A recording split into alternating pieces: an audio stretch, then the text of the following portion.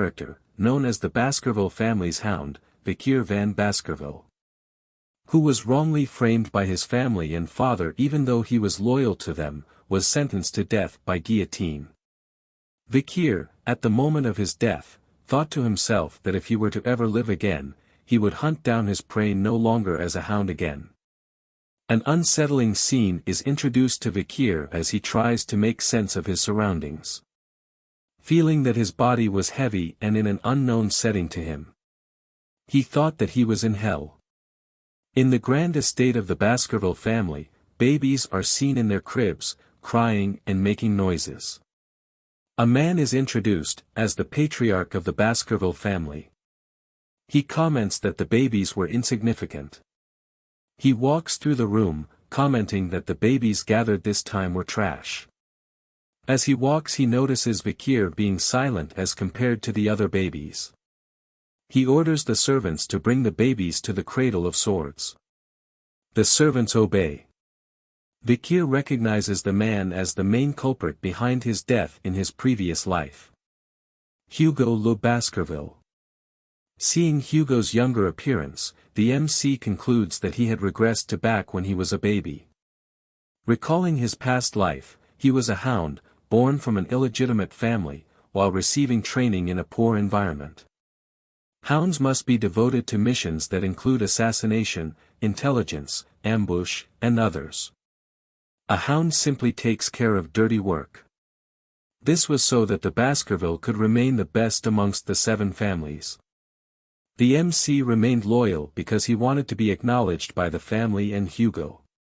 However, 10 years after the gate to the demonic gate was opened, even with the victory of the humans against the demons, the reward our MC was given was being put down like a simple dog. The main reason behind his execution was that he knew too much. MC clenches his fist, swearing to never live that life again. MC wanted to take revenge immediately but was unable due to his baby's body. He rolls around angrily. He realizes that he needs to become stronger and that the Cradle of Swords was the perfect opportunity. The Cradle of Swords was a trial that every child in the Baskerville family must go through. Children are thrown into a maze of swords, where they need to reach the Styx River to be assessed for their talent. The Styx River was a legendary river that turns children's bodies into iron but is limited to the number of children it can affect. The MC recalls that the fastest route to the river was a straight path out of the helix-shaped wall of blades. The MC crawls past the swords, remembering that in his past life, he could not receive the effect of the river, making sure that this time was different. For men are watching, as the MC dunks himself into the river, wanting to keep it all to himself as long as possible. The MC begins to sink into the river. The water seeps into his wounds, being first had its advantages. The MC covers his mouth to endure as long as he can regardless of the pain. 2 servants are shouting to the MC to come up of the water else he dies. Hugo simply laughs. He asks Barrymore, the head butler, how much time has passed. Barrymore replied that around 7 minutes have passed. Hugo is amused at the fact, stating that the MC might die since 7 minutes have passed. Hugo calls out to the MC, asking him to come out. The MC ignores his calls and continues to absorb the power of the river with all his might. He loses control, and with his eyes gone white, he continues to endure the pain before blacking out. Hugo holds the MC by the foot, stating that staying in the river was enough for the baby and that he even drank its water. Hugo notices that the MC had already grown his teeth. Hugo asks Barrymore what the child's name was. Vikir van Baskerville. Barrymore replied. Hugo with a smile on his face speaks the MC's name Vikir, stating a very greedy son had been born. While being upside down, the MC continues to plot his revenge against Hugo, waiting to sharpen his canines for the time when he can rip his head off, making the Baskerville family disappear into history. Vikir van Baskerville was known to be a genius at the age of 8 but was considered normal in his family. At 20 years old, he took on the assassination, espionage, and conquest-type missions. At 29 years old, he felt the limits of his swordsmanship compared to the others in the direct lineage of the family. At 30 years old, the demonic realm gate was opened, marking the beginning of the Demon's Clan invasion. At 35 years old, he endured the era of destruction, slaughtering monsters left and right. At 39 years old, the war came to an end with human victory. At 40 years old, Vikir was finally rewarded for his loyalty. The reward is defamation, false accusation, and the guillotine's blade. Vikir opens his eyes, looking at the ceiling, realizing it was a nursery. He flips over in excitement as this meant that he had successfully absorbed the power of the Styx River. A servant approaches and places a box in the crib of Vikir, saying why the madam would give such a thing. Vikir notices and wonders why anyone would give him a gift. The box opens slowly. Vikir is taken back, as a long dark figure slithers out of the box. The Vikir recognizes it as vipers called bloody mambas, thinking that the madam sent those here to kill him. Knowing who madam was, as few were called that in the family. The vipers hissed at the Vikir. Vikir quickly grabs both vipers by the throat while smiling widely like a blood-driven hound, as he expected such treatment from the Baskervilles. He strangles the vipers with force, thinking to bring down the family with his own 2 hands. Blood stains are seen on the bedsheet of the crib. The next day, the servants are shocked, seeing the Vikir sleeping soundly whilst surrounded by the dead bodies of the vipers. Orders were given to execute the nannies after being tortured, who was on shift the night the vipers came, but the reason for their appearance remained unknown. Only Vikir knew the truth. 8 years later, Vikir is sitting in class, listening to a lecture. The teacher talks about the different levels of swordsmanship. Sword beginners are those unable to use mana. Sword experts were those who could use even a little bit of mana. Sword graduators were those that could emit mana in a liquid-like aura form. The final level, where aura is solid and its form freely changeable, is called the Sword Master. He noted that the strongest member of the Baskervilles, Sir Hugo, was at the Sword Master level. The children are in awe of this fact.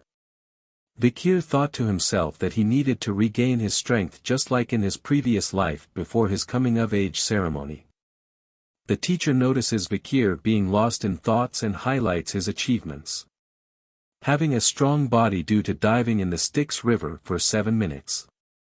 And that teaching him one thing would lead him to understand 100 things, being more talented than the others, knowing the patriarch would be happy with this. While Vikir thought of how long it would take to kill Hugo at the age of 8, a set of triplets grins widely as they stare at him. A hand shoves Vikir as he is called garbage van. It was the triplets. Having heard the weird rumors about Vikir being in the river for 7 minutes and strangling 2 vipers when he was a baby, they approached him. Vikir remains silent as he recalls his memories of these 3. Knowing that they were the ones to stab him when he was running away due to the defamation in his previous life.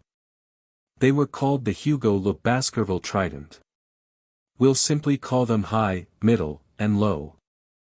They shouted at Vikir to stop lying, stating that they didn't like him. Knowing they'll be troublesome in the future, Vikir decides to put them in their place now. High points a knife at Vikir, stating that his body was like steel since he was in the river for so long, making him immune to injuries from blades. High asked if he could test it. High calls Low. Low covers Vikir's mouth to stop him from breathing, stating he would eat his hand if Vikir endures for 3 minutes. Vikir decides to play along with their scheme.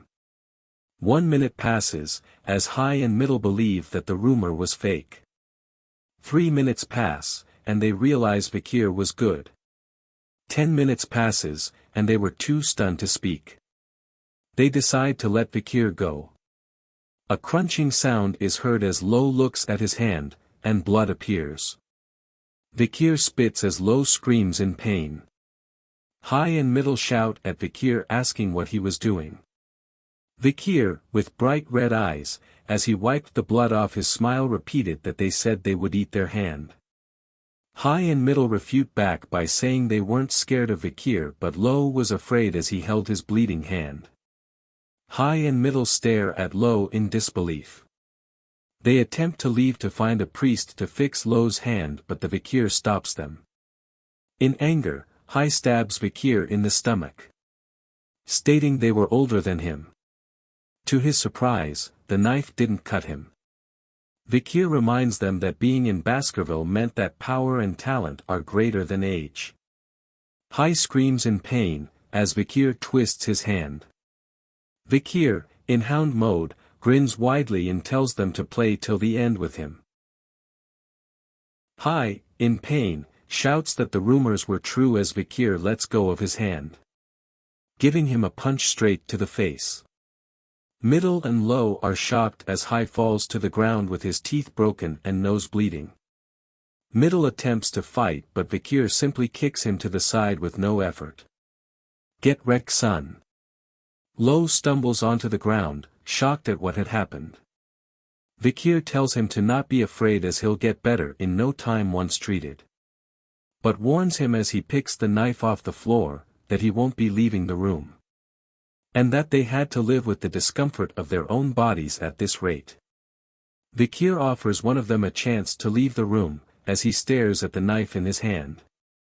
Lo asks which of them could leave, as the other two brothers hold their wounds. The knife is tossed to them as Vikir tells them to decide amongst themselves.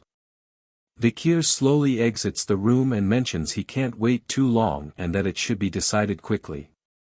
With blood-red eyes and a grin on his face, Vikir turns to them as the door closes saying at least one of them should live. As the door closes, the triplets are left in shocked, but soon stared at one another. Sounds of fighting and yelling could be heard behind the doors as Vikir stands to listen while smiling. The Triton of Baskerville have began to split. Barrymore reports to Hugo that another bloody situation have occurred with the Morgue clan in regards to the ruby mines, with the Morgue clan stating that it was theirs. Hugo says an opportunity in the future will allow them to discuss it properly and wonders what else was there to report. Barrymore reports that Vikir had scored the highest in the Titan exam. Hugo smiles happily at that fact and wonders when the practical exam will happen. In 5 days, Guardian Knights have left to prepare. Barrymore replies, making the fortress vacant now. Barrymore further reports about the fight between the young masters, stating that there were no deaths but that High's teeth were completely damaged, Middle's jaw was smashed in and Lo's left index finger was amputated. They had recovered from their physical injuries but their mental state was damaged. Hugo is surprised to hear that the triplets were fighting amongst themselves as they were close with one another. Barrymore states that Vikir was involved, causing Hugo to be alarmed. Vikir is seen standing before Hugo and Barrymore. He greets Hugo as the patriarch. Hugo tells Vikir about how he disabled the triplets. Vikir replies that they had received the proper medical treatment since then. Hugo states that their hearts were disabled. The triplets were no longer eating or talking together anymore, making their combination technique completely torn apart.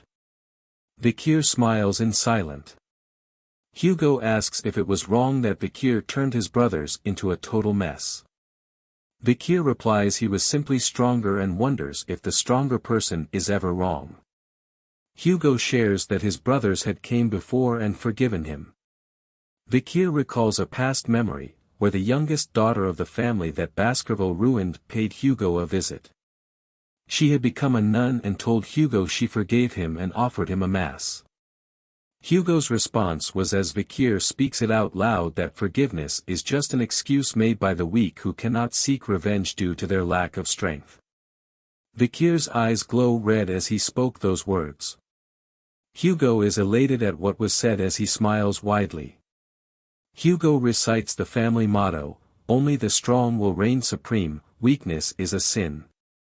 Hugo rewards Vikir by allowing him to take any snack from the food storage.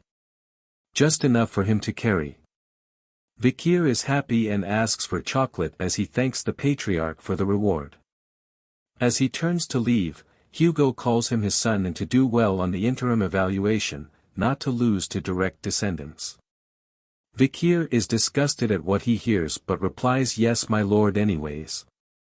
Barrymore introduces the infamous chocolate enjoyed by the gourmands of the Morgue clan, saying it's the highest quality which was hard to get. Vikir declines it, saying he needs cacao beans that have a rich aroma. Barrymore and the chefs were confused at the request. Cacao beans colored purple called bloody beans were given to Vikir, each bean being able to produce 100 liters of chocolate. Vikir tastes them and is appalled by their taste. Barrymore wonders to himself, that Vikir must really like chocolate to eat such bitter beans on their own and that he was brilliant for finding a way to get chocolate even with the restrictions placed by the patriarch. The chef asks if he wants to process the beans, Vikir declines and takes them as is. Barrymore wonders if Vikir had such peculiar taste. However, Vikir did not get the chocolate to eat but to use them in the practical exam 5 days later. Up in the mountains, Vikir stands, grinning widely knowing that a huge catastrophe would occur that has never happened in the clan before. Children of the Baskerville family are put through strenuous events and early education from a young age. Being able to take their first steps meant they had to run up a steep mountain. Never allowed to lie down or be on their stomachs. Time to sleep is only ever with a monster corpse to adjust to tough environments. When completed, they turn 8 years old, starting their deadly evaluation. Bringing us to the practical evaluation, which is a survival exam. The young masters are gathered in a territory far end of the Le Rouge-et-Noir mountain. Pavlov, the instructor of the exam, instructs the masters on what needs to be done. Survive for 1 month while hunting large and strong monsters. 10 points were given for surviving. 30 if they survive without being disabled. Failing others and surviving 50 points. Surviving after beating a monster, 70 points. If all conditions mentioned were done, 90 points. Stealing badges from others make their points yours. Dying results in 0 points. 100 points do not exist. Pavlov reminds them of Hugo's lesson that a swordsman dies when they become arrogant. He advises them not to leave the designated area as the mountain contains many undiscovered things. During the exam, shadow dogs will hide and grade them. Gossip spreads amongst the candidates as they talk of the rumors about Vikir. Wondering if he was going to be good at the practical as well. Vikir smiles as he remembers the mountain. The triplets avoid looking at him. Pavlov rings the bell, marking the start of the exam, and praying for their fortune. The young masters instantly vanished, each with a plan of their own. The triplets argue with one another. The killing was not prohibited as it resulted in deducting points. Pavlov smokes a cigarette knowing that the shadow dogs will keep casualties to a minimum. A shadow dog is seen following Vikir. Wondering where he was going, looking forward to Vikir's skills due to his previous achievements since young. Vikir arrives at a huge tree, noting that the soft ground is best. He decides to live and take a break here as the shadow dog watches him. Shadow dog is shocked at him taking a break. Vikir gathers wood and is building things like in Minecraft as the others fight amongst themselves. The shadow dog is in disbelief as Vikir simply was gathering resources and wonders if he plans to just hide here. He decides to leave. Vikir takes note that he had left while reminiscing about the past. Before, a subordinate had told Vikir that cacao beans make fish less smelly and that bloody beans were the best. Vikir stares into flames and smoke knowing he had finished preparing. Deciding to start hunting as pits of spears are seen surrounding him. A few days have gone by as Vikir walks into the restricted area. Back when he was a scout, he could walk around here causally. He notes a burning smell and finds burning poop. Yes, poop is on fire in this world. Meaning only one monster has that kind of poop in this area. Vikir is happy to find what he was looking for. A beast with flames in its mouth stands above Vikir. It was a hellhound. The hellhound was a beast that swallowed the hellfires of the oil world, causing its body to become one with flames. Vikir was barely able to defeat one at the age of 18 in his past life. Being 8 years old now, it was impossible for him to defeat it now. However, Vikir, thanks to his past life, he knew a way to beat it. He dashes towards the hellhound. Knowing that one of its weaknesses was moving in straight lines only, making it hard to change directions but easy to dodge. The hellhound is stunned that Vikir dodged. Vikir opens a bottle with water, spraying it across the ground as it was another weakness for hellhounds. They could not step across any volume of volume. This causes the hellhound to avoid the water on the ground as it runs towards Vikir. Thanks to the water, it exposes another weakness that all canines have, opening its mouth while running. Vikir takes a step back as the hellhound lunges at him with its mouth open, the exact moment Vikir waited for. Vikir flicks something into its mouth, and causally dodges the hellhound as it tries to circle back to Vikir. However, the hellhound feels something was wrong and stumbles to the ground whimpering. Vikir reveals that chocolate was poison to canines, and since one bloody bean could make 100 liters of chocolate, it was the ultimate poison for it. The hellhound lays on the ground whimpering, unable to move. Vikir walks towards it drawing his sword, looking for where the ribs aren't present to target its kidney. The hellhound whimpers in pain as the sword pierces its body. Vikir does the final blow and a blue essence forms from the body. It was called XP or karma, created when you catch monsters after energy accumulates in their body, making them stronger. Vikir absorbs it, making the short sword he wields lighter. Vikir is happy as he'll be able to catch up to his regression state before he is of age. He wonders what Hugo's face would make when finding out that an 8-year-old brought back a monster whose rate is B+. With this monster, Vikir secures first place in the practical test and has decided on what reward to get. The reward is a book that only he knew its true worth. Vikir proceeds to decapitate the head of the hellhound but senses a presence behind him. He turns to see 4 more hellhounds. He wonders if they came because of its cries and that they wanted to avenge it. Vikir chops off the head of the dead hellhound, excited at the thought of fighting more of the hellhounds as he had more beans left.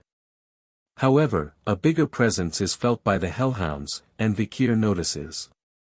Believing the hellhounds to be afraid of his bloodthirst, the hellhounds bow their heads in fear. But hellhounds never submit even if they were to die. Vikir realizes something and turns around to see a 3-headed figure. A Cerberus?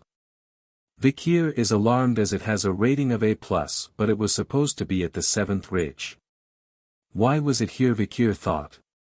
Vikir notices wounds and blood dripping from its body. Multiple arrows with other injuries were inflicted upon the beast upon closer inspection. Vikir concluded that it was because of the barbarian tribes across the mountain as it was their territory and that it came all this way because of being chased by them. Vikir saw the chance of a lifetime. To hunt an injured A+ beast. He must kill it no matter what. Vikir had been hiding his power, having mastered the 3rd Baskerville technique and being at a high level as a sword expert. But he had already reached a level that no other hounds have reached when they had become adults. Vikir covers his blade in aura and dashes to the injured Cerberus. He attempts to slice one of its heads but was interfered with by its other head. He slices it in reaction. Upon slicing it, he realizes that killing it was possible.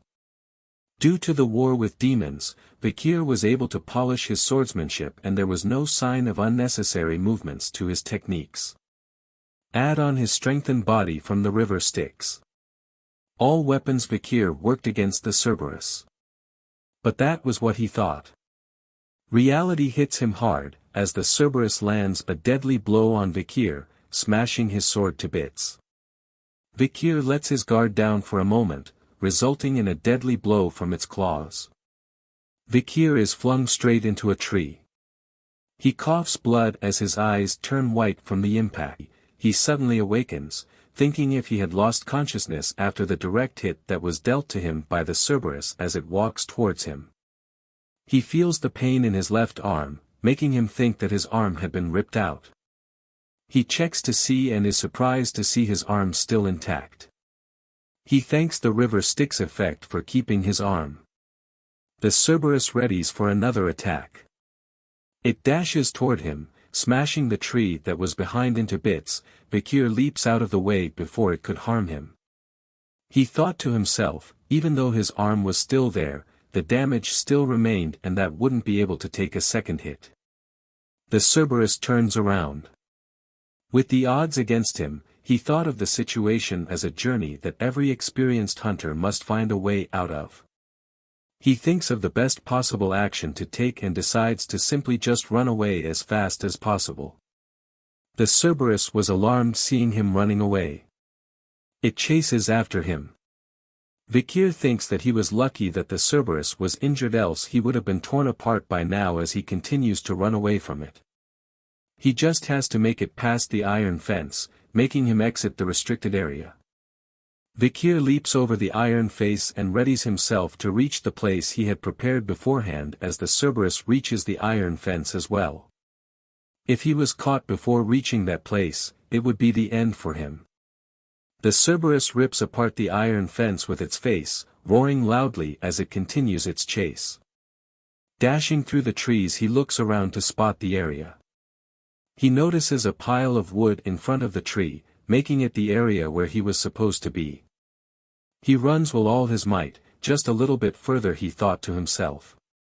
A bit more. He screams as the Cerberus chases right behind him. Realizing it was the perfect moment, he leaps into the air just as the Cerberus opens its mouth to attack.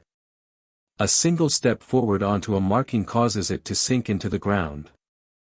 Vikir lands on his back, safe from its attack, breathing heavily.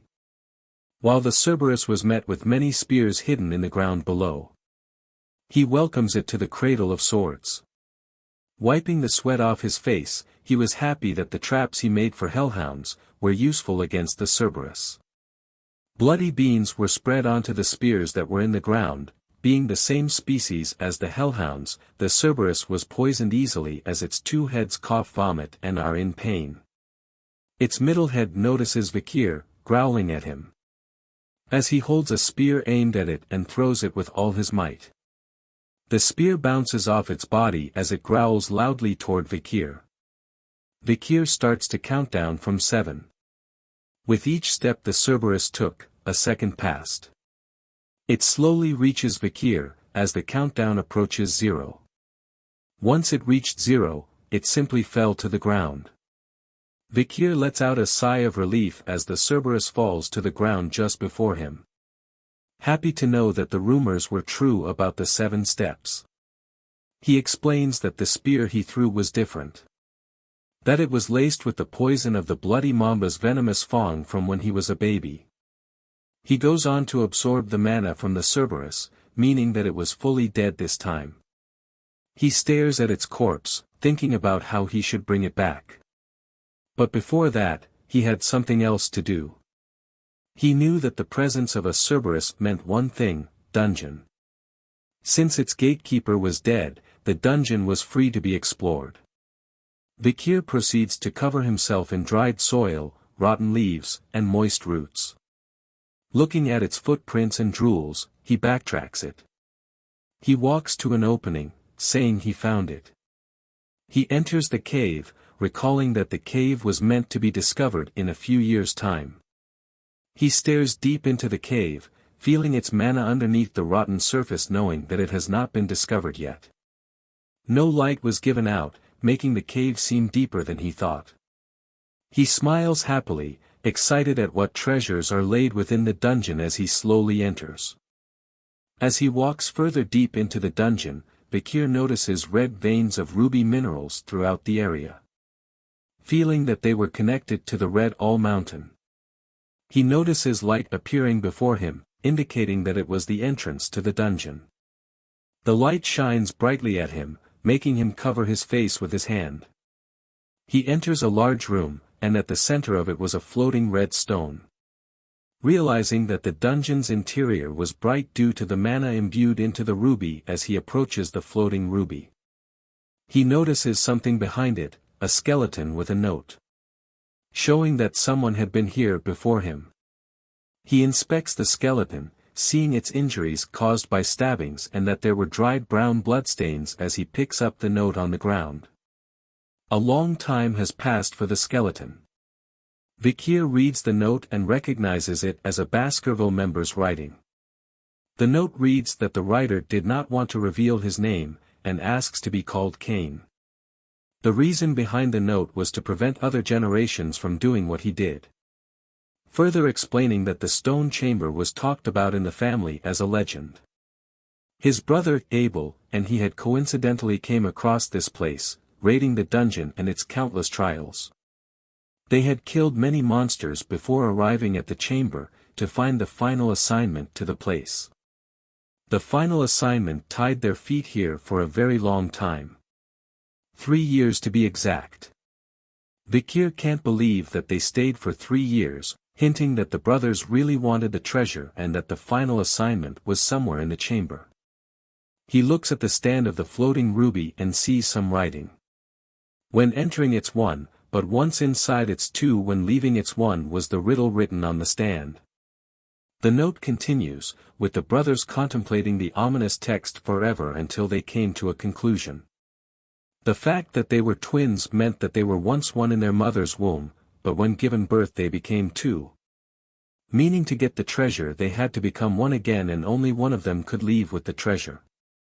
After a fierce battle, Cain killed his brother and there was only one left in the stone chamber. But there was no change at all. Cain wonders why the treasure did not appear even after killing his own brother. He wonders why screaming. He decides to leave, wanting to tell others that found this place to leave immediately and that there was nothing to obtain in this devil's den that only serves to taunt humans. Vikir concludes that the brothers had done all sorts of things, only to leave empty-handed. Knowing that he had no twin, Vikir believes that the brothers had misinterpreted the text as he looks at the ruby. Thinking of the riddle once again. He thinks hard, knowing that no dungeon cannot be beaten. Upon looking at the skeleton again, an idea comes to mind. Vikir figured it out. Stating that the brothers were unlucky due to being twins, and that idea had they fixed to it. He mentions that the answer lies in the dungeon as he reaches for the ruby. Saying that when he entered the dungeon, he was 1. But as soon as the ruby light was cast upon him, he was 2 due to his shadow. He smashes the ruby into pieces, knowing that without its light, darkness re-enters, making the stone chamber open its final stage. The riddle answer was shadow. Pieces of the ruby that fell to the ground started to rise up, and energy from the rubies opens the passageway in front of Vikir. Vikir smiles happily as the final stage opens. Revealing a sword, the relic of this devil's den, the cause of the brothers' death. The sword glows red with an evil aura. The text below it states that only those with Baskerville's blood can wield Beelzebub. He was shocked to find that the sword was Beelzebub as he stands in front of it. He recalls reading a picture book during his childhood about the gluttonous fly, Beelzebub, who was an unprecedented great monster that invaded the lands in the old legends as part of the devil's holy constellation called the 7 Calamities. To stand up against the 7 calamities, the heads of each of the 7 families took one each. The first patriarch of the Baskerville fought against Beelzebub. Remnants of Beelzebub were stored in the lands of the Baskerville. Its demonic energy was said to lure monsters, an old legend that no one believes now.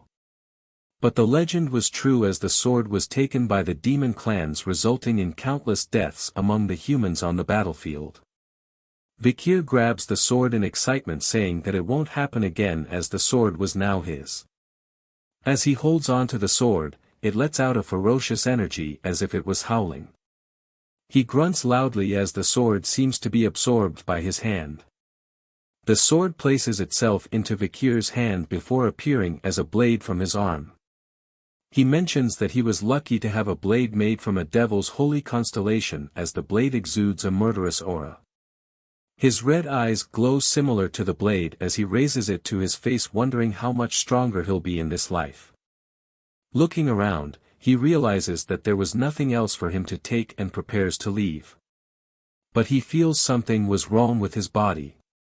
He stumbles onto the ground, wondering what was wrong. Was he dizzy?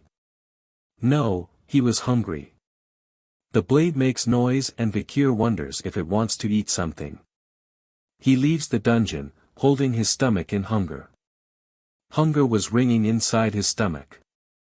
Noting that his sense of smell had improved as he smelled something delicious. The sword pulls him along, much to his surprise, wondering if there was something to eat in the direction it was pulling him to. He reaches the corpse of the hellhound he had killed before. The blade shoots out a tube into the corpse. As it absorbs the blood, Vikir feels his inside were getting back to normal, guessing he was starving for a long time.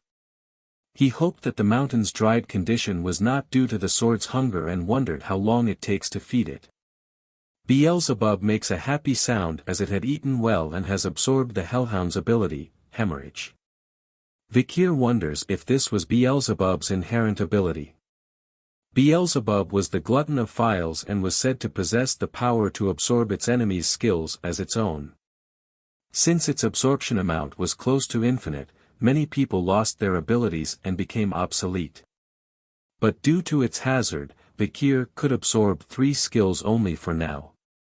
He describes the hellhound's ability as a skill that constantly pumps out the blood of its opponent even through its smallest wounds. Realizing he could steal abilities, he looks at the Cerberus corpse. Beelzebub grows excited at the thought of feeding on it. Vikir is alarmed and asks it to wait. He explains to it that it can't eat all of it as if it was too damaged. He couldn't explain it during the autopsy. He thinks silently as Beelzebub makes constant noises as it consumes the corpse. He slaps Beelzebub, saying he had enough. Beelzebub was upset but had gotten 2 new skills.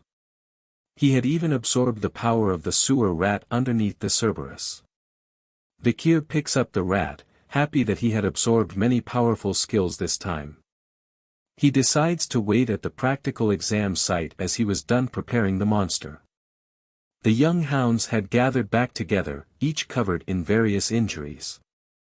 They would receive a shield, sword or necklace as their reward based on the parts produced from the monsters they hunted during the practical exam, as monster parts are laid on the table.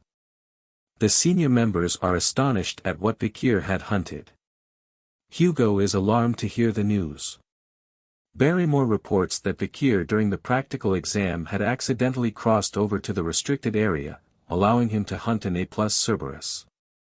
He further reports that it was wounded by the barbarian clan and that Vikir had applied poison to his wooden spear, as Hugo mentions that a Cerberus was something that even the family's guardians would avoid. Hugo further asks what kind of poison could kill a Cerberus and where Vikir had gotten it. Barrymore mentions that the report did not include such details and wanted to ask Vikir, but Vikir had returned to the dorm as he was too tired. Hugo compliments Vikir, saying he was so sly already and that information was power, and that power is your worth. Barrymore was shocked that a master named Van and not Lo or La was this talented. Hugo replies that he was unlike the previous leaders. He didn't discriminate against a hound based on its bloodline when raising them as long as it had enough talent and spite. Adding on that there were mutts that came from the royal bloodlines, asking if Barrymore understood him. Barrymore is concerned as he ponders whether Hugo was thinking about his second son who was preparing for isolation training as he apologizes to Hugo. Hugo says it's alright and asks for Vikir to be summoned. Vikir stands in front of them with a smile on his face. Hugo asks how he caught the Cerberus during the exam. Vikir says that he placed the chocolate on his wooden spear, saying that it was lethal to canine monsters. Hugo asks if that was the reason why he asked for chocolate before, and Vikir says yes. Barrymore thought to himself if this is how fathers and sons usually talk to one another as they didn't greet each other. Hugo further questions Vikir on why he did not respond, and the butler asked him about the hunt. "He wasn't my master," Vikir replied. "Who is your master?" Hugo asks. "The master of the clan, since he belonged to the clan," Vikir responds. Hugo is happy with the reply. He rewards Vikir with the corpse of the monster and grants him a wish.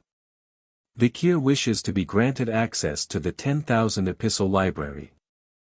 The 10,000 Epistle Library was one of the largest libraries in the empire and resided deep within the heart of the Baskerville clan. Hugo ponders, asking if he knew that only the patriarch and second in command along with their direct descendants were allowed to enter. Vikir says that if it was not permitted, he would give up on it, thinking that he needs to sneak in instead. Hugo grants him access, much to Vikir's surprise. He asks him to read the 6th technique of the family located within the 6th restricted zone deep inside the library.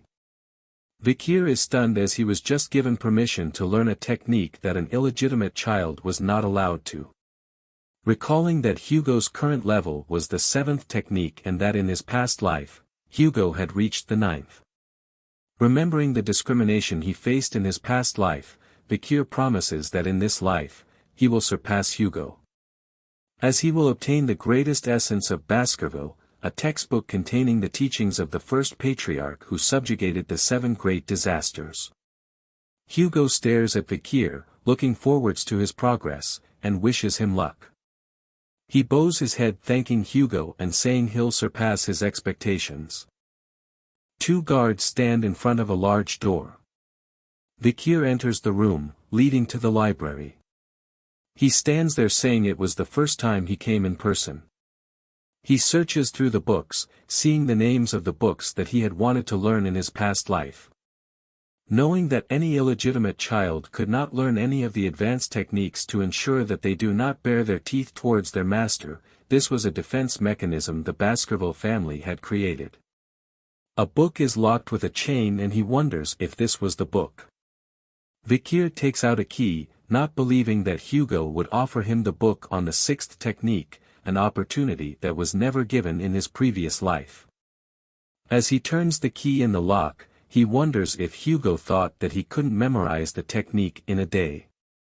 As he reads the book, Vikir recalls that due to his past life, he had memorized the theory behind the 1st to 4th techniques till he was sick of it. He did it so that he could deduce and speculate the theory behind the 5th technique. Believing that he needed to stop the flow of mana after drawing the 4th tooth, he wonders if that was the reason he could not make the 5th tooth. According to the Baskerville swordsmanship, one tooth represents the 1st technique and the 2nd tooth represents the 2nd technique, and so on. When drawing a tooth, a red sword energy appears. Vikir flips through the book, stating he didn't care about the 6th technique and that the real reason he came here was different. He returns to the guards, who were surprised to see him come out of the library already. They asked him if he had left something outside and that they were getting it for him, as well as that there were more books about swordsmanship deep within the library. He tells them that he had finished what he came here for. The guard asks if he wants to stay longer, but he declines and wants to read other books and that they should do what they need to do in the meantime. As Vikir walks to the spiral staircase, the guards whisper to each other saying that the place he was going to only had miscellaneous books and that if they were Vikir they would be busy reading the books deep within the library. They wonder if Vikir didn't know the worth of the books, but Vikir chooses to leave them to their thoughts. Knowing that they did not realize the true value of the books in the miscellaneous section. He reaches the next floor and looks around the books, noticing one that stood out. He found it, the book called A Lurking Ambush. Vikir is happy to find it. He opens it to see a ripped page and that due to it, it became a useless miscellaneous book. He grins widely as he was the only one that knew its true worth. Recalling a memory from before his regression, Vikir belonged to a squad that had found a strange relic in the dungeon that was on the border of the Le Rouge-et-le-Noir mountain. It contained a page from a swordsmanship book. A single ripped page. Written with Baskerville handwriting, only Hugo found this remarkable, ordering everyone to search through the whole library to find the book that matched the page. The book was A Lurking Ambush. The same one that Vikir was holding. The book contained the 10th technique that the ancestors had written. Further recalling that Hugo had gone crazy for the 10th technique and released the hounds to find the remaining 6 pages that contained the technique. Hugo realized that the pages were hidden in the 7 great families, declaring war on them and sending hounds to those that refused. After sacrificing many hounds, all pages were given to Hugo. The reward for doing so was Vikir's death. Vikir grew angry as he recalled those unpleasant memories as he holds the book, knowing that once Hugo achieved the 9th technique it resulted in piles of hound corpses and blood. He makes sure that it won't happen in this life. The pages that Hugo got were all given by Vikir, allowing him to remember the content that was written on each page and that the reason he could not go past the 4th technique was the lack of access to the original book. Vikir reads the book, realizing that without the other pages, the book made no sense, but the moment you had all the pages, the book would turn into a masterpiece. He reminds himself of his past strengths as he reads the book, knowing that before he turned 15 he had to reclaim the power he had before his regression. Night turns to day as Vikir immerses himself in reading the book. He closes the book, having read enough. Wondering if he had read the whole day, but thanks to that he was able to memorize the book's contents from start to finish. He looks around and does not feel the presence of the guardian knights. He closes his eyes and imagines a figure standing before him. His arm glows with a red aura. He opens his eyes and strikes the figure before him using the 1st technique. Continuing the strikes and moving on from the 1st to the 2nd technique and more. He grits his teeth as he thinks of his past self as pathetic. He worked hard to reach the highest level of graduator aura but was unsuitable to learn a proper sword technique, making the direct bloodline hostile to him. The main reason was that he was an illegitimate child. He dashes to the side of the figure once again, asking if they thought he would live the same way again. As he approaches the figure, it transforms into the older version of Hugo. Vikir slices Hugo relentlessly and exits the imaginary space. Breathing hard, he looks at his hand, thinking he was still weak and if he actually drew out the 5th tooth. He clenches both his fists in victory at the feat he had just done and felt happy to the point that he almost cried. He continues to look around, wondering if a sword was nearby to test the 5th technique again. Breaking records in Baskerville history, a young hound's canine teeth bared towards his master were growing. Finally succeeding in drawing the 5th tooth, Vikir believes that he could reach the level he was at as long as his mana could support it. Smiling happily, he notes that his mana capacity had increased and reached another level. A red liquid aura covers his hand, showing signs of a graduator. Vikir had gone from a high-class sword expert to a low-class graduator. A point that had taken him 30 years to reach, but he reached it at 8 years old now. Graduators are on a whole different level compared to sword experts as their aura turns from solid to liquid, density increases, and allows for it to be used more freely. Knowing his swordsmanship was better now and that he could reach the 10th technique, meant endless possibilities. Piercing Fong was what he learned before, which was able to make him stronger in a short period of time but had limitations. However, the lurking ambush was the perfect sword technique that could transition between offense and defense with no growth limitations. Vikir places the book near the window, thinking that he could challenge a mid-class graduator and has a 100% chance of assassination and about 50% if they faced head-on. The only problem he had now was how much to show Hugo. He couldn't show too much or too little of his strength as he takes out an object from his pocket. He places it in front of the book, using the sunlight to make a small fire on the book itself. Vikir grins to himself at what he just did. The book is set aflame as he makes it impossible for other to reach the 10th technique and that he was the only one that knew how this time. The guardian knights appear behind him, asking what the smell was. They question Vikir, and he replied that he accidentally left the magnifying glass around and burnt the book. The guards are relieved to hear that only a useless book was damaged. Vikir asks the guards if they should bother with such a small thing since there were bigger problems to handle. The guards agree to keep it a secret if Vikir agrees. Vikir agrees and proceeds to leave. The guards are happy and think of him as a nice person deserving their respect as he walks away with a smile. Vikir appears before Hugo and Barrymore once again. Hugo asks if he had reached enlightenment. He replies sort of.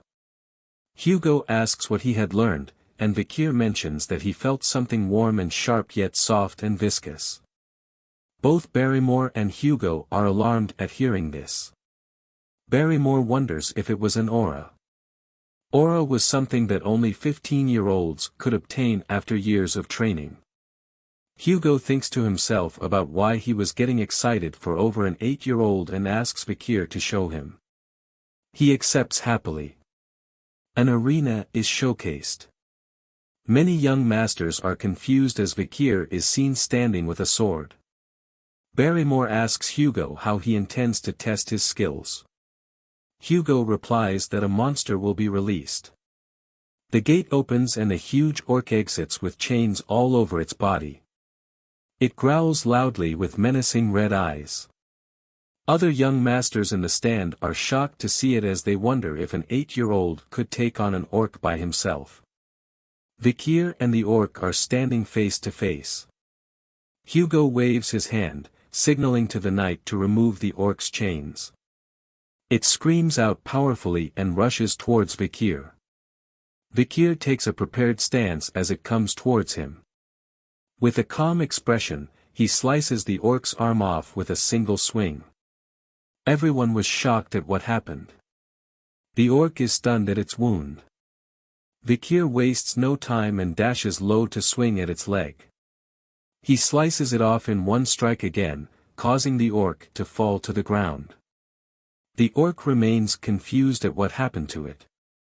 Vikir looks back, thinking that the orc was confused about why it was bleeding for the first time and that its regenerative skill won't activate. It was due to the skill of the bloodhound.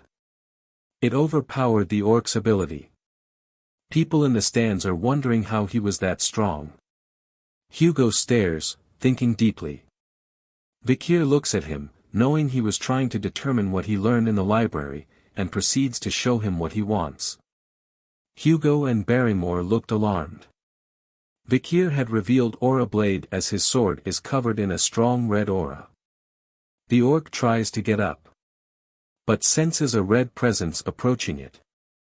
Its head was smashed to bits as Vikir slashes through it like butter with a quick dash and his sword was covered in the aura. Hugo is shocked from his seat from seeing that red aura from Vikir. Barrymore congratulates Hugo on witnessing the birth of a genius, making Hugo wonder if that was it. Barrymore further states he had not seen this kind of talent from the other families. Hugo stops him noting that something was wrong with the orc. Seeing its blood not stopping even though orcs were famous for its regeneration. He pushes Vikir's victory as a result of the orc being weakened while Barrymore wonders why he can't express his happiness. Vikir calls out to his father and asks if there was anything stronger with a smile on his face. Surprising Hugo, he tells his father to wait, asking with a smile if there was anything stronger than an orc. This shocks the crowd. He thinks that it would be better to show off his power to a certain degree, hoping that his progress will allow him to be separated from Hugo. Hugo agrees with Vikir and asks for a creature that they captured from the barbarian raid to be released. The beast was starving since then. The crowd is shocked once again. But Vikir looks happy. A troll was his new opponent. It growls at him. Vikir asks Hugo if he could start right away. Hugo says he may. He rushes to the troll. The troll attacks Vikir with a mighty punch. He dodges and is annoyed, and decides to back away from the troll. The crowd is confused by his actions as it was the perfect moment to attack. Hugo agrees with his actions and that it was the right move due to the troll's Regan powers. Vikir continues to dodge its attacks. The troll begins to breath heavy. The crowd calls Vikir a genius at 8 years old and that his plan was to tire the troll out first. Vikir thinks that it's too slow and that he needed to act but is unable to unleash his full power as it would make it troublesome for him. Instead, he decides to use the troll's power against itself as he slices its arm. The troll falls to the ground, holding its bleeding shoulder. The crowd praises Vikir for what he has done. Vikir thinks that the first technique was not enough to slice the troll's thick skin.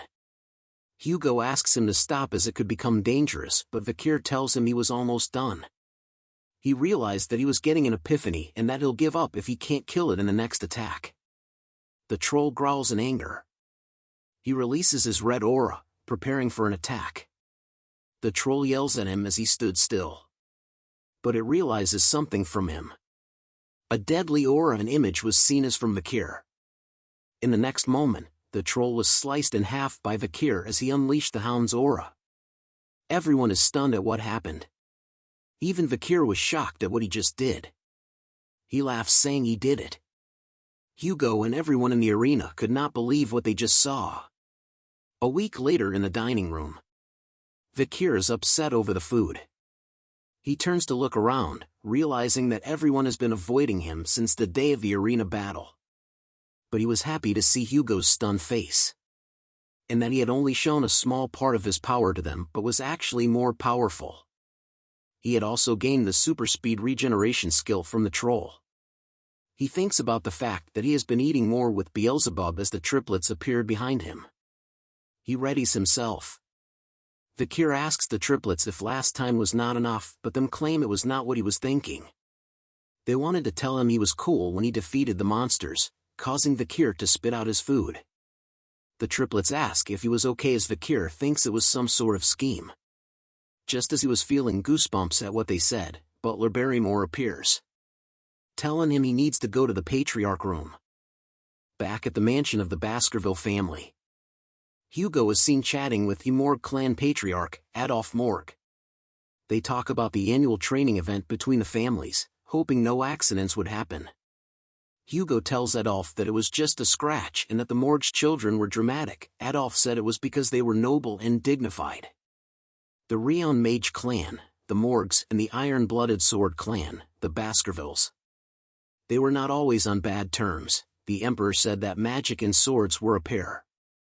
Because of those words, the two families would have annual joint trainings as a sign of good faith between them. However, a ruby mine between the two families' land was discovered, causing a problem of who owns it. Adolf asks if there was a supernova in the Baskerville family that was born with great blessings and skill, and Hugo brushes it off saying it's not a big deal. Adolf is surprised to see Hugo reacting to a complement of a child. He then tells him that the Morg family also had a genius. He calls for Camus to come in. The doors open and a little girl walks in. Hugo looks at her. Adolf introduces her as his sister's Respinese daughter, Camus. He tells her to greet Hugo, but she remains silent. Instead of greeting, she calls him a thief that stole the ruby mine and that he should give it back. Hugo was angry to hear the word thief. Adolf is surprised at her words, and she told him that it was what he said in the carriage and that the annoying Chin Beard stole the ruby mine. The words annoying Chin Beard further annoys Hugo. Adolf says it was a misunderstanding and Hugo agrees saying she was just a child. But Camus shouts at Hugo to give back the rubies as she doesn't have enough to do research. Enough! Hugo says as he holds back his anger. Adolf holds Camus tightly, asking what Hugo plans to do to the child, as Hugo states that the morgues didn't teach manners at all. Adolf asks if he was threatening an 8-year-old girl. "I guess the morgues didn't teach their children to not envy what is others," said by Vikir as he enters the room. Adolf wonders if Vikir was the supernova and realizes that Camus was missing. Camus appears in front of Vikir asking what he just said. Vikir hears her name and recalls her as the morgue's clan iron-blooded empress, Camus Morgue. She was known as the genius among the genius even in the Morgue clan that raised countless mages. At her peak she killed all monsters and barbarians in the Lenoir mountain by herself, burning them to death on spears, creating her legend. Vikir also remembered that her beauty was captivating. Camus yells at him, saying that the ruby mines were hers and not his. "You sure came a long way just to throw a tantrum," Vikir replies. The leaders notice something. Flames erupt from Camus due to the word tantrum.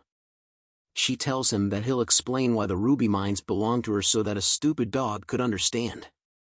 Vikir simply smiles, saying that would be fun.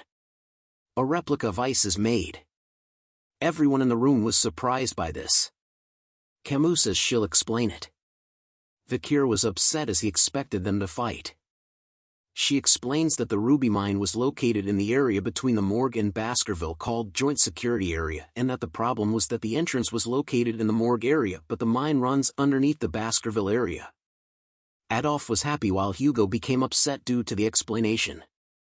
Vikir adds on saying that the Baskerville doesn't need to mine the rubies as they were meant for magic ingredients. But he calls her an idiot as no one would allow someone to enter their lands based on a few pennies. Hearing this made Camus angry. She points to the sculpture, pointing to which side belongs to each family. She moves her arm across both areas, asking whose arm is this then? Vikir repeats her question back to her and grabs her arm. "Mine, of course," Vikir says, making Camus blush. She stutters, wondering why she was his. Vikir tells her who said you're mine, much to her surprise. He grabs the knife, shocking Adolf and Barrymore. He smiles while showing the knife, saying that only her arm belongs to him. Both Hugo and Camus are shocked at what he said. Vikir holds her arm high, ready to cut it with the knife. Camus tears up and screams for her uncle to help. Adolf appears behind Vikir in an angry state, telling him to get away from his niece now. He lets go of her arm, allowing her to run to her uncle and hug him. Adolf yells at Hugo, saying, "What the hell is this matter?" Hugo remains silent and turns to Vikir. He tells him that he has gone too far with his joke. Vikir apologizes, saying it was a common joke in the family and that the knife was fake. Adolf was shocked to see that toy knives were given to children as Vikir bows down to him, saying he was sorry. Hugo tells Adolf that he was getting too involved in the children's play and that he had some ideas regarding to the ruby mines that he should hear. He tells them that they should compete in friendly duels first, as Camus tells Vikir that he better watch out and she won't forget this. Vikir simply smiles and nods. The friendly duels between the Baskervilles and Morgues had begun. It was an occasion where children ages 8 to 15 gather and battle it out. However, everyone's attention was headed somewhere else this year. It was the Morgues clan Camus Morgue against the Baskerville clan Vikir van Baskerville. Using practical training rules was to showcase the duel between the two geniuses of the clans. The bells rings announcing the start of the duel. Camus tells him she won't hold back and begins to cast a spell. Everyone was stunned at this.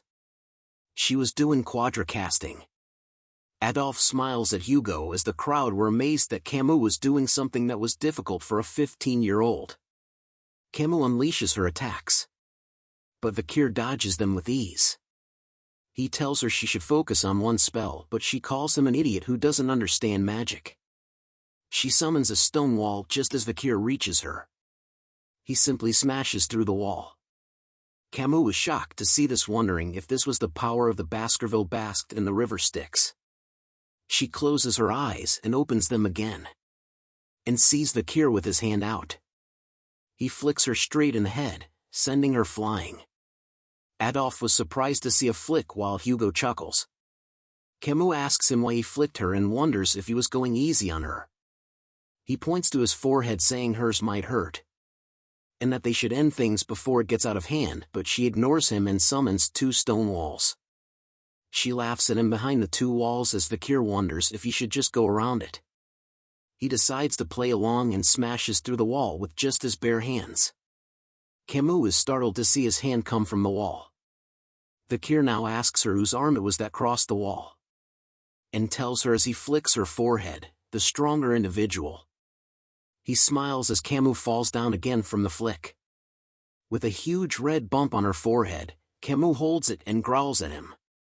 She yells at him saying she'll kill him as Vikir dodges the fire spell and wonders that dealing with children is much harder.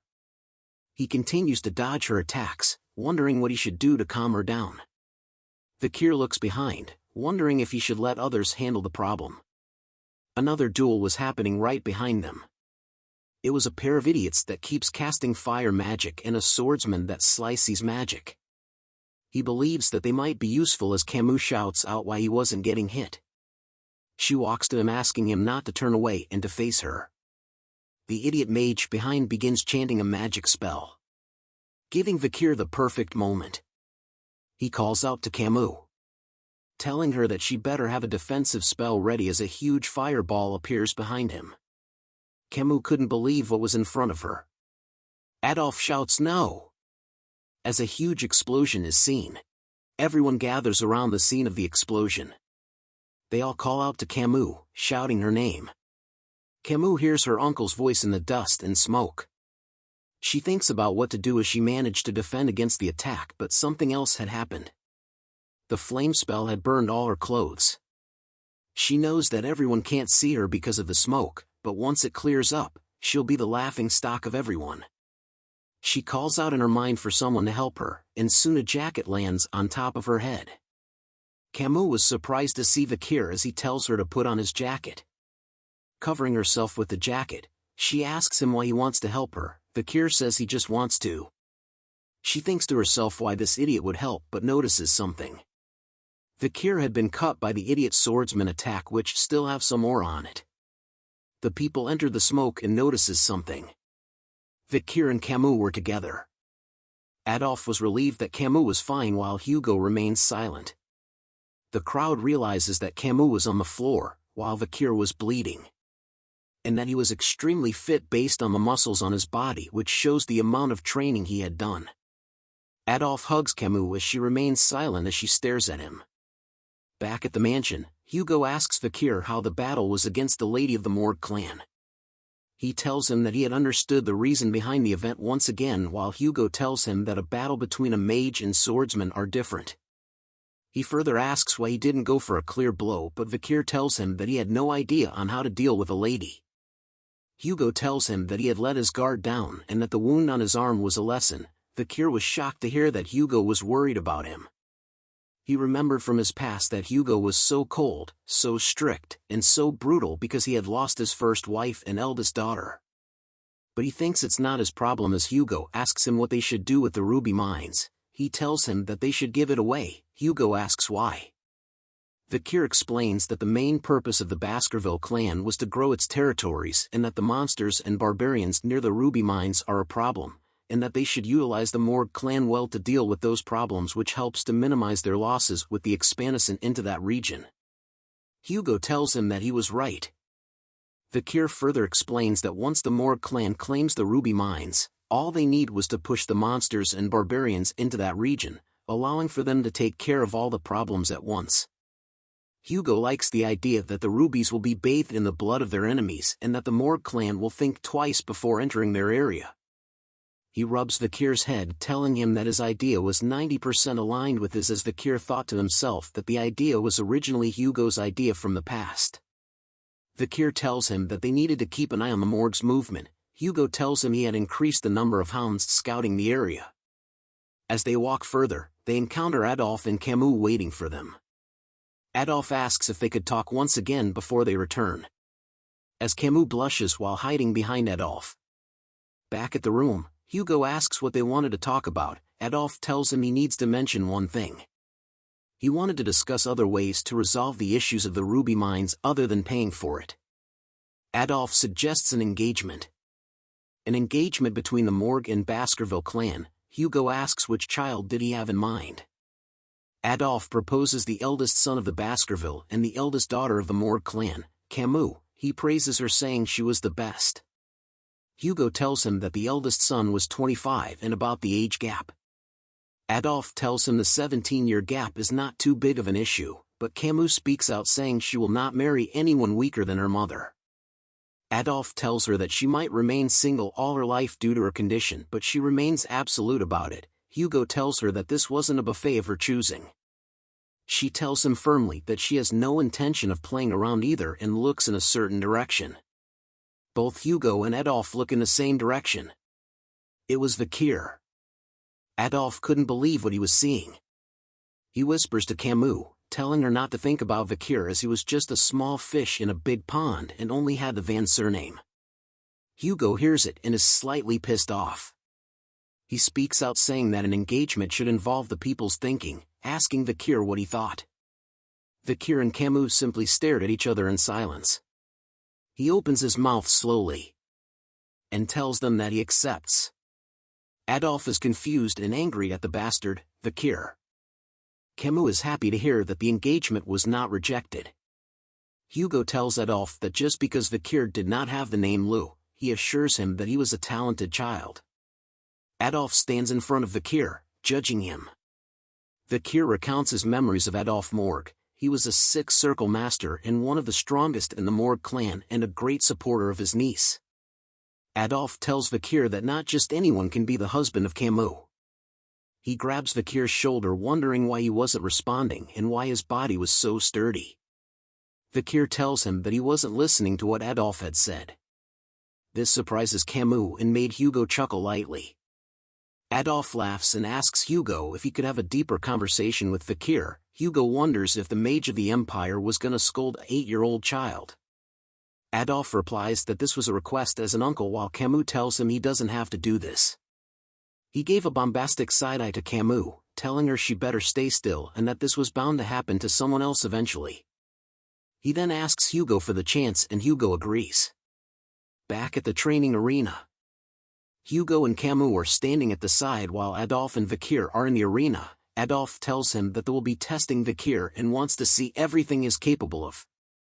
Vikir agrees, while thinking if he did show everything, Adolphe might faint. Adolphe casts a spell telling Vikir he will give him a handicap. A pot was being created from a combination of spells. This amazes Camus, as Adolphe was casting fire, earth and water magic perfectly. He tells Vikir that they would duel with a pot of water on his head, and that if a single drop falls, it would be his victory. Vikir remains silent, thinking that this chance was a great way to experience the power of Adolphe and what he's capable of. He looks at Hugo, knowing what he thought was the same reason why Hugo accepted this. Adolphe calls out to Vikir to start the duel, making Vikir rush out. He closes into Adolphe, ready to strike with his sword. Camus is surprised at his action and yells out that he can't run straight towards his uncle as a bright light appears on his face. A shield was casted to block the swing of his sword. Adolphe calls out to his niece, asking why she told him that and that shield magic was best used against swordsmen. Vikir steps back, annoyed. Fireballs are created in the air behind Adolphe as he prepares to go on the offense. He sends out the flame magic towards Vikir, making him leap back. Camus tells him that it was unfair he didn't use that magic against her in their duels, while Adolphe wonders which side she was on. Hugo thinks of the attack as not something impossible to dodge and decides not to stop them. Vikir thinks that by using his past knowledge and skills, he may cause Adolphe to let his guard down, and that he might even be able to kill him. He strikes hard once again against the shield magic, and continuous hits it again and again. Adolphe tells him that it'll be the same no matter how many times he hits it, as his sword will never pierce through his shield. But Vikir ignores his words, striking the same place over and over again. Cracks begins to form, making Adolphe realize that Vikir's swordsmanship and machine-like movement was impressive. But his sword was chipping away as well. A final swing causes the sword to shatter into pieces. Adolphe reminds him that he should have considered the durability of his sword and his shield, and that it's good to focus on a single goal, but that depends on the opponent. While those words were said, Hugo and Camus were shocked by something. Adolphe continues to say that Vikir was too weak, but before he could finish the sentence, he notices something as well. A piece of the sword has pierced the pot on his head, causing water to flow down everywhere. Adolphe was stunned to see a piece of the sword. Vikir flexes on the old man in his fashion. Camus falls for Vikir even harder. She wonders if the victory against his uncle meant their marriage. Hugo was happy to see that Vikir had won. He looks at Vikir van Baskerville, wondering if he had raised a stronger hound than he thought. 7 years later at the Baskerville training grounds. A huge furry beast with horns is growling loudly. It roars out loud, shaking the air around it. But the hounds stood still, unafraid of it. It rushes towards them, making the hounds leap in the air, striking the monster. The hounds surround the beast, as the beast strikes all of them. Staffordshire Baskerville was the shadow hound looking upon them. He shouts out commands and tips on how to kill the beast. When all of a sudden, 3 hounds dash forward past everyone. It was the triplets. They strike the beast easily. They smile happily at what they did. The intruder was amazed at their skills and dark crimson aura which was suited to the Baskerville family as the monster stood in a daze from their attacks. The hounds see the chance and prepare to kill it. Blood is splattered all over the ground. The instructor praises them, telling them that they had become low-rank sword experts and that this marks the end of their 7-year training. He warns that while this monster was caged, even he cannot handle the older ones that were more tenacious, and that the monster they face today will be incomparable to the ones they will face in real life, and that death occurs much more easily than they think. He gives them one final advice: either use your bloodline to overcome it or build experience to survive. He salutes them, congratulating them on their graduation and wishes them good luck in the future. The graduates discuss amongst themselves on which order of the Baskerville they wanted to join, as the family had 7. Each of the order represented a different job, from watching, searching, guarding, assassinating, suppressing, all-out warfare and others. But they soon wonder about a certain someone and what he would join. It was Vikir van Baskerville. Vikir notices that others were looking at him, hearing the rumors that he had killed a larger ox bear than the one they faced and that he was already a high-rank sword expert. He ignores the gossip and thinks that it took longer than he thought. HI's current level was at intermediate rank at the 5th Baskerville technique, but only considering swordsmanship, he had surpassed his past self. But he still thinks his progress was too slow, as Barrymore appears telling him that the Patriarch was looking for him. Barrymore tells him that his assignment had been decided. Back at Hugo's room, Vikir greets him. He asks how he had been. Vikir notices a scar on his nose and asks what had happened. Hugo tells him he got it from subjugating the barbarians on the mountains and that one of the archers got the better of him. Vikir asks if he had captured them, but Hugo tells him no, instead he gave a similar scar her face. Hugo congratulates Vikir as he wonders if he was going to talk about the assignment. He recalls his past life, that there was part of the Pitbull Order and was sent away for 21 months on the Lenoir Mountain, constantly in battle. And that children in the family were split apart, expendable ones were sent to die in battle, while the important one were taught about politics and administration. That was why the 5th technique exists. It allows for the elite members to catch up to the expendable ones in terms of swordsmanship. Hugo calls out to Vikir, telling him to try the lower house of Parliament, which surprises him.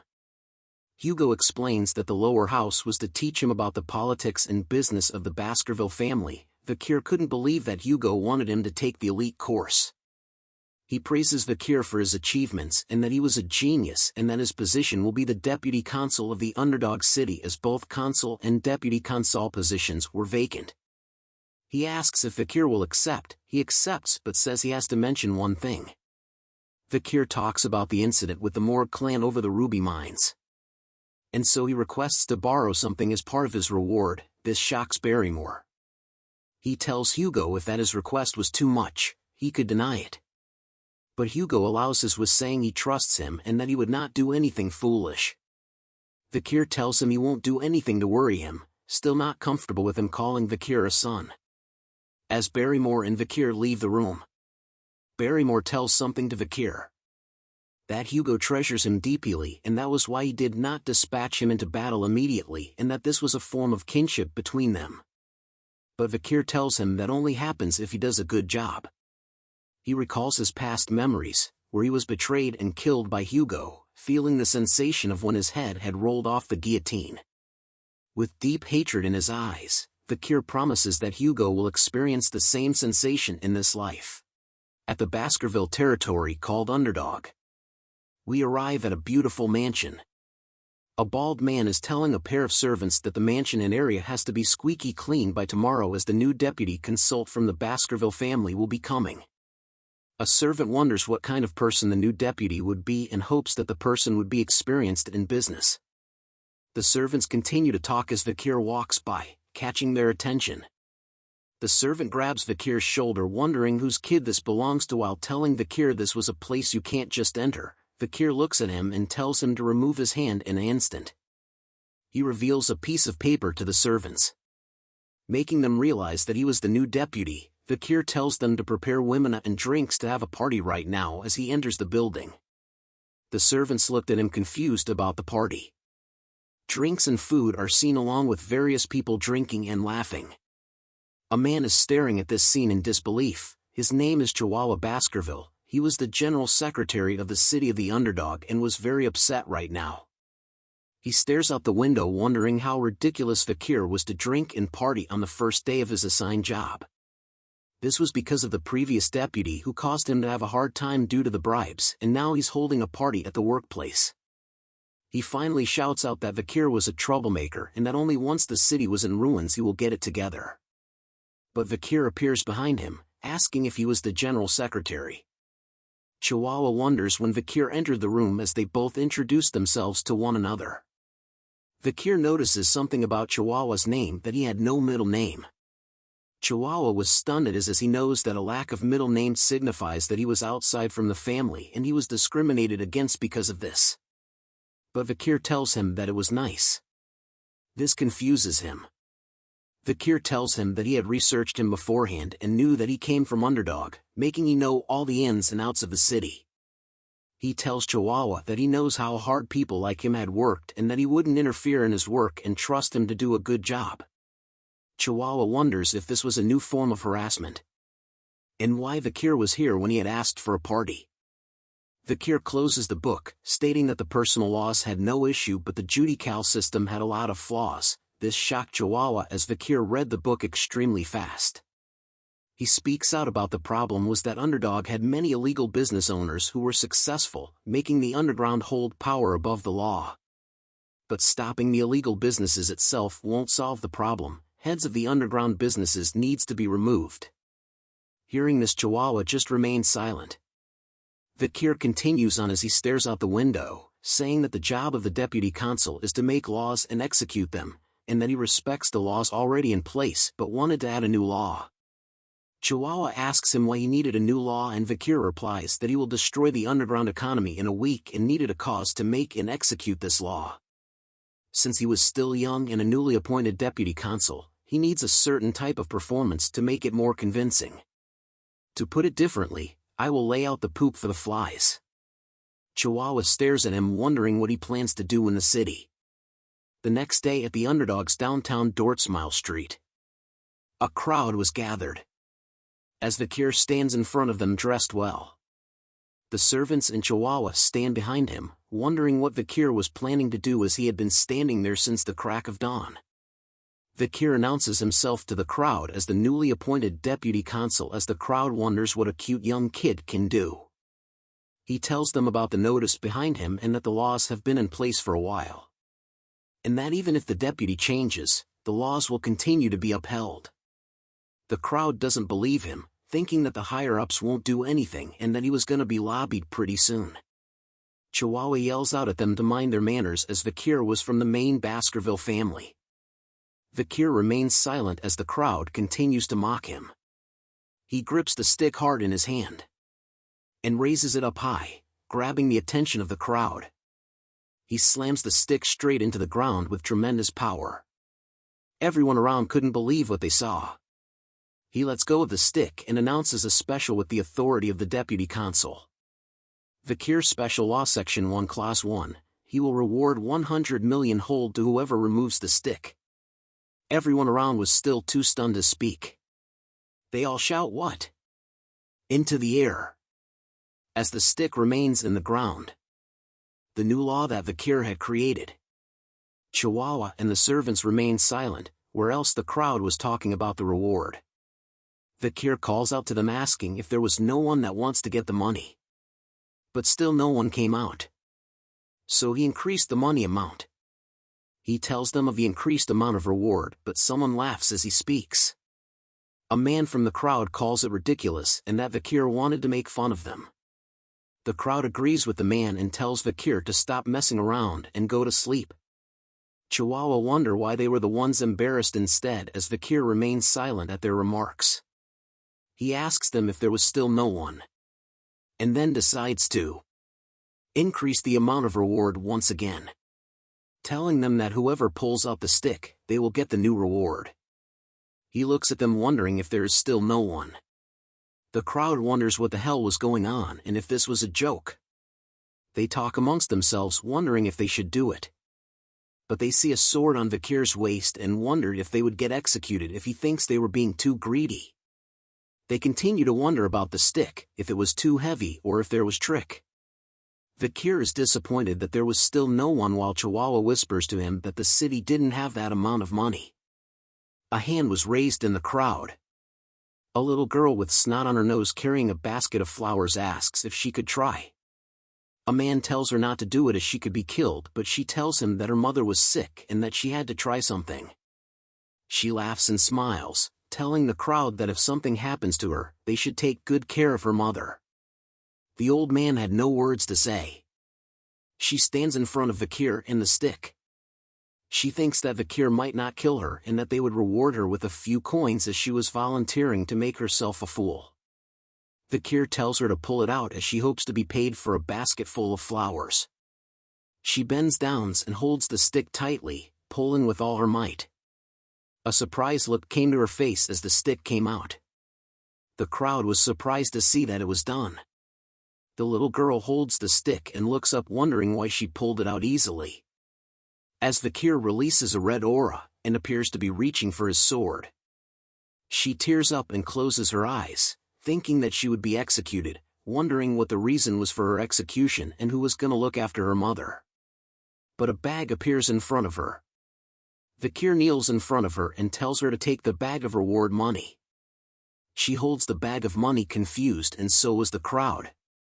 He looks back at Chihuahua while asking her where her home was and that the rest of the money will be sent along with a guard to protect it. He rubs her head while saying that the law must always be obeyed. Everyone was once again shocked to see this. As the bag reveals a bunch of gold coins. Knowing that the laws will be upheld with the new deputy, the citizens were happy. Even crime rates were halved. Vikir praises the handwriting of Chihuahua's as he wrote the Eastern language. Chihuahua tells him that he has never been touched since the past 20 years that he had worked here, as Vikir tells him that the stick was the idea to grab the attention of the citizens and to leave a lasting impression. Chihuahua vows to follow Vikir for the rest of his days as Vikir tells him to calm down. But the truth was, Camus was supposed to do this act in the future, but because of fear the citizens never liked her. He rolls out a map saying that the problems are only just the beginning and since they used up their money for the reward, they needed a way to get it back. He marks out spots that held illegal groups and where they might hide in the future so as to confiscate their dirty money. Chihuahua looks at the map wondering how he knew where the criminal businesses was. Vikir tells him that he could smell it but it was acutely because of his regression. Chihuahua thinks of him as a flawless man for investigating this much already as a man opens the door. The man informs them that the Young Autonomy Association has requested a meeting, which was what Vikir had expected.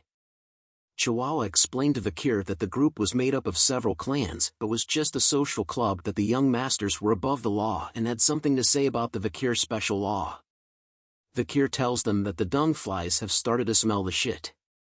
He shows a grin and tells them if they should start to annihilate the pests that are eating away at the city. a club that was located within the high-end hotel in the underdog city called Burning Suspension, there was a party. The people in the club were the 7 crucial members of the Youth Autonomy Association.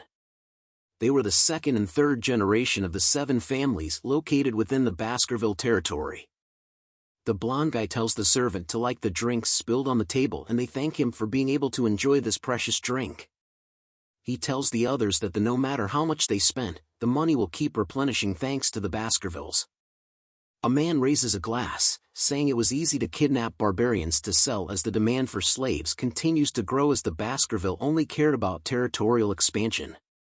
They talk about how this club was better than the ones in the capital and that even the Baskervilles were protecting them as their personal hunting dogs. The blonde man calls the Baskervilles as idiots with swords as they had caused them to take the blame as they destroyed a loyal clan called the Mesamadunaro clan. And thanks to that incident, there were only 7 clans now. They continue to talk about the new deputy. The blonde man asks if they had heard of his name before and that he had caused a scene when he first arrived at the age of 15. He thinks they should have some fun and teach Vikir a lesson. They think about bringing Vikir here and making a huge and expensive party, and once it's over, make him pay for everything. But say it was a joke so he won't bother them ever again. A servant appears in the room bringing out the female escorts. But one of them notices Vikir and wonders if someone had ordered a male escort. The servant grabs his hair asking him what he thinks he was doing here, as Vikir looks at him with murder in his eyes. A loud snapping sound was heard in the room. The servant was confused as his arm was in a weird shape. He screams in pain as the members wonder what happened. Vikir introduces himself to them, and they realize who he was. They asked what the deputy was doing here, and Vikir tells them they called him here. They greeted him in a nervous manner. As they whisper to each other, wondering if they should do the plan now. Vikir places his hand on the table, telling them to stop the pointless chatter.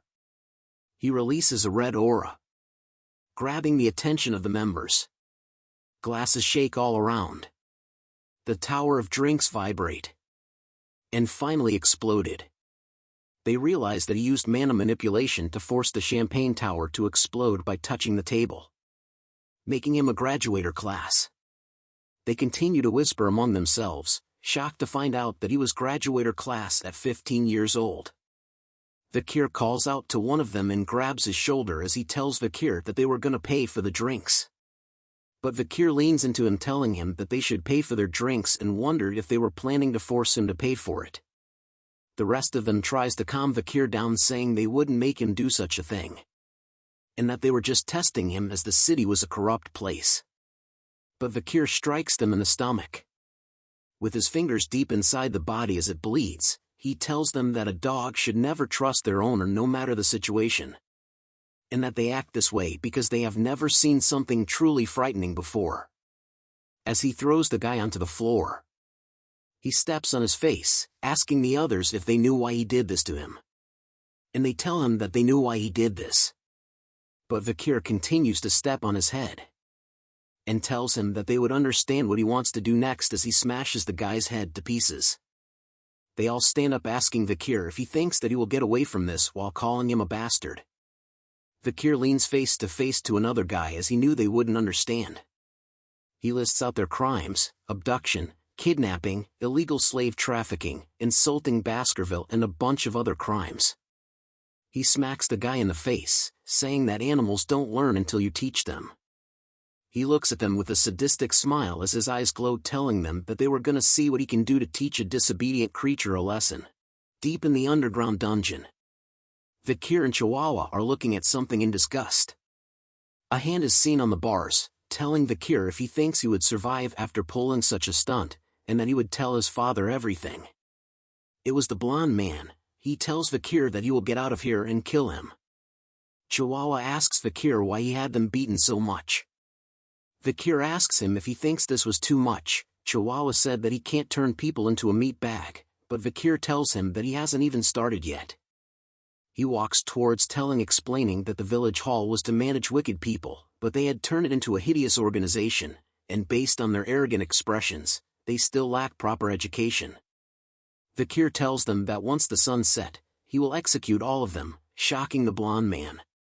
Chihuahua asks Vikir if he was serious, and Vikir said he will bury those that associate with them. Hearing this, Chihuahua advises him not to do it as their family will fight back. But Vikir tells him not to worry as their crimes are tied to the criminals of Underdog City and that he had his ways. This confuses Chihuahua. Vikir looks at them and informs them of their charges: human trafficking, kidnapping, bribery, blackmail, threatening, assault and murder. The blonde man tells him that they didn't do those crimes, so Vikir asks if they would accept punishment if there was evidence. Looking at them hard, he tells them they look like they did the crime but have no proof. This causes the man to stutter. Vikir thinks deeply what to do, as a man enters carrying a bag. The bag was covered in blood and had a knife sticking out. The man tells Vikir that his custom order was ready. Vikir tells him great timing and good job. The bag revealed a bunch of tools covered in blood. The man asks Vikir where he got the ideas for the tools because for the past 30 years, he had never seen such scary tool. Vikir tells him they were common tools from where he came from. The man asks if Vikir came from hell, but Vikir asks if he wanted to learn, but the man declines, saying he would vomit when he sees the work with those tools. Vikir looks at the tools, remembering that he learnt these tools from torturing demons during the era of destruction. He removes his jacket, frightening the blowed man. He asks them as they stare at him, "Where's that expression of yours that said you won't admit to anything no matter what?" Vikir rolls up his sleeves telling them not to say anything, so he could relieve his cherished memories of his past for once. Rumors spread throughout the town of the 7 members' arrest. The people discuss about the arrest, thinking that the deputy would let them go. Some think that he was going to execute them, but others believe that he would not as it would cause trouble. They believe that the situation was just a political play between the new and native politicians. As the citizens predicted, the 7 families sent an apology to the new deputy consul. The local powerhouses had bent their will, making it possible for the prisoners to be released and the new deputy to be punished by the patriarch. But something else happened. The 7 heads were hung in the middle of the center square. The heads were preserved with salt, displaying expressions of agony as if they experienced excruciating pain until their last breaths. A notice was hung behind the heads, explaining the crimes of the heads and their execution details. The citizens were speechless upon seeing the heads. Vikir tells Chihuahua that this was expected because of the laws, and now new change will come to the city. Seeing this will soon cause a bloodbath in the Underdog City, Vikir tells Chihuahua to brace himself. Chihuahua was confused on how he would play a part, as he was now wearing a mask.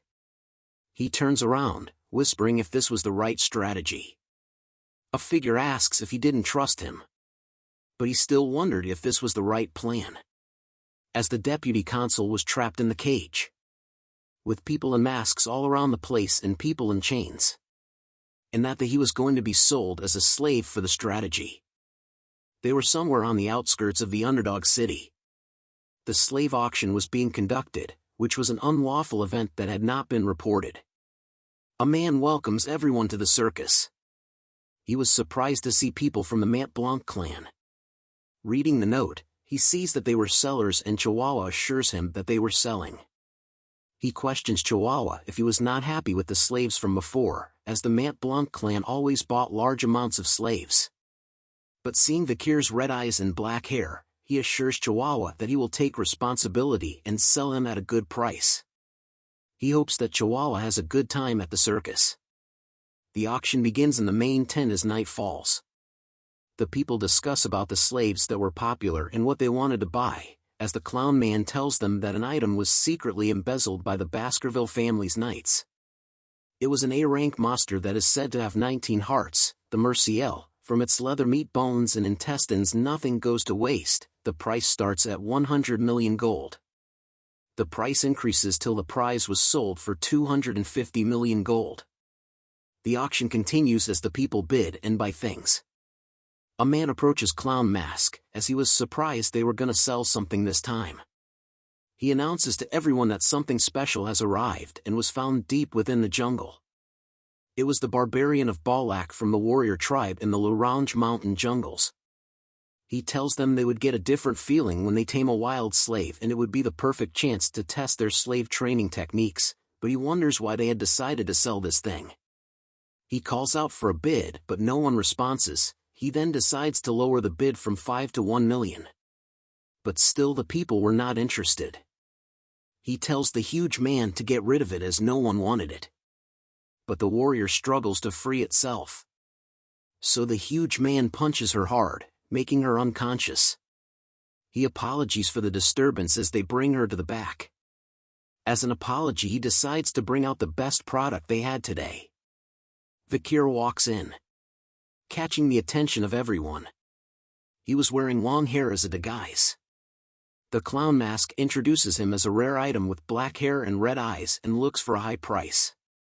The people bid heavily amongst themselves, starting from 600 million gold, which surpassed what the clown mask was looking for. They argue among themselves as the bid kept on increasing to 900 million. But a single number raised the bid to 6 billion. This amount stuns everyone in the room. They see the man as Baron Gambino from the granary, and that he had taken over the underground, allowing for him to gain immense wealth and power. The lady asks him if he was spending too much, but he tells her he can sell him at a higher price in the capital, but she tells him that 6 billion was too much, and he tells her to be quiet. He scolds her for talking back and to try arrogantly bite the hand that feeds her, so she remains silent. The masked clown asked if there was anyone else that wanted, but no one replied, hence Vikir went to Gambino. Gambino looks at Vikir thinking that he looked better up close. He tells him not to be nervous as he wasn't a bad man. As he pants heavily, telling him that he has thought of many ways to play with Vikir. Vikir raised his arms and pulls the chain hard, breaking the chains in a swift manner, shocking the lady and Gambino. He lifts his foot up and smashes the ground to the point Gambino flew up like a little bitch. He lands hard onto the ground. Vikir grabs his back asking if he wanted to play shield and spear. Squeezing hard till he bleeds, Vikir tells him that he should be the shield to see if he can endure. Gambino screams in pain, telling Cindy to get the security. But more blood gushed out, stunning her. Vikir made him faint. As he removes his fake wig, Cindy realizes who he was. He was Vikir van Baskerville. Seeing him shocked everyone in the crowd. Vikir tells him that the name circus fits this place, and tells everyone that they won't return in one piece. Vikir reveals himself to everyone attending the circus. Clown Mask couldn't believe that he was here. He tells the guards to kill him as he had no weapon with him. But Vikir had Beelzebub's skill. He cuts down the guards easily. Clown Mask notices the red and horrific aura as the huge man swings a weapon as Vikir rushes towards him. The weapon comes close to Vikir's face, but he simply smiles at it. The guard is surprised at this as blood is seen. Vikir cuts through the weapon and the huge man, as he was a graduator. The huge man wonders how someone at that age was a graduator level. The Clown Mask knew that the graduators were the ultimate weapons and that they had no chance. Chihuahua was also surprised at Vikir's strength, but he notices something. Clown Mask shouts at Vikir to look over here. He tells Vikir to drop his weapon and to surrender so that Chihuahua does not lose his life. But Vikir remains silent, so Clown Mask asks him if he could not understand what he was saying. Chihuahua struggles but yells out to Vikir that he was alright and to look after himself. Clown Mask tells him to stop struggling, but Chihuahua continues to speak out, telling Vikir that things like injustice and compromise does not exist for him, and that he would rather die than be a burden to his superior. Vikir laughs at this, saying his loyalty was great. He tells him not to worry because he had received a trump card from the Patriarch, showing them a whistle. Vikir takes a deep breath in and blows hard into the whistle. The sound of the whistle stuns everyone in the room due to the sharp and loud noise. Vikir stops blowing and stares at them. Clown Mask soon chuckles nervously as nothing had happened. He tells him that even a graduator can't do anything here, but something enters his throat as he looks down. A figure appears behind him. As he falls, Chihuahua screams as the man sheathes his blade. A man asks who the figure was as he tries to attack him. But the figure slices the man in three like pie. Blood flies everywhere as the crowd screams, but Vikir simply smiles. Soon a bunch of men enters the room. Wearing hoods and swords, their very presence silenced the room. They stare with an intense look. The guards and Cindy see them, and slowly began to realize who they were. The Empire's most brutal night order known as the Annihilation Experts, who were all graduators. Cindy knew them as the Baskerville clan's Pitbull Night Order, just as one of them came from behind her. She turns and sees him, thinking that she can't die in a place like this. But Vikir appears, telling the man to leave her alone. He obeys and leaps back to kneel, as Vikir tells them to rip the rest to shreds and kill the ones not lying down obediently. The man obeys Vikir's command and disappears. Vikir recalls that Hugo was sensitive about military power and was relieved he could use the pitbulls without trouble. The pitbulls continue to slaughter the people as one of them thinks to get on the floor and run away once it quietens down, but a pitbull sees him. He tells the pitbull he would wear the handcuffs, but the pitbull tells him that they don't carry handcuffs. Instead, they sliced off the legs of those they capture.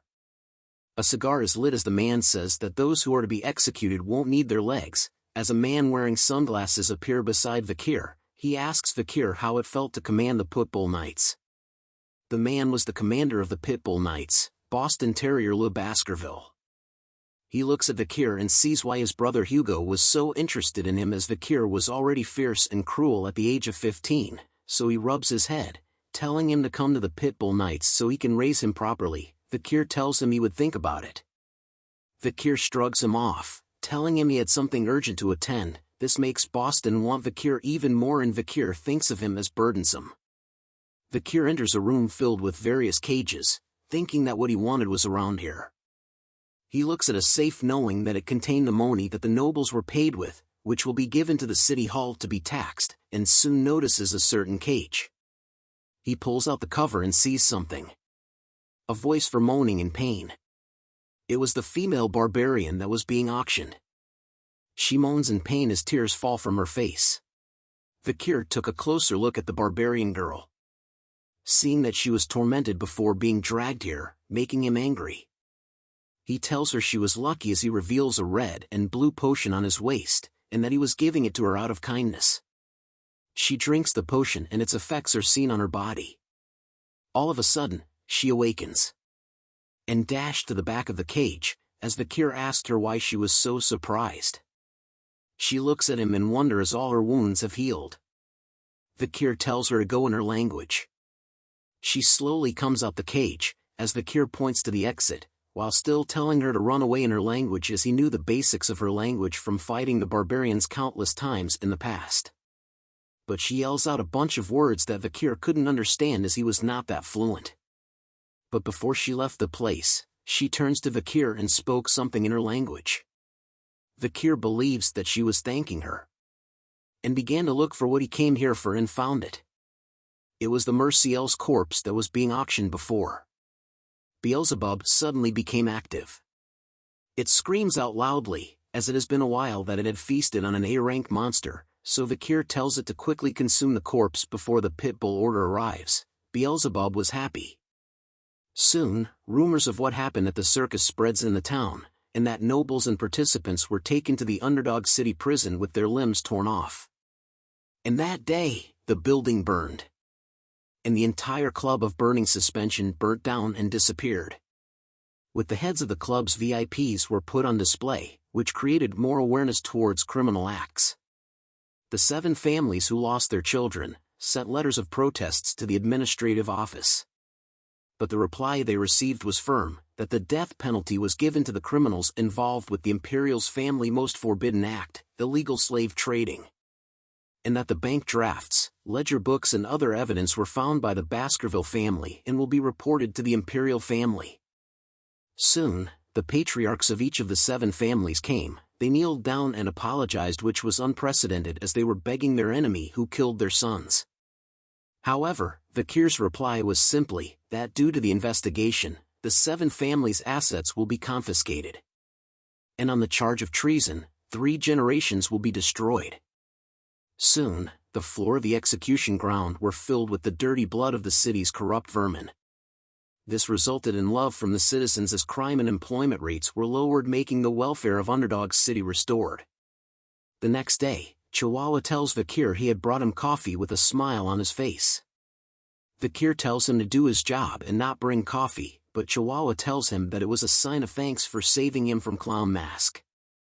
Vikir tells him he was being stingy by bringing him just coffee, but Chihuahua assures him he also placed 2 spoons of sugar, creamer, and a little bit of water.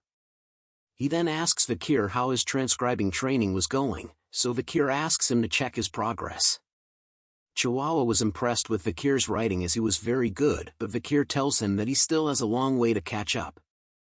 Thinking deeply, Chihuahua was amazed by Vikir's acts of being able to create new laws from the words he learned, and was able to comprehend knowledge of law easily. He thinks that if Vikir stayed here, Underdog City will develop even more. Night arrives, as the moonlight reaches between the bars. A person is handcuffed. Vikir tells Cindy that he was sorry for not visiting her sooner as he was busy with things lately. He asks her if her real name was Cindy Wendyson Rose, but she asks him why he let her live. He removes the blindfold, telling her that he wants to ask her a few questions. She stares at him asking if questions were why he let her live. Vikir turns away, asking her if she was the reason why Baron Gambino was able to grow his power so quickly, but she remains silent. He pulls out a chair, telling her that her ability to earn money was impressive, and had she grown her talent in other places, she would have become a great merchant or banker. Then he promises her that once she answers his questions, he will let her go. But if she doesn't, she will regret her actions today. She agrees to answer his answer, so Vikir asks her if she thinks he has been enforcing the law well. He tells her to answer seriously or he won't keep his promise. This makes her upset. She tells him that he was doing well. The reply makes Vikir grin widely. He walks over to her slowly, grabbing her attention. As he slowly raises his hand towards her, lifting her face close to his as he looks her straight in the eyes, and asked her what the reason was. Vikir was staring intensely. She trembled with fear as sweat drips down her face as he slowly lets go of her face. He walks back to the chair, wanting to hear from her what he was doing wrongly. She grits her teeth, hesitating to answer. But she explains anyways, that a consul's important factor was virtue, and that even though his laws had reduced crime, many citizens will soon die and suffer from those laws. In the long term, it will cause hatred and rage from the people. Furthermore, the Baskerville family will also not welcome him, as he is gaining too much power than the clan leader in Underdog City. Vikir adds on, saying that eventually he will be hated by the people, and even become a threat targeted by the Baskervilles. So he looks at her and asks her what he should do. She tells him to return all the power and achievements to the clan leader, and that he needed to stop getting attention by going to the Lenoir Mountain or the Academy in the Empire, to hide his powers and wash his identity. And when the time comes, the Baskerville clan leader will be the one to suffer in his stead. Vikir hears this and remains silent. But soon she felt an immense pressure as Vikir asks her that what she said means that she wants the hunting dog to bite off his own owner's neck as Hound shadows emerges. He stares at her with immense power. But she does not relent easily. She furthers tell him that as a hunting dog, this was the only way for him to avoid hatred, bringing a smile to Vikir's smile. He tells her that she would keep that in mind, surprising her. Vikir takes out a key, telling her it was good advice and was almost identical to his own idea. He removed the handcuff, telling her she was free, but she was hesitant, but Vikir assures her he always keeps promises. She turns to leave, telling him she hopes that the day he regrets what happened today never comes, but before she leaves, Vikir asks her if she knew the clan Mesamadunaro, which stops her in her tracks.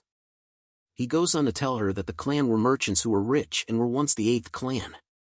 But an unfortunate event caused the clan to end. Hearing this made her grip her fist tight. Vikir recalls the history that the young master of the Mesamadunaro clan wanted to show off his sword skills in his birthday celebration. The demo started and the people couldn't believe what they were seeing. The young boy was showing off the secret Baskerville sword techniques that only members knew. This later reached the ears of the leader of the Baskerville family, confirming that top-secret information had been leaked, releasing the hunting dogs of the family, causing the Mesamedunaro clan to go extinct. But the truth was, it was the young demons of the Seven family that made the young master learn the stolen techniques. Cindy smiles awkwardly, asking Vikir what that story had to do with her. Vikir continues the story, saying that there was a survivor from the clan, that the Seven idiots had sneaked out a 1-year-old girl from the devastation.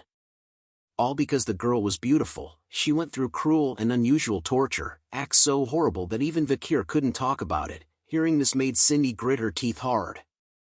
She turns to leave, telling Vikir she doesn't want to hear anymore, but Vikir tells her there was more to the story. And time passed, and a new deputy came to the city, managing to drag out the old problems out of the city and punish them, as the trigger for everything was the Seven idiots. And that the new deputy made sure that the Seven idiots were tortured properly and they admitted their crimes as they met their end, making them say their last words. "I'm sorry for committing such a heinous crime," or so they say. Hearing this made Cindy tear up as she turns to look at Vikir. She yells at him, wondering who the hell they were saying sorry towards. And Vikir tells her that the sorry was meant for the young girl using the fake name Cindy Wendyson Rose, the sole survivor of the Mesamedunaro clan, but Cindy could not believe him, telling Vikir how she was supposed to believe him when he tortured them. Vikir grabs a torch, telling her that it would be easier for her to see with her own eyes. They reached a certain cell, where he told her to take a look. Tears fall from her eyes, as she was alarmed from what she saw. Bodies and walls were covered in blood everywhere in the cell she looked in. Words were written on the floor with blood, as the Seven idiots confessed, saying they were sorry and begged for forgiveness. The scene before her made Cindy throw up. Vikir walks towards her, saying there was still one clan left to hate, and tells her to hate the Baskerville clan. She had more than enough rights to do so. She wipes her mouth, staring at him. She asks him why he was helping her even though he was part of the Baskerville clan, but Vikir tells her she was asking the wrong question. She pauses for a moment, then tells him she understands what he was trying to say. She stands up, telling him that she will repay this debt. As she makes her exit, she tells him that whatever he does for the rest of his life, he will never worry about money ever again. This brings a smile to Vikir's face, as he tells her that he will remind her of this promise in the future. The next day, back at the mansion, Chihuahua greets Vikir good morning, but was shocked to see blood and dead bodies in the room. Vikir wakes up, rubbing his eyes and saying good morning to Chihuahua. Chihuahua asks him what was with the bodies and blood. Vikir tells him that he killed them in his sleep.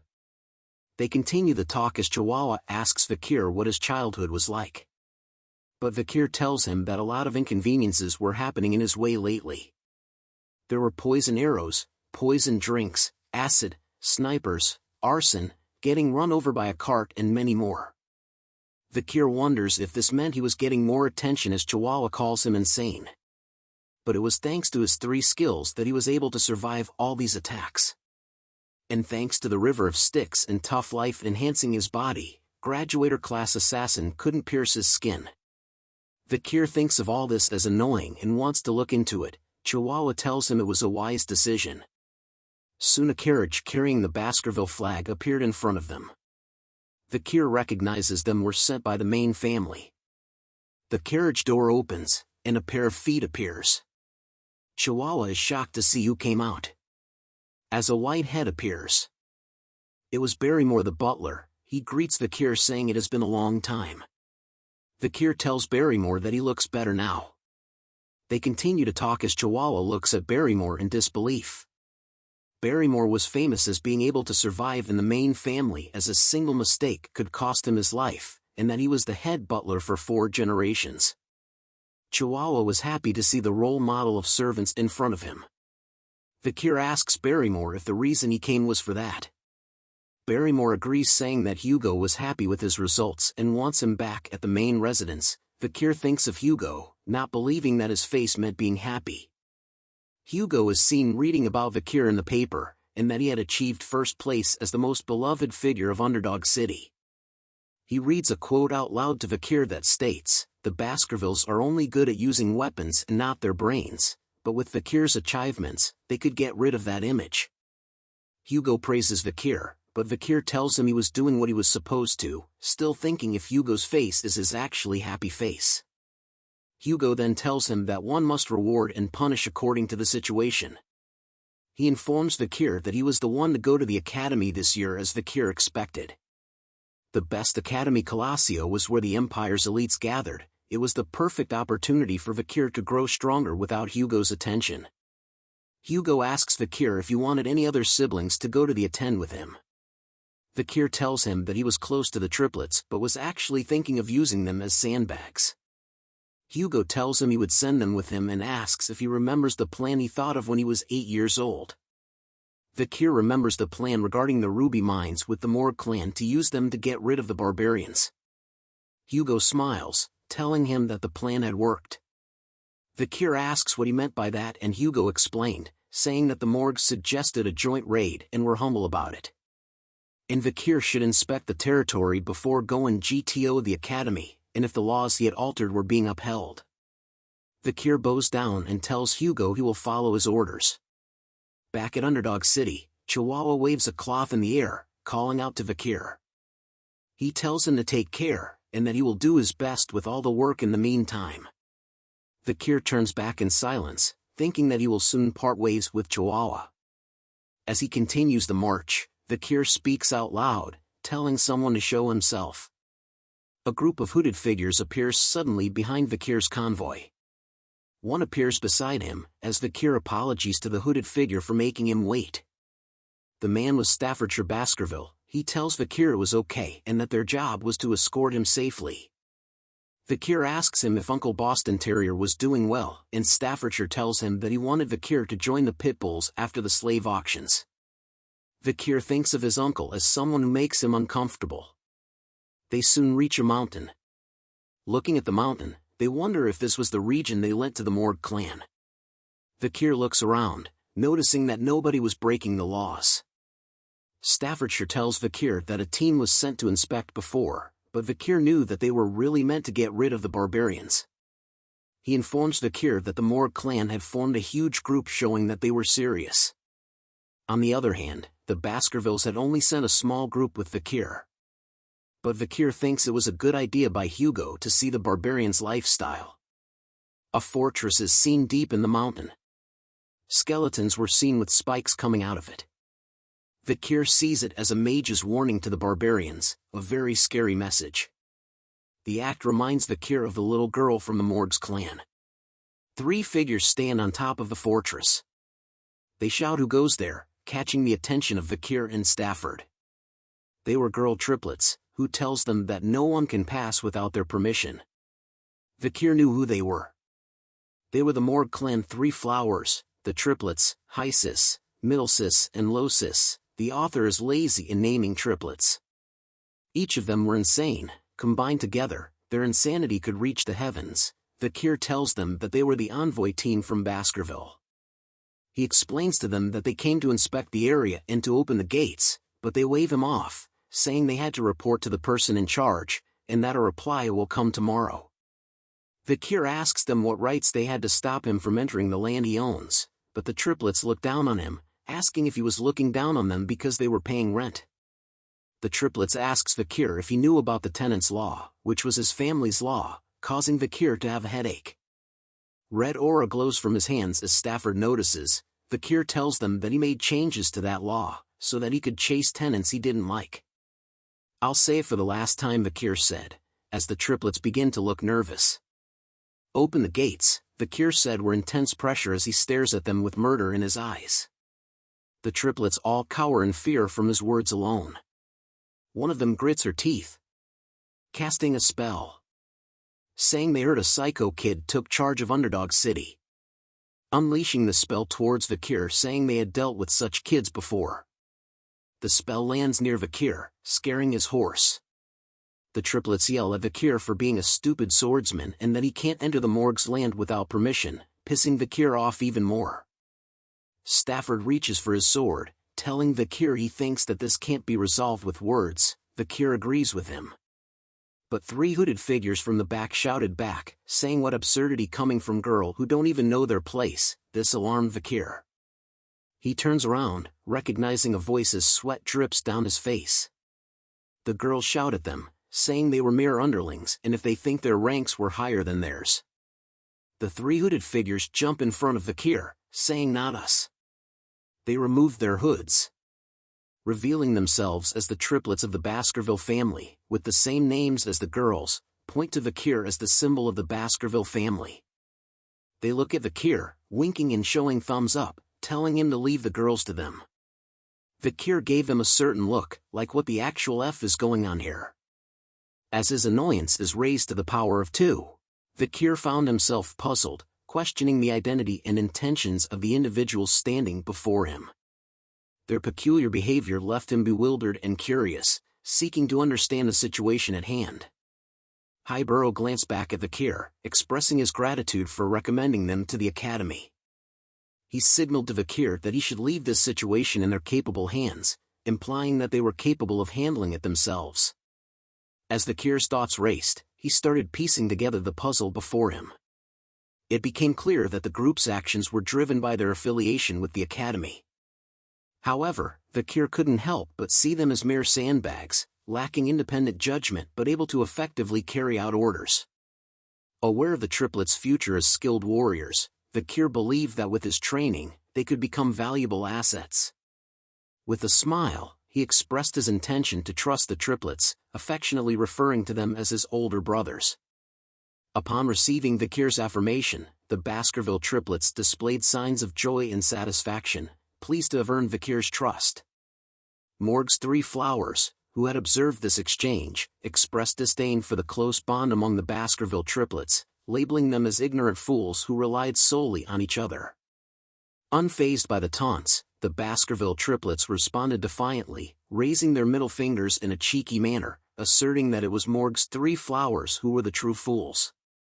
The tension escalated as Morg's 3 flowers, fueled by anger, vowed to discipline the Baskerville triplets for their insolence. Vikir's thoughts shifted as he recalled his past knowledge. Before his regression, he had known the Morg triplets as powerful mages with water, earth, and nature attributes. Their combined magic abilities exponentially enhanced the effects of their spells, earning them the title of the Morg's 3 flowers. As the Morg's 3 flowers merged their magical abilities, a colossal vine made of soil and plants emerged, creating a formidable barrier. Hysis, positioned atop the wall, burst into laughter, mocking the Baskerville triplets with her taunts. Middleborough and Lowborough turned to their adversaries, questioning if they could overcome the obstacle. Undeterred, Highborough readied his sword, dismissing the plant barrier as insignificant. With precision and skill, Highborough executed the Baskerville first technique, effortlessly slicing through the massive vines. Staffordshire marveled at his flawless execution. However, before Highborough could fully recover, he sensed an incoming attack. He managed to block a whip-like strike from the vines with his sword, though the force pushed him backward. Middleborough and Lowborough called out in worry as they witnessed Highborough's predicament. Losis wore a smug expression, mocking the Baskerville triplets and asserting that their swords were incapable of reaching them. The Baskerville triplets responded with intense anger, their expressions resembling hounds ready to hunt their prey. Staffordshire turned to Vikir, asking if he found the situation enjoyable. Perplexed, Vikir questioned what Staffordshire was referring to. Staffordshire explained the ongoing clash between magic and swordsmanship, highlighting the long-standing debate about which was stronger. Magic used surrounding mana to amplify and reproduce elemental powers, while swordsmanship channeled the user's energy and mana for explosive and enduring strength. Staffordshire found pleasure in observing the potential and talents of the clans of mages and swordsmen who would shape the future. Vikir acknowledged his involvement, stating that if viewed from that perspective, he was indeed part of the ongoing conflict. Staffordshire commented that Vikir had already surpassed others his age in terms of skill. Vikir, uninterested in the ongoing fight, expressed his frustration and wished for all of them to perish. He considered it a waste of time, as he had important tasks to attend to, having recently found a supervisor burdened with a significant workload. Suddenly, a figure arrived at the scene, casting a fiery spell and angrily questioning what they were doing in front of their territory.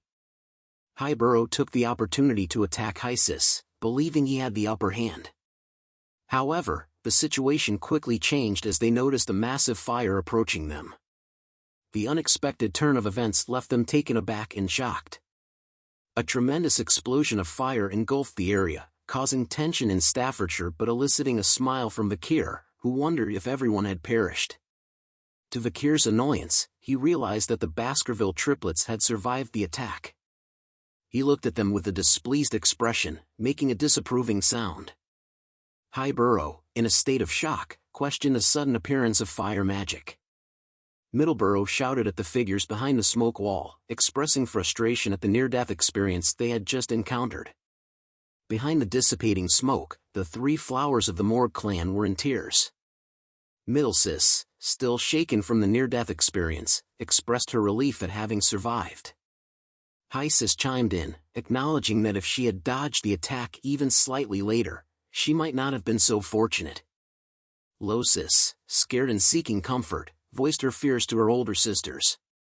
The person responsible for the powerful fire spell questioned the situation and asked what was going on here. Vikir looked up at the figure who had unleashed the attack. It was Morgue, standing atop the castle gate wall, flames still burning in her hands. Camus looked down and declared her inability to forgive anyone who caused trouble within her managed territory. As she landed in front of Morgue's three flowers, Middlesis tried to explain that their intention was to stop the invader, while Losis added that the fight had been initiated by the other party. Camus cast a cold gaze upon them and questioned their informal way of addressing her as Camus, emphasizing her position as the vice head of the fortress. Middlesis couldn't help but shudder in fear, denying any disrespect and quickly correcting herself, addressing Camus with the appropriate honorific.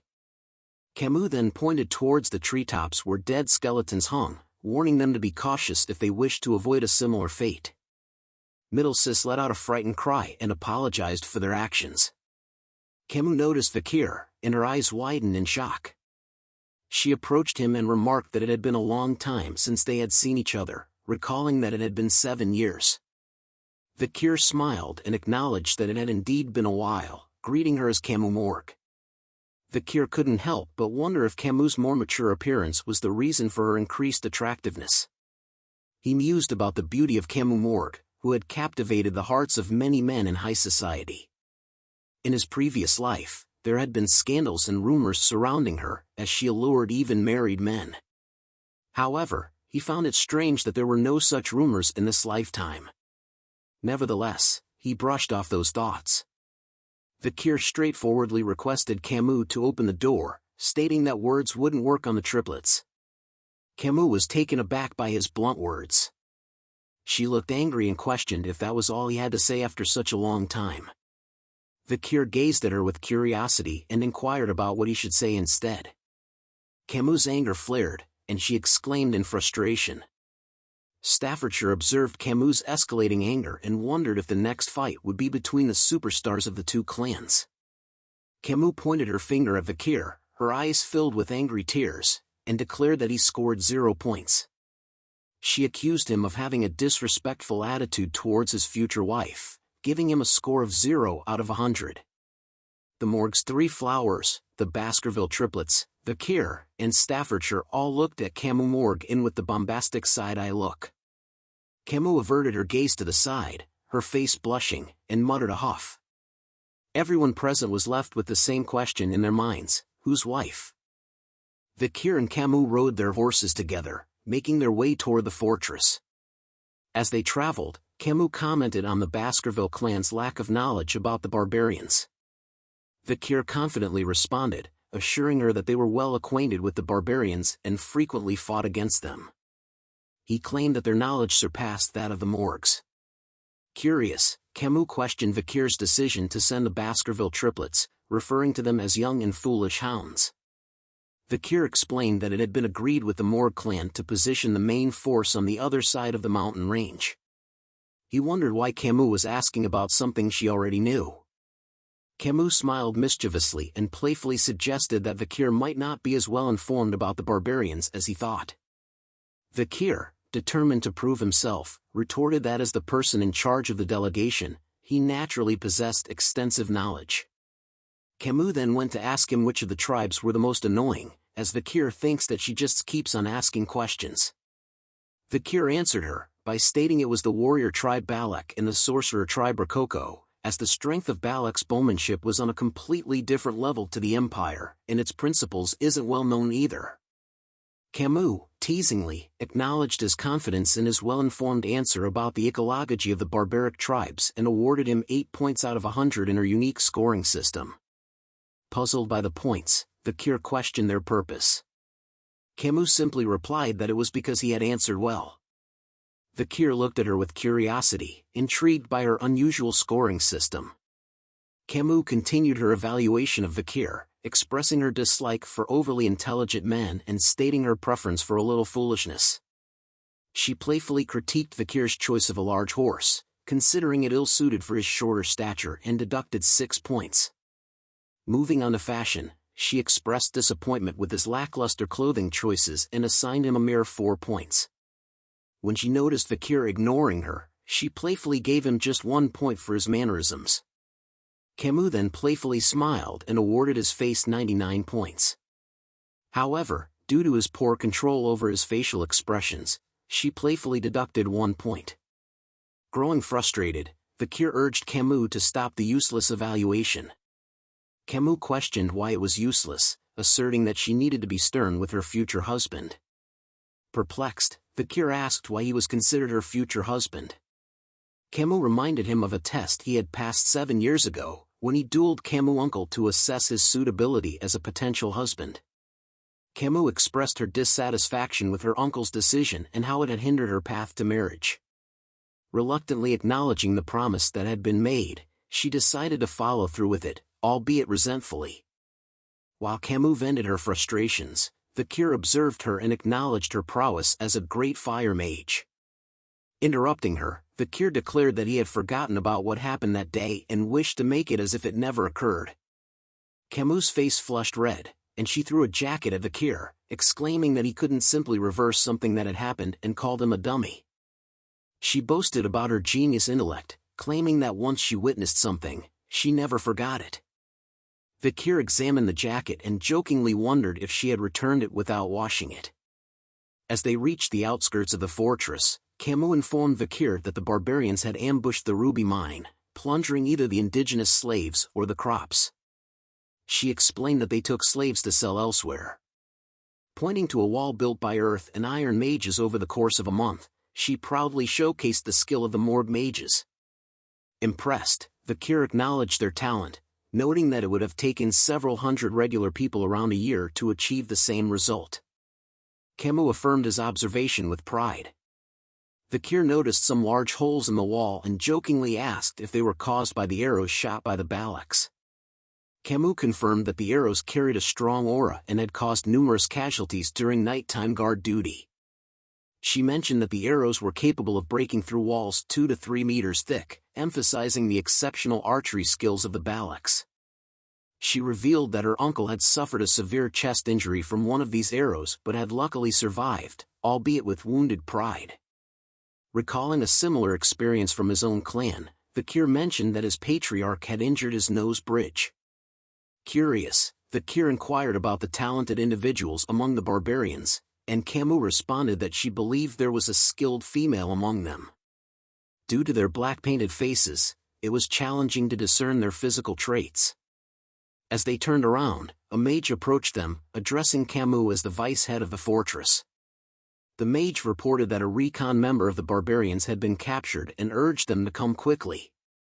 Curious and concerned, Camus and Vikir followed the mage to a tent where the captive barbarian was being held. Vikir observed the barbarian and identified him as a member of the Rococo sorcerer tribe. Camus inquired if any information had been extracted from him. The mage informed them that the barbarian remained uncooperative and resistant to psychic magic due to his strong sorcery, making it impossible to read his mind. Camus then questioned the barbarian about the recent ambush on the Morg clan's fortress, specifically asking about her cousin, Rose, who had been kidnapped. The barbarian responded with a smile and spoke in his native barbarian language. Camus turned to the mage, requesting a translation to learn about the whereabouts of the barbarian who rebelled. The mage reported that when the barbarians attacked, everyone at the fortress had either died or been taken away. He informed her that, at that moment, there was no one available to translate the barbarian's words. Suddenly, Vikir spoke up, revealing that he knew a little of the Rococo language. Surprised, Camus questioned what Vikir didn't know how to do. Vikir clarified that he was not fluent and only had a basic understanding of the vocabulary. Camus requested Vikir to ask the barbarian about the whereabouts of her kidnapped sixth cousin, describing her as a 12-year-old girl with red eyes, red hair, and white skin. Vikir posed the question to the barbarian in the barbarian language, and the barbarian responded with an evil smile and gave him a short reply. Closing his eyes for a moment, Vikir relayed the grim news to Camus: her cousin was dead. Anger filled Camus' face upon hearing this devastating information. She declared that since the senator of the audience hall was currently being treated and the senator of the temple was away on an inspection, the decision would be made by her, Camus Morgue, a member of the middle house and the vice head of the fortress.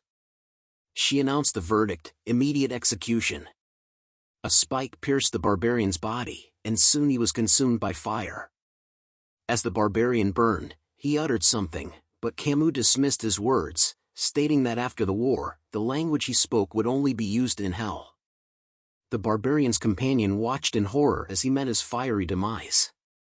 Filled with anger, Camus turned around and urged Vikir to follow her, leaving him silently observing her departing figure. Exiting the tent, he was greeted by the sight of Camus crying out loud. He walked towards her, recognizing that despite her tough exterior, she was still only 15 years old. Vikir asked her about her close relationship with her cousin, and Camus confirmed that they were indeed very close. She described her cousin as a pure child who didn't fit into the cold-hearted Morgue clan. Vikir tried to console her, saying that he believed her cousin had left this world comfortably. However, Camus looked at him and expressed her doubts, stating that she was a genius and understood a little of what was said. She asked him to tell her honestly if what she heard was true. Vikir felt tense and wondered if she had understood the barbarian's words correctly. What the barbarian had said previously was, "We ate her." Tears once again flooded Camus' eyes, and she fell to her knees, apologizing for not being able to protect her younger cousin. Vikir witnessed her anguish and initially extended his hand to comfort her. However, he hesitated and retracted his hand back. Camus' cries filled the air, leaving Vikir standing there, pondering the situation. After a while, Camus managed to compose herself, wiping away the tears that stained her cheeks. She made it clear that she didn't want any half-hearted sympathy, stating that she would have killed anyone who offered it. Looking at Vikir, she declared that it wasn't the time to mourn and that she needed to regain her composure quickly to seek revenge. Vikir admired Camus' strength and determination, acknowledging that heroines were indeed different. He reached out his hand towards her, agreeing with her sentiments. However, just as Camus was about to take his hand, a loud sound echoed through the air, resembling the ringing of a bell. Curious about the source of the sound, Vikir questioned its origin. Camus stood up and explained that it was a signal, notifying them of a barbarian attack. Vikir commented that her time for revenge had come rather quickly. Outside the fortress, a group of barbarian girls sat atop white wolves, armed with bows and arrows. Their leader, a skilled archer, notched an arrow and shot it towards the guards stationed on the fortress walls. Caught off guard, the guards had no time to react as the arrow exploded near them, causing devastation. The barbarian girl signaled her companions to begin the attack. With their wolves, they engaged in a fierce battle against the soldiers of the Morgue clan. The wolves fought ferociously, while the barbarians slashed at their enemies. They skillfully used ropes to incapacitate the soldiers, tightening them around their necks. In the midst of the chaotic scene, Vikir arrived and witnessed the gruesome sight. He wondered if he had arrived too quickly, observing the intense battle between the Morgue soldiers and the barbarians. Suddenly, a rope flew towards Vikir and wrapped tightly around his neck. Confused, he looked ahead and realized that two barbarian girls had skillfully used ropes to capture him. They spoke in their native language, mentioning something about catching a good catch and their successful hunt for husbands. Understanding their intentions, Vikir contemplated the barbarians' plan to capture people and make them suitors, aiming to create a superior tribe. He quickly seized hold of the rope and swung it, sending the girls flying through the air. With a grin, he informed them that he couldn't be their husband and jokingly added that he might already be engaged. As the two barbarian girls crashed onto the ground, the male barbarians watched in shock. Uncertain of Vikir's affiliation, they readied their arrows, preparing for an attack. One of them asked his companion if Vikir belonged to the enemy forces. Undeterred by the situation, Vikir didn't back down. He bravely moved forward, marching straight towards the incoming arrows. In his mind, he remembered Hugo's request to avoid initiating a battle until joining up with the main force. He pondered whether he should wait or take action. With unwavering determination, Vikir unsheathed his sword and deftly cut down the incoming arrows with precise strikes, showcasing his impressive skill and agility. The barbarians were astonished by Vikir's display of prowess and expressed their disbelief.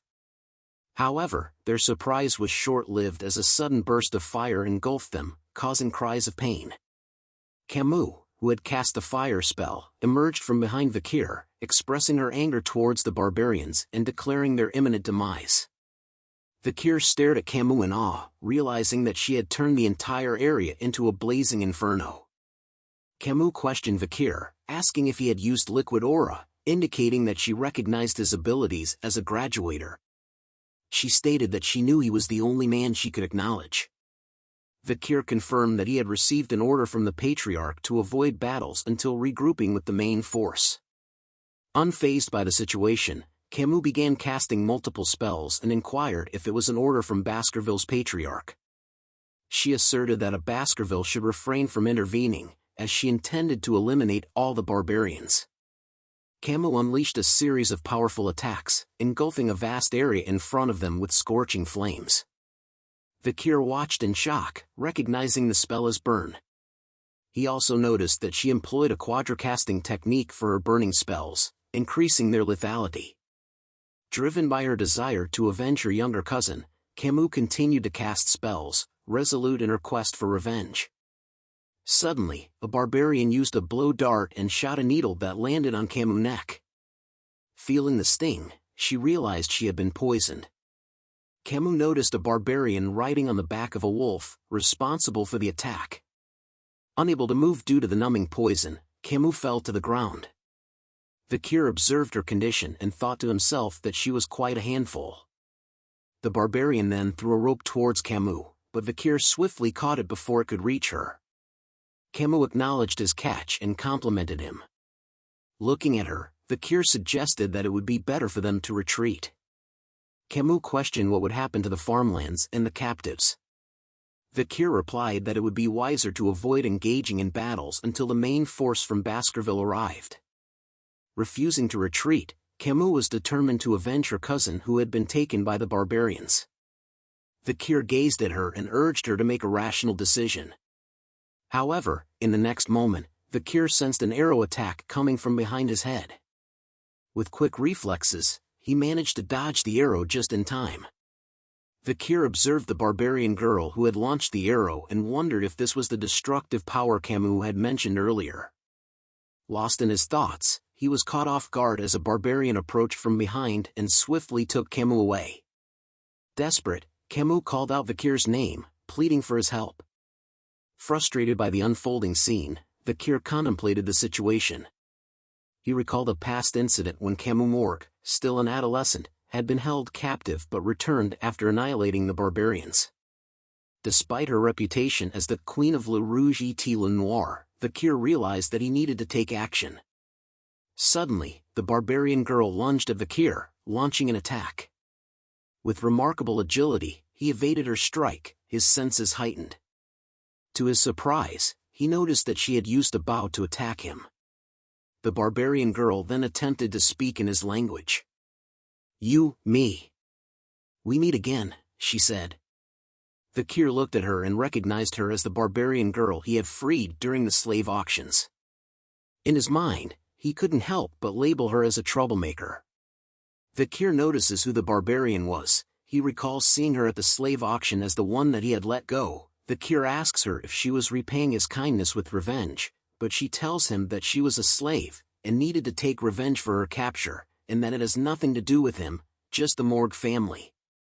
She leaps onto her pet wolf. As she turns to leave with her group, she tells Vikir that she had repaid what she got, and that they had taken the next leader of the Morg family, Camus, and that if he wanted her back, he needed to follow them. Vikir thinks about revealing his power here, but Uncle Adolf had arrived. He was shouting after Camus while bringing the reinforcement. Vikir sees him and thinks that he had run all the way here after hearing about the ambush. Just as Adolf prepares a blue spell in his hand, he calls the barbarians bastards. He unleashes the spell into the group, sending shockwaves that appear to chase after the barbarians, as he shouts at them to return back Camus to him, but the barbarians were unaffected by the shockwaves from the ground. As they easily rode their wolves, dodging the attack and making a swift exit, they leaped through the rubble that the spell had caused that slowly disappeared from the base. Vikir and Adolf along with the reinforcements could only curse and stare at the barbarians as they easily left them behind. Vikir thinks about the Balak's ambush. Seeing that they had finished the ambush just 3 minutes after the warning bell had been rung, things became worse because it overlapped with Camus' carelessness and lack of practical experience. Vikir notices that a subordinate was telling Adolf that they believed that the Balaks had run off to the restricted area of the Le Rouge et Le Noir mountain. Adolf couldn't believe that the Balaks had gone into the restricted area of the mountain with Camus. Adolf thinks about the restricted area, knowing that it was undiscovered and a dangerous place. Heading there at night was going to be too dangerous, he thinks about Camus and wondered if there was nothing he could do now, but Vikir joins into their talk, telling them that they could still pursue the Balaks, catching Adolf's and his men attention. He tells them that he had been in the dense forest before in his childhood, but deep down in his thoughts, Vikir knew about the forest because of his past regression, and that he had recon and subjugation experience as he went through most of the dense forest. Adolf grabs Vikir's shoulder because of what he just said, asking Vikir if he was actually serious. The man behind Adolf informs him that going into the Le Rouge mountain itself was a suicide mission, but Adolf tells him that he will only bring those that want to go, and wouldn't make an issue out of it later. As Vikir nervously looks at Adolf's hand on his shoulder, Adolf thought to himself that he already knew that Vikir was extraordinary but had no other choice than to rely on him. The moonlight pierces the skies as Adolf tells Vikir that he will leave it to him to save his niece Camus. A metal fence is seen with a skull sign. It was the booty of the dense forest on the Le Rouge mountain residing on the Baskerville territory. Inside the dense forest, there were many creatures such as the bone-sucking mosquitoes, poisonous thorny vines, silent spiders and other dangerous creatures. A normal human being would never last for more than an hour in there, which was why it was called the life-engulfing forest. Something bounces off a tree branch. Adolf and his men are seen following a red streak of light bouncing side to side. Adolf asks Staffordshire if all the kids from the Baskerville clan were like Vikir, but he tells him of course not as the triplets follow them from behind. Yellow hornets with red glowing eyes appears.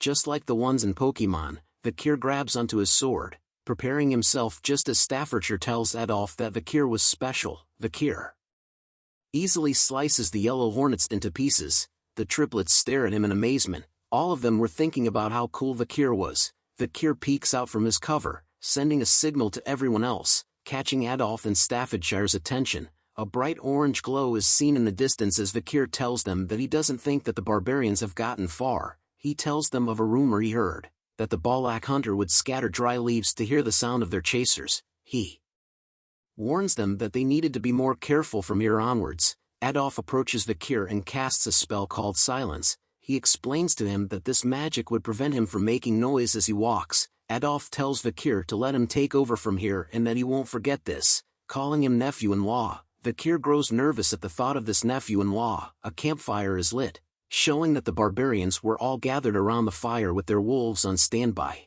Camus was tied to a string, shouting at them, calling them bitches, and that once she was free, she will burn them all to death. She continues to yell at them, telling them that she'll show them the horror of her special fireball and that they should prepare themselves, but they ignored her, Two females were talking about how they liked the guy they saw before and that they failed in husband hunting.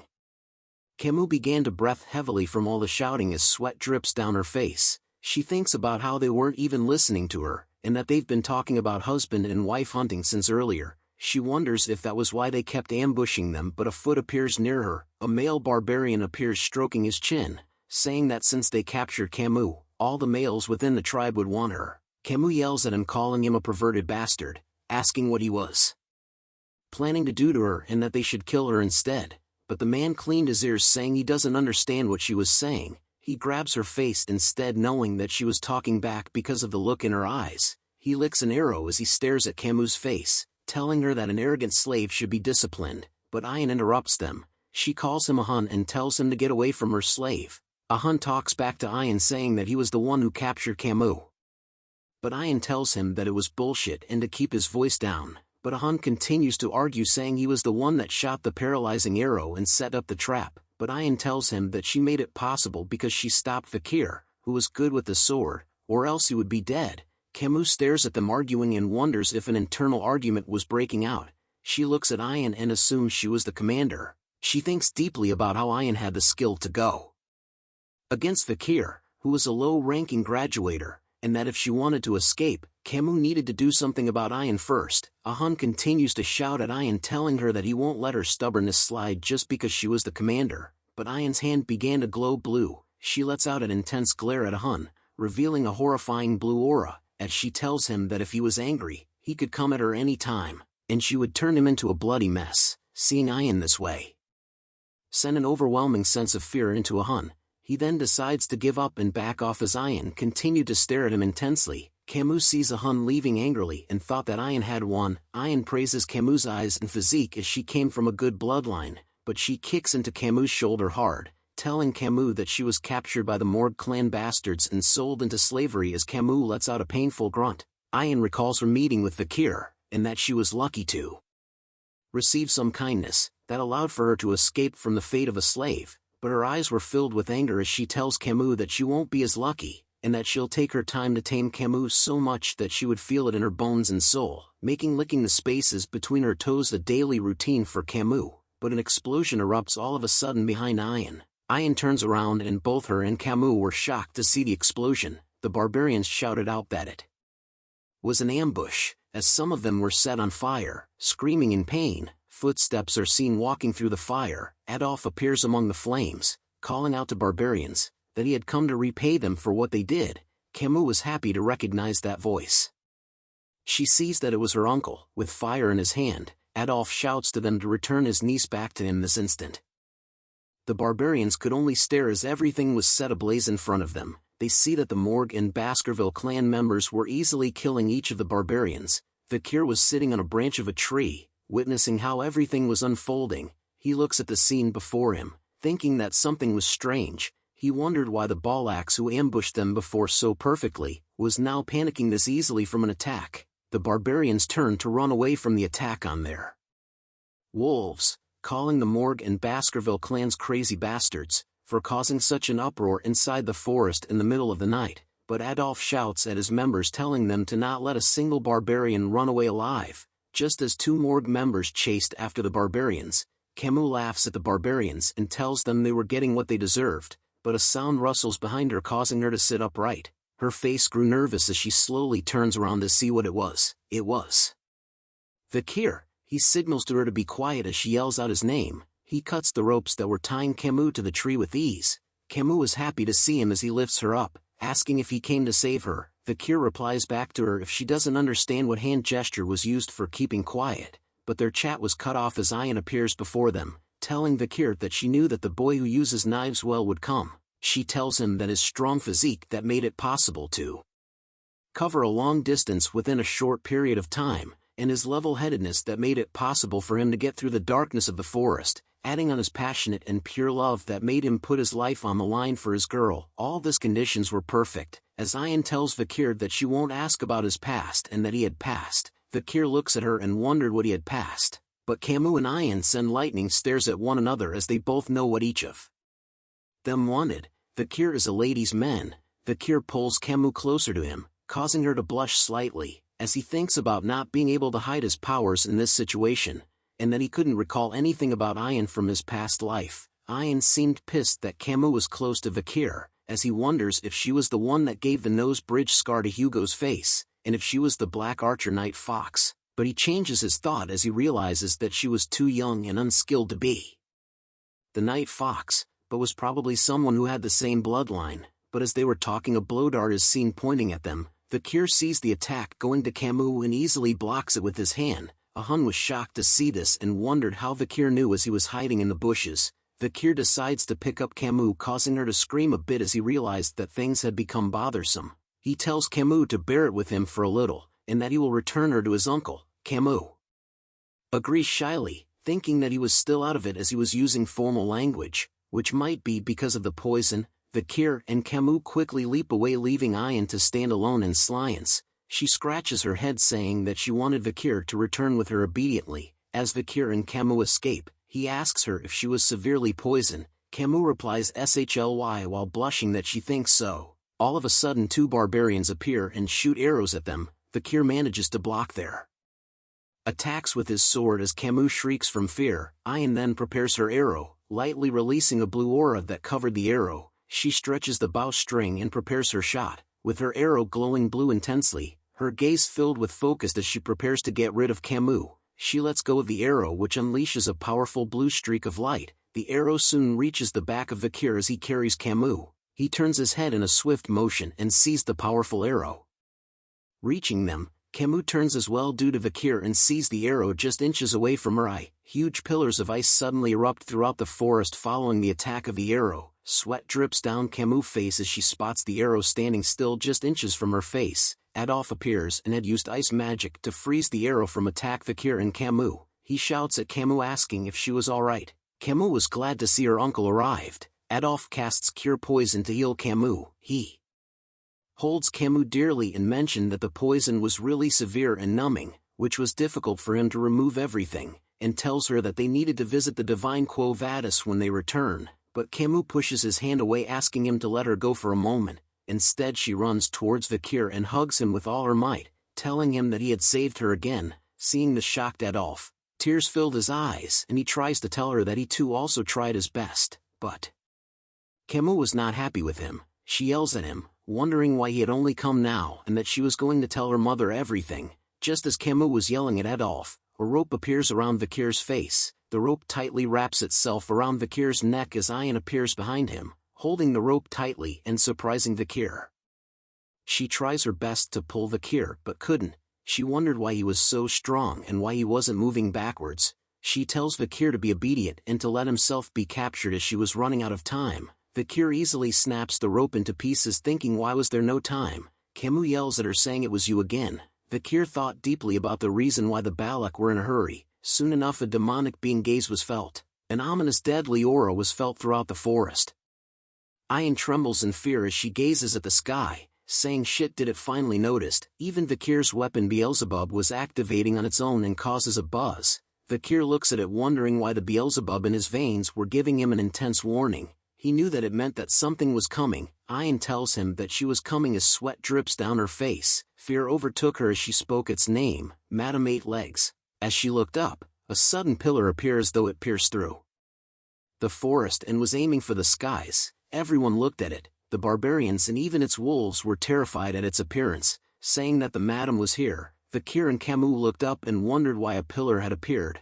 The pillar was releasing a scary-looking purple aura, and soon split into various legs. Hell no, if I was there I would be running away instantly. Like by Felicia, the legs attack various places throughout the forest. As Adolf covers Camus and Vikir, he questions why there was such a monsters hiding in the forest. Vikir recalls what the monster was and didn't expect to see it in a place like this. If Vikir's memory was right, it was Madame Eight Legs who had an S rank rating. Madame Eight Legs lets out a horrifying shriek of madness that was heard throughout the forest as the three of them stare in horror.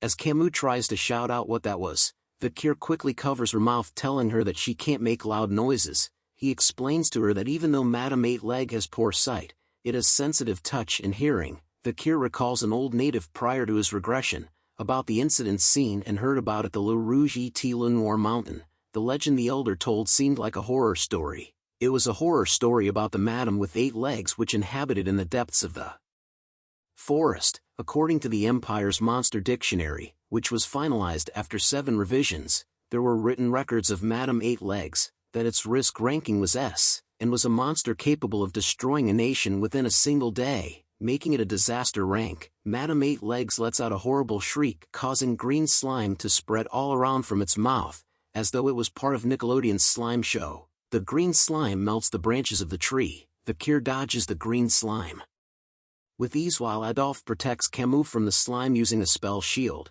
but Hans lets out a scream like a little girl. He shouts out as Madam's poison had landed on his hair. No more man buns for him. The hair covered with poison was quickly cut off. Ian had cut it off, whispering to him that he was an idiot for screaming in front of the madam. Just as Hun kneels down on the ground, Ian couldn't believe what happened and looked up. She sees that Madam 8 Legs was looking right at her. She tells Hun that she would have killed him, but he was lucky that he was the grandchild of the shaman. She whispers to the others to quickly retreat. On the other side, Vikir and others were making a run for it too, as Adolf whispers to them that they needed to get away. But Madam 8 Legs had spotted both groups and slowly senses their movements with her. I don't know what this is, man. Is this a tongue? Comment below what you think this part is. Madam 8 Legs had spotted the 2 groups who were retreating differently. The Ballacks were running away in small groups just like the blue dots, whereas the Morgs and Baskerville members were running away in a large group just like the red dots. There was a slight difference in how the 2 groups retreated, but it made the madam decide who to chase after. It decided to chase Vikir and the others. Adolf asked why it was coming their way. A member of the Morg clan tells Adolf to leave it to him as he knew that a bug's weakness was a fire attack. He conjures a huge fireball and sends it flying towards the madam. It lands and causes a huge explosion in its face. The members saw the explosion and believed that the fireball attack had worked. The man asked Adolf if he had saw that, but was interrupted when one of Madam's legs pierced through the man beside him into the air. The man could only stare as blood flew all over from its attack. Blood was spilled on his face as tears began to form. He looks at the madam and realized that the fireball attack had nothing. Adolf was panicking as he was running away, wondering what the hell was that. But Vikir was deep in thought. He decided that this was it. As the others continued to run away, Vikir had turned around, surprising them. Staffordshire sees this and asks what Vikir was doing. Vikir tells him that at the rate they were going, they were all going to be killed, so one of them is needed to tie down the monster's legs. Staffordshire then offers to do it, but Vikir cuts him off, telling him that his skills were not enough to tie down the monster's leg. Everyone could only stare at Vikir in silence as he explained to them that they couldn't afford to bring the monster back into the territory with them, and that in the current situation, the best person has to tie its leg down, which was Vikir. As he holds his sword closely, he tells Adolf that there was no time and a decision was left at him, but Camus was shocked to see what Vikir was doing. Adolf hesitated at the idea of leaving behind Vikir alone, but Vikir tells him to hurry and run away. Adolf then decides to leave Vikir, telling the others to not let his nephew-in-law's sacrifice be in vain. Tears form in Camus' eyes as she calls out to Vikir while Adolf pulls her away from him. Camus' voice could be heard telling Vikir to return, but Adolf tells her not to move as Vikir holds his sword tightly, but he lets out a deep breath and lets go of his sword. He looks ahead and thinks that he has no intention in the destruction of the Baskerville territory, and that the Allied forces could not stop the madam who was still growing. However, this was a good opportunity for Vikir, as he plans to fake his death in order to get away from Hugo. To buy enough time for him to learn the 10th technique in his head, he decides to return to the clan, only when he was skilled enough to not be pushed around by Hugo, or when he had perfect control over his skill. Being able to hide and control it was when he will return. Vikir unleashes the full power of Beelzebub in his arm, revealing its demonic energy blade. Knowing that if he doesn't go all out, he would die, Madam 8 Legs stares at Vikir as Vikir stares back at it, preparing himself for his hardest fight yet. The Baskervilles and Beelzebub's demonic energy surrounds Vikir's body as he slowly unleashes all his skills. The large amount of mana he received from the river Styx as blessing, the aura that was more worldly and used for high-ranking Baskerville swordsmanship techniques, and finally, the demonic sword Beelzebub. Vikir's eyes were filled with intense focus as he tells the monster that he was going to use everything he has to attack it. Vikir leaps forward with crazy speed in a zigzag motion, and leaps through all the trees in the forest into the night sky. The red aura follows him as he makes his way into the clouds. his demonic sword glowed red as he sees Madame Eight Legs right in front of him. Madame Eight Legs lets out a shriek as it spots Vikir in the air. Vikir gives it a bombastic side-eye while raising his sword up in the air, unleashing an immensely powerful attack that turned the pages black and white and the drawer colorblind, revealing a bright red attack from him that strikes Madame Eight Leg head-on. It was the Baskerville's fifth technique. Fury rose in Vikir's face as he attacks with all his soul and strength. Madame Eight Legs soon began to tremble from the power of Vikir's strike, causing it to slam into Mother Earth as Vikir's attack was powerful enough to force it to the ground. The attack caused a bright red glow to appear in the forest, which began to shine like a diamond in the sky. Soon a huge crimson-red glow appears in the forest and reaches for the sky. Just as Adolphe and the others made it out of the forest, Camus sees the intense glow unveiling right before her eyes. Tears fall from her face as she witnesses what happens next. The red glow slowly begins to die down as Camus screams out, "Vikir!" Vikir is seen tied to a guillotine, awaiting his death as two bloodhound guards stood by his sides holding their swords up high. Vikir wore an expressionless face as he thinks about his final moments. But even in his final moments, his eyes were filled with an intense red glow as he stares at something in front of him. Hugo was standing proud and tall as the moonlight casts light on him, as a platoon of bloodhounds stood behind him. Hugo slowly raises his hand in the air while his eyes glowed bright red in the night. His eyes released an intense glow and glare as he pushes his hand in a downward motion. The sound of a sharp blade meeting flesh and bone was heard in the night as blood was seen splattered in the sky. Vikir's vision of Hugo and the others were now at a low viewpoint as everything started to look hazy. Blood soon filled his vision as he looks at the numerous red stares from his once former family members.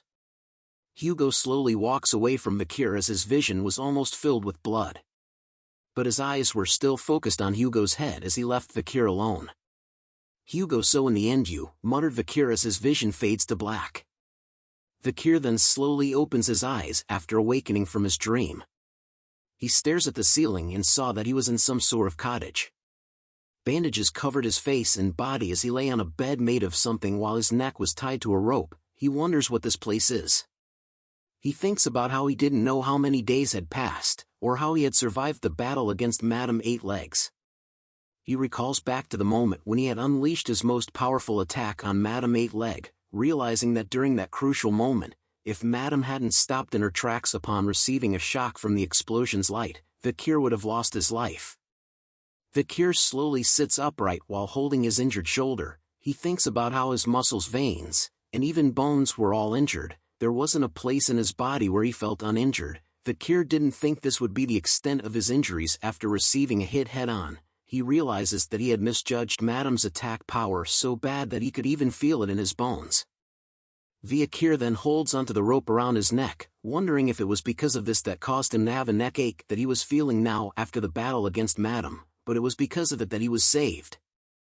Vikir started to think about the others, and wondered if he could consider it as going according to plan. His plan of escaping Hugo's watch was a success as, besides Adolphe and Camus, many other witnesses could prove his death, allowing Vikir to not worry about his death being proven. Vikir exits the cottage tent and notices something. He sees barbarians of different ages and genders walking around. He recognizes it as the Balak's camp called Bulak, and he wonders if he was being held captive in their camp. Vikir thinks about how he was in the midst of the camp that belongs to the natural enemies of the Baskerville clan, which was bad for him as he couldn't run away with his ruined body. A voice shouts out saying, "Hurry up! Walk," just as a group of prisoners appeared behind Vikir with their hands bound together. A female barbarian was holding the rope attached to 4 of the men's necks as prisoners while shouting at them that if they don't move quickly they would die from the wolf's bite. Vikir watches them from a distance and was surprised as he recognizes their faces as people who were soldiers from the Baskerville and Morgue clans.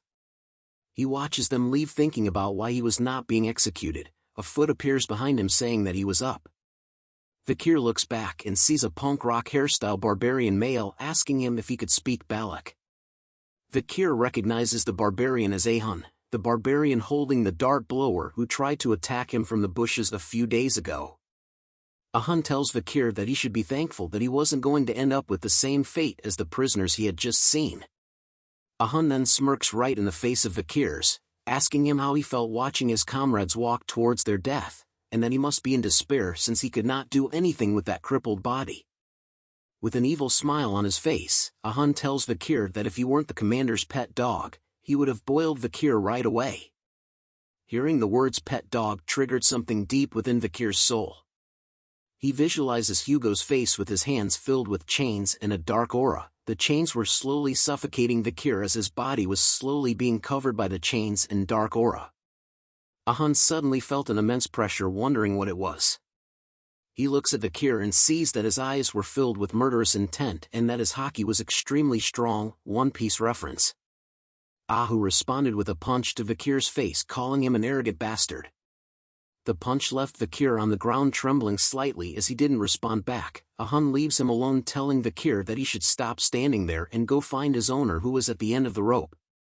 Vikir slowly got up and looked at Hunt walking away. His eyes were filled with revenge as he had memorized Hunt's face and swore to get his revenge once his body recovers. Vikir walks past a few more cottage tents in the camp. He slowly pulls onto the rope inch by inch as he made his way out of the camp, wondering how the rope was this long. He walks a bit further but soon notices that he had walked quite a fair bit but still couldn't see the end of the rope, which causes him to wonder if his owner was actually at the end of the rope. All of a sudden the rope tightens itself.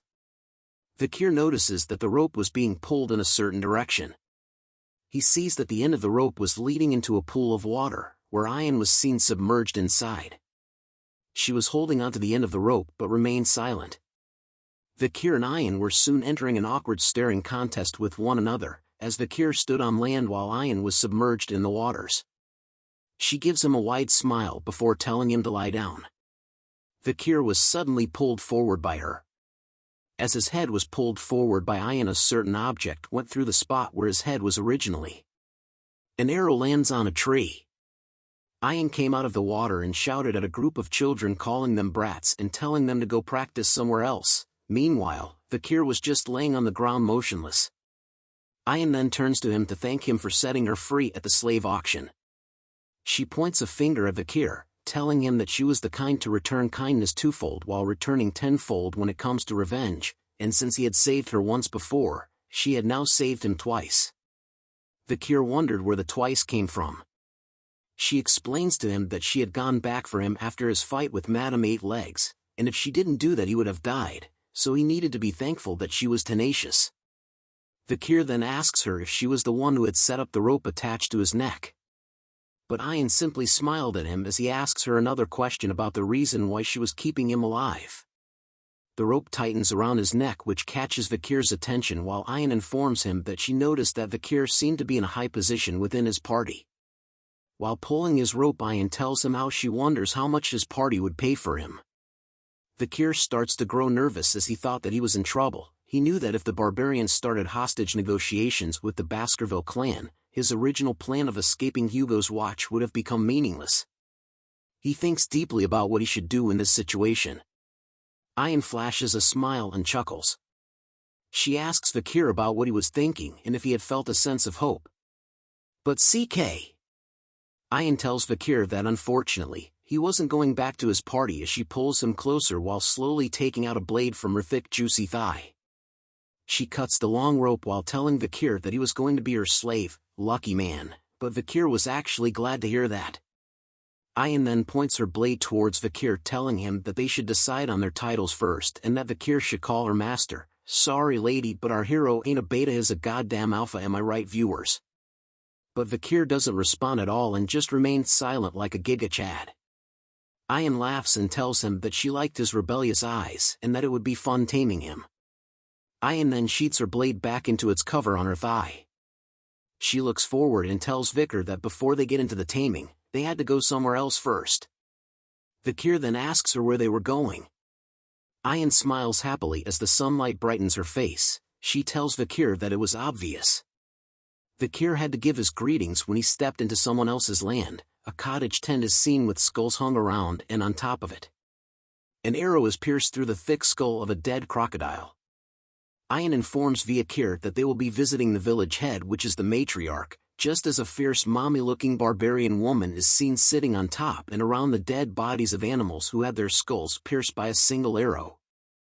Vikir and Ayan were now walking back through the camp of the Balaks together. Ayan explains to Vikir that if he didn't have a place to sleep, you could just sleep under friend's hammock, and if he was ever hungry, he could get food from someone who was more affluent. Ayan tells him that this was how the Balaks were living as.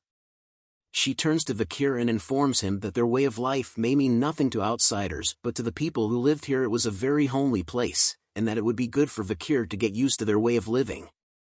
But Vikir commented that he noticed that the Balaks had no regard for private assets.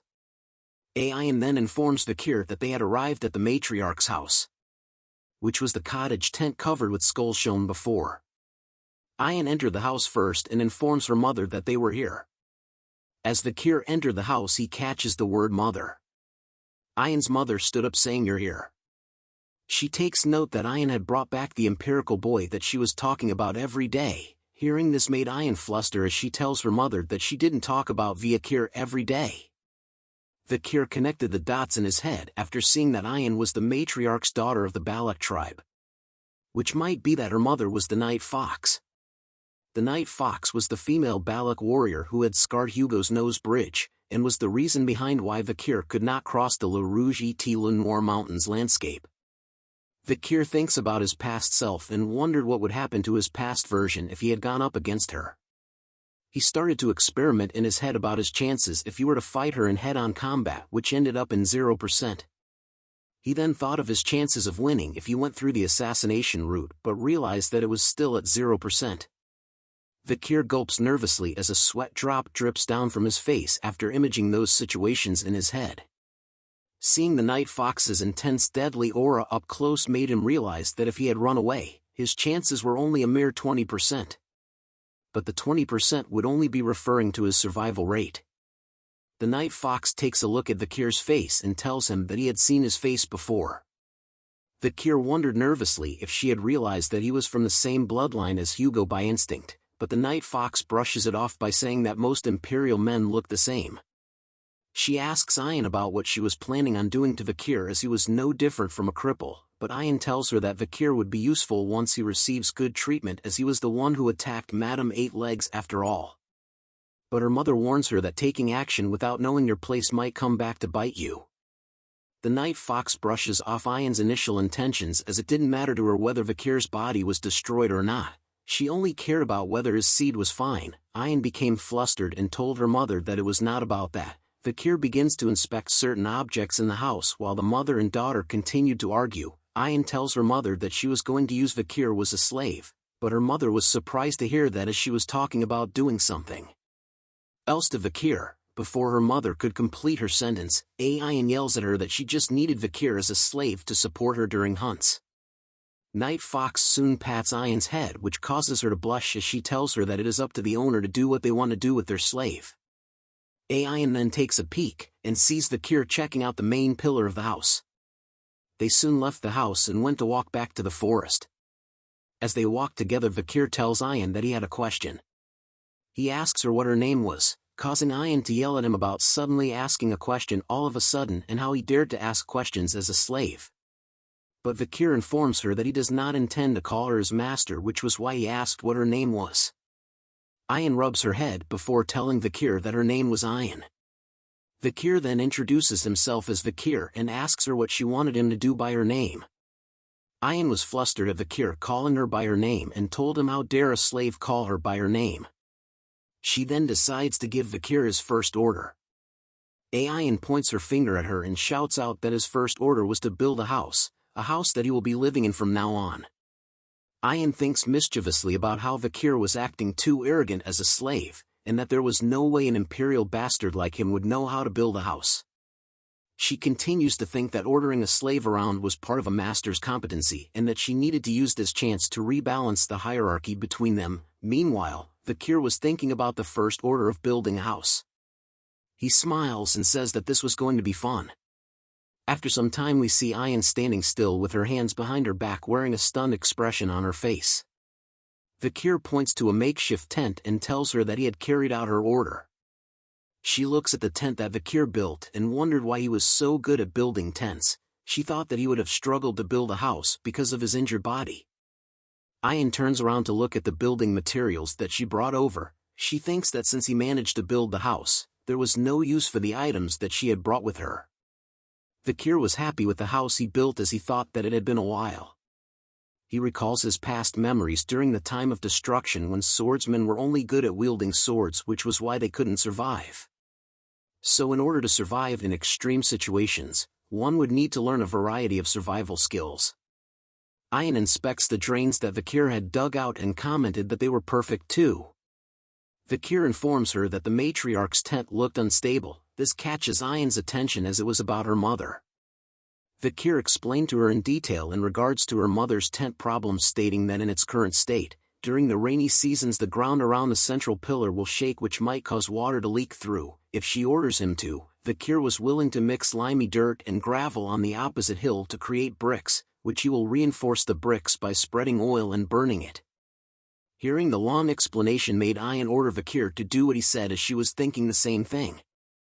Vikir then went on to gather the materials to create the bricks as Ayan watched him from behind a tree. He then started to roast the brick mixture to form the actual bricks while Ayan watched closely by his side. They soon met up with the matriarch once again, with Vikir carrying a wagon filled with the bricks he had made. Night Fox was surprised to learn about her house problems from them. After a while, Vikir had created a solution made up of bricks to help resolve the issues the matriarch's house was having. The matriarch tells them that she was frustrated because of the numerous amount of times she had tried to repair the roof. Water would still be leaked through. She now realizes that the main problem was the main pillar. She tells Vikir that he had done a good job while informing her daughter that she had picked up quite a useful mail. She then instructs Vikir to go around the barracks to take care of tedious matters such as this. Ayan remains silent while looking concerned at Vikir nods his head upon hearing her mother's command. Vikir was seen washing the rags at a nearby river when Ayan calls out to him, catching his attention.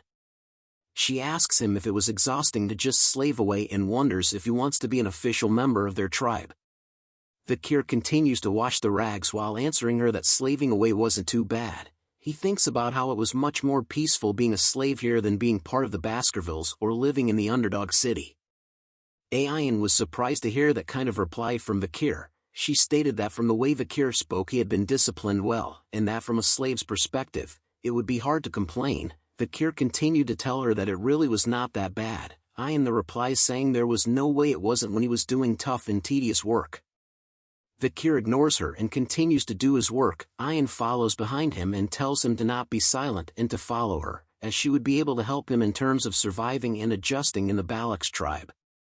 Ayan informs him that if he does a good job, she will remove the rope around his neck. This offer catches Vikir's attention and he turns around to tell her that that offer sounded appealing. He then asks her about what he should do. Ayan smiles and tells him that he was now being honest. She tells Vikir that he needed to go on a hunt and capture a huge prey. She explained that the tribe's warriors haven't been able to catch prey large enough, making the growing children unable to eat meat for a while. In other words, Vikir needed to bring in a huge prey so that changing his title from slave to commoner wouldn't be a pipe dream. Ayan then smacks the back of Vikir's heart, causing him to flinch. With a smile on her face she tells Vikir that he had no problem moving light objects and that all he needed to do was just assist her. Vikir was showing an annoyed expression after being smacked on the back, just as Ayan tells him about how lucky he was to be the slave of the Balak's hunting commander. Vikir thought about the job of hunting for a moment and then agreed to join Ayan in hunting. Hearing this brought joy to Ayan as she smiles widely while blushing a bit. She tells Vikir that they would be leaving tomorrow, but Vikir was curious about why she was smiling like that. Ayan tells him she wasn't, just as a foot appears behind a tree. Ahan was glaring angrily upon hearing the conversation between Ayan and Vikir. He sees how close Vikir was getting to Ayan and calls him a disgusting bastard. Jelly much? An arm covered in bandages is seen placing his hand inside a jar. When the hand is removed from the jar, some sort of grayish mud is seen coming out of the jar. A man wearing a skull headpiece with crazy eyebrows tells the hunters it's time to gather around and it was time to start the hazing ceremony. His hand is covered in the mud that was in the jar. This was a human, the Balak shaman. A human is seen down on a tree stump with a hunter kneeling before him and with other hunters forming a line to see him. He tells the hunter that was kneeling to take his blessing. If he doesn't take it, it would mean that the hunter would have a hard time later on. Ayan explains to Vikir that the Balak hunters feel guilty when they kill their prey, so before they kill, they spread charcoal on their faces to hide themselves from the god of death. Vikir, after hearing the explanation from Ayan, thought about how even the Balaks, which was a warrior tribe, had a shaman as well. The hunters in front of him were complaining about the fact that a human, the shaman, was nagging again, and the male hunter tells the female hunter to let a human be, as he was a shaman that needed to establish his position in the tribe as well. Looking at a human spreading his blessing and writing on the faces of the hunter with charcoal made the hunters question the fact that the shaman's blessings usually fail a lot, and that the hunters were only just seeking his blessings whenever there was an occasion. Vikir overheard the hunters talking and thought about if it meant that a human's position as a shaman was meaningless, and realized that the Balak tribe place was not that much different from other places. Ayan had received the blessing from a human and her face was covered in charcoal markings. She kinda looks like a joke.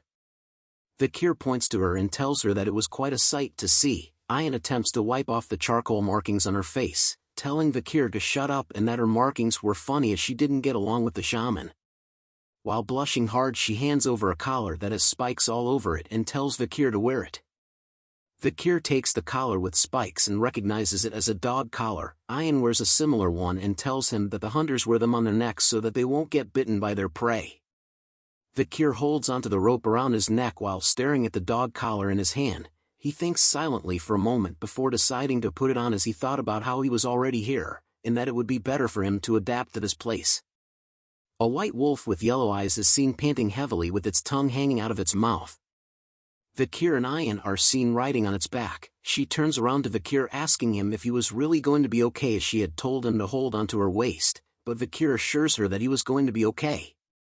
Ayan then tells him that they were going to leave now, but Vikir suddenly sways heavily to the back. Ayan smiles as she looked behind after hearing a loud sound. She mean faces Vikir and tells him that he should have grabbed onto her waist and that he would fall if he kept that up. Vikir had fallen flat on his back and onto the ground once Ayan had commended her pet wolf. He stayed flat on the ground thinking about whether he could even get up when his body was in such a horrible state.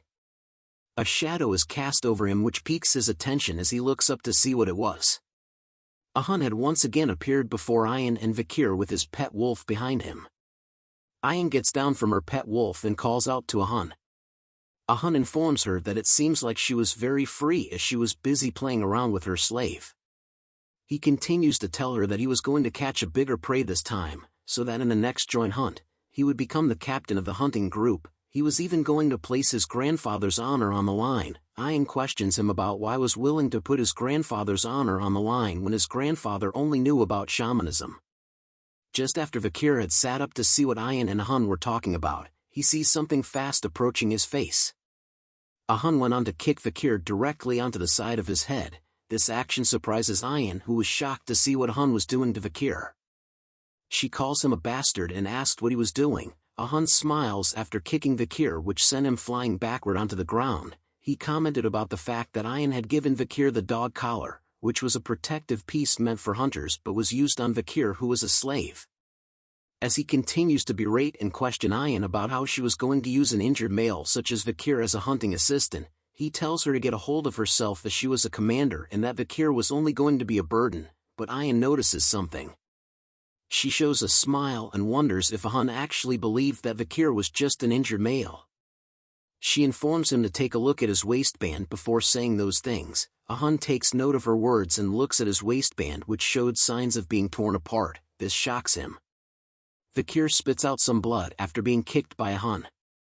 He shows a smile and was holding onto a quiver holding onto a few arrows. He informs a Hun that he should grab hold of his weapons as he would with a lover, as a Hun was still stunned as to what had just happened. Vikir then tells him that his quiver and arrows were taken away. Ayan covers her mouth to muffle the sound of her laughter as a Hun continued to look annoyed and stunned while turning to look at Vikir. A Hun finally broke out of his stunned state and rushed over to beat up Vikir even more as he calls Vikir an arrogant slave bastard. But a bow grabs onto his arm just before he lands a punch on Vikir. Ayan tells him that it was enough.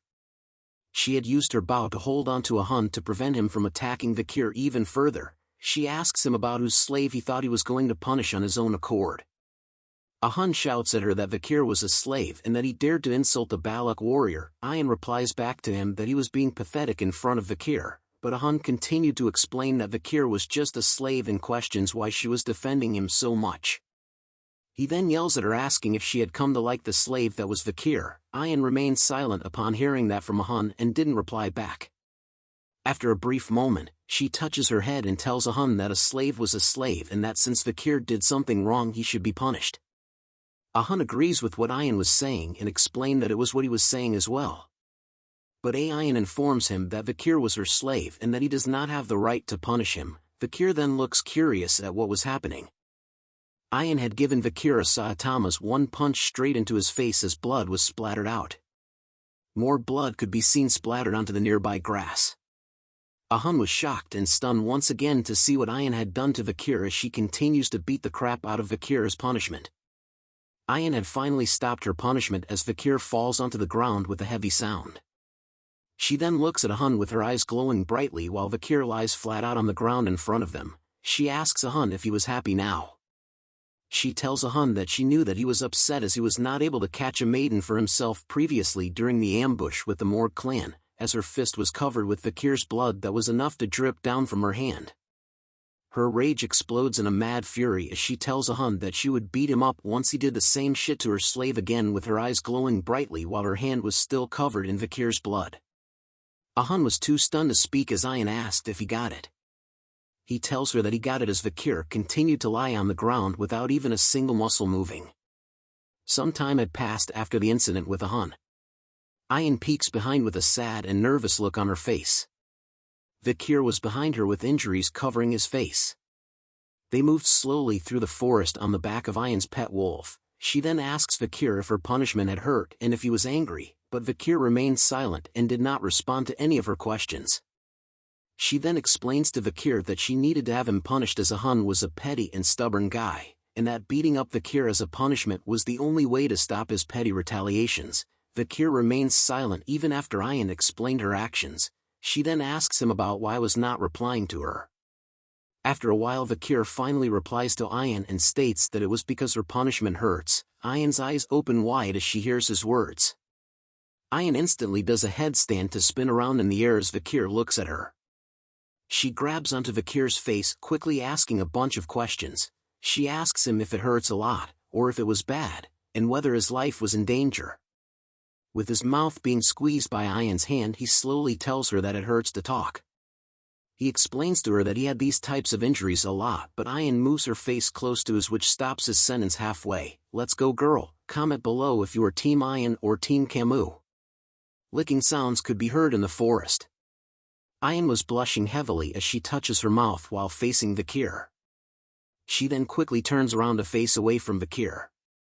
Her eyes are shown to be intensely red as she tells Vikir that she knew that she was right about him and that even though he was an imperial bastard, Vikir had shown promise.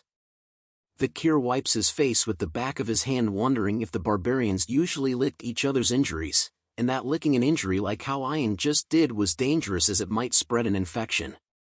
She turns around shyly and asked Vikir if he needed something from her, and then even if it was one thing he should tell her, because if it was something that Ayan could do, she would do anything for him. Vikir then asks if he could really ask for anything. This startles Ayan as she jolts up while telling Vikir that a Balak warrior does not go back on their word. Vikir then takes a moment to think deeply about what he wanted. Ayan's heart began to beat hard and loud. She blushes and sweats hard about what he was thinking about so hard. She wonders if Vikir wanted to actually do the deed. Vikir then tells her that if he could do anything, then what he wanted was good. Ayan's heart continued to beat hard and fast in anticipation of what Vikir wanted. Vikir then tells her that he wanted her to teach him how to shoot arrows. Ayan was extremely disappointed in hearing his request and tells him that since it's about arrows it was fine. They continued to travel through the forest on the back of Ayan's pet wolf as she raises her arm, telling Vikir that from tomorrow onwards they would be doing special training. Vikir agrees with her suggestion. A bunch of arrows are seen stuck into a tree. Ayan comments to Vikir that it looked like her slave has no talent in the bow and arrow and that she had told him to aim at the arrow that was already stuck in the tree. Vikir was drawing the string of the bow with sweat dripping down his face as he calls out to Ayan. He asks her if it was alright to teach him how to shoot a bow in such a position as Ayan could be seen holding onto Vikir with her legs warped around his. She smirks upon hearing Vikir's question and informs him that he was the one that asked her to teach him how to use the bow and that this was the way how young Balak warriors were taught. She continues to instruct Vikir that he should bend his back a little more, while explaining that he won't be able to use the sword for a long time. Because of his body he needed to learn how to use the bow well, as Vikir needed to capture a large prey for the sake of his reputation after all. Vikir struggles to get into position based on Ayan's instructions as he notes that his bones were at their limits. The sudden appearance of Ayan's pet wolf appearing in the bushes behind them causes Ayan to press a little too hard on Vikir's back as a loud cracking sound is heard. She calls out to her pet wolf called Bakira asking if he had found something. Bakira barks in response as Vikir is seen kneeling on the ground trembling in pain over Ayan's touch on his back. His face turns purple as he struggles with the pain while Ayan calls him a slave and to get up. She smiles widely at him and informs him that from here onwards they would be moving quickly.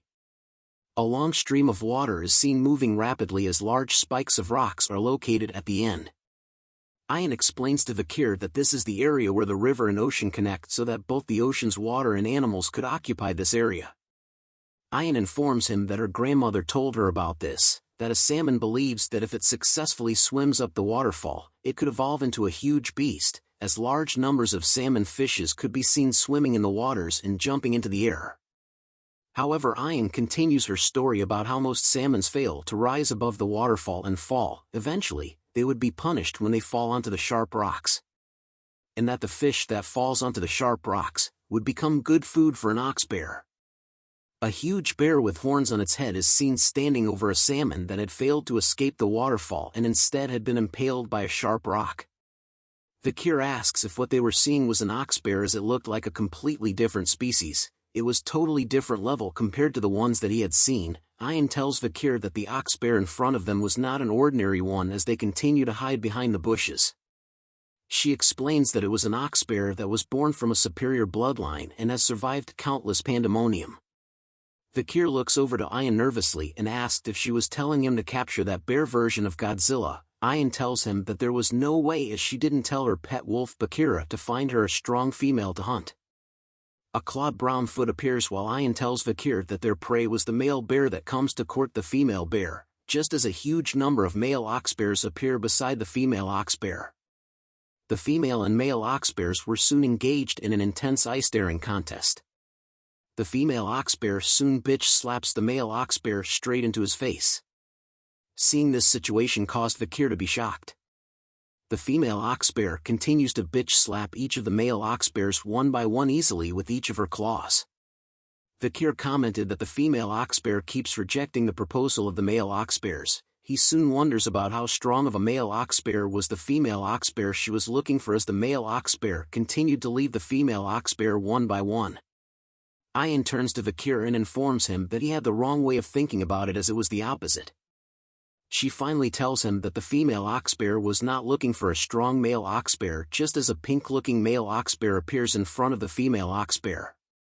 Both the male and female ox bears soon touch noses with each other. Vikir was stunned to see that the strong Godzilla-like female ox bear had chosen the weakest-looking male ox bear, but Ayan seemed happy as she explains that the female ox bear was looking for a mate that she could boss around.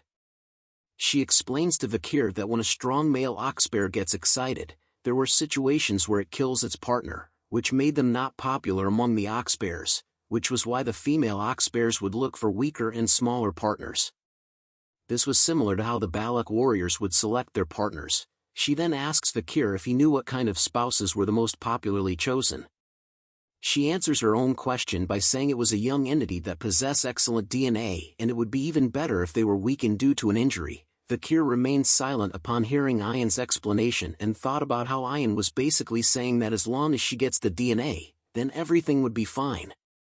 The female and male ox bear soon left together as Ayan tells Vikir that they were going to wait as the female ox bear will suppress the male ox bear's strength completely.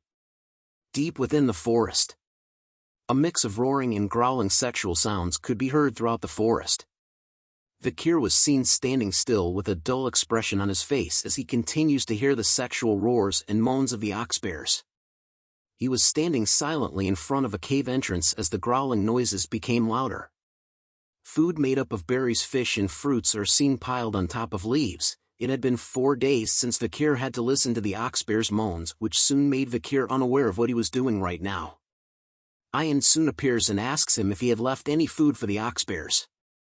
He tells her that he did as he returns to their campsite where a shelter and campfire had been made. Vikir has been giving the hungry oxbears food over the past 4 days so that they could continue their mating. Our boy has become a fluffer for the bears, lol. Ayan picks up a pinkish berry in her hand and explains to him that the fruit has an effect where it boosts one's strength temporarily, but in the end, it was harmful as it consumes one's lifespan instead.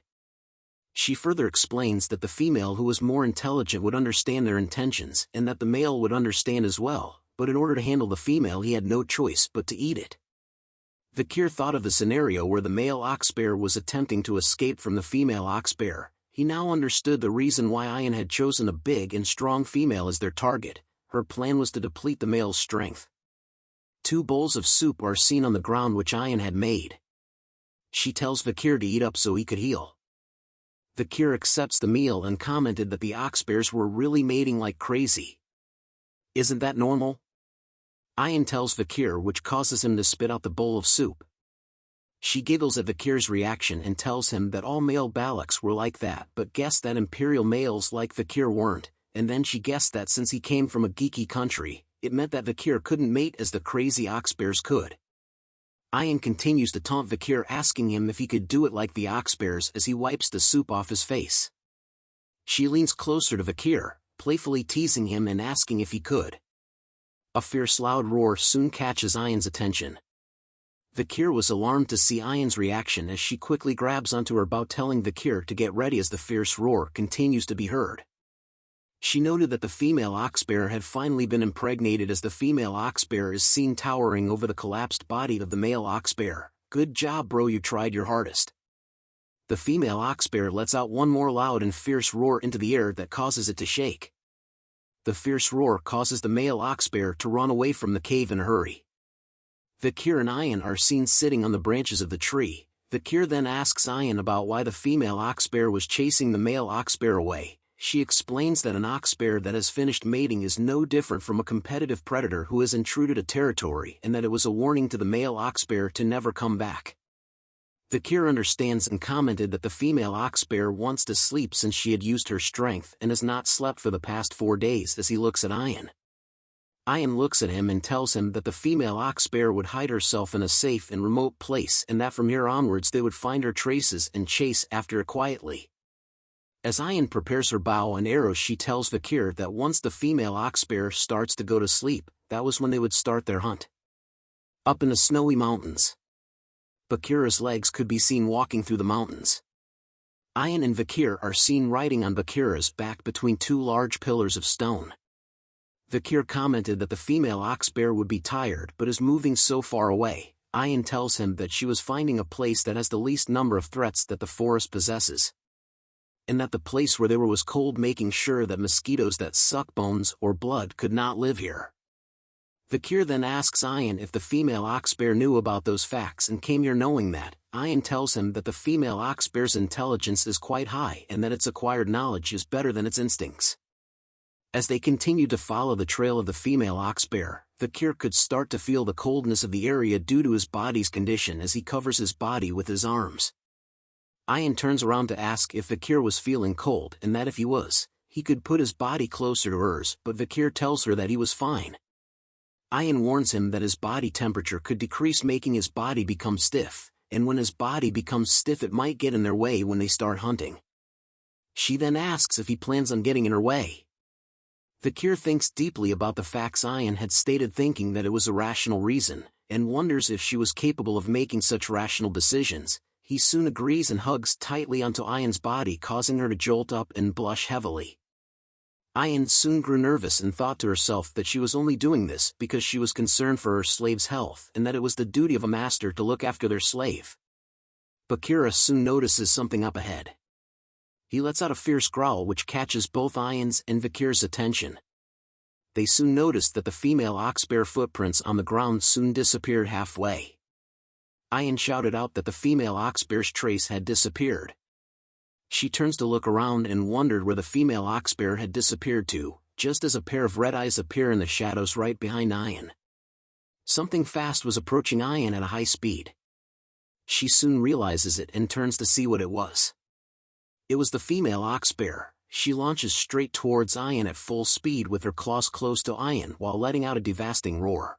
A group of hunters was seen looking happy and amazed at something. "Wow, look at that boar," they shouted as they gathered around the boar that had been tied onto a wagon. They commented that with the amount of meat they could get from the boar, the whole tribe would be able to eat their fill. A female hunter tells the hunter who caught the boar that she had only managed to catch 3 rabbits, while another male hunter guessed that the hunter who caught the boar was the best hunter amongst them now. They asked the Hun who was the hunter that caught the boar if it was true that he was the best hunter now as he smiles in front of the prey that he had caught. A Hun continued to smile and bask in the compliments that the other hunters were giving him. The hunters asked him if it meant that he was going to be the hunting commander from here on out, and the other hunters agrees with that comment based on the rules. Even Commander Ayan could not hunt as good as him since there was a limit to what she could hunt by herself. But another hunter wondered about the fact that Ayan had brought a slave out with her to hunt.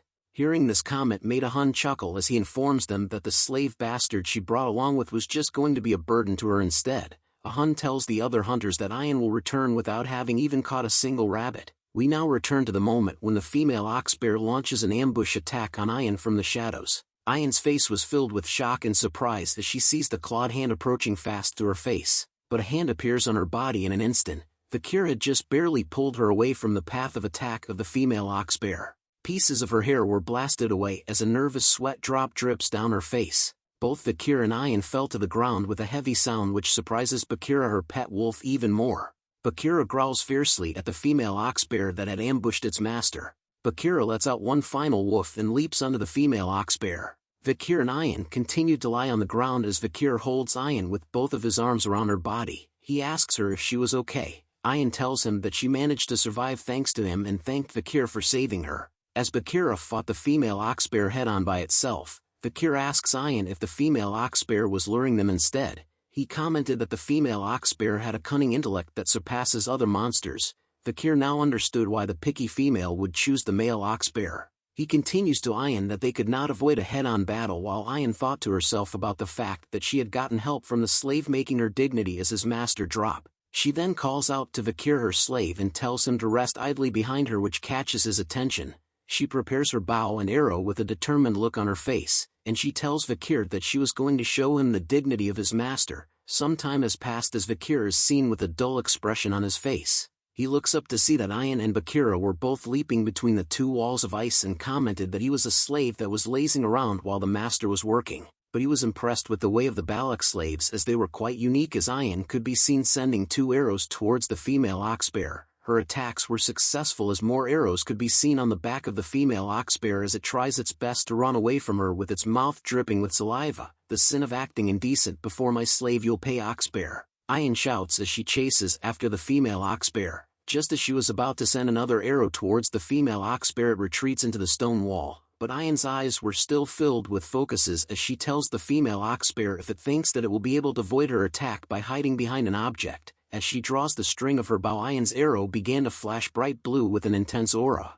A good arrow would pierce through steel, but if it doesn't want to pierce through anything, it wouldn't even pierce through a leaf, she says. She unleashes her attack towards the boulder, but the arrow deflects upon hitting it. But the aura that was inside of the arrow was able to pierce through the boulder and through the female oxbear that had went inside to hide. It coughs out blood as the aura hits its body. Vikir was alarmed to see that the oxbear that was hiding behind the rock was actually attacked by Ayan's arrow. He speculates that the wave of aura from the arrow had passed through the boulder precisely and pierced through its target. He stares at the back of Ayan's while thinking about the archery skills that you could call an art form and the hunting skills that can strangle one's prey without any flaws. Vikir continues to comment that Ayan, when judged by her skills, she might surpass Kamumor, just as Ayan turns around with a smile on her face asking Vikir if he had seen what she had done. A massive amount of blood is seen dripping onto the ground, causing a pool of blood to appear. The female oxbear continues to breath heavily with blood still dripping off its mouth. The female oxbear decides to come out from its hiding place and rushed fiercely towards Ayan and Bakira in a mad frenzy, but Ayan simply sent even more arrows straight into its face. With one of its eye pierced by Ayan's arrow, it still continues to charge towards Ayan without stopping as Ayan tells it if it thinks whether it could go up against her arrows. Ayan then pulls back the string of her bow with an arrow filled with her aura. She tells the female oxbear that an arrow filled with her sincerity could even break a castle wall, she says, as her blue aura filled everything from her body to her arrow. She finally unleashes the Giga Chad arrow that looked Goku's Kamehameha. The female oxbear finally stood still with fear in its face as Ayan's bright light is shown on its face, but with its remaining eye still filled with determination, it bends its head, like Beckham, to dodge Ayan's powerful arrow attack. Ayan was too stunned to speak after witnessing the female oxbear dodge her attack. The female oxbear slams hard enough Ayan and Bakira, causing both of them to be flung up high in the air. After being smashed by the oxbear, Ayan rolls and tumbles away on the ground. She lays flat on the ground for a moment without an inch of muscle even moving, but she soon awakes and opens her eyes while thinking. She recalls a memory of her mother who told her that when a beast with dull senses nears death, they can sense the killing intent of a person. Ayan thought about how she was careless, thinking that she had cornered it perfectly, but didn't expect that the last arrow she shot with righteousness was dodged that easily. Ayan grunts hard as she tried to pull herself off from the ground. But looky here, ladies and gentlemen, the female oxbear she tried to kill was right in front of her face, with its only remaining eye glowing a deep, angry red color. It laughs out loud and showed its fierce sharp fangs while salivating over the fact that it was going to eat our cutie pie Ayan. She could only close her eyes right before the attack as she knew that she was the prey now. "Are you done showing me what a master's dignity is like?" said Vikir. Ayan opens her eyes upon hearing that sweet-sounding voice of our badass main character as a teardrop appears in her eye. Vikir finally appears with his arms stretched out as he covers her from the impending female oxbear attack. "Not today, Pendejo. Now it's my turn," Vikir says with his one eye glowing bright red just like the female oxbear. His right arm started to change from white to a bright red color as he aims it directly towards the inside of the oxbear's mouth. With his hand covered in bandages and a red aura, it slowly rips apart as his sword skill Beelzebub reveals itself along with a tattoo. Vikir lets out a huge scale of flames that toasts the female oxbear right in its face. It's epic mealtime, everyone. Even Ayan was surprised to see that Vikir had managed to use a fire skill. The female oxbear was totally knocked out as it lets out a quiet growl after being toasted from Vikir's hot flames. Bandages could be seen burned apart in the air. Vikir's bandages that wrapped around his face and body were slowly burned away from his body. "Our boy is back, guys." Ayan could only blushed upon seeing Vikir's glorious body that was hidden by the bandages, but Vikir spoke out that he knew it. Using that skill was too much for his body as a dizzy and hazy feeling came over his body as his eyes turn white. He falls forward flat on the ground, which shocks Ayan, while the female oxbear was also laying on the ground completely toasted. "Vikir!" Ayan shouts with concern after seeing him drop flat on the ground. A big campfire could be seen lighting the Balak's campsite with ease. The members of the tribe were celebrating by singing out loud and dancing around the campfire. The spoils of the hunting event could be seen everywhere, especially the female oxbear that our boy Vikir had helped Ayan to capture from before. Vavs hung at the back of the party. A giant pot of food is seen being lit by a fire as the member of the tribe hands out bowls of food to the others. A weird tribal mask with teeth is seen as Ayan explains to Vikir that the hunter who catches the largest prey receives the villagers' respect and admiration. Vikir and Ayan are both seen wearing the mask on their heads. Ayan asks Vikir about how he felt about becoming the hunting hero. Vikir takes a look at the mask and tells her that it was nothing much. Hearing that comment made Ayan tell Vikir that as a slave his issue was his half-assed reactions.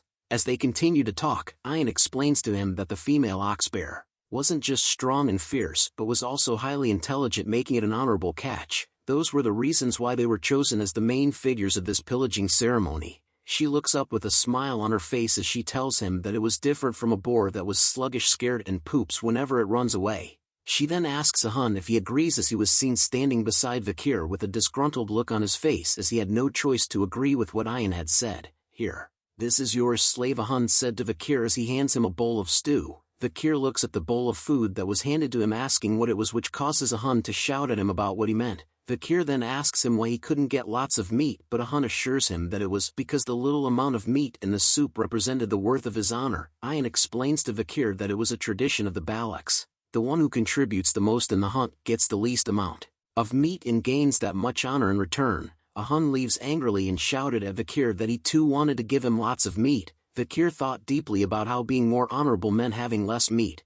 He wonders what use was some useless honor over having lots of meat instead. Ayan giggles to herself because of a hun as seeing his sour expression meant that he was really pissed. Vikir continues to think to himself that the meat wasn't what he really wanted to obtain in the hunt, it was the 600 kilogram stability which stems from Beelzebub after catching the ox bear. He looks at his hand with his Beelzebub skill activated. His first slot contained the Flame Cerberus skill rank A+, while his second slot was filled with the 600 kilogram stability ox bear rank A, with his last slot filled with durable life Merciel rank A. He wonders if the ox bear skill would allow him to increase his weight by 600 kilograms while holding his breath. As he ate the bowl of food given by a hun, Vikir notices that after Beelzebub absorbed the ox bear his body had recovered a lot. Hey slave, Ayan says as she presented to Vikir a bowl. The bowl contained things so nasty that the artist himself had to vomit after drawing it. The studio had to censor how it looked to save you guys watching this video.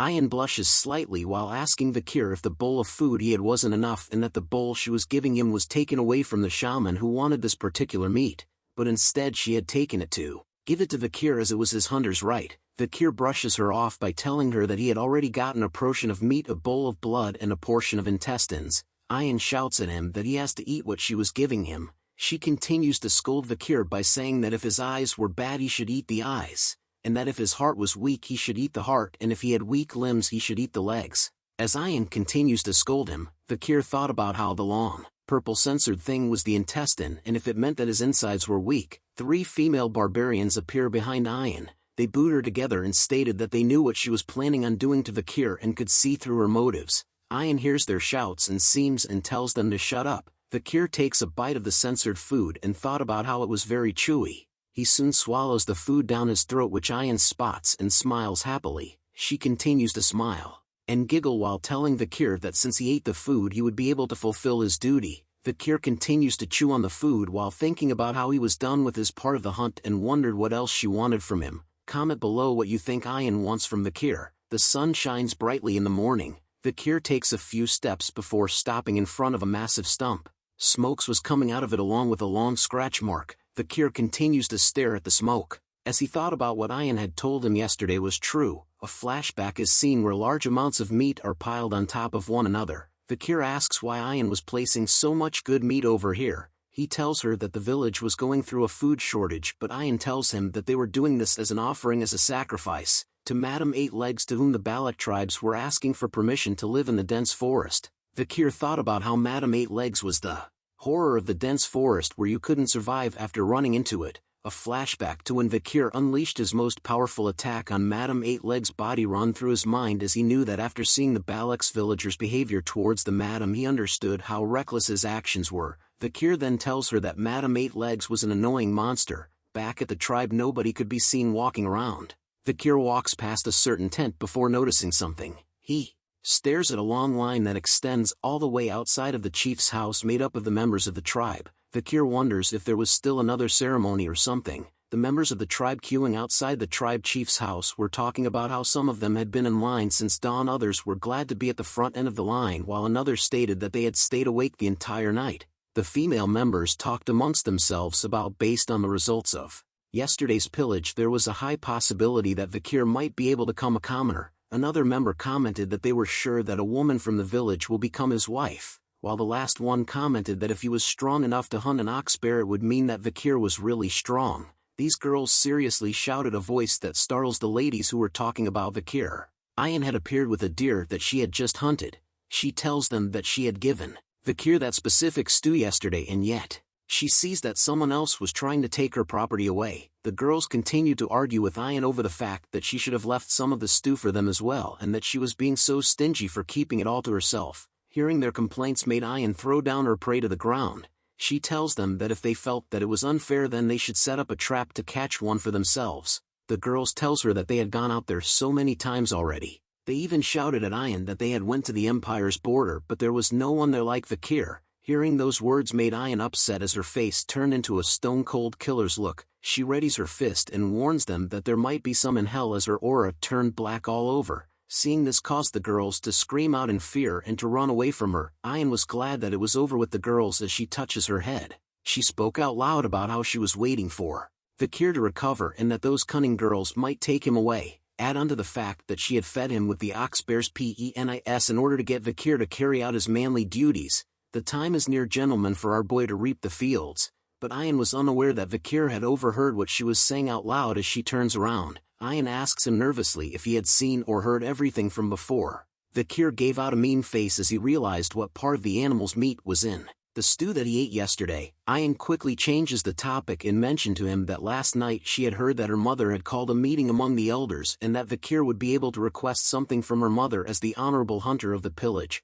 She blushes once again before telling Vikir that when her mother calls for him, she had already thought about what he should ask her. What she tells Vikir to ask her mother catches his attention as his ears perk up upon hearing it. The long line outside of the chief's hut was gone now. The elders and other members of the tribe were gathered inside. Vikir is seen holding a kneeling position on the ground with his head lowered in a serious manner. He greets the matriarch, who is seen sitting on her throne with a calm expression on her face with the eagle above her. She asks Vikir if he was the one that had caught the ox bear as it allowed her to eat good meat. Vikir tells her that he just did what he needed to do. She tells Vikir not to be modest as he had done well. She also noted that it seemed like he had recovered a fair bit too, which was fascinating as she didn't expect his recovery rate to be this quick. Vikir grew nervous upon hearing those compliments but assures her that it was all due to her care. He also thought about how he had felt this way before, which was interesting. The night fox Akia was a genius archer who scares the people of the empire despite having led the Balak tribe that had less than 300 members. She was as dignified as Hugo but was warm and soft like a buttery croissant. Akia then tells Vikir that she should reward him for his contributions yesterday and was willing to change his status. She informs Vikir that he was no longer a slave but a part of their family. Hearing those words caused the shaman to cough a bit. Vikir notices this reaction and recalled that Ian had mentioned to him that the elders were dissatisfied about his status change. He looks at the shaman and recognizes him as the old man who smeared ashes on the hunters' faces as the Balak shaman called a Human, who was also a Hun's grandfather. Akia slowly stood up from her throne while asking Vikir to tell her what he wanted, as he was now officially a member of the Balaks. She offers him her hand and tells him that since he was part of the family, even though she did not give birth or raised him, she was willing to accept his request. Akia tells him that if he wanted a beautiful village maiden, then she would give him and his partner her blessing, or if he didn't want a partner, a slave would be fine too. Ian could be seen doing some Naruto hand seals with her arms towards Vikir, which translates to "You didn't forget what I told you, right?" Vikir could see her actions and takes a moment to close his eyes. He then tells Akia that he does have one request. She then tells Vikir to tell her comfortably while looking at Ian, as she noticed that she was signaling to Vikir like crazy and wondered if she really wanted him that badly. Vikir had a darkened expression on his face as he hesitated to ask what he wanted,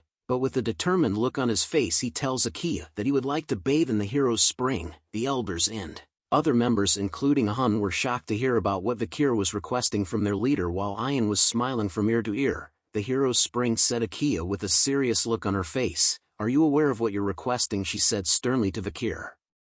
Silence filled the room after Vikir had told his request to the leader. "You bastard!" shouted the shaman, who asked Vikir if he knew whose presence he was in to display such arrogance. The shaman complained to the matriarch that the people who are able to bathe in the hero's spring are high-ranked warriors, and that there was no need to listen to the trash known as Vikir request. Hun agrees with what his grandfather is saying. He added on that only heroes who have proved their incredible strength can enter the hero's spring, making Vikir an ignorant bastard for asking such a question that was not in his place. But Ian disagrees with Hun and his grandfather. She argued that Vikir had already proved his strength by catching the ox bear at the pillaging ceremony. Akia the matriarch take note of their worries and arguments. She then looks at Vikir and asked if he even knew that the hero's spring is. Vikir, our boy, just looked straight at her and told her that he knew what the hero's spring is. "But let me do the explanation. The hero's spring, it's the Balak shrine where only the strongest Balak warriors are submerged in. It's also a hot spring where both internal and external injuries recover just by bathing in it."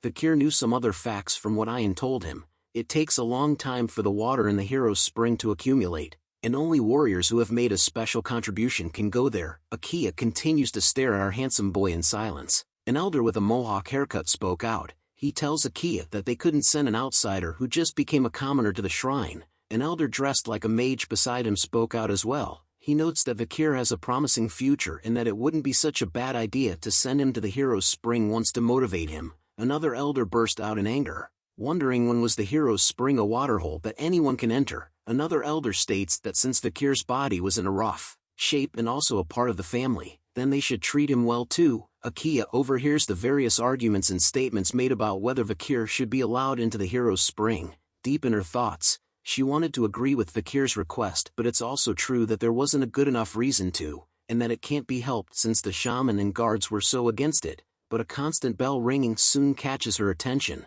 The ringing noise can be heard throughout the Balak's camp. Vikir notices the sound as well and wonders if the bell meant it was time for war. Ayan tells him that it was a signal that meant that the tribe has a guest, and that there was no way any insane bastard would pick a fight with the Balaks in the forest. Akia begins to leave the tent first, but before leaving she tells Vikir that they would discuss this matter another time and that everyone should return to their duties. The shamans and elders continued to remain silent and seated as Akia left the tent, but soon a human's face was filled with anger and disgust as his eyes began to glow bright blue. Members of the Balak's tribe could be seen gathering in huge numbers. Vikir and Ayan had arrived on the scene.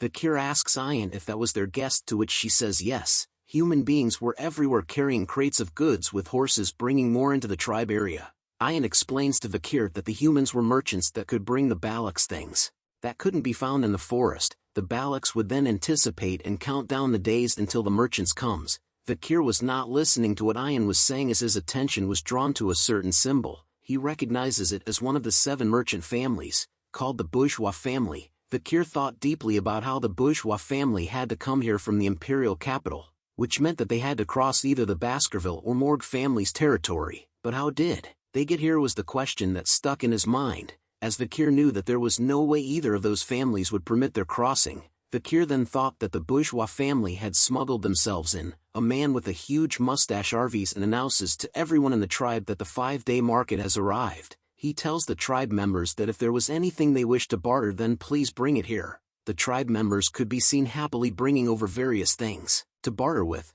A market is made with merchants calling out to the tribe members. The merchants introduce cosmetics and even a glass orb that makes you have sweet dreams when placed on your bed, as well as grains. Vikir continues to hang back and monitored the situation that was unfolding in front of him. He could see that the merchants had brought food and daily necessities that are distributed throughout the empire, but wondered what the tribe members were bartering rare items that come from the dense forest for those measly things. Vikir knew that the merchants had no way of not knowing the value of the items the Balaks were trading with. He continues to question if the merchants were using the Balaks who were ignorant about the current market prices.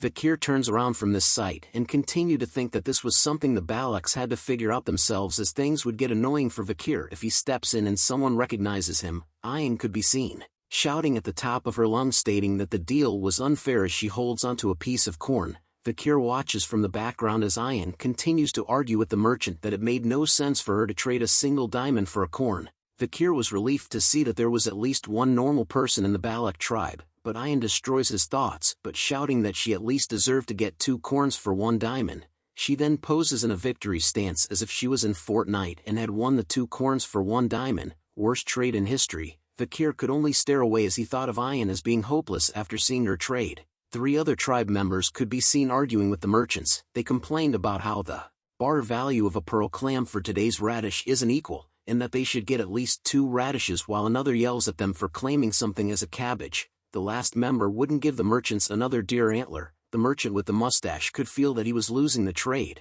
so he tells the 3 members that he couldn't go against the Balak warriors and would give them what they wanted. The 3 members celebrated over their victory with a victory pose as well. The merchant smiles to himself as he thought of the Balaks as stupid bastards for celebrating, since they didn't even know the value of the items they were offering. Just then a little girl calls out to the merchant asking him if she could please have 1 glass orb. The merchant tells her that he had brought many with him, but asks about what she could give in return. The sweet little girl opens her hands and reveals a sun dung beetle larva. She explains to him that they were rare, yummy, and nutritious, but the merchant responded with a disgusted look on his face. May this guy end up in the deepest part of hell. Comment below if you agree with me. He immediately swipes the precious sun dung beetle larva that the little girl had brought off her hands. A sad look grew on her face as she watched it fall to the ground. The merchant left her and thought about how pretty she looked for a stupid barbarian. As the little girl began to cry tears over her little dung beetle, the merchant thought about how she could be sold for a good price as a slave.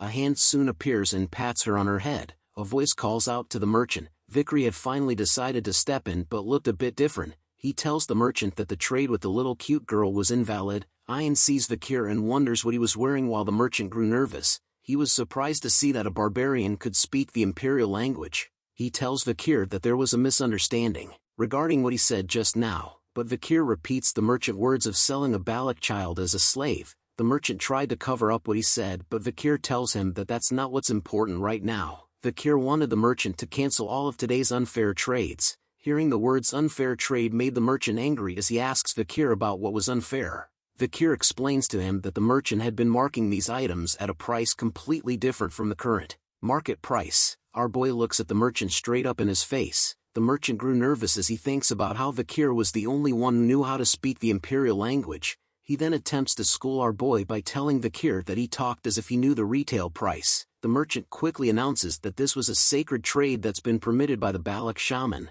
the proxy of the forest god, and that was something a little boy like Vikir shouldn't interfere in. Vikir slowly raises his hand and points at something. Vikir starts an ass-kicking lecture to the merchant. He tells the merchant that the corn he brought was worth 100 gold each, but the diamond he received goes for about 2 million gold. The merchant was alarmed to know that our boy Vikir had brains. Vikir continues his lecture by saying that when he grinds an ox-bear horn into a billiard ball, it would be worth about 1 million. It was the same price as the goblin but mushroom, which was a new medicine. Horror and shocked was written all over the merchant's face as he wonders how Vikir knew the exact market prices. 2 words main character. Vikir then picks up the glass orb in his hand. He tells the merchant that the glass orb that gives the users sweet dreams when placed next to a user meant that they would certainly be drugged and only dream of sweet dreams. Vikir goes on to explain that on the surface of the glass orb, there are small holes and drugs fall out of them. The drug inside it is a cheap drug that harms upon long-term use, and Vikir knew that it's illegal to use it in the Empire,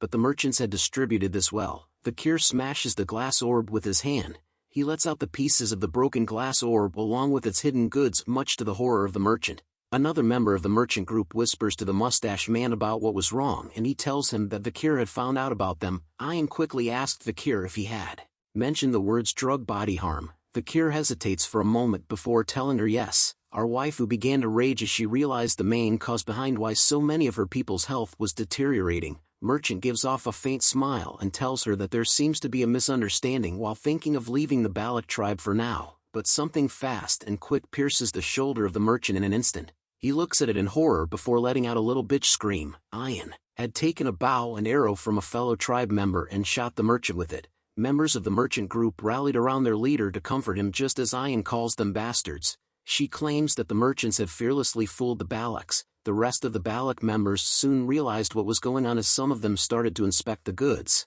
A dreaded feeling started to overcome the merchant upon being discovered by Ian. He yells at his ground to take their things and run. The entire merchant group began to flee on the backs of their horses. Vikir questions Ian about why she was letting them go since merchants were known for not returning a loss, but Ian assures Vikir that there was no way she would let them go. She explains to him that for beasts that live in large packs, injuring them and letting them go is also a hunting technique. The merchant leader could be seen holding onto his injured shoulder while cursing at the Balak tribe members. Ian continues her explanation about how they had the tendency to return to their pack when injured. A campfire is seen just as the merchant group finally slowed their pace. He shouts at a group of mercenaries decked out with weapons about how the Balak bastards had stolen their products. He then tells everyone to get ready for battle. Time for free experience points for our boy Vikir. Night soon arrives as a campfire is seen being lit in the middle of the forest. A bird is seen flying high in the air. It soon lands upon somebody's arm. They messed with the Balaks. There's only one way to take care of them,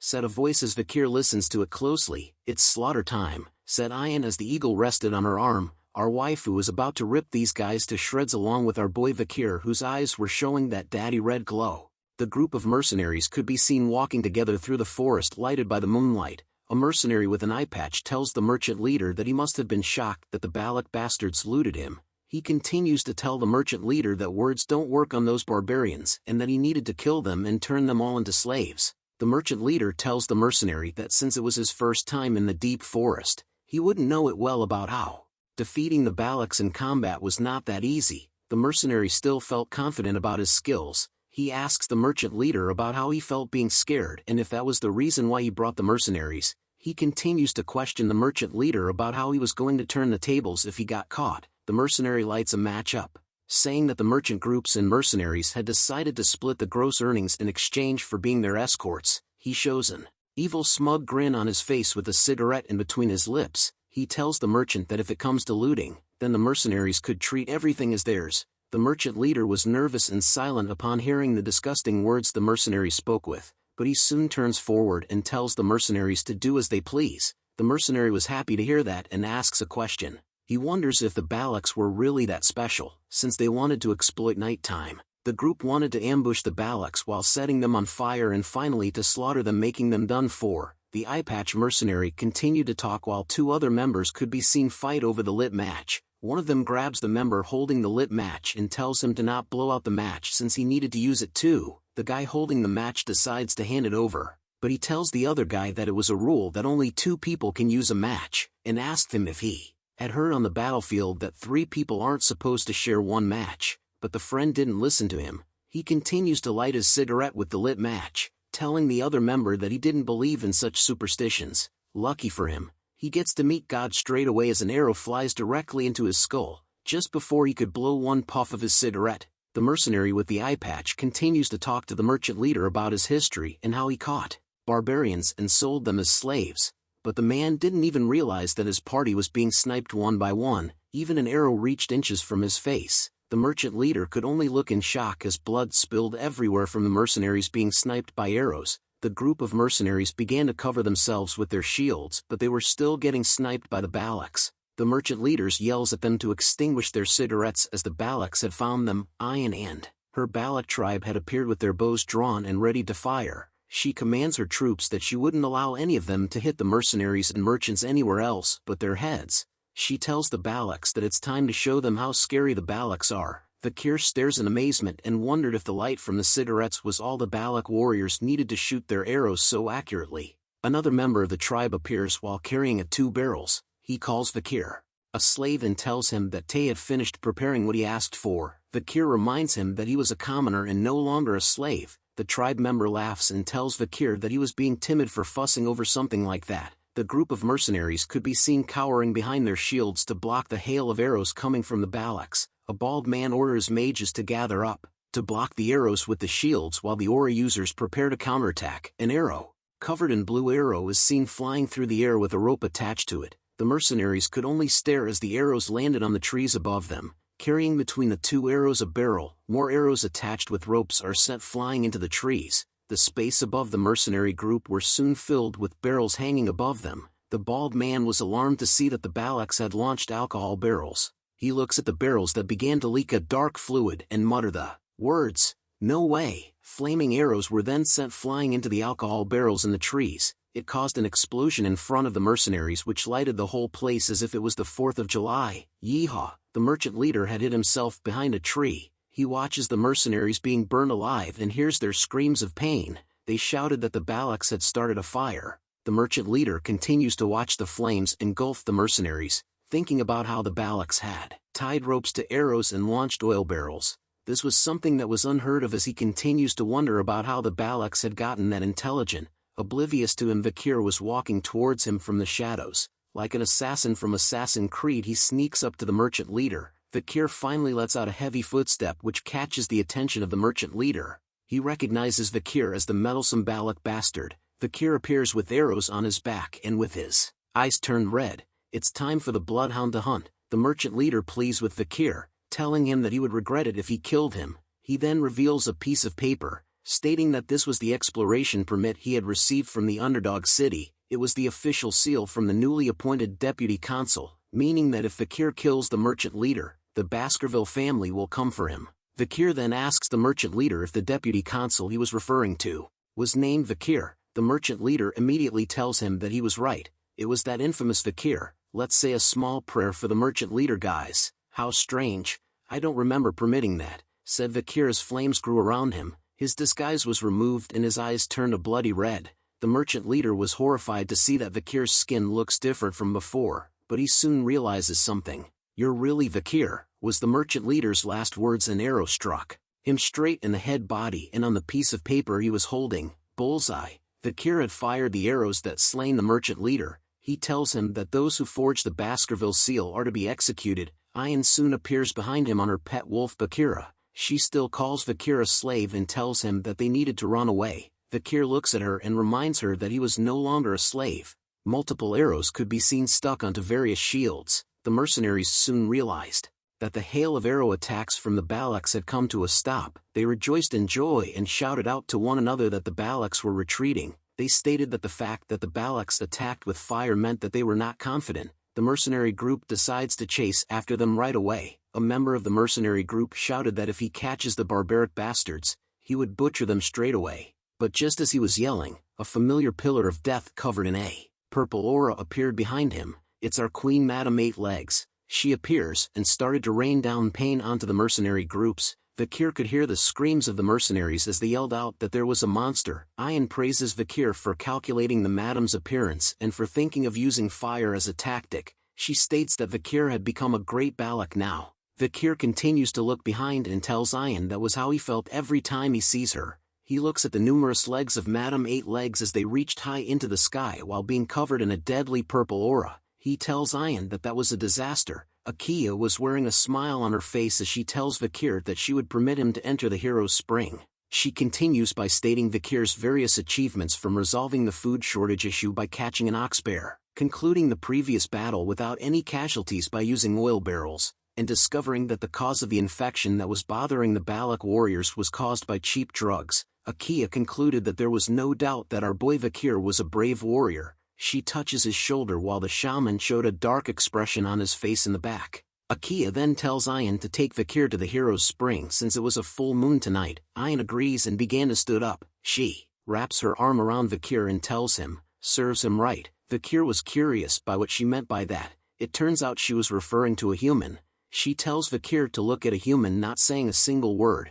It was said by him that the reason why the warriors were unwell was because they were cursed. But due to Vikir's actions it caused a human's words to hold no weight now. A human could be seen struggling to hold his anger within himself. Vikir wonders if it was really a curse as he recalls the memory of when the merchant leader had told him that the sacred trade had been permitted by the Balak shaman, who was the proxy of the forest god. Night soon arrives as a full moon lights the skies. Vikir's bubblicious body could be seen submerged in green water. He takes a deep breath and chills in the waters where other animals could be seen floating around as well. He takes a scoop of the water in his hand. Thinking that his mana was taking a step closer to purity, he could feel his broken bones and muscles starting to heal. He noted that the old shaman didn't cause a fuss without a reason, as he probably wanted to come here himself. Although it was not as effective as the river of sticks at the Baskerville side, the hero's spring was better since there was no age limit. Vikir then asks Ayan, who could be seen soaking in the waters of the hero's spring beside him,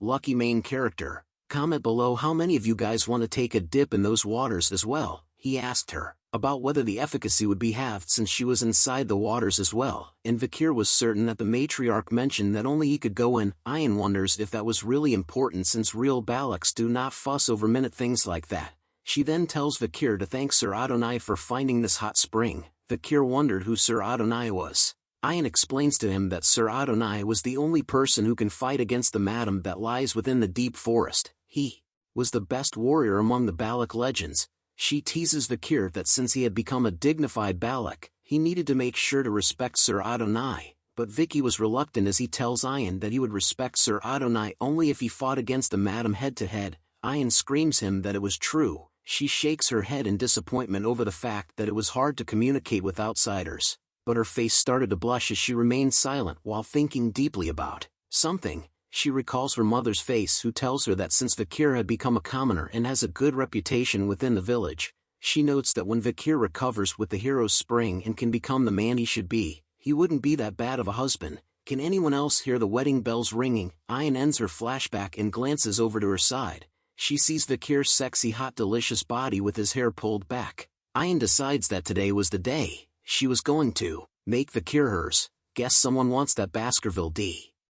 Vikir and Ayan continued to bathe in the waters of the hero spring. Lucky man. Ayan soon reveals to Vikir that she knew that those merchants were taking an excessive amount of profits. She had a vague idea, so it was a good chance that they used this chance to get back at them. If Vikir hadn't done it, Ayan would have. Vikir closes his eyes with a smile, saying that he understood her intentions. But Ayan was feeling embarrassed as her face started to blush heavily. She tells Vikir to not laugh at her as she genially knew about what the merchants were doing, and that she knew for a fact that those diamonds were more expensive than corn in the empire. Since she brought up the topic of corns, Vikir questions her about how much more expensive they were compared to the diamonds she sold. Ayan stutters but says 20 corn. She soon changes her answer to 30, but Vikir tells her she was still wrong, and finally reveals the number of corn she can get with 1 diamond. A little cute rabbit is seen floating in the waters as well, Netflix and chill style. What? Ayan screamed out loud. She was shocked at the amount she could have bought with the diamond after Vikir revealed the truth to her, but she immediately covers her mouth, still calling Vikir a slave, and told him that she knew that. She says that the login within the empire is strange. Where would they even use that stone? She questioned Vikir.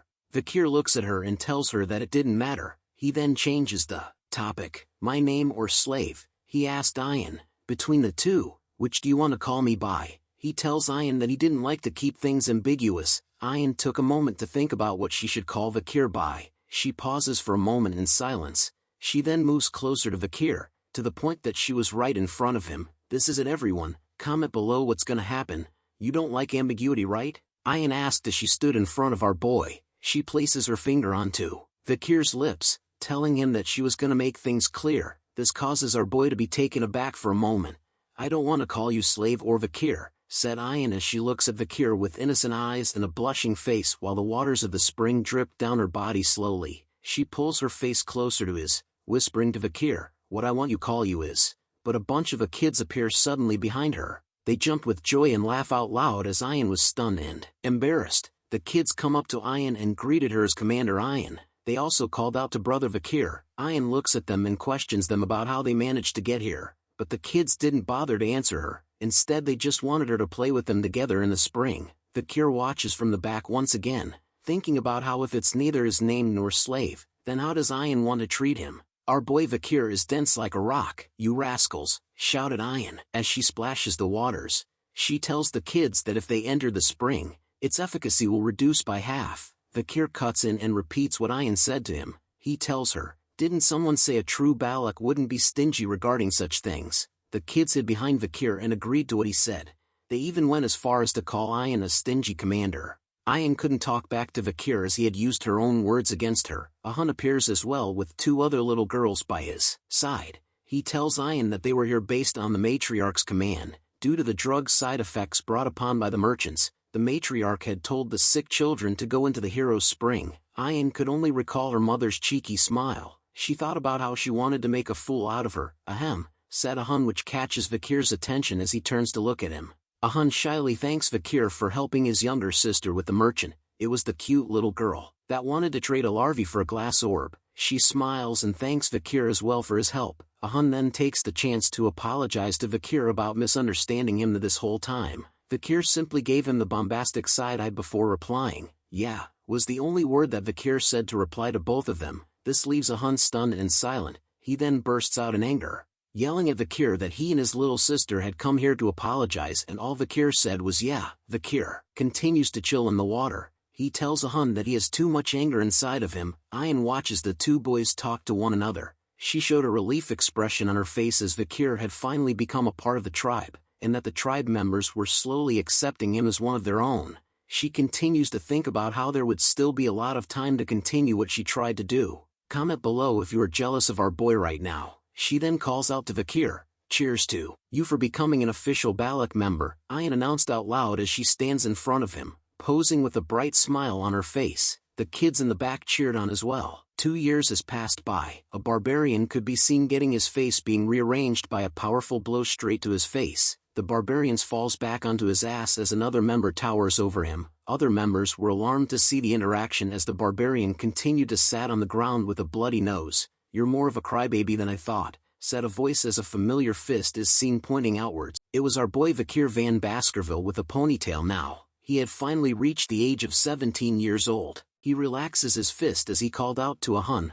one more time, shouted Hun as he covers his nose. The other members came to his side in order to help him get up, but Vikir dismisses his request, telling Hun that their sparring ends here today. As Vikir continued to walk away from Hun and into the forest, Hun shouts at him about whether he was running away. Vikir tells him that he was simply taking a stroll. Hun calls Vikir an annoying bastard, while telling the others that Vikir had become more monstrous after his body had recovered. The other members mentioned that they had heard that Vikir's marksmanship is on par with Commander Ian recently. The other member questioned how they could compare Vikir with Commander Ian. He tells them that he can hit Hun's nose too and make it bleed, but Hun tells them that he didn't get hit, which surprises the tribe members. Hun explains to them that Vikir's fist didn't hit him, he had just stopped it in front of his face. Vikir is slowly becoming One Punch Man. This revelation brings a shock to the tribe members' face as they soon realized something. Vikir had managed to make Hun's nose bleed from the wind's pressure caused by his fist.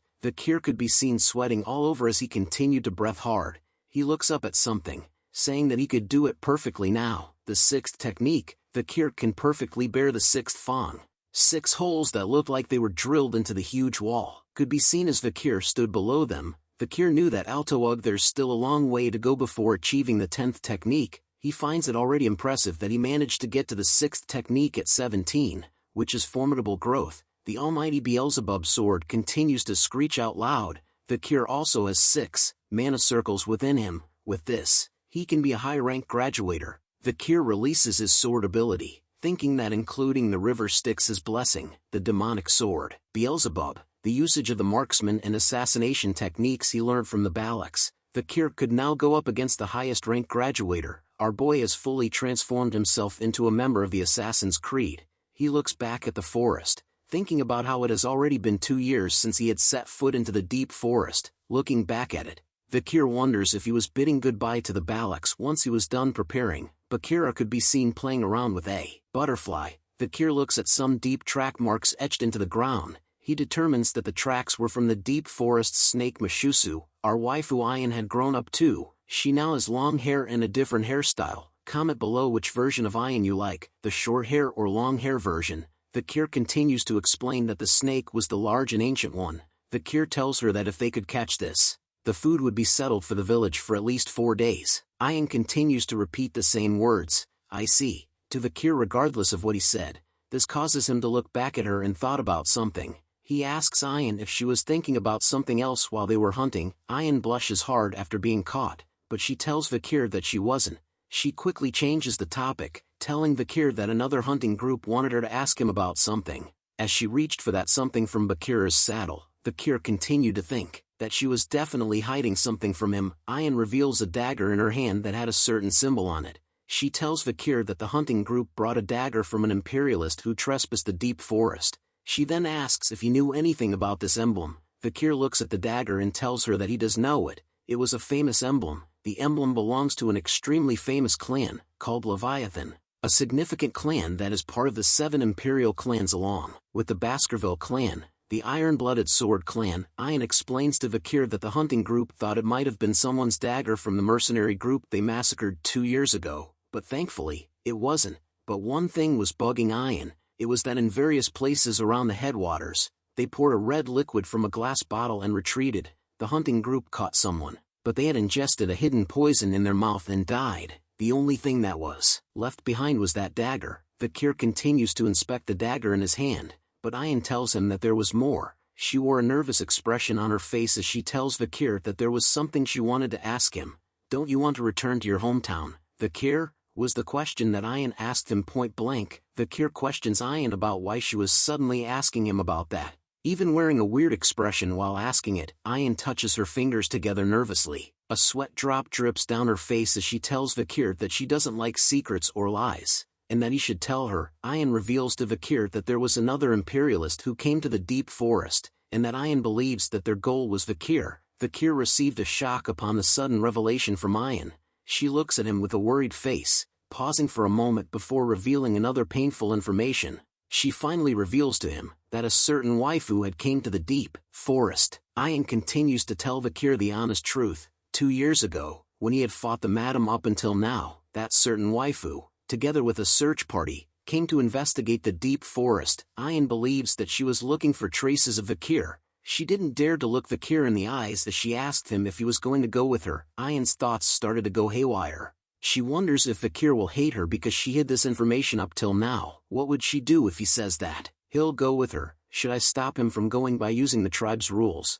These were the thoughts that ran through her mind as Vikir stood there silently. Would that even work? Was the final thought she had as Vikir finally started to open his mouth. I won't go back, said Vikir with a stern look on his face. Silence came over Ayan after hearing those words from Vikir. She stutters her words as she asked Vikir if it was true. He tells her yeah. Our waifu's face shined bright like a diamond. She hugs Vikir with joy, telling him that Vikir isn't leaving. Meanwhile, Vikir thinks about how he thought the Empire knew that he was alive, but it seems like they don't. Vikir needed to return once he was able to perfectly hide his power from Hugo without being noticed, and then he thought about the woman that Ayan had mentioned. He wonders if Ayan was referring to Camus Morgue. He continues to wonder if she has not yet forgotten that he had saved her, or is it a part of a diplomatic event? But seeing how the Baskerville clan gave permission for the Morgue search party to enter the deep forest, means that their alliance is still strong. Vikir wondered about if the two families form a bond through his supposed death. Vikir then decides that he should go investigate what's happening outside the deep forest soon, but a sudden appearance of a big fat ugly fish disrupts Vikir's thoughts. But Ayan and Vikir were shocked to see its sudden appearance beside them. The giant fish lands right in front of both of them with a loud impact. Water began to spill from out of its mouth as it tries at best a breath. A lungfish, said Ayan with a perplexed look. She states that seeing as how it jumped out of the river, it seems like the rainy season will come soon, judging from its size. This year's rainy season might be long, but Vikir tells her to wait as he spots something. He wonders what that arrow-looking thing is that was poking out of the ugly fish. They decided to slice the fish like sushi to find out what it was from the inside. They were surprised to see a skeleton holding what looks like a spear from inside of the fish. Ayan looks at the skeleton and figured that it was a Lococo bastard based on the clothing. Since he stabbed the fish with an arrow and there are traces of resistance, it seems that the Lococo bastard was quite surprised after being eaten. She explains to Vikir that a lungfish was a stupid beast that eats dead things, but this was a little strange to her. Vikir states that the Lococo bastard might have been very weakened to the point where the lungfish thought it was a corpse. Ayan then questions why would such a weak person be hunting. Vikir looks at her and answers her question with a question. What if their tribe's situation is that bad? He continues to tell her that something might have happened within the deep forest, and that it was not a bad idea to investigate. After walking a far bit distance, Vikir and Ayan were taken back as they witnessed something that causes Ayan to shriek. The scene before them was like from hell. Dead bodies covered with red marks could be seen around the Lococo village that Vikir and Ayan had stumbled across. They wondered if all the Lococo warriors were dead. Vikir inspects the dead Lococo warriors. He sees that they had signs of vomiting and diarrhea, along with red spots, which he soon realizes what it was. Ayan then calls out to Vikir and tells him to look over there. She explains to Vikir that it was way past the time to eat, but there were no signs of fire towards Te Lococo's village. Human skeletons could be seen being hanged around the trees as if it was a Halloween decoration. The Lococo village could now be seen, but it was filled with dead silence with no signs of life. Vikir and Ayan along with Bakira were now strolling through the deserted village. Vikir notes that it was strange. There were no signs of life here. Vikir notices that based on the number of weeds, it's been a while since this place has been looked after. Ayan questions whether the Lococo tribe had moved somewhere else just as she opens the curtains to one of the tents, but as soon as she does, a whole bunch of flies came swarming out of it. A small dead body is seen hugging the bigger body deep within the tent. Ayan shouts at Vikir that there was a corpse inside the tent. Vikir tells her that there was also one over here. He looks at all the dead bodies that were scattered around the village. The corpses in the village and the red spots seemed familiar to him.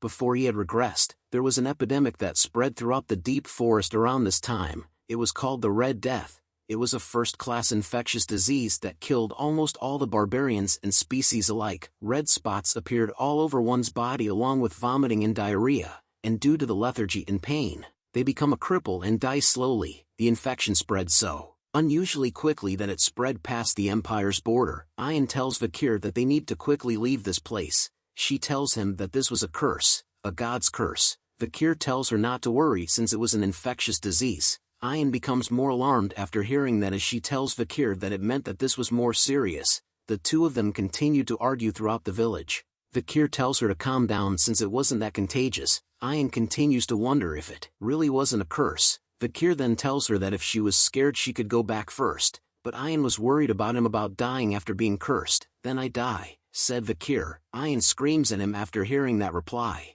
Who said you can go ahead and die? Her face was pissed off. A true waifu. Vikir thought that it was him obviously. Vikir went on to state that from the number of corpses, it seems like the whole Lokoko tribe wasn't annihilated. They had probably moved somewhere else, leaving the dead and sick here. He then tells Ian that he was going to take some of the usual things in their barracks, so Ian could go first and rest somewhere. She looks at him with concern while thinking that Vikir really isn't sensitive at all, but a chill went down her spine.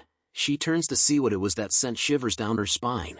She lets out a horrifying scream that even caused Vikir to sweat a bit as he turned to see what had happened. What is it, Ian? Said Vikir as he walks over to her. Ian had dropped to the ground out of fear. She tells him with tears in her eyes that it was the curse. She points her trembling finger towards a certain direction in the village. She turns to Vikir and tells him that here was a cursed child. We need to run away, Vikir, shouted Ian. She tells him to go first and that she would follow right after, but all of a sudden, Ian yells out that her legs got a cramp. But our boy isn't a simp. He ignores her and moves towards the so-called cursed child. He kneels in front of her to inspect her. Judging from the child's appearance, Vikir noted that she didn't look like she's from the Lokoko tribe. She's about 5 years old too. The cursed child was startled to see Vikir up close. Vikir then notices that there was a pile of rocks with a flower near it. He deduces that she was mourning someone's death. Who are you? Asked Vikir to the cursed child. But the child remained silent for a moment before answering. Lokoko, slave, kitchen maid,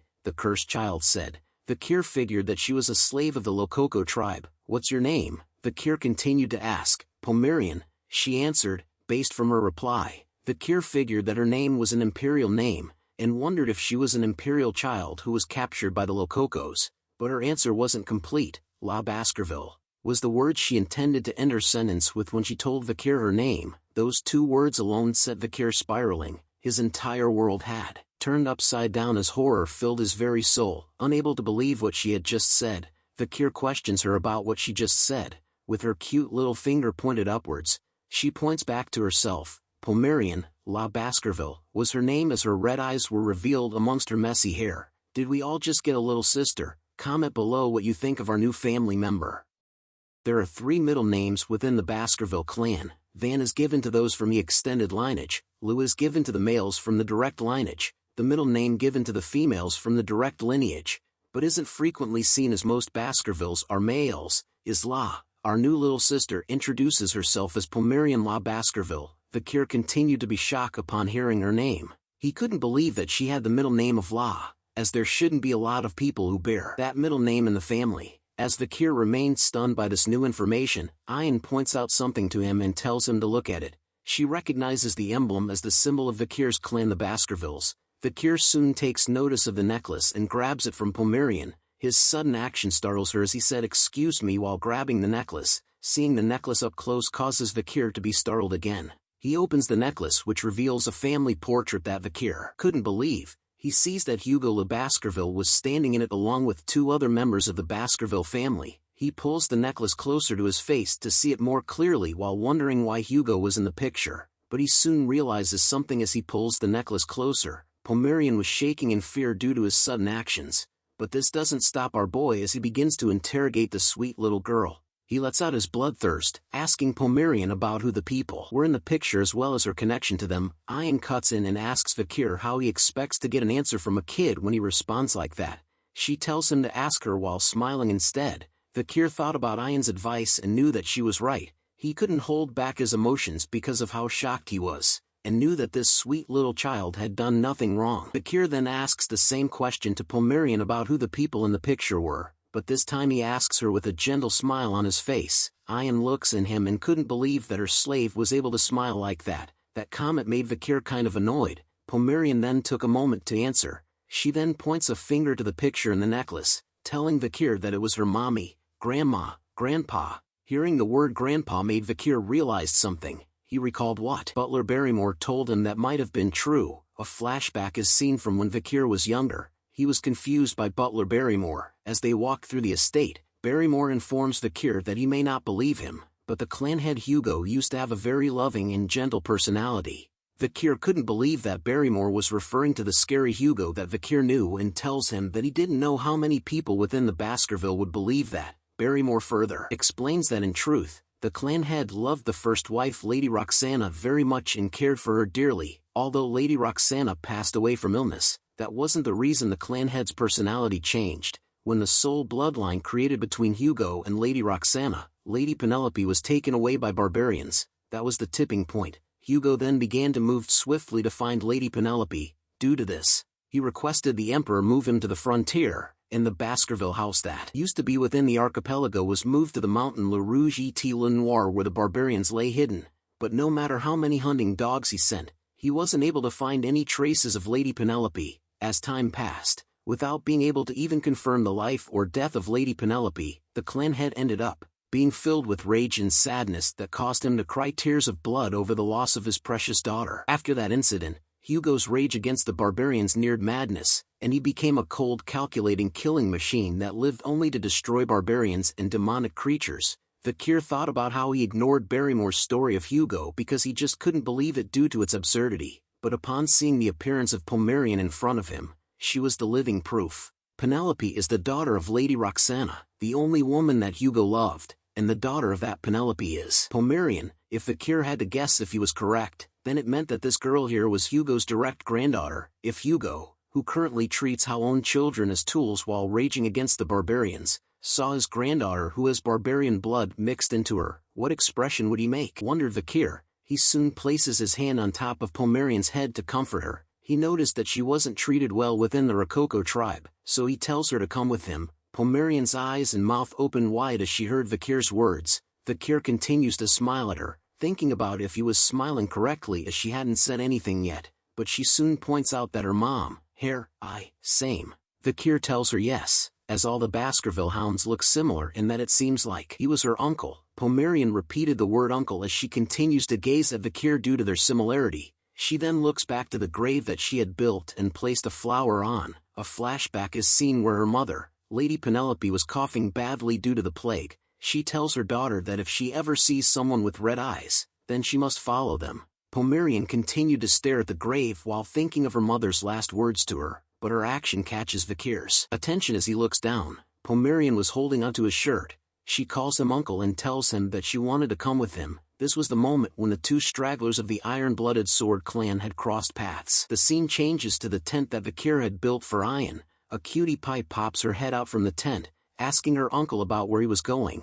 Lads, we must protect her at all cost. Comment below if you wish to protect this sweet thing. Vikir tells her that he needed to go since he had a meeting to attend to as the matriarch had called for him. Pomerian wails out loud as she chases after Vikir, telling him that they should go together. Vikir agrees to her request and carries her up with his arm while thinking if she was scared of being alone. He thought about how it was great that she opened up, but looking after a child was harder than he thought. But there was nothing he can do. Vikir looks back at Pomerian who had nested herself onto his back. Her face was filled with joy as she hugged Vikir as he carried her. As Vikir walked through the village to the meeting, he thought about how he couldn't raise her in the Balak's village. He needed to raise her somewhere Hugo's eyes can't reach, in a place where the Empire's civilization grazes. He looks back at her and could see that she was sleeping and snoring peacefully. This made he think about Chihuahua and to ask him for a favor. Vikir also noted that he needed to leave the forest and stop by the city later. We soon arrived at the matriarch's tent. She was alarmed to find out that there was an infectious disease going around.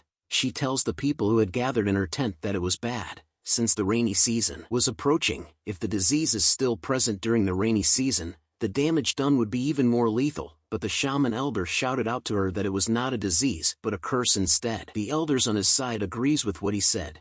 They continued to tell the matriarch that lifting the curse would solve it and that they needed to perform a large ritual, but Ian argues back to them, telling them that it couldn't be a curse and that they needed to leave the village and relocate immediately. But the elders on the shaman's side didn't budge from their argument. They questioned Ian about how they could dare to abandon the scared place where the ashes of their ancestors rest, so it made relocation out of the question. They further argued that this was Balak's land, and that it was where they have lived for 200 years. The younger generation of leaders on Ian's side pushed back against the elders. They argued about the chance of the disease spreading all over and killing the children, and further states about their future. saying that their future generations will disappear if they continue to try looking after their ancestors' graves. The two sides continued to argue. The elders on the shaman's side continued to state that it was a curse and that it happens when you eat a strange mushroom, adding on that the ancestors were enraged because they had been neglecting their graves. Another elder was convinced that it was bug that was spreading the disease. The elders soon asked the matriarch to choose, but all she could do was remain silent as the two sides continued to battle against one another. Vikir sat at the back of the meeting with Pomerian sleeping peacefully on his lap, so freaking cute. He thought about the Red Death. He knew that the infectious Red Death was comparable to the Black Death that had spread throughout the Empire. This formidable disease was rampant and had spread to the Empire's border. The reason why the Empire was safe was due to Camus from the Morgue clan. She had casted a firewall to stop the spreading of the disease. It was also thanks to Dollars, the dispatched female saint from Quo Vadis. With the help of her powerful divine power, they purified the disease. However, that treatment method was only restricted to the Empire. Most barbarians who lived in the Le Rouge et Le Noir mountain would die, but that was favorable for the Baskerville clan, since the barbarians who played an important part of the forest's ecosystem disappeared. A monster wave occurred due to the influx of low-ranked monsters. This resulted in an exponential increase in the number of casualties among civilians. The Baskerville clan, who protected the borders, received support from the Empire and started to subjugate the monsters. In the end, they were successful in protecting the border, and it became an opportunity for Hugo to further establish his political position. Vikir then raises his hand up to catch the matriarch's attention. He tells her that he had a way to stop the Red Death. As Vikir refused to witness that, Hugo, a pair of green legs with 3 toes on each foot, is tied upside down by a rope as it struggles to free itself. The green figure was then dunked into a pot of water. The rope that was tied onto its feet was pulled across a tree branch. It is revealed that there were a bunch of barbarians who surrounded the green figure as it was lifted up from the water. The barbarians were wearing a cloth on their faces as they exclaimed in wonder over this experiment. Upon closer inspection of the Green Goblin, they realized that it had contracted the Red Death after being dipped into the pot of water. The barbarian then tosses the Green Goblin that had the Red Death into a fire. Ian was happy to see that all the goblins that they had shoved into the infected water contracted Red Death. It all went accordingly to what Vikir said. She then asks him if the Red Death really transmit through water. Vikir tells her yeah. He explains to her that the infected water was the biggest cause of the infection, but once they boil the water, there shouldn't be any problem. Ian smiles and looks at the 3 other green goblins that they had captured, thinking that boiled water was fine. Seeing her happy expression and what they did to their comrade causes the remaining green goblins to be startled. Soon enough, one of them was tied to the rope once again and lowered into a boiling pot of water. It lets out a scream as its head enters the pot first. As soon as they pulled the green goblin out of the boiling water, Ian points out to it and tells Vikir that it had died immediately. Vikir tells her to put the green goblins into the cold water with a "I can't believe this dumbass did that" kind of face. Once again, the remaining green goblins were dipped into the cold water that Vikir had asked them to do. The tribe members couldn't believe that it was true. Even after some time passed, the green goblins didn't contract the Red Death. The tribe members were happy to have found a way to conquer the Red Death, as the answer was water. They also asked that if they were to drink boiled water, they could prevent the infection. The matriarch appears with a smile on her face as she tells Vikir that he had done a good job. She informs him that it was thanks to him that they were able to see the light at the end of the tunnel, and for that she was grateful, but Vikir warns her that they couldn't let their guards down yet. He explains to her that the water cannot enter their eyes or any mucous membranes, as the Red Death can be transmitted through the respiratory system, so the tribe needed to be careful when the fog is present at dawn. Ian could be seen teasing the shaman over what he said about how the Red Death was supposedly a curse. All the shaman could do was grunt as he did nothing to help, but he soon questions Vikir on whether the solution to the Red Death was just to avoid water, as the rainy season would soon arrive. He then asks about how they should avoid the waters when it happens. Vikir tells the shaman that what he said was true, that when the rain comes, there will be an overflow of water from the river and the air will become humid. There will be limitations to the methods of how they could boil water and wash up as they go according to the preventative measures. Kind of sounds like they have COVID. Hearing Vikir agree with him brought a smile to the shaman's face, as he was right for once, but then Vikir tells him that they needed to relocate the village. Hearing that causes the shaman to be startled. He yells at Vikir that he had already told the tribe that they couldn't leave the place where their ancestors lie. He then questions Vikir if he was choosing to ignore the words of the Council of Elders. But Vikir remained determined with his words. He tells the tribe that there was a method such that they won't have to move from the Balak territory. The rainy season approached the Le Rouge et Le Noir mountain as dark clouds filled the skies with a heavy downpour of rain. The river flooded, and what was once flatlands became vast torrents of swampy terrain. Within the deep forest, the torrential rain was something that even the elderly had never witnessed before, and that's how everything within the deep forest became flooded. Massive amounts of water covered the land as only the tops of the trees could be seen from above, all except for the Balak village. The tribe members could be seen shouting to pull harder and tie it tighter as they held onto a rope. The tribe members continued to shout at one another to raise the fence, so that it could be stabilized and wouldn't fall down. It turns out that the Balak tribe had relocated to live on top of the trees. Just like the Ewoks from Star Wars, the other tribe members talked about how with this much rain, the village didn't get flooded. The other tribe member looks up and tells him that it was all thanks to a certain someone. The two tribe members soon shouted out at Vikir, who stood above them. They thanks him for not getting the village flooded and thought about how great it was for them to have listened to him. Vikir continued to think about how it was a good thing that there were many tall trees within the Balak territory, which made it possible for them to be able to endure the rainy season. Pomerian then pokes her cute little head out of the tent, calling out to Uncle Vikir that she wanted to be with him. So cute. But something soon catches Vikir's attention as he looked down. He yells out to the two tribe members that it was dangerous. As a massive shadow in the water with glowing eyes approached the tribe members who were still waving at Vikir, the massive shadow soon comes out of the water. It was revealed to be a gigantic sea monster. The two tribe members were shocked to see this massive beast coming towards them. They screamed in horror as its massive teeth reached closer to where they were, but somebody else was quick to react as an arrow is being drawn. A powerful blow manages to land itself right onto the gigantic sea monster's body that causes its face to go like, WTF. Ayan had appeared with her bow in hand. Get lost, you damn catfish, said Ayan. Vikir then asks her if that monster was the Mashusu. Ayan explains to him that it was the one known to be the king for dozens of years around this area. She tells him that the tribe calls it Ka. It kind of looks like a mix between Gyarados and Magikarp from Pokemon. Comment below what you think it looks like, but the Ka doesn't retreat even after being hit by Ayan's arrow. It slams its tail into the buildings that the tribe had built. It then sends the two tribe members flying through the air. Vikir immediately leaps down from his home. Thinking about how the Ka was destroying the home that they had struggled to build, he summons Beelzebub as he hand unleashes that good-looking red aura while telling the Ka that he was going to fix that habit of its. Vikir had fully summoned the Beelzebub blade as he lands onto the tree trunk, with a powerful leap forward that smashes the tree trunk into pieces. Vikir lets out the ever-so-powerful sixth technique of the Baskerville clan, 6 lurking ambushes. As he soars across the Ka, he cuts it 6 different ways. The Ka lets out a horrifying roar due to the pain that Vikir caused. He looks back at it to see the damages. The Ka soon retreated back into the swampy waters. Yeah, run like a bitch. You ain't nothing for our boy Vikir. Vikir then lands onto a nearby tree and stared at the Ka as it retreats back into the swampy waters. Even the two tribe members were lucky enough to stop themselves from dropping into the waters as they clung onto the tree trunk with all their might. The other tribe members cheered Vikir on as they witnessed him chasing the Ka away. They couldn't believe the number of times that he had saved them. They continued to call Vikir as the Balak's hero, but our boy just felt relieved as he unsummons the Beelzebub sword into his hand.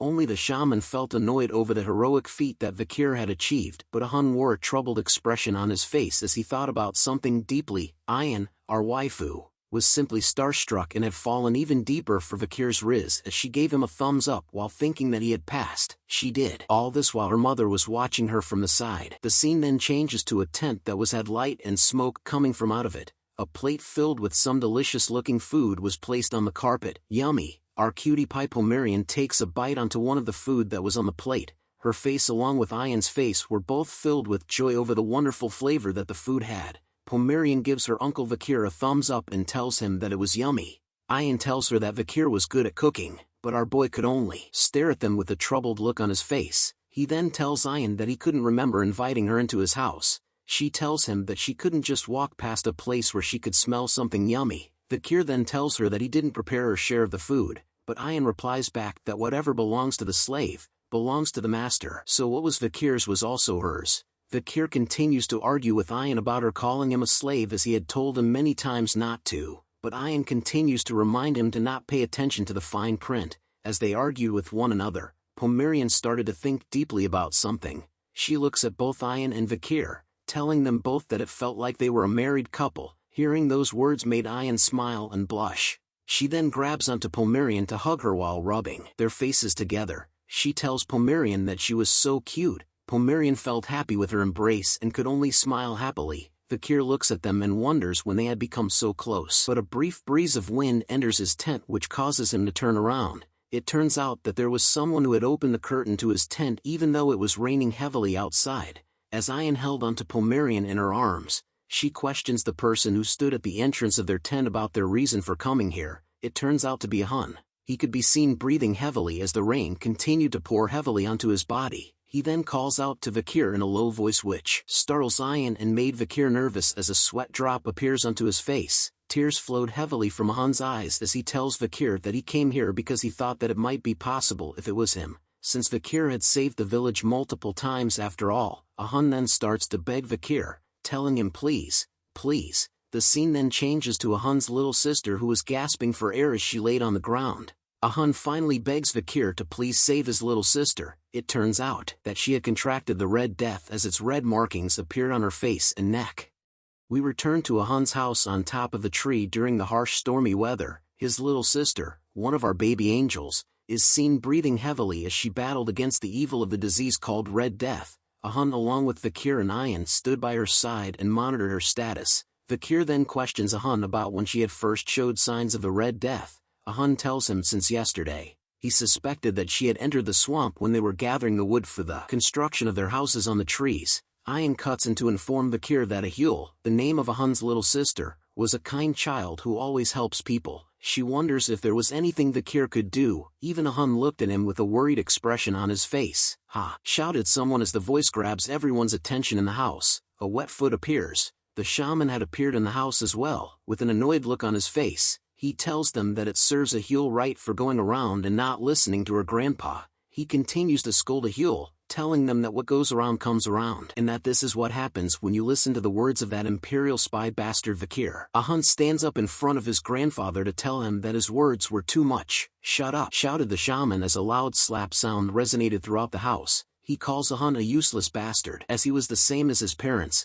a Hun could not talk back to the shaman as he held his cheek which had gotten slapped by him. The shaman then opens his umbrella as he exits from the house. Turning back to the group once again, he tells them that he had mentioned this repeatedly, that this disease was a curse from God and that the answer to it was to carry out an ancestral rite. The shaman then warns them to not dirty the Balak's name by succumbing to the imperialist Vikir. Since things have come to this, the shaman was confident that the matriarch will surely permit it. Ayan and a Hun could not refute the shaman's claims as he walked away from them. Ayan could only scold him under her breath while a Hun stood silently even after being hit and insulted. He then started to cry over the fact that he was a useless older brother that could do nothing to save his own little sister, but Vikir spoke out to them, telling them that if they were referring to treatment, he knew of one such method. He then orders a Hun to sanitize the furniture that Ahul uses with boiling water, then to burn charcoal in the bonfire to chase out all of the bugs and bats that are around the house. They also needed to create an environment for Ahul to combat the disease in order for them to buy some time.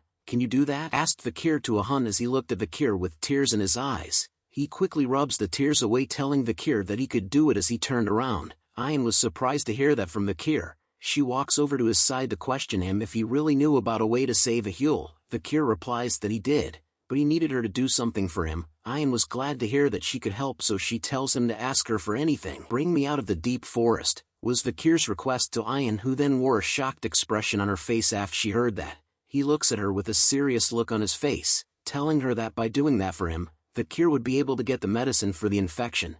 "Don't say such things," shouted Ayan all of a sudden, which startles a Hun who was outside the house doing what Vikir wanted him to do. Ayan proceeds to scold and lecture Vikir, stating that even though he was acknowledged as a member of the Balaks, there is a condition for going out into a foreign land and that there was no way her principled mother would allow that. Vikir simply replied that he agrees that the principled matriarch would most likely give up on Ahul, but he continues to tell her that if the people here keep it a secret, Vikir could sneak out and return without anyone knowing that he had left. "Will you let me go, Ayan?" said Vikir with his riz level going off the charts as he looked at her with his devious red eyes. But Ayan couldn't reply to him straight away. His riz powers had her stuttering as she gripped her body tightly. The scene changes to the deep forest being flooded with massive amounts of water, but something quick was bouncing off the logs that floated in the waters. Our boy Vikir is seen hopping with ease onto the various logs in the river, carrying something on his back as well, but then something was pulling his attention as he held a troubled expression.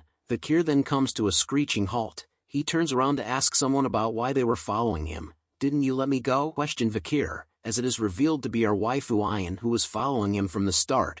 She tells him that they should go together, but Vikir replies that she would only get in his way. Ayan asks him to tell her where he was going, but Vikir replied with a stern no. She then questions him about why he was taking Pomerian. It turns out that it was our cutie pie Pomerian who was being carried by Vikir all along. She was still sleeping peacefully on his back as Vikir didn't reply to Ayan's answer. She talked to Vikir about how she saw him using a sword that came out from his arm and the fact that he knew about Red Death. All these things happened, yet Ayan didn't ask him about any of them. The rain continued to pour down heavily onto the pair as she recalled their memories together. Ayan knew from the first time that they met, from when he had rescued her from being a slave, that she would always give in to Vikir. And the fact that she couldn't ask him anything is that she knew that Vikir would disappear once he tells her the answer, so she just wanted Vikir to answer one thing. With a sad look on her face, Ayan asks him, "You'll come back, right?" Afraid of hearing the worst answer from Vikir made Ayan close her eyes. "I will," said Vikir, which made Ayan open her eyes just as she was about to cry, but as she looked up to see him, her face changes expressions. Vikir had disappeared from her sight, leaving her to mutter the words, "You better keep your promise." The scene changes to a mansion. Chihuahua could be seen touching his nose as he lets out a deep sigh. He noticed that it was getting dark already and that no matter how much paperwork he had done, the numbers don't seem to decrease. The moonlight then pours inside the room where he sat. He walks over to the window to gaze at the moonlit skies, thinking about how nice it was back when the deputy consul was here. The work may have been tiring, but it was fun. Chihuahua still couldn't believe the fact that the deputy consul was dead as he watches over the city. "I miss him," said Chihuahua with a saddened expression on his face as he gazes up to the moon. "Did you call me?" asked Vikir as he appeared right in front of Chihuahua's face the same way Spider-Man did to Mary Jane in the first ever Spider-Man movie. Comment below if any of you could hang yourself upside down by just grabbing onto the window like Vikir is doing while holding Pomerian with his other arm. Chihuahua could only stare at the sudden appearance of Vikir with a shocked look on his face. But a sudden flurry of emotions combined with shock and fear overtook Chihuahua as his mind tried to process what was going on right now. Vikir finally lands down from his hanging position. In his Spider-Man pose, he looks at Chihuahua with a smile on his face while Pomerian continued to sleep peacefully on his back. "How are you, Secretary General Chihuahua?" Vikir asks him. Chihuahua had finally calmed down after seeing the so-called dead Vikir alive right in front of him now. He then recalls the events that Vikir had explained to him, from Vikir confronting a monster from the deep forest, having received a critical injury and having to stay with the barbarians. As he sips his tea, Vikir agrees with what Chihuahua had summarized while Pomerian continued to sleep by his side peacefully. But Chihuahua continues to question Vikir about whether he was saying not an actually ghost. Vikir could only smile and wonder if that was why Chihuahua was shocked for so long. He then tells Secretary General Chihuahua that he was still the same as ever. Tears flooded from his eyes upon hearing those words from our boy Vikir. His body trembled as he tried his best to contain his feelings while telling Vikir that he was so glad that he was still alive. But he soon questions Vikir about who the child was that was beside him, as she resembles Vikir. Chihuahua further asks if she was the child that he had with the barbarians. Vikir replies that he and Pomerian simply shared the same bloodline, which was why they looked similar, and that it was not what he was thinking about. But Chihuahua continued to become more curious after hearing that Vikir and Pomerian shared the same bloodline and that he had mentioned that it was not what he was thinking about right now. As he continues to wipe the tears off his face, Vikir then asks Chihuahua about whether he could look after the child beside him. This was when Vikir introduces and reveals that this child was called Pomerian. He noted that it would be good for him to go through basic education with her. Chihuahua immediately agrees to Vikir's request, noting that it had been a while since he had gotten an order from him, so he wanted Vikir to leave it to him. Vikir then notices a pile of books and papers that covered and sat on top of Chihuahua's desk. This prompts him to ask about whether it was difficult for him to take on the work for Underdog City by himself as the Secretary General. Vikir then offers a solution by telling Chihuahua to look for Cindy Wendyson Mesamadunaro if he ever needed help. Hearing that name made Chihuahua recall the image of Cindy as he questions Vikir if she was the same criminal that he had released 2 years ago during the plea deal. But he was more curious about how to find her. Vikir asks him if he remembers the time when he was in office and had given 10 billion gold to a certain girl. Chihuahua remembers the girl as Judy, who sold flowers. Vikir reveals that no one was supporting Judy, which made approaching her easy, so Cindy would have went with that child. He added on that if Cindy doesn't cooperate, he could tell her that Vikir was still alive, and since she was indebted to him, she would be willing to help. Chihuahua replies that he understood and was happy to find a solution with his workload. As the sun started to rise in the background, Chihuahua then asks Vikir about when he would be returning. Vikir smiles and continues to drink from his cup, telling Chihuahua that he would return once he had finished what he needed to do. Recalling the moment he had left Ian behind in the deep forest, Vikir knew that he had to return as he had a promise to fulfill as well. Treating a Hule's Red Death can be done quickly with a single drop of holy water from that clan. Knowing that information made Vikir decide on what he needed to do as he looked out from the window while Pomerian and Chihuahua got closer to one another in the background. Gazing up into the skies, Vikir knew that he had to go to the religious and holy Quo Vadis clan. The scene changes to a new location we have never seen before. Two guards wearing silver armor stood together as they held their spears in an ancient city. One of them soon notices something that was approaching their city. Seeing the incoming object made they cross their spears to block its path. It turns out to be a carriage that was being led by a horse. The guards announced to the driver that they would be carrying out an inspection. One of the guards recognizes the driver as Sir Joseph, who is the one that manages the oil shop on the first floor. They soon question him about what he had brought with him this time. Joseph smiles and reveals a letter in his hand informing the guards that he had brought oil as it was written on his import permit. One of the guards steps forward and asks him if he could check what was inside. Joseph chuckles nervously while telling the guard that he had come here really often and wonders if there really was a need to check it, but the guard refuses his request by telling him that the higher-ups take importance in formalities. Seeing his request denied started to cause Joseph to sweat a bit. The guard continued to look amongst the various barrels of oil that were on the carriage, thinking about which one of them he should open. He finally picks up a single oil barrel and noted that this one looks good. Panic and fear started to set inside Joseph as he couldn't believe that the guard had chosen the single barrel that was the most important to him. The guard soon opens the lid off the oil barrel, looking inside of it with an intense gaze. He then commented out that it was fine as it was revealed that the oil barrel contained nothing else but oil inside it. The guard walks past Joseph and informs him that he can pass.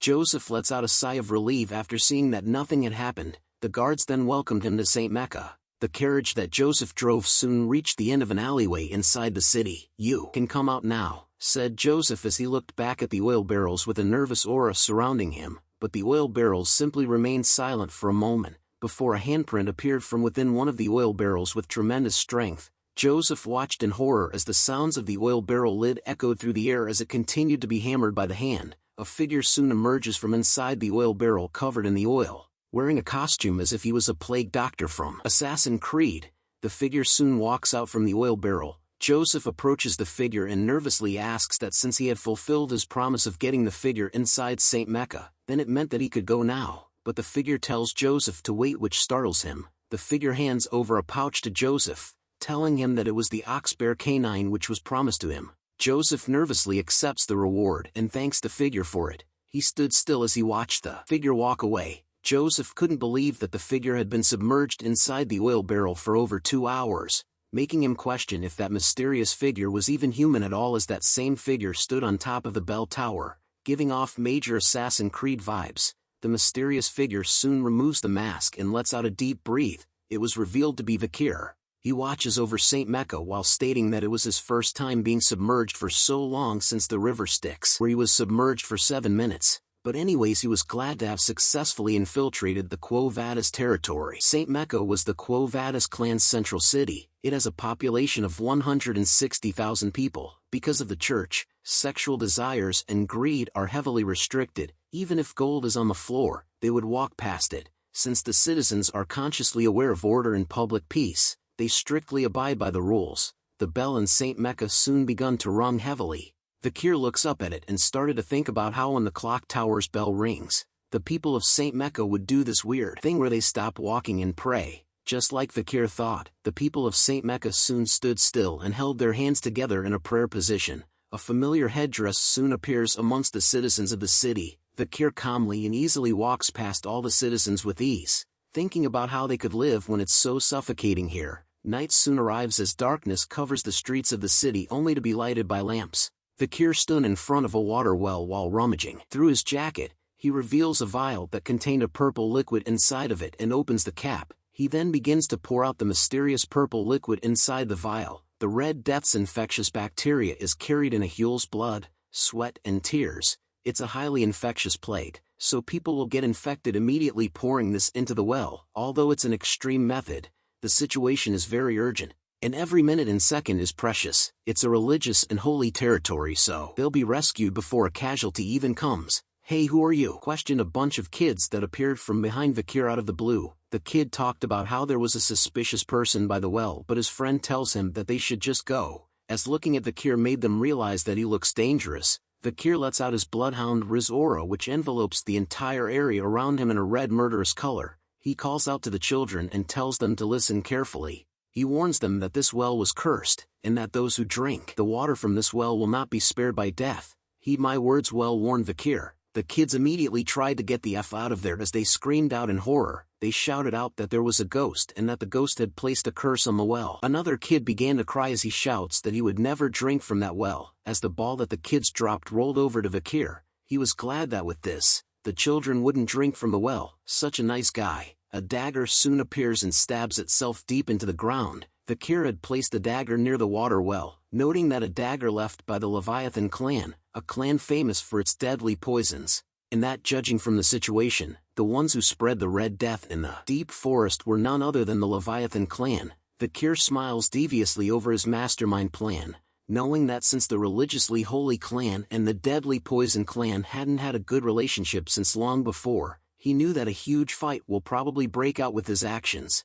and that it was all for his preparations. Vikir soon realizes that it was almost time the holy water pours, making him wonder if he should go see the Saintess Dollars. A blonde-haired woman sat on a chair and watches the citizens gather before her. "Is this a new waifu for our boy? Comment below what you think." Numerous citizens of the city had gathered before the saint's massive mansion where she stays. The crowd of citizens continued to shout out to her, exclaiming that they had heard that the saint rests here and that they wanted her to open the door so that they could give their blessings. The crowd continues to call out to the saints by asking her to please take a look at their illness, while some of them simply wanted to see her face. A voice started to appear in the air, wondering why they had all come to see her at such a late hour. The citizens recognizes that the voice belongs to the saints. A man appears and announces to her that he would like to introduce himself as the Lord of the Dortsmile region.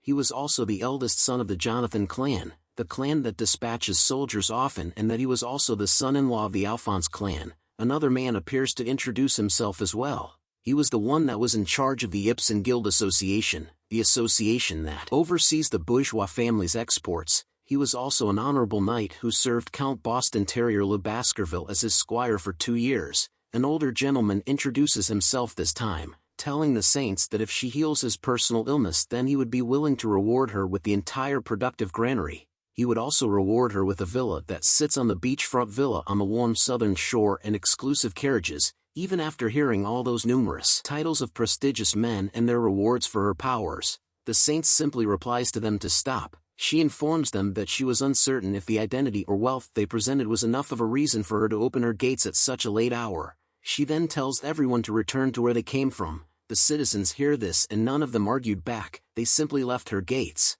Vikir stood among the citizens as everyone went their separate ways to return home. He held a curious look on his face as he recalled his past memories. Before Vikir had regressed, he often saw the saints on the front lines of the battlefield. He saw her covered in blood desperately treating the injured. Her white clothes were stained in a bloody red and her white divine power never stopped glowing. The saints that Vikir knew of dislikes money and power as he recalled while staring at her gates. As he stood alone in front of her gate, the saints soon asks Vikir about who he was to come and look for her. Vikir kneeled down before the gates upon hearing her voice, telling the saints that he was just a young lamp that had lost its way. Vikir continued to kneel down in front of the gate for a while as there was no reply to his answer, but the gates soon opened to reveal the holy light that poured out of it with immense glare. The holy light shined brightly onto his mask as the saints tells him to please come in. Entering the gates changes the scene as holy relics decorated the walls and ceilings. Vikir continued to walk towards the angel statue that stood above a pool of water that sparkled brightly. The saints continued to question Vikir about how he had lost his way, but before he answers her, Vikir thought about how she was not going to personally meet her and figured that she had no reason to meet someone who's wearing such suspicious clothing.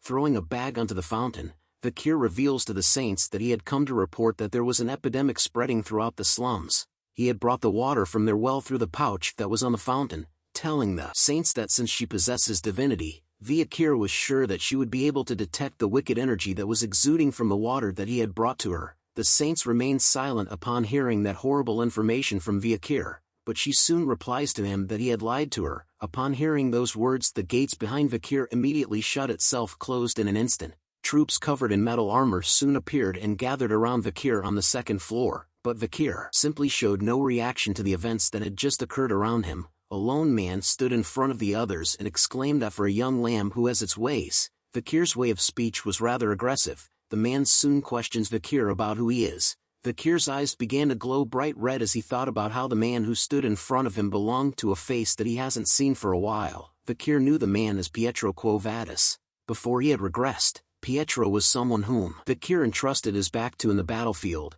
Pietro was the type of man who never compromises with injustice, and if it's for the name of justice, he was a man that can be more cruel than demons. Vikir had also learnt the interrogation techniques he used on the 7 young masters in Underdog City from him. Vikir then spoke out loud to Pietro that it was quite refreshing to see him here, but all it did was confuse Pietro. He soon informs Vikir that he had heard that he came here to report about an epidemic, but due to the attire he was wearing, it made Vikir quite suspicious. So until he takes off the mask and displays some courtesy, Vikir cannot meet the saints. Vikir replies back to him that there was a reason why he was wearing this gag mask and that he couldn't take it off, and since he had reported whatever he needed to, Vikir's job was done, and so he decided to take his leave first. But a blue object speeds past his face at an incredible speed which causes Vikir to stop in his tracks. Pietro shouts out that he couldn't allow a suspicious person like him to return as he held open a book that shined brightly in his hand. Vikir took a look at the object that was revealed to be a piece of paper. He speculated whether Pietro had thrown the paper after infusing it with divine power. Vikir noted that Pietro still uses such interesting weapons, reminds anyone of Gambit's powers from X-Men. Pietro then lands right in front of him, telling him that he could sense the wicked energy coming from that water pouch that Vikir had brought to them. Pietro then concluded that if there really was an epidemic, then it must have been Vikir who spread it. Vikir then questions his logic on whether he was the culprit. If so, then why would he come here to report it? Pietro further deduces that it might be according to Vikir's tactics to bait the saints out. Hearing that made Vikir thought about how Pietro's every word was right, summoning and casting even more of the blue pages imbued with holy powers to Vikir. Pietro announces that he would hear his confession later when he was in prison. Seeing the attack coming made Vikir immediately dodge the blue papers as they flew all around him, as he continued to run from Pietro's attacks. He knew that if he uses aura, then everyone here would figure out that he was a Baskerville member. He soon spots the place where he needed to be at. He leaps onto the balcony of the second floor and into the air to dodge the blue paper attack. Vikir then continued to fly towards Pietro, who simply stood in the same spot while casting even more of the blue papers towards Vikir. With a heavy downward strike, Vikir lands a hit onto Pietro, who still manages to block the powerful attack. But he was shocked by the weight of the attack as he noted that it felt as if there was a boulder that fell on top of him. Feeling the intense weight behind Vikir's attack made Pietro wonder where such strength was coming from due to Vikir's small physique. Seeing that the attack had failed to land properly causes Vikir to leap backwards from Pietro. As he leaped through the air, Vikir noted that it was the skill that he had obtained from killing the ox bear 2 years ago. The skill was called 600 kg stability. He also noted that it was his first time using it and that the skill wasn't that bad. The moment he landed on the ground, Vikir took no chance and instantly rushes towards Pietro once again. This time he lets out a mad flurry of punches that seemed to stop Pietro from casting his skills. He could only stand still and block Vikir's attacks. Seeing him hesitate gave Vikir a chance to cast another one of his skills as flames started to appear on his hand. With a swipe of his right arm, flames cut across Pietro's body as Vikir cast it as a plus-rank skill called Cerberus Flame. The book that Pietro held was soon set ablaze as he immediately shouts in pain over being burned as he threw the flaming book onto the ground. Vikir asks him if he wanted to continue as Pietro healed his hand by stopping the fire from spreading through the use of the water from the fountain. Feeling angry over Vikir's attacks causes Pietro to slam his fist together as he shouted out that Vikir was using sorcery, which was irreligious. He then rushes towards Vikir to tell him that he wasn't going to let him go. Vikir sees him coming and immediately kicks the book that was still burning towards his face, which stops Pietro in his tracks as he was confused by the sudden appearance of his old book. Due to that moment of hesitation, it provided Vikir with the chance to land a powerful blow onto Pietro's body as he slammed his might fist into him. The punch that Vikir had sent out was covered in his aura, allowing him to hurl Pietro into the angel statue of the fountain, which causes it to break into pieces from the impact of Pietro's body. He soon coughs out blood due to the damage dealt by Vikir. The soldiers that were gathered on the second floor couldn't believe that their boss had been defeated and wondered amongst themselves if they were dreaming right now. Wasting no time at all, the soldiers gathered themselves around Pietro to protect him from Vikir. Seeing their reaction made Vikir realize that the soldiers didn't intend on stopping the fight right now, but the Saint soon appears on the second floor to tell everyone to stop, introducing to everyone Vikir's new waifu. The Saints had appeared and questioned Vikir if he was the lost young lamb, but she replies to Vikir that he looked more like a puppy than a lamb, a small puppy covered in injuries. But a soldier on the ground floor tells her that Vikir wasn't a puppy but a blood-crazed wolf instead. The Saint soon requests the soldier to bring them some tea, which surprises him. She informs them that she needed to talk to Vikir. Comment below if you think Vikir is getting a new wife. The tea and snacks had been served onto the table. The Saint and Vikir sat at the table across from one another while Pietro stood behind her as her personal bodyguard. He continues to stare at Vikir with a stern look on his face while remaining silent as the Saint picks up her teacup. Vikir looks at the Saint and wonders if she was 16 years old right now. The pretty blonde lady, aka Vikir's potential future waifu, who sat across from him, was known as Luan Quo Vadis the Saint. In the future, during the war against the demons, she treated patients on the front lines, saving countless lives. She is the living example of benevolence. During the time of ruin, like everyone else, every martial artist who encountered her, including Vikir himself, respected her. Dollars continues to stare at Vikir with a cross symbol in her eyes in silence after taking a sip of her tea. She then reveals to him that she had been stressed lately, which piques Vikir's interest as he wonders what she meant by that. Dollars continues on to say that she was a student who had enrolled in the Imperial Academy called Colosio. As it was the holidays, she was currently taking a break from studying and the handling of family affairs. Hearing this from her made Vikir wonder what was with the sudden mundane talk. She then looks out the window to tell Vikir that just as he witnessed from before, nobles and merchants would look for her no matter the time. The illnesses that they wanted her to treat are either after effects of narcotics or sexually transmitted infections. She sees that there was not one person who was gravely ill present among the crowd that had gathered before. She continues to inform Vikir that justice, righteousness, benevolence, and equality is God's will, but she wonders why do people only see what's in front of them. Theology is essentially the process of understanding humans, so it's inevitable, was Vikir's answer to Dollar's question, which was good enough to catch her attention.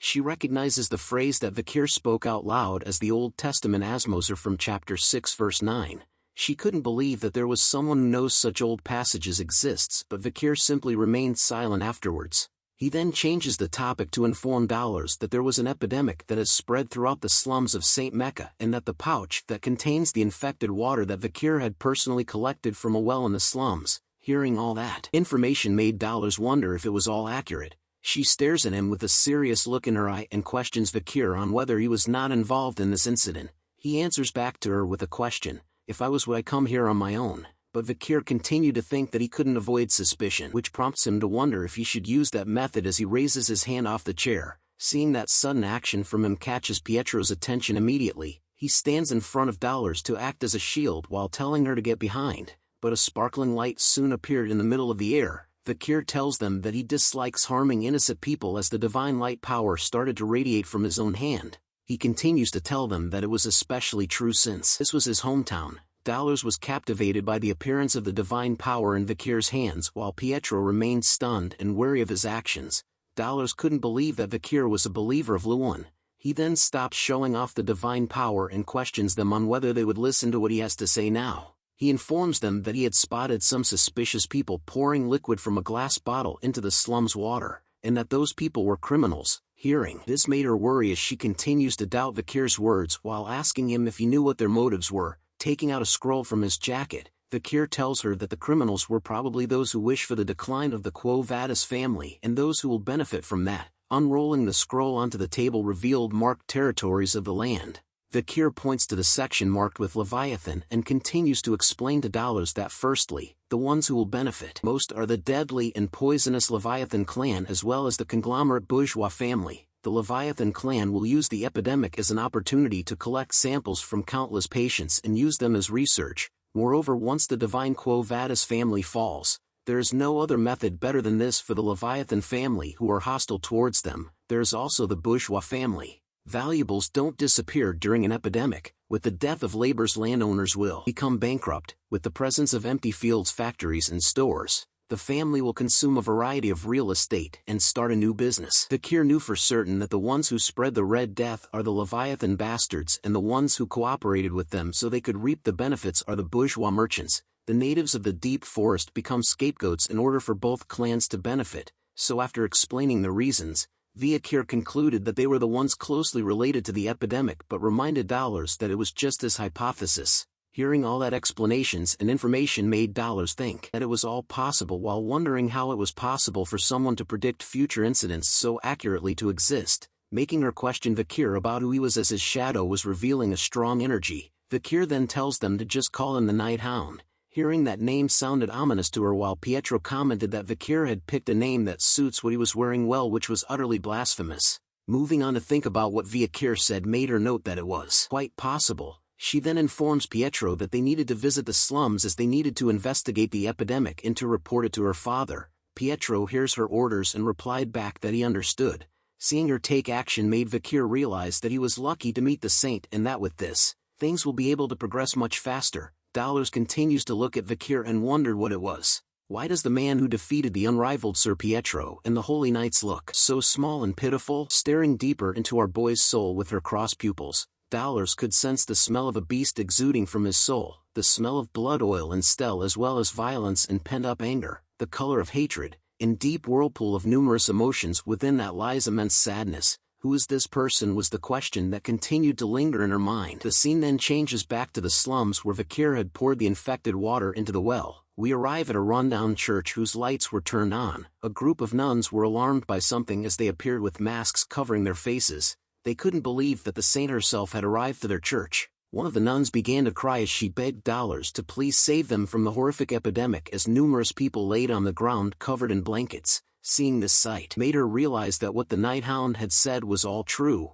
Vikir stood at the back and was still able to see what his work had done. He apologizes in his head towards the people who had gotten infected due to the lack of time he had, but he was thankful that there were at least no children who had gotten infected, making him wonder if the fear he instilled among the children at the well worked. But Vikir was thankful again that the infected civilians were at the initial stages of the disease, so he had no choice but to leave the rest to the saint. Seeing the infected civilians up close made her note them as pitiful people. She held the hand of an infected person to tell them that they didn't have to worry as the Godluan's most sublime love will heal all of them. Dollars then began her prayer. The light of my light, the flame of my life, my sins, my soul, witness these pitiful people who have gathered here. A teardrop started to appear on her eye which slowly dripped down from her face. As it touches the ground, a golden light started to appear and shined brightly. The effects of the prayer was intense as a holy light started to cast itself onto Dollars as she prayed. The light was strong enough to be seen from the outside of the church from where everyone was.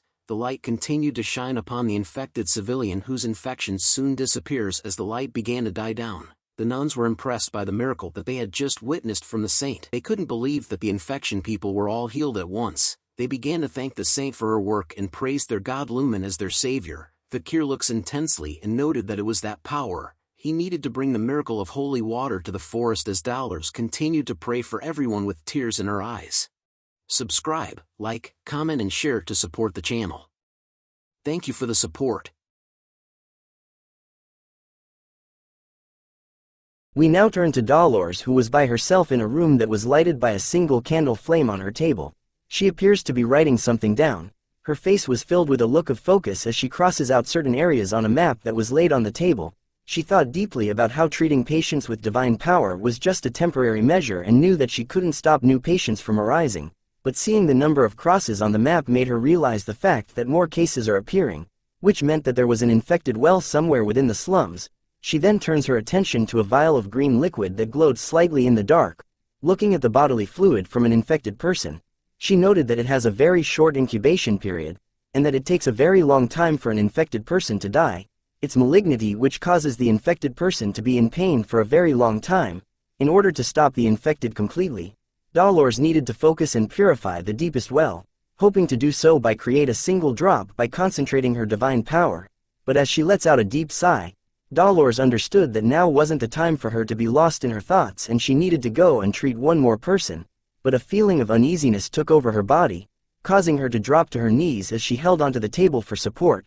She recognizes the feeling as anemia, which made her wonder if this was the repercussion for using too much divine power, but she decided to swallow her fears instead and stood up to leave the room as she knew that she could still do it, if it's to alleviate the pain the patients experience as soon as possible.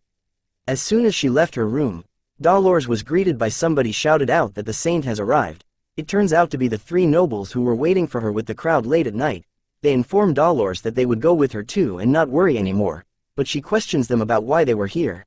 The nobles reply that they had come here to help her as they couldn't leave such a noble lady alone in a low and dirty place. They inform her that they had brought 3 wagons filled with donations and emergency relief, so that people from the slums had won the jackpot today, but as they told her this, Dolores' face was filled with a dead stare. Her vision of them was muddied with a purple blur as she sees them for what they were. The nobles continued to tell her that they thought the people of the slums would be skinny and live in filth but discovered that they were quite humane. One of them wonders if they may have gone overboard with the donations, as another was worried that if they give the slum people the donation, then they will lose their will of self-sufficiency. The nobles soon cut to the chase and informed the saint that it was also a gentleman's duty to protect the lady, which was why they wanted to follow along with her. Dolores then replied back to them, saying that she thought they had delivered their intentions well, with a holy aura surrounding her. She tells them that she would leave it them with a smile on her face. Just those words and look on her face was enough to capture the hearts of the 3 nobles as they blushed heavily while gripping their chests tightly. We soon returned to the tents that held the infected patients of the slums. The 3 noble men all held disgusted looks on their faces even though they had a mask on. They complained about the smell of the place while shouting out that one of them had stepped on trash, complaining to the others that his shoes were expensive and was limited edition. All while the clergy and doctors were trying to heal the infected patients, the noblemen then began to beg the priest to treat them first as they held themselves back from vomiting. They even argued to the priest that they believed that they were going to get infected as well, even going so far as to command the priest to move everything so that they could get out of here. All them complained as Dolores stood in the back. She knew that this would happen as it was blasphemous to come to a relief area with ulterior motives. She continues to wonder if the noblemen did not know that the only thing they needed was empathy for the sick. Absolute and pure altruism, dogmatic sacrifice, a sense to volunteer kindness and tenderness. These are the closest things to God's grace and love. As she continued to walk through the relief area, Dolores's face changes to something more serious. A dark aura began to seep out from behind the curtains of the tent that stood before her. She knew that from here onwards, it was more horrific and that the critical patients were all gathered here, the sick and the clergy. Everyone here will be in pain. As she made her way towards the sickest area, Dolores apologizes to everyone in her mind for not being here with them. With each step she took, she lighted the way with holy aura that brightens everything in its path. She opens the curtains to the area, knowing that she was now present with them here, but something stuns her the moment she saw what was happening in this area as a voice shouts out to quickly bring more saline. A scalpel was then seen being pointed towards the chest of one of the infected patients. The priest and nun were standing by the side, alarmed to be witnessing something that made them question if divine power was the only thing that would work on the infected patients. The clergy even questions just how many hours has our boy been with these patients by himself. As soon as there was cut made by the scalpel on the infected area, Vikir places his hand over with divine power covering it. Sliding his fingers along the cut made it disappear along with the infected areas of the body.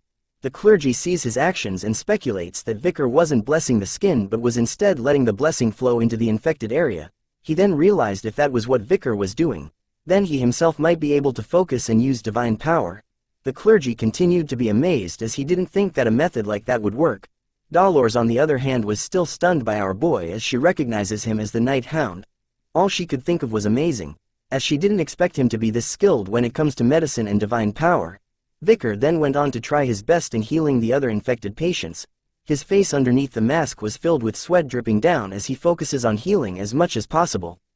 In general, divine power is a cleric's prayer reaching God, which God then accepts and gives the cleric power. The amount of divine power given depends on how devoted you are to God, and the amount of divine power is proportional to the amount needed to perform a miracle. 1 divine power is equal to 1 miracle, and 10 divine power can create 10 miracles. However, Vikir knew of the method on how to perform 10 miracles with 1 divine power and 100 miracles with 10 divine power. During the time of the fall, the monsters that mobbed them and the number of patients lying in front of the clerics, which outnumbered the monsters, knew that the amount of divine power they possessed couldn't stop the disaster. The decision made by God is because of the desperation and wavering faith of the clerics, so they changed the equation to perform miracles. Take measure now, and face what happens after. Perform miracles first and deal with what happens later. Even if the divine power they needed to recover came with interest, it was a strange phenomenon where they used all the divine power they could muster. People called this phenomenon as advanced divine power, and because it was a time where killing monsters was regarded to be an act of faith, even if you weren't a cleric, if you killed a monster, you would be able to use advanced divine power. Because of that, Vikir, who has a soul which accumulated karma from the past, can use divine power if it's within a divine region. A young girl started to cry out loud as she screams for her mother who had been infected by the virus. Vikir walks over to her and tells her that he would fix her mother soon. He informs her that she was sick but also suffering from severe malnutrition. He then hands over a single gold coin, telling the little girl to use it to get food and firewood and a nurse for her mother. But the priest spots the transaction, which causes him to shout at Vikir, telling him that materialistic help was not permitted, as monetary demands were endless. So if Vikir does give that gold coin to the little girl, then he might end up giving all his money to the people of the slums who kind of look like zombies the moment money was mentioned. But all Vikir answered back was with a question: why is there no end to something that's endless? This question was enough to make the priest silent, as Vikir tells him that there was a limit to how much money was in his pocket, so he was just going to give it all to the people of the slum. A huge bag of gold was then placed behind Vikir as he told the priest. Vikir then turns his attention back to the infected mother who was struggling to breath. All he could say to her was that he was sorry. Dolores continued to stand still with her fist clenched near her chest. She had overheard Vikir telling the infected patient that he was sorry. Seeing Vikir made her question why this person was sorry for and why was he apologizing. She soon recalls the time that they had tea together, where Vikir answered her question by stating that theology is essentially the process of understanding humans, so it was inevitable. Recalling that memory made Dolores wonder if Vikir had the same reason as her. Seeing the divine power resonating brightly from Vikir, Dolores wonders if Vikir was apologizing because he wasn't able to treat more people. As she gazes upon the bright light that Vikir's divine powers had brought forth, her heartbeat began to sound even louder as she turned away from him. The 16-year-old girl, who was still young and inexperienced, the Saint Dolores, as she held her trembling hands together in a prayer position, she soon places them onto her chest while her face was blushed heavily. Dolores' heart had started to beat fast for the mysterious man who was in front of her. One more lady has fallen for our boy's Riz. A round of applause, everyone. Vikir had healed as much people as he could. He soon touches his mask and removes it, revealing a sweaty face and tired look. He then takes a sip of water from his water pouch, sitting on a fence on a beautiful sunny day. But something soon catches his attention as he stops drinking to turn and see what it was. Seeing that Dolores was standing beside the tree behind him, Vikir immediately puts on his mask while asking her what was wrong, but all she did was stare at our boy with a nervous look on her face. She then sits beside him, asking Vikir if it was alright for her to talk to him for a moment. Vikir paused for a second before telling her that he didn't mind. Dolores thanks him for his help, as it was thanks to Vikir that they were able to treat all the casualties, but all Vikir tells her was that he just did what he needed to do. Hearing his reply made Dolores comment that she expected him to say such a thing, but an awkward silence soon arrives as neither one of them exchanged words. Dolores could only stare at Vikir in awkward silence once again, but this time, she grips her skirt tightly in her hands, telling Vikir that a strong person like him should have been born with divine power. This was when she reveals her honest thoughts to Vikir, telling him that she believes she was lucky to be born with divine power, but her body, mind and faith weren't as strong, making her question why God would choose such a weak person like her to be the saint. She continues to tell Vikir with a sad look on her face that there were so many other people who have strong faith, even though they aren't born with divine power, making Dolores question God again on why he had granted her with the excessive title of saint. This is when our boy's Riz goes to work.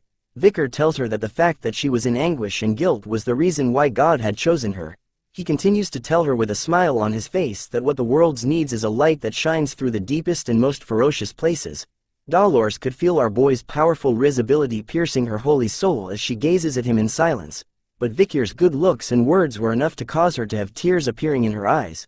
Her body continues to tremble from Vikir's Riz presence, asking him if she would be able to become the person who would be able to say those things.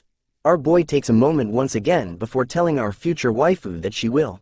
The conversation between lovers ends as we explore the outcome of what happened in the slums. The outcome of having the Quo Vadis family's clergy gathered and praying in one area was that all processes involved in the creation of holy water ended successfully, a divine essence that's able to purify all of the infected within the slums with one drop. 3 drops of the concentrated holy water were created, including reserves. The name of it was Planie de la Verge, the Saint's Tear, as 3 bottles were only made. Those same 3 bottles were placed on top of a cushion and positioned as a type of altar. Dolores was seen kneeling down in front of it, placing her hands together and wearing a ceremonial dress. She started to pray. She chanted the following words: "Everyone behold, the woman whose son is the one and only is here. I who unfortunately had to nurture God's son, wailed at night and it lasted until the next. I'm in so much agony as my heart could not follow. Today is the most agonizing and sorrowful day for me." As Dolores continued to pray with all her soul and heart, a bright yellow light started to appear all around her, surrounding the altar that the 3 bottles were placed at. As a pillar of yellow light shined brightly on them. The 3 bottles were soon placed into a case that one of the soldiers held. The soldier who held the case closes it, thanking the Dolores for her hard work and informing her that they would make sure that they store this well in the basement safe. Dolores commented that she would leave it to them. Her attention was then drawn somewhere else as she gazes outside the church with a nervous look, as she knew that something else must be done now. The scene then changes to a beautiful angelic statue. A cardinal appears with a prayer bead in his hands. He stood alone in front of the angelic statue before Dolores calls out to him, calling the man that stood alone as father. She informs him that she had came here to report something about the Red Death. Her father spoke out to her, telling her to come closer while calling Dolores his fairy and daughter. She readily accepts his command and moves even closer to him while holding on to something. Her father touches her shoulder and noted that she had made a large offering this time. He smiles at her with joy as he expected it from his daughter. This man was named Humbert Lune Quo Vadis, the cardinal of the Lune Church, but for some reason Dolores did not show the same level of affection towards her father, as her eyes and face remained motionless while telling her father that he was being too gracious with his words. Humbert then tells her to reveal what had happened. Dolores informs him that at first they had planned to use the Saint's Tear that they had created to purify all of the water that's flowing underneath Saint Mecca. Hearing this made Humbert question her on whether they had found the source of the infection. She tells him that they did and revealed to him that the source of the infection had came from an unregistered well in the slums. She added on that there were children who had testified by saying that a spirit had cursed the well, making it severely infected. They had also found the glass bottle that the criminal had used to store and spread the infection. She also tells Humbert that after investigating that area, they had found a suspicious object. As Dolores showed him the thing, Humbert was startled to see what it was. He questions her on where she had found these items, to which she tells him that they were at the well. Humbert's eyes began to fill with divine holy rage as he recognizes the emblems on the items as those belonging to both the Leviathan and Bourgeois clans. He commented out loud that it seems that those clans were both getting along well, but questioned on how they were able to create an artificial virus. How dare those lowly poison addicts and misers insult divinity? Shouted Humbert as his divine rage started to manifest itself as a heavy yellow aura all around him. His rage doesn't end as even the area around him started to shake heavily from his anger. His entire body was filled with divine rage as he tells Dolores to declare a holy war. Time to play some crusade music. Dolores could only stare at her father in silence, while thinking that Daddy was definitely pissed, but he soon talks about the guy that calls himself Night Hound. Hearing those words catches her attention as Humbert tells her that he was suspicious.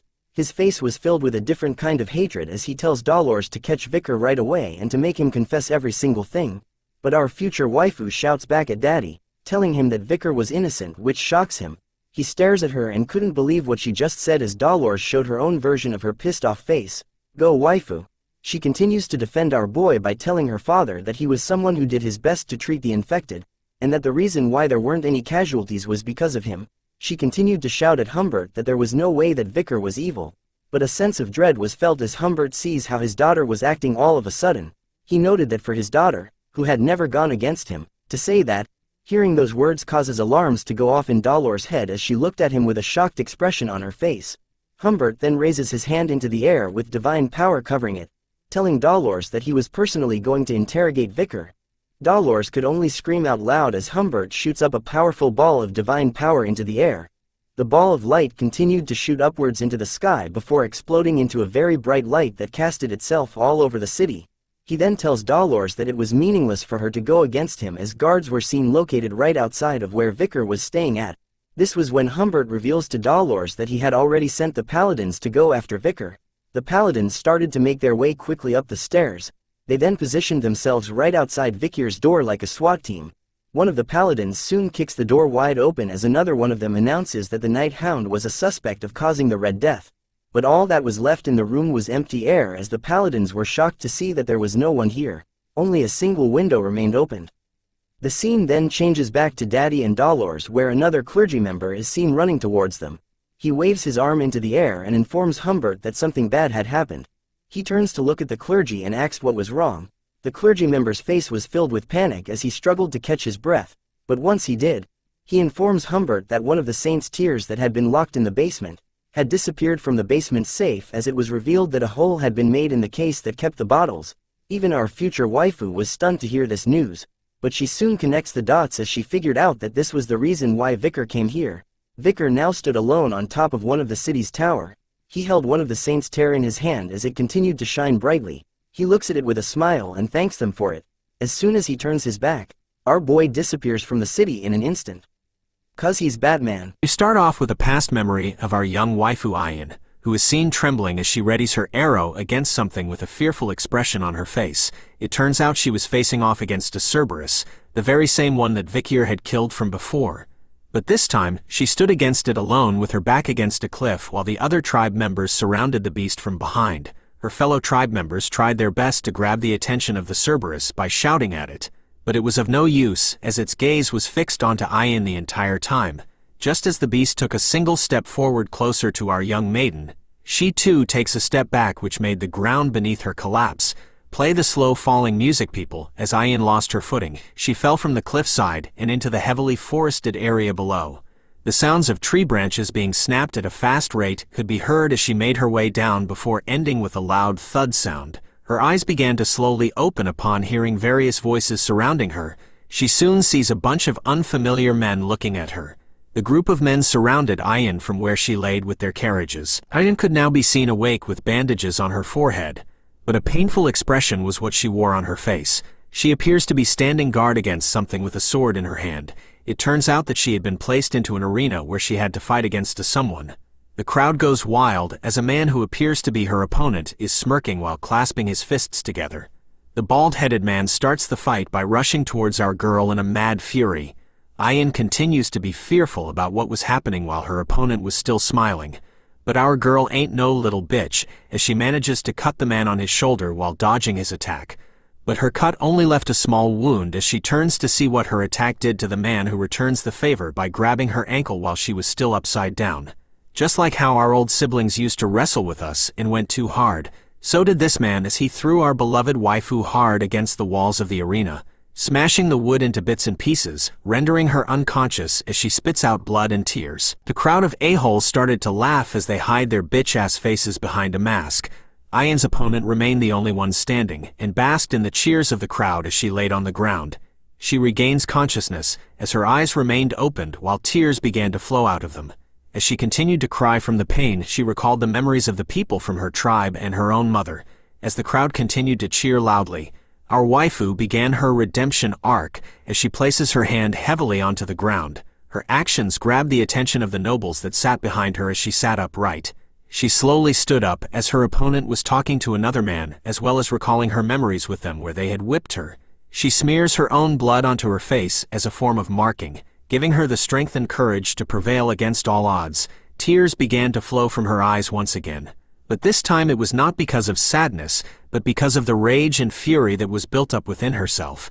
But she isn't the main character of this story, sadly, as she still ended up behind bars as a slave. Her face seems to have given up all hope against escaping from the clutches of her captors as the memories of her tribesmen and mother started to fade. Her eyes remained dry, as no tears would come out anymore before slowly closing. A vial containing a red liquid was dropped near her, as Ayan awakens from her slumber to see what it was. She sat against the cold steel bars of her cage in fear of the sudden appearance of another man. It turns out to be the moment that our boy Vikir had met her. Their meeting together had colored the once dull life that Ayan held before meeting Vikir as he tells her to go.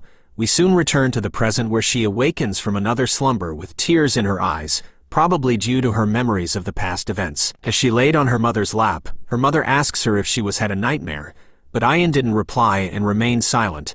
This prompts her mother to reveal that Ayan kept looking for Vikir in her sleep. She finally speaks with a flustered look on her face, telling her mother that the pain she was feeling was getting worse, her chest hurts, and her body was burning up, and it made her heart feel as though it was dried up. All these symptoms made her wonder if she had contracted the Red Death. She continues to tell her mother that she couldn't have it, and that what she was feeling right now was so painful that she regretted being born. Her mother started to comfort Ayan by telling her a story about how her father and her had buried a small seed in the ground. Her father had planted the seed while she was watered that seed every day. Not long after, the seed sprouted, and after several months it became a healthy and beautiful flower. Hearing that story brought more tears to Ayan's eyes, but here's a plot twist, everyone. Her mother then tells her that after they cut the flowers they extracted the sap and smoked it. They had gotten high and had some fun, which was how Ayan came to be. As her father had committed a bad deed, he ended up being executed by her grandfather. Such a sweet story to tell your kids, everyone. Ayan could only tell her that her body was getting worse after hearing the end of the story, but her mother gave her a piece of advice.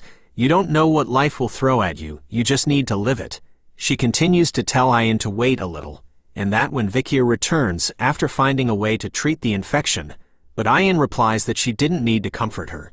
Ayan tells her that he wouldn't come back after recalling their last meeting with one another, but a member of the tribe shouts out that Vikir had returned. The announcement of Vikir's return continued on as they shouted that he had returned with the medicine. But just before Ayan's mother could tell her that she was right, our waifu instantly leaps out from her lap and runs towards where the shouts were coming from. This sudden reaction from her daughter kind of makes her angry as she watches her run at full speed, making her wonder if she had really contracted the Red Death like she said just now. As Ayan made her way at full speed, she recalled the past where she revealed that she was very scared back then. Even when Vikir was facing off against Madame Eight Legs, she stood behind the trees and watched him, which allowed her to see how he faced his fears, which was why when he had been knocked out by Madame Eight Legs, she was the one who rescued him from death, and that he was the reason why she could stand back up again. We finally have our sweet reunion as Ayan brushes past her fellow tribesmen to see Vikir standing right there in front of her. You came? Questioned Vikir as he spots her in the crowd. He tells her that he had heard from the warriors earlier that Ayan had gotten the Red Death, but our waifu is a woman of action, instead of words. She simply Randy Orton's our boy onto the ground. Watch out, watch out. Vikir simply laid on the ground with her on top of him, telling Ayan that if he didn't use his mana, then his back would have been broken. But he questions her on whether she had really contracted the Red Death, but all she tells him was that as soon as she had heard that Vikir was back, her body became lighter. Hearing that made him wonder if she was faking it, to which Ayan reveals that she was. With tears of joy in her eyes this time, she tells our boy welcome back. Taking a pause, Vikir tells her, I'm back. Night soon arrives as a single hut on the trees remained lighted. Everyone from the tribe were gathered around Ahul, who laid in the center of the hut, struggling to deal with the pains of the Red Death. Vikir kneeled in front of her with a pouch in his hand. He slowly unravels it, letting out a bright divine light from the holy water that the saint had made.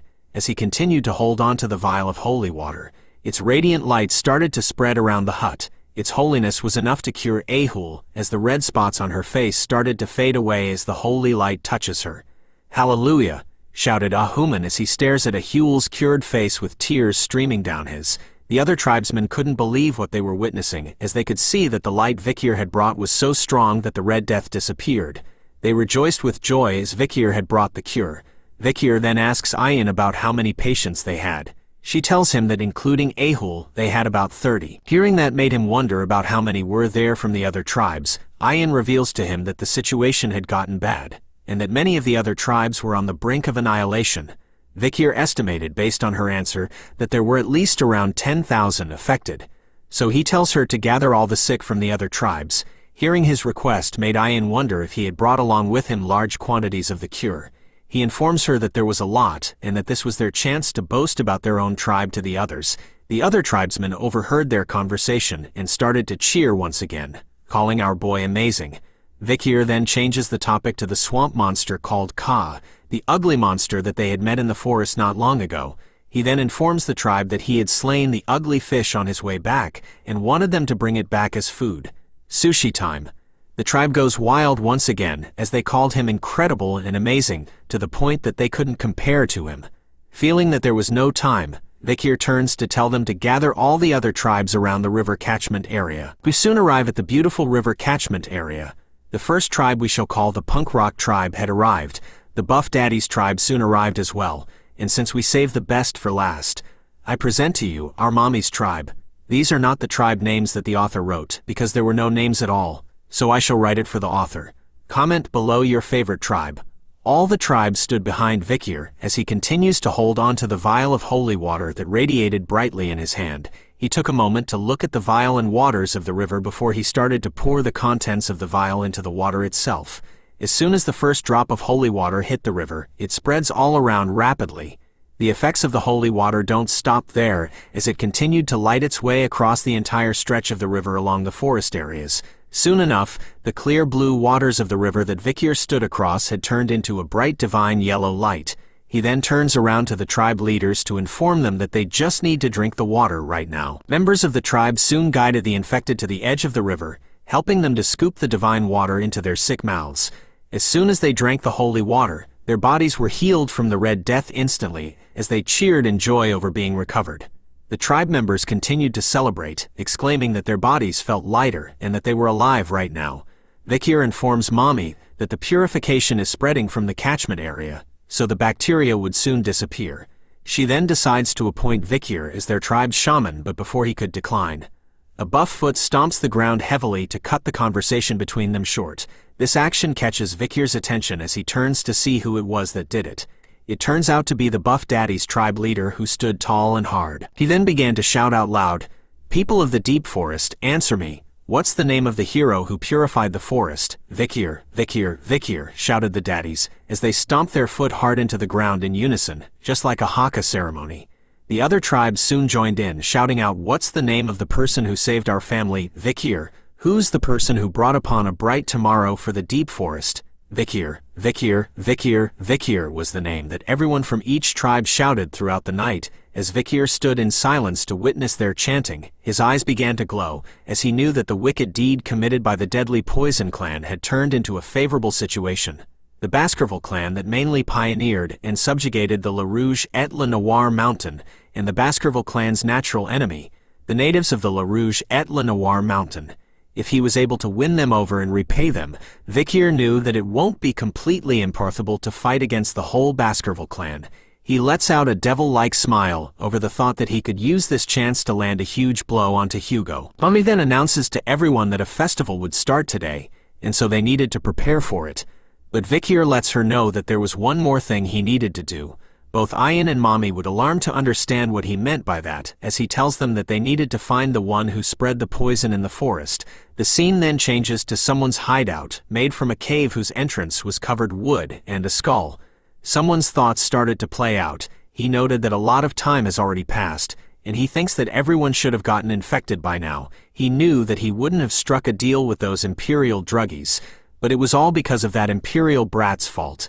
A figure started to appear in the shadows, as he continues to think that the moment when everyone is in despair, he would cure the infection with the antidote, so the whole tribe would have no choice but to look at him with respect and reverence. It was revealed to be the asshole shaman piece of poop. He smiles over the idea that infecting Ahul was a good one, and that no one would suspect him of infecting his own granddaughter. Now this is a face that needs to be punched. 1 like equals to 1 punch everyone. As he exited his cave, he thought about how his plan was perfect, but something causes him to think otherwise as he peeks out from behind a tree. He could see that his fellow tribesmen were walking around peacefully, with no signs of Red Death anywhere. He wonders how they were all fine, as he was sure that they would all be gasping for air because of the Red Death right before they commenced the ancestral rite. He even spots his granddaughter Ahul, who was perfectly fine, which made him wonder what was going on. This sight made him run to somewhere as he called it impossible.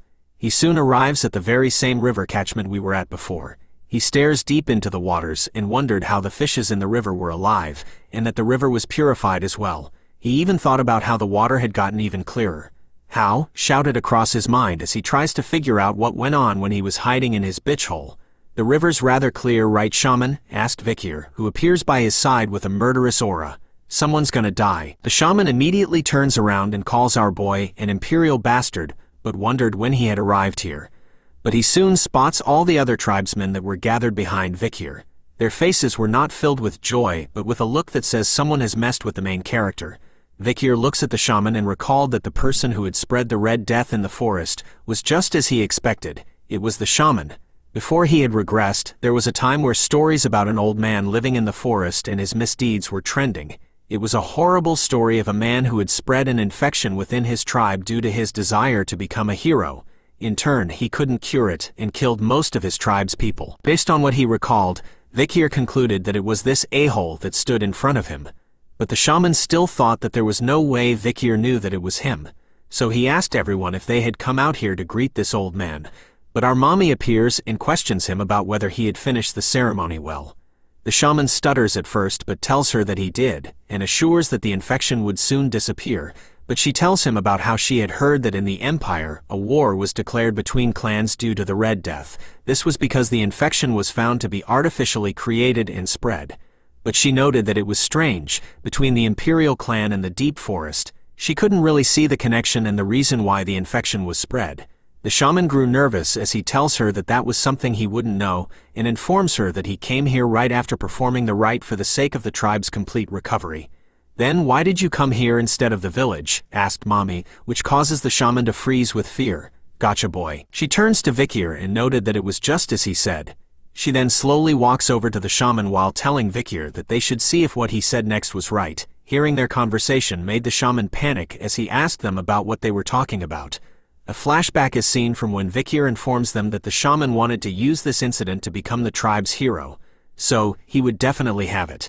The cure to the Red Death. This time, the murderous aura came from Mommy. As she stares at the shaman with murder in her eyes, she calls out to him, and tells him that she wanted to see what was in his pouch. Rest in peace. As Aquila, the matriarch of the tribe, the name I finally remembered after all this time, asked Auman about the pouch he had, we returned to a past memory where Vikir was asking Ayan about Auman's birth as he thought that it would be good for him to know more about Auman. Ayan reveals to him that Auman wasn't a native Balak, even his birth was unknown to them, but long ago, he was the existing shaman's slave and came to the Balaks. She recalls that he had killed the shaman who was plotting a coup d'état, so Auman killed and stole his sorcerer powers. Due to his contributions, in stopping the coup, he was promoted from a slave to a shaman. After that, in order to adapt to the Balaks, Ayan heard that he did anything, including the cleaning up of shit and pee. Auman was responsible for all the dirty work within the village. He was also used as bait for dangerous prey during hunts. This man was the definition of a true hustler. However, he was only acknowledged as a member of the tribe, only when he became old and his hair turned gray. As we return to the present, Vikir thought about what she told him, wondering that since Auman was older now, did he want all the privileges that he wasn't entitled to when he was younger? He could now see that this old man had overstepped the authority of the matriarch and tried to take over the entire forest. As Aquila asks him what he was doing, she tells him to show her his pouch right now. With an aura that kind of turns me on but at the same time makes me feel as if I'm about to shit my pants. Sweat started to drip down the old man's face as he swallowed hard. He starts to stutter in his speech, telling Aquila of course, but as he takes the pouch, he tells her that this was the flower that he saved to eat after the ceremony. But the old man becomes clumsy as the pouch seems to slip from his old wrinkly hands. There was an awkward silence between the three of them as they all watched as the pouch dropped into the water. The pouch was able to open as it dropped into the waters, revealing the so-called flower that Auman said he had brought to eat after the ceremony. Who the heck eats flour? And so, Auman started to blame his hand tremors for causing him to accidentally drop the pouch into the river. But Aquila wore an expression of disappointment, a look that our parents often give us as she tells Vikir that he was right again. She looks at him, reminded over the fact that he had told her that Auman would throw the pouch into the river. But our boy was concerned with the fact that they could no longer reveal the contents of Auman's pouch with the same method. Taking this chance, Auman tries to refute Vikir's claim of him having the antidote and making the accusation that he was the one that had spread the poison throughout the forest. Even going so far as to point a finger at Vikir, telling Aquila to punish the wicked bastard, as Vikir had framed Auman who considered himself a righteous self and whose honor as a shaman has been spoiled. She agrees with the old man, telling everyone that you couldn't frame someone without evidence. And since Auman mentioned he was innocent, Aquila was willing to help him protect his honor and pride. Auman starts to smile, thinking that as the matriarch, she couldn't punish him without any evidence. Aquila then orders for an Iliad. What she orders sends chills down the old man's spine as he heard what she said. An Iliad is conducted when conflicts of opinions cannot be resolved. The Balaks side with the victor of the Iliad as the loser is deemed incompetent. A Hun appears, reminding his grandfather that he had always said that tradition is important. So he reminds him that Iliad is a tradition of the Balaks, so he wanted the old man to show them how he protects their tradition. His own grandson's words cut the old man deep, so he agrees with what they want, telling Vikir that the Iliad will happen 4 days from now, during the night of the full moon, making it official. Flexing his beautiful hard-toned abs, Vikir walks to the old man, telling him 4 days my ass. He explains that he knew that the one who receives the Iliad request was the one to decide the day, according to tradition. But honestly, Vikir knew that evidence and verification were all meaningless to Auman, since cornering him into a situation where he had no choice but to request an Iliad was all a part of Vikir's plan. Vikir was on the hunt again, as he tells Auman that they should do it right now. As the sun began to set in the tribe, everyone gathers together. Even Aquila wore her equipment, as she announces that the Iliad will begin now. She continues to tell the tribe that the Iliad will proceed within the circle made by warriors. She orders them to mercilessly execute cowards who try to leave the circle. Everyone agrees with the command as they chanted in unison together. She informs them that behind her was the warriors' mountain where their ancestors' grave resides. As their ancestors are watching, she won't forgive indecency. As Vikir and Auman hid behind their respective trees, Aquila tells them that their forefathers judge what is right and wrong, so they will decide the victor. And as a Balak warrior, they needed to prove that they're right. As the warriors and Ayin hid in the trees, they started to chant Vikir's name to show their support. Seeing their reaction annoyed Auman as he bit his finger, thinking that no one was on his side. But he knew that they'll stop chanting Vikir's name once he won, since weapons weren't the only thing you can use in an Iliad, just as he spills his own blood onto the ground. A skull started to emerge from where the blood was spilled, and soon enough, Auman had 3 weird-looking skeletons to support him. He orders the skeletons to watch his blind spots and to notify him once they see Vikir. Seeing that his preparations were complete, Auman readies his bow and arrow.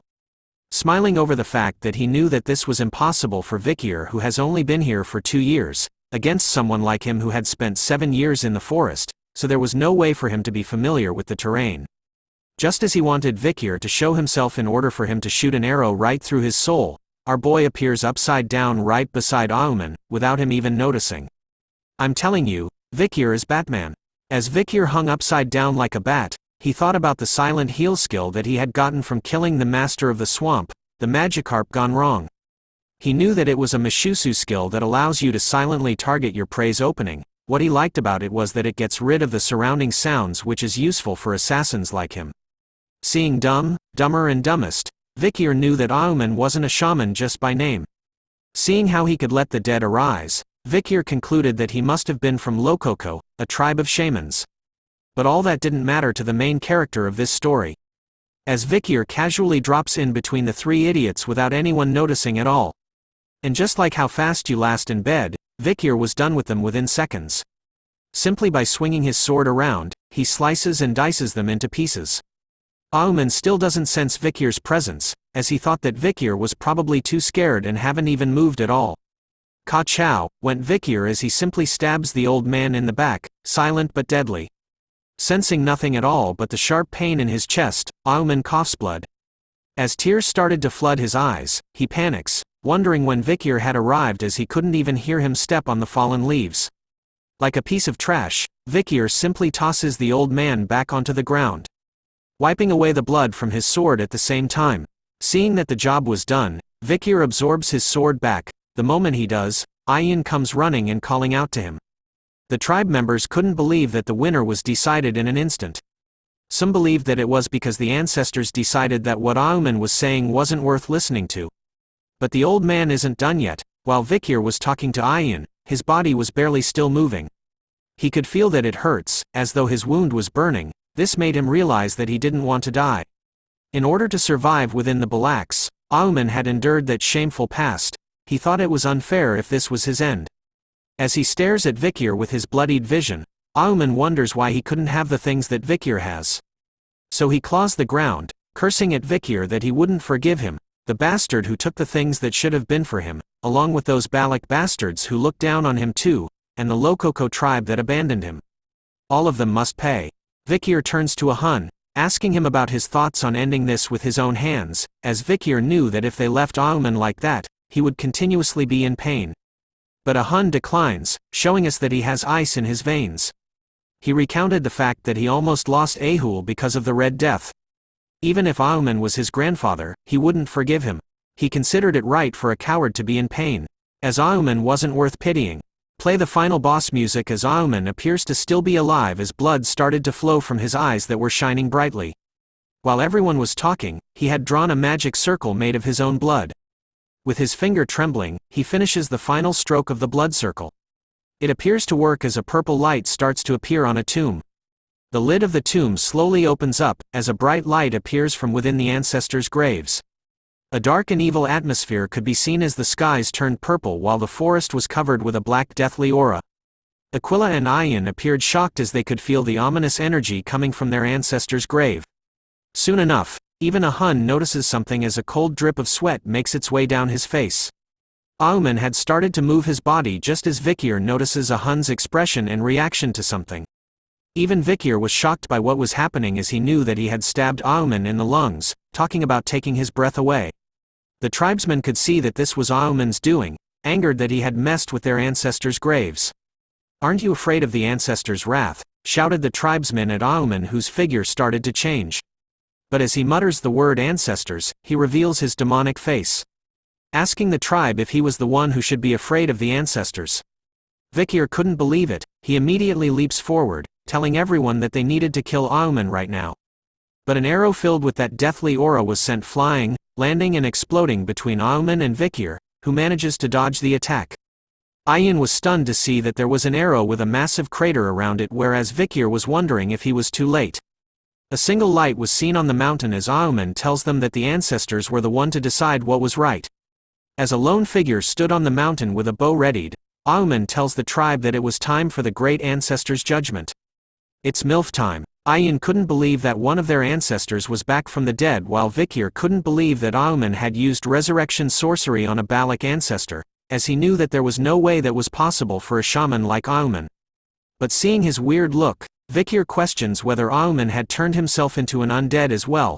Auman then starts to summon even more of the undead, asking the tribe if they thought he was just a shaman living among the Balaks without any countermeasures. But he warns them that it was too early to be surprised as even more ancestors started to appear. It turns out that there wasn't only one grave here on the Warriors' Mountain. Using the skeletons as a ride, Auman quickly escaped using the undead car, telling the tribe to do their best fighting against their ancestors. Ahun spots the old man leaving, and immediately draws his bow and arrow while calling out to him. Asking Auman about how low he was going to go, but just as he did, something dark sped fast and cut his arrow in half. Ahun could spot where the attack came from. It was the first ancestor that had awakened.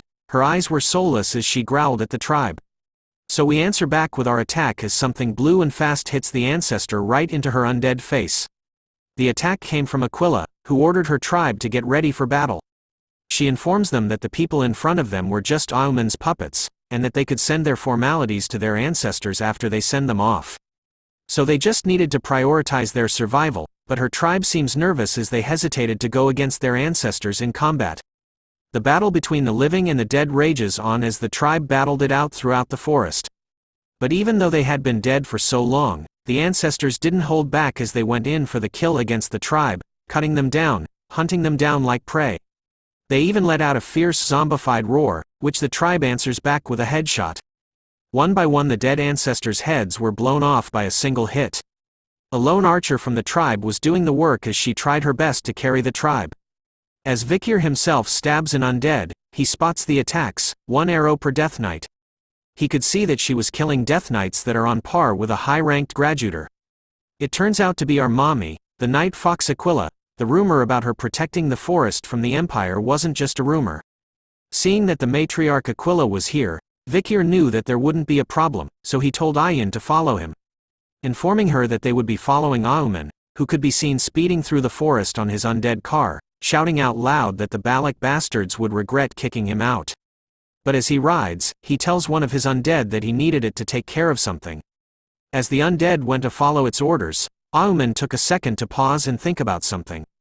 He knew that even though he had resurrected the ancestors, as long as Aquila was here, he couldn't act carelessly. Since she was known as a genius who has been the strongest village head in history. But he smirks at the thought of genius, as he knew that even if she was one, she wouldn't be able to handle what's about to happen. The skies continue to darken as the battle against the undead ancestors rages on. Vikir and Ayan are hiding themselves behind some trees, waiting for an opportunity, as they spotted Auman, who was casting another evil spell. Vikir wonders why he had escaped to this place over here, where it was just an area with pillars, and even started to chant in a place like this. But Ayan was certain that they couldn't allow Auman to act suspiciously any further. With murder in her eyes, she tells Vikir that she was going to kill Auman right here right now. So she lets out a powerful arrow that speeds right towards Auman, but as it inches even closer to the undead maniac, he smiles and whispers that he was done. A thick muscular arm appears from underneath the ground, grabbing Ayan's powerful arrow with just 2 of its fingers. This scene shocks the couple as they watch with a stupefied look on their faces. Auman, on the other hand, was celebrating as he realized that he was successful in summoning it. A new undead ancestor is being introduced as Auman recalled the legend that says that he sleeps deep within the forest alone. He continued to exclaim out loud that he was the only one that had noticed this ancestor. The undead's head that was filled with a few pieces of hair started to regrow, all of it in a matter of seconds. As the ancestor kneeled onto the ground, its undead body started to regrow its flesh as it held onto a bow in its hand. It turns out that this was the divine archer Adonai, the muscle daddy of the Balak tribe. Even Vikir and Ayan remained stunned upon hearing that Auman had managed to summon the one and only Adonai, the so-called legendary archer of the Balaks, and whose entire body had finally healed. But as they stared at the Gigachad, Adonai drew his bow and arrow, aiming right at them. He sends out a terrifying demonic arrow, straight at our couple, which Vikir was able to deflect with his own demonic sword. But his face was filled with a worried expression as he only managed to deflect it just inches away from his face. He knew that it was an arrow that was created with aura and that he even managed to deflect it, but just the damage it caused was overwhelming. It turns out that he didn't deflect it all as Ayan staggered onto the ground in pain, groaning hard as a wound appears on her thigh, covered in the demonic aura. She tells Vikir that the wound made her legs feel as though they were burning. Vikir sees this and wonders if it was poison, since she came in contact with Adonai's arrow. This made him recall the legend about Adonai dueling with that monster was true, as the bow he was using was made from the remains of Madame Eight Legs' leg. Adonai doesn't know the word relax as he bombards Vikir and Ayan with an endless wave of poison arrow attacks onto them, all of which Vikir deflects, sending them flying towards various parts of the forest. Their battle of attacking and deflecting resulted in the trees and ground around them being blown away, leaving the land barren. Ayan calls out to Vikir, who wore a painful expression on his face. She tells him to stop protecting her so that he could run away and leave her, but our boy wasn't listening as he held his trembling arm. Even Beelzebub was feeling the pain. Auman started to laugh, telling Vikir and Ayan that he wasn't going to let them live. So he orders Adonai to kill them both. He obeys the order without hesitation, sending out another powerful attack filled with aura and poison. Vikir and Ayan could only stare at the powerful attack as it made its way towards them. Just as Vikir was bracing himself for the attack, our holy savior appears and snatches the arrow made of aura with her bare hands. This action shocks everyone in the vicinity who witnessed it. As the arrow continued to rage within her hand, she easily suppressed it by squeezing on it hard.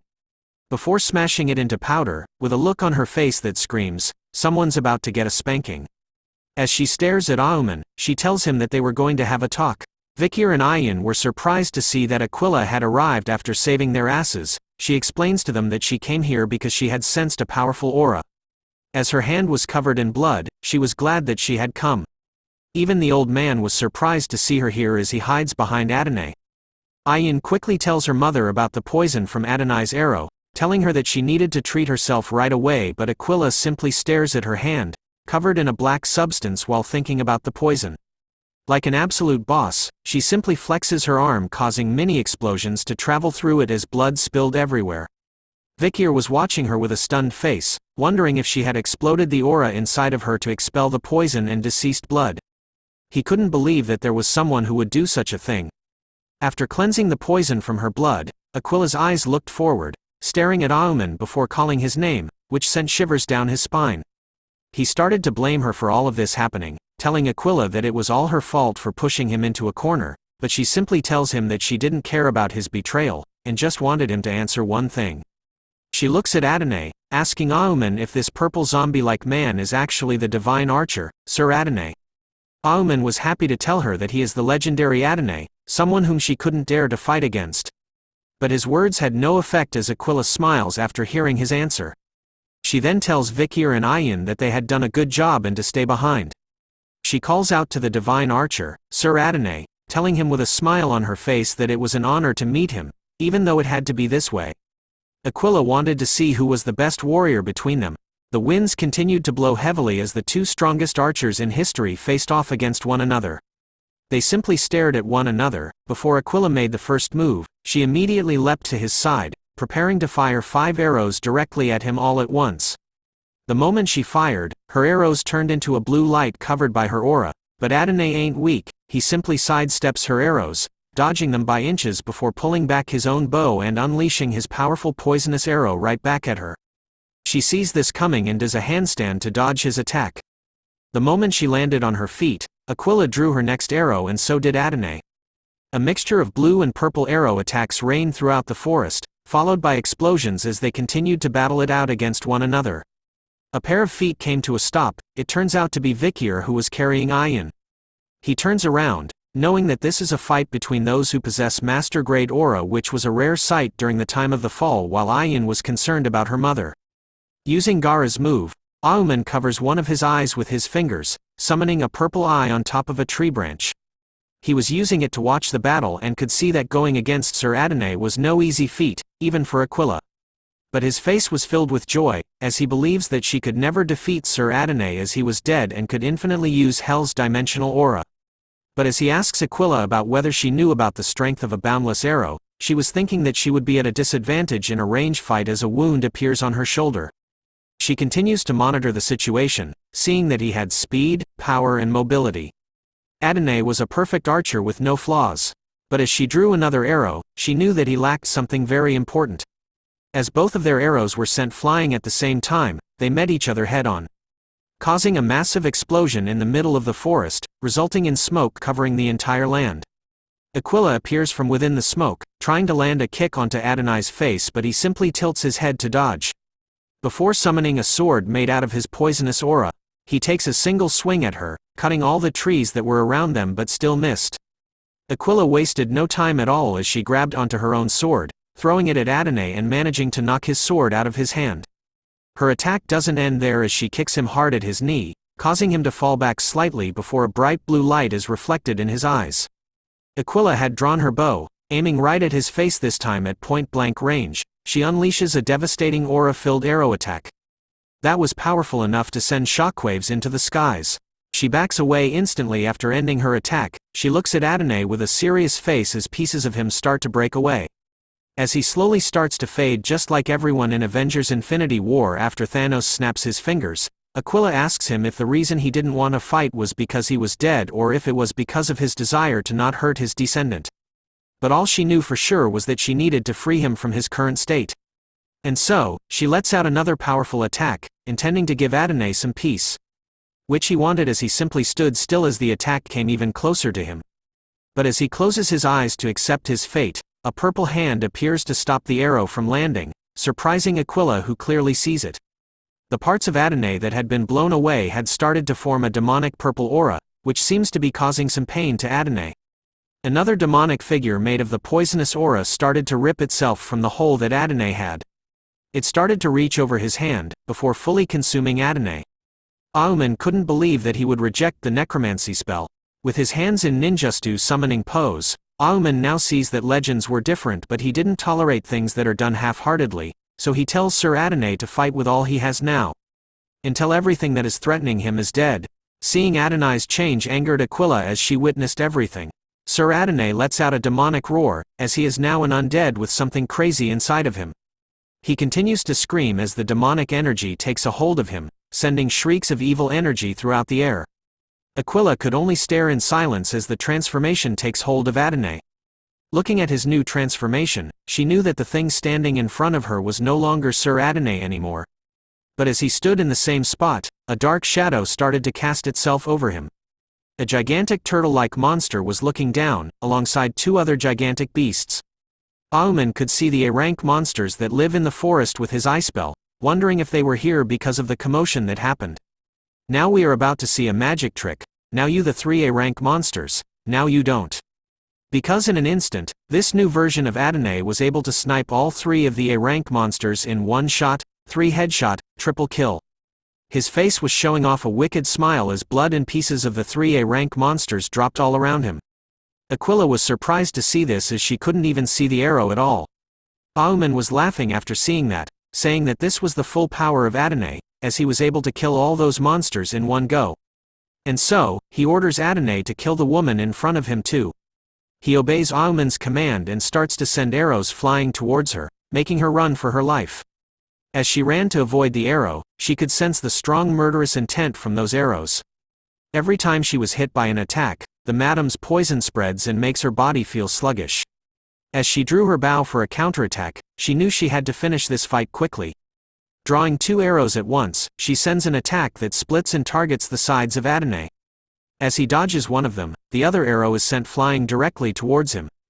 As the arrow was just barely inches away from him, he raised a single finger, creating a small demonic shield in front of the arrow. It started to spin, grinding the arrow into pieces until there was nothing left. As Aquila stares at him, she starts to smile as her attack doesn't end there as more arrows appear in the sky. Her attacks finally work as one of the arrows pierces through his neck. Aquila quotes a phrase, "The first arrow misses but the second one hits the target." However, the moment your opponent blocks the second arrow, the first missed arrow returns and penetrates the back of their head. She tells him that this was a skill where the arrow is at maximum rotation and flies in midair. Upon reaching its peak, it returns and hits the opponent. This was Aquila's personal arrow skill that she created after hearing about Adonai's fight against an imperial knight.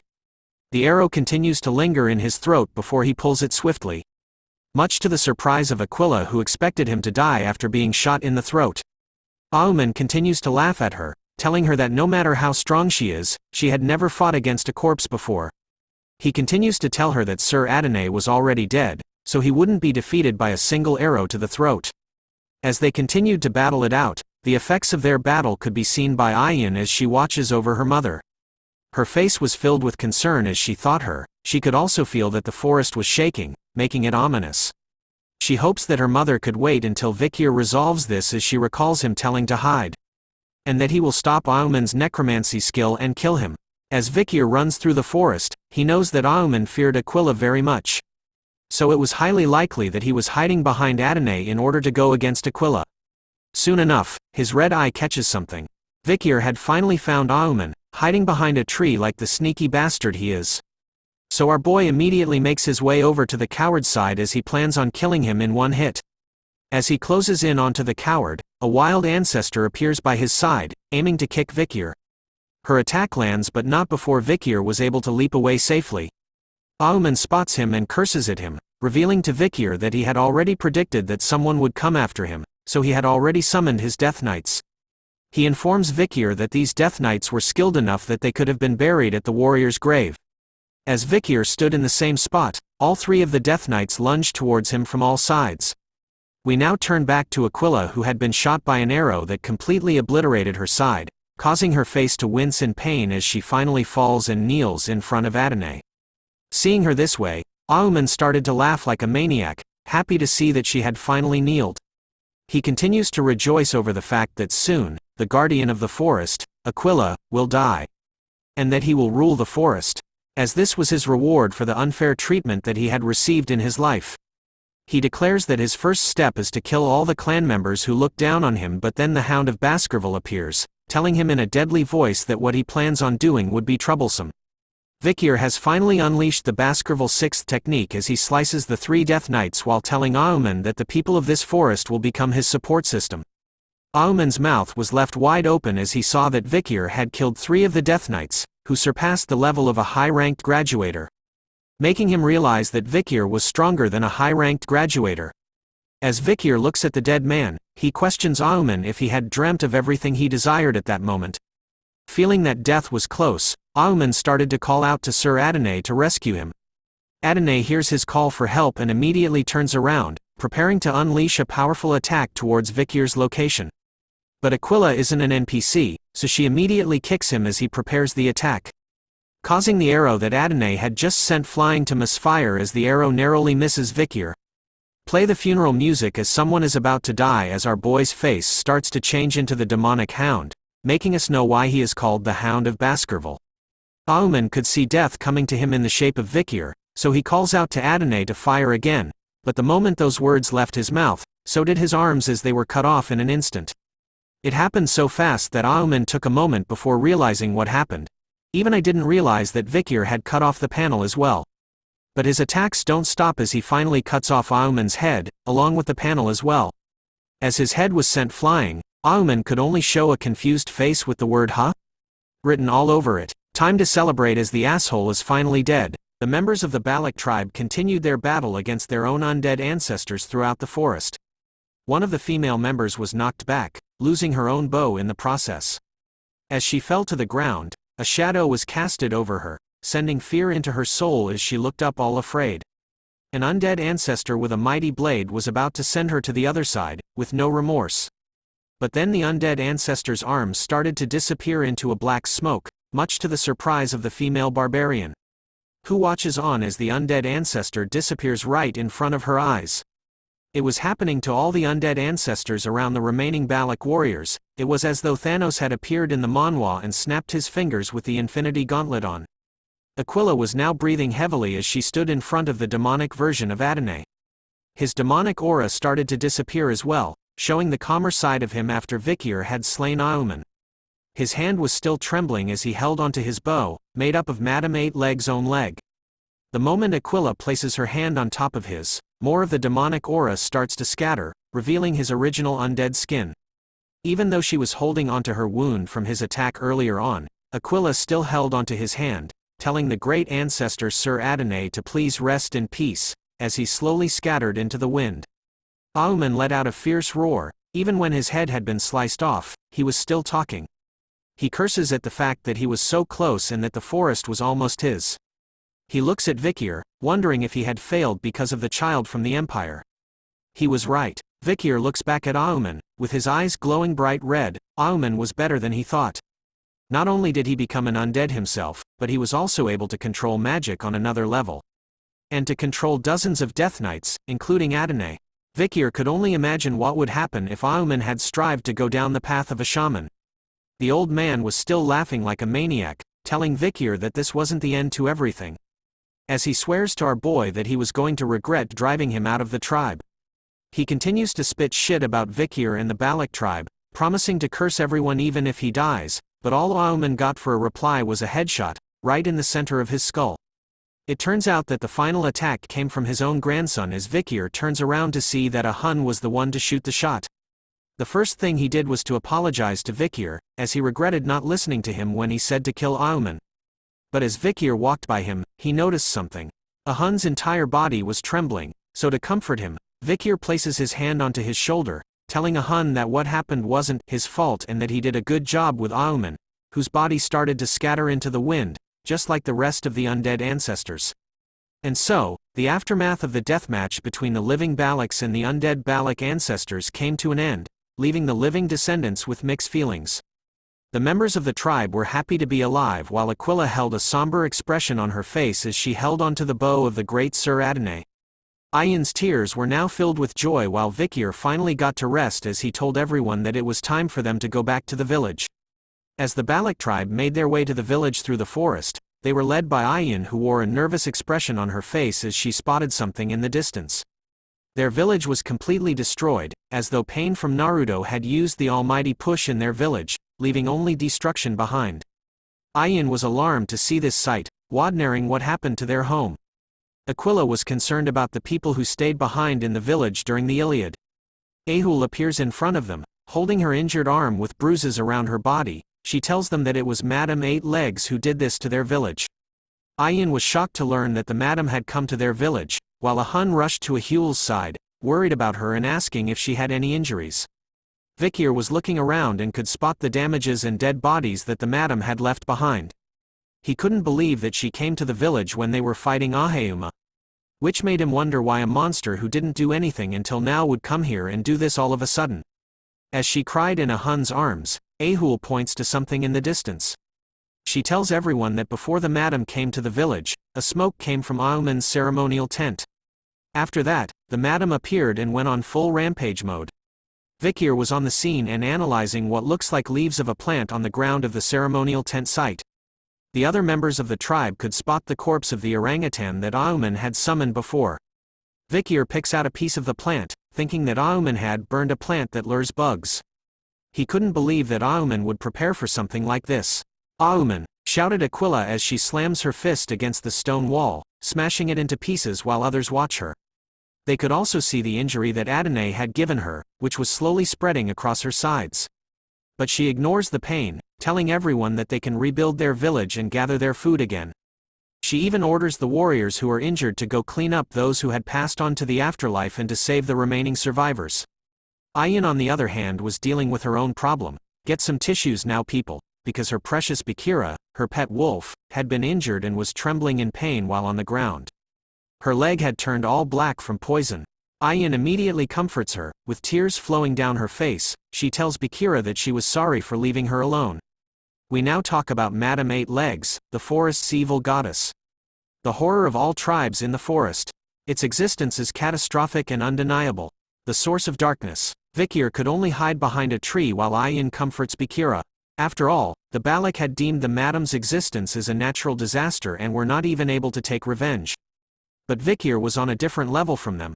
Night soon arrives in the forest as an opening to a cave in the wall was lighted by a campfire inside. Vikir had entered the resting place of Aquila, telling her that he came to ask something. She could only reply with, "What's the matter, Vikir?" "Please tell me about Madame Eight Legs," was our boy's request to her. A nervous sweat drop drips down her face as she wonders why Vikir wanted to know about the madam.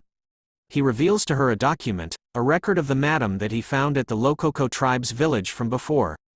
It contains various information about the madam's poison, witness statements about the madam's fights with other monsters, and even the madam's hideout. But after reading it personally, Vikir had a question in his mind.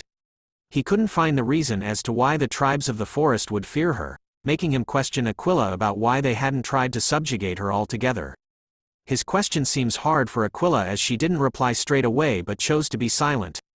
She then reveals to him that just like the Lokoko, the Balaks themselves had a record about the madam, which has been passed down since long ago. It was the record of when Sir Adonai fought against the madam. The battle of the archer god Adonai and the madam. In that battle, Sir Adonai pierced one of the madam's legs with an arrow, and it was said that he was successful in destroying that leg. But that was only the start of the despair. The destroyed legs soon grew back, becoming two more. The more they destroyed it, the more the madam's legs increased. Just like a hydra monster. The legs, which were the only things that they could damage, became stronger the more they were destroyed, and the madam's tough body couldn't be pierced with Sir Adonai's arrows. It was recorded that everyone who participated in the battle was poisoned by the madam. Aquila herself could understand how strong the madam is, just by her injury from the poison remaining on Sir Adonai's arrow. She continues to tell Vikir that the madam is the evil goddess that was created by the efforts of countless warriors in this forest. She warns Vikir that even though he might be planning to attack the madam, don't. As Aquila didn't want to lose any more of her family, Vikir knew for himself that the chances of him winning against Aquila and Adonai right now was very low. But if it's a strong monster, then things are different. Although the madam is a rare monster right now, in the world of the fall, back in Vikir's previous life, where demonic monsters invaded the human world, Vikir saw many demonic monsters on the same level as the madam. He has the experience of fighting against those demonic monsters. No matter how strong the madam is, she was still only a monster. And monsters have habits and weaknesses. Vikir was determined to find out what her weaknesses are as he left Aquila's cave. As he ventures into the darkness of the forest, he wears his hood back on. With his eyes glowing bright red, he knew that he could kill the madam.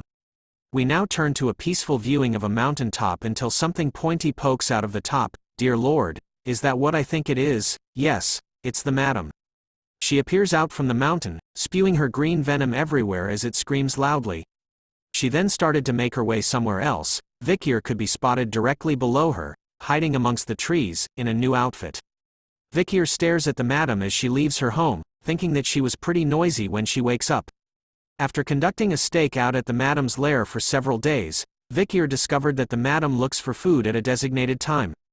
Judging from her movements, Vikir concluded that it would take 2 hours for her to return. So he instantly leaps across the mountain tops to reach her lair while she was gone. With a superhero landing, Vikir had finally reached the entrance to Madame Eight Legs' lair, which was covered with spiderwebs. From the outside, it looks like a stone mountain, but it's actually empty inside. Summoning his good old Beelzebub blade, Vikir started to cut a piece of the mountain that had spiderwebs on it. On close inspection of it, the cross-section of the spiderweb is rough, so it will be difficult to cut through it with a graduator's mana. Knowing this, Vikir thought that the spiderweb would be good for him to use when he goes down. As he leaps down into the lair, he jumps across the bigger spiderwebs. He sees that the entrance was just barely enough for the madam to squeeze through, but it gradually gets wider the deeper it gets. Considering the madam's size, this is perfect for a lair. Upon landing inside, Vikir could spot various things glued to the walls of the lair.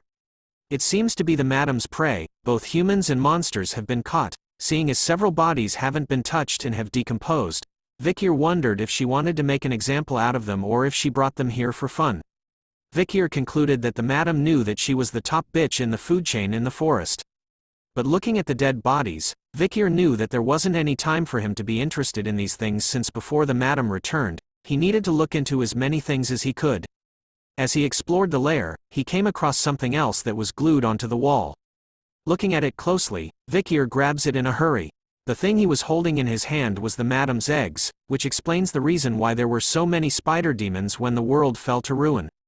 He thought that it would be worthwhile to take it and analyze the egg later on, but as he thought about it, Vikir's body shuddered as the madam made an appearance from above. Madame Eight Legs' multiple eggs started to scan her lair, like the predator, hoping to find some prey, but then it senses nothing at all, and started to go back outside to hunt for food instead. Vikir had hidden himself below one of the bigger spider webs the moment he had sensed her.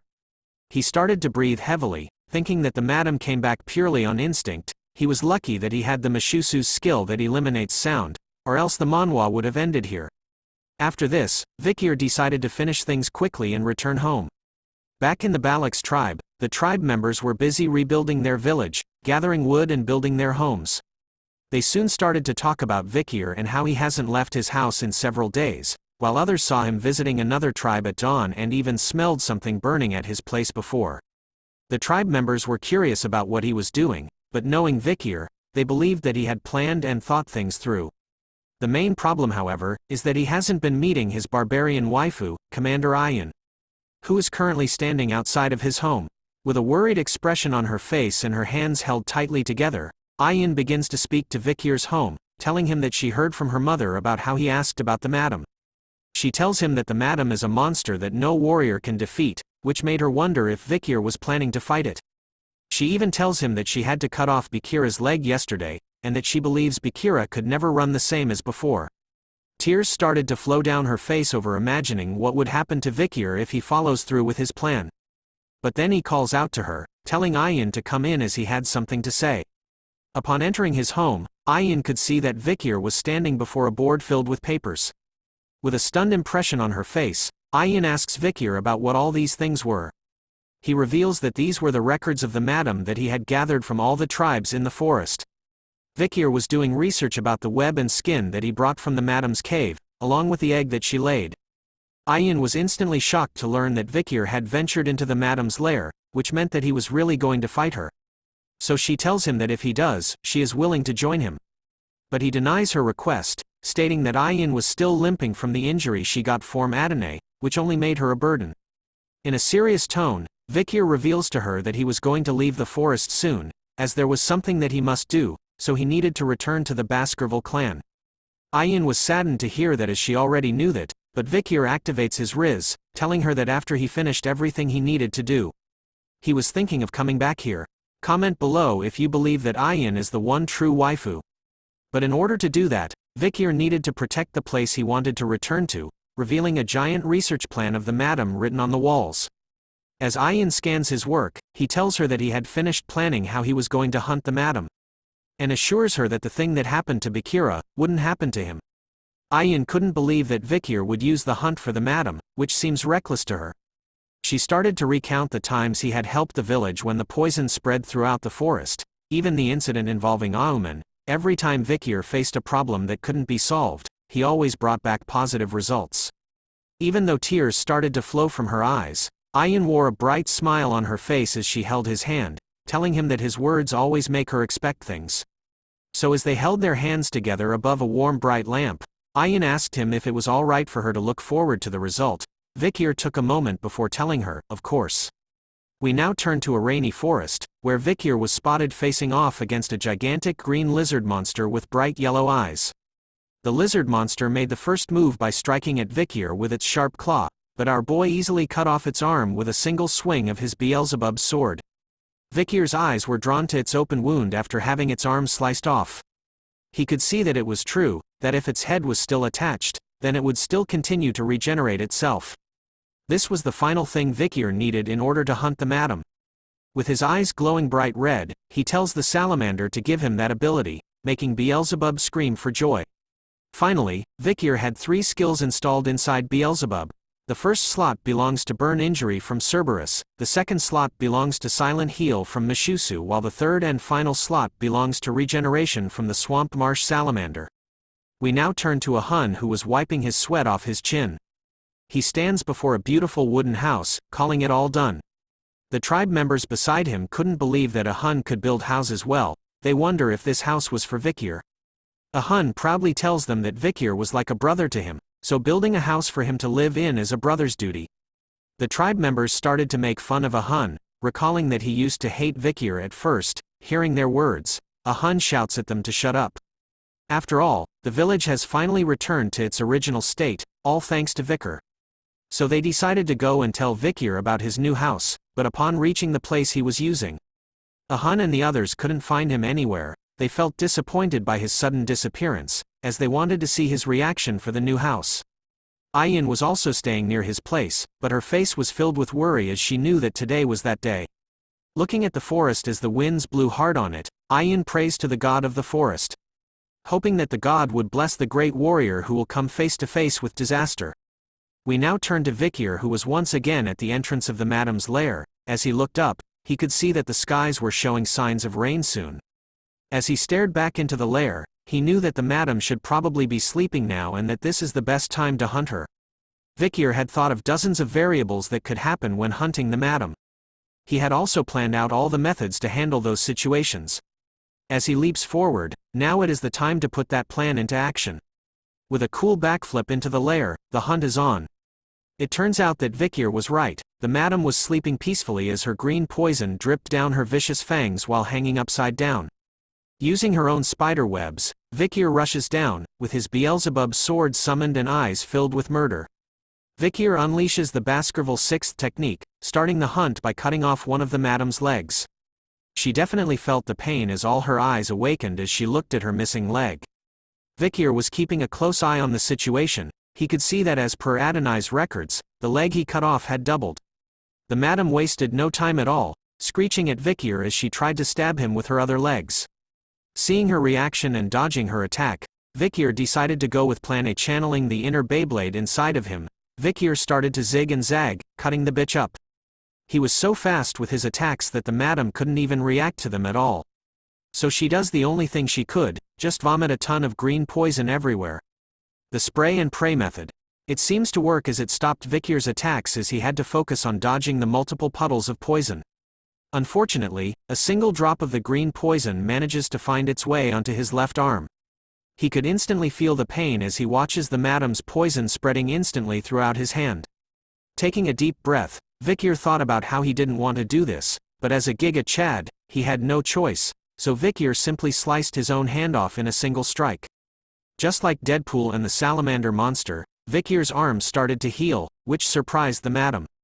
He tells her that there was no need to be surprised, since he was in the same position as her now.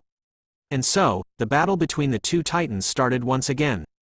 Vikir continues to slice off every leg of hers while dodging every attack that was sent his way. He uses the spider webs and the environment to his advantage, dodging and striking with every chance he gets. But then, the madam manages to land a devastating blow to Vikir, ripping his right arm and leg to nothing. His face was filled with pain as he tumbles across the madam's leg. Luckily, he manages to prevent himself from falling completely by gripping onto the madam's leg with his remaining arm, waiting until his right side had healed from her attack. Once he was healed, Vikir disappeared from her leg and started his rampage attack against her once again. Once again, this was the clash between titans. Soon enough, pieces of the madam's legs were scattered across the ground along with her poison. Even Vikir's own hand was spotted. This time, his left side was recovering as he started to breathe even harder. How many times have I regenerated? Wondered Vikir as he notices that it takes a lot of stamina to regenerate. But on the other hand, he sees that the madam had doubled the number of her legs like nothing. But as he continued to breathe heavily, Vikir started to smile. He then leaps onto a spider web, but this time, instead of fighting the madam, he races to the entrance of the lair above. Seeing where he was going, the madam started to move her many legs, in hopes of chasing after Vikir. But then she stops in her tracks. Vikir tells the madam that he knew that he wouldn't be able to catch up to her, but it was all a part of his plan for her to double the number of legs she had. Although, the fact that she could double the number of legs she has when it gets cut makes it seem like a godlike skill, but it can become a curse if she keeps doubling the same leg as it becomes difficult to move. With a simple side step, Vikir dodges a string of webs coming his way. He already knew that she would use her web when it came to this. After looking at the madam's web, he found that it had a very critical weakness, although her web doesn't burn from normal fire. Vikir knew with a sinister smile on his face, that her web burns like wood when it comes to the purple hellfires from the underworld, and since this place was filled with gas from all the corpses. Vikir questions the madam if she knew that it was the best condition for a fire to spread, as he lands on top of a dead ox bear. You stacked up too much karma because you were drunk on power. And now, it's time for you to receive that karma. And so, Vikir stabs his Beelzebub sword covered in the hellfire straight into the dead ox bear's skull, causing it to expand with hellfire. Soon enough, a purple hellfire explosion occurs everywhere inside the lair, hopefully killing the madam once and for all. We now return to a past memory of when Vikir was preparing and studying for his upcoming battle with Madame Eight Legs. As his eyes remained focused throughout the late night, he recalled from his practical evaluation that he had a suspicion when he crossed paths with the Cerberus that was chased out of the territory. A question came across his mind: why did the barbarians need to chase away dangerous monsters from the La Rouge et La Noire mountain? The reason behind it was due to territorial expansion. The barbarians were chased into the La Rouge La Noire mountain due to the madam. With that, Vikir was able to find the madam's lair, which was hidden at the back. The true reason behind why the madam used the barbarians in the forest to drive out the Cerberus and hell monsters, was so that she could distance herself from her weakness, which was hellfire. Vikir couldn't believe that the madam's weakness had been right under his nose this entire time. Now, we return to the moment that Vikir was aiming his sword directly at the ox bear dead corpse. As he inserted his blade deep into the dead body of the ox bear, he unleashed a small spark made up of the hellfire that the madam was afraid of, causing a chain reaction to occur. As the gases in the dead body started to ignite from the hellfire that Vikir had brought, the purple hellfire continued to spread all throughout the cave. Using the dead bodies that the madam had kept on the walls with her web, Vikir's hellfire explosion was only made bigger. The madam could do nothing but watch in horror with her multiple eyes as the purple hellfire reached even closer to her. It was time for her to receive the karma that she had accumulated after killing so many. Even the purple hellfire turned into deathly skulls, representing her many victims as the purple hellfire finally engulfs her completely.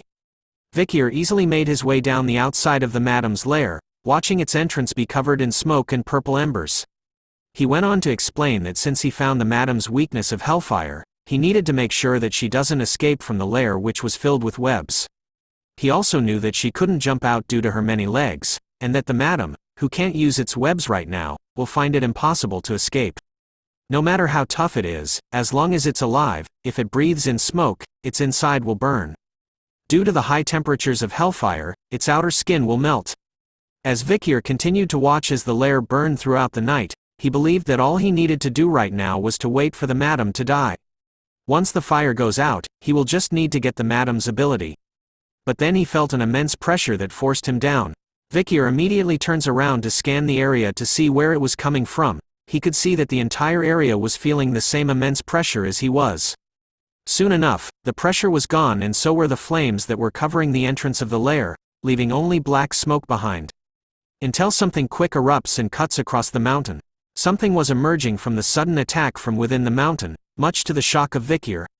The madam had survived his explosion plan, revealing her body filled with battle wounds from the hellfire, but Vikir couldn't believe that she had destroyed the entire mountain in order to escape. As she slowly made her way down from her mountain, the madam started to look for Vikir with her endless amount of eyes.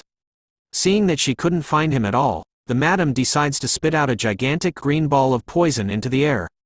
It explodes in the skies above, like a firework, splitting itself into smaller balls of poison aimed everywhere throughout the forest. She was going with the classic method of spray and pray. Her poison was deadly as the moment it touched the trees and branches in the forest, it melted instantly. But the madam was still feeling furious as she made loud hissing noises, unaware that our boy was hiding directly beneath her.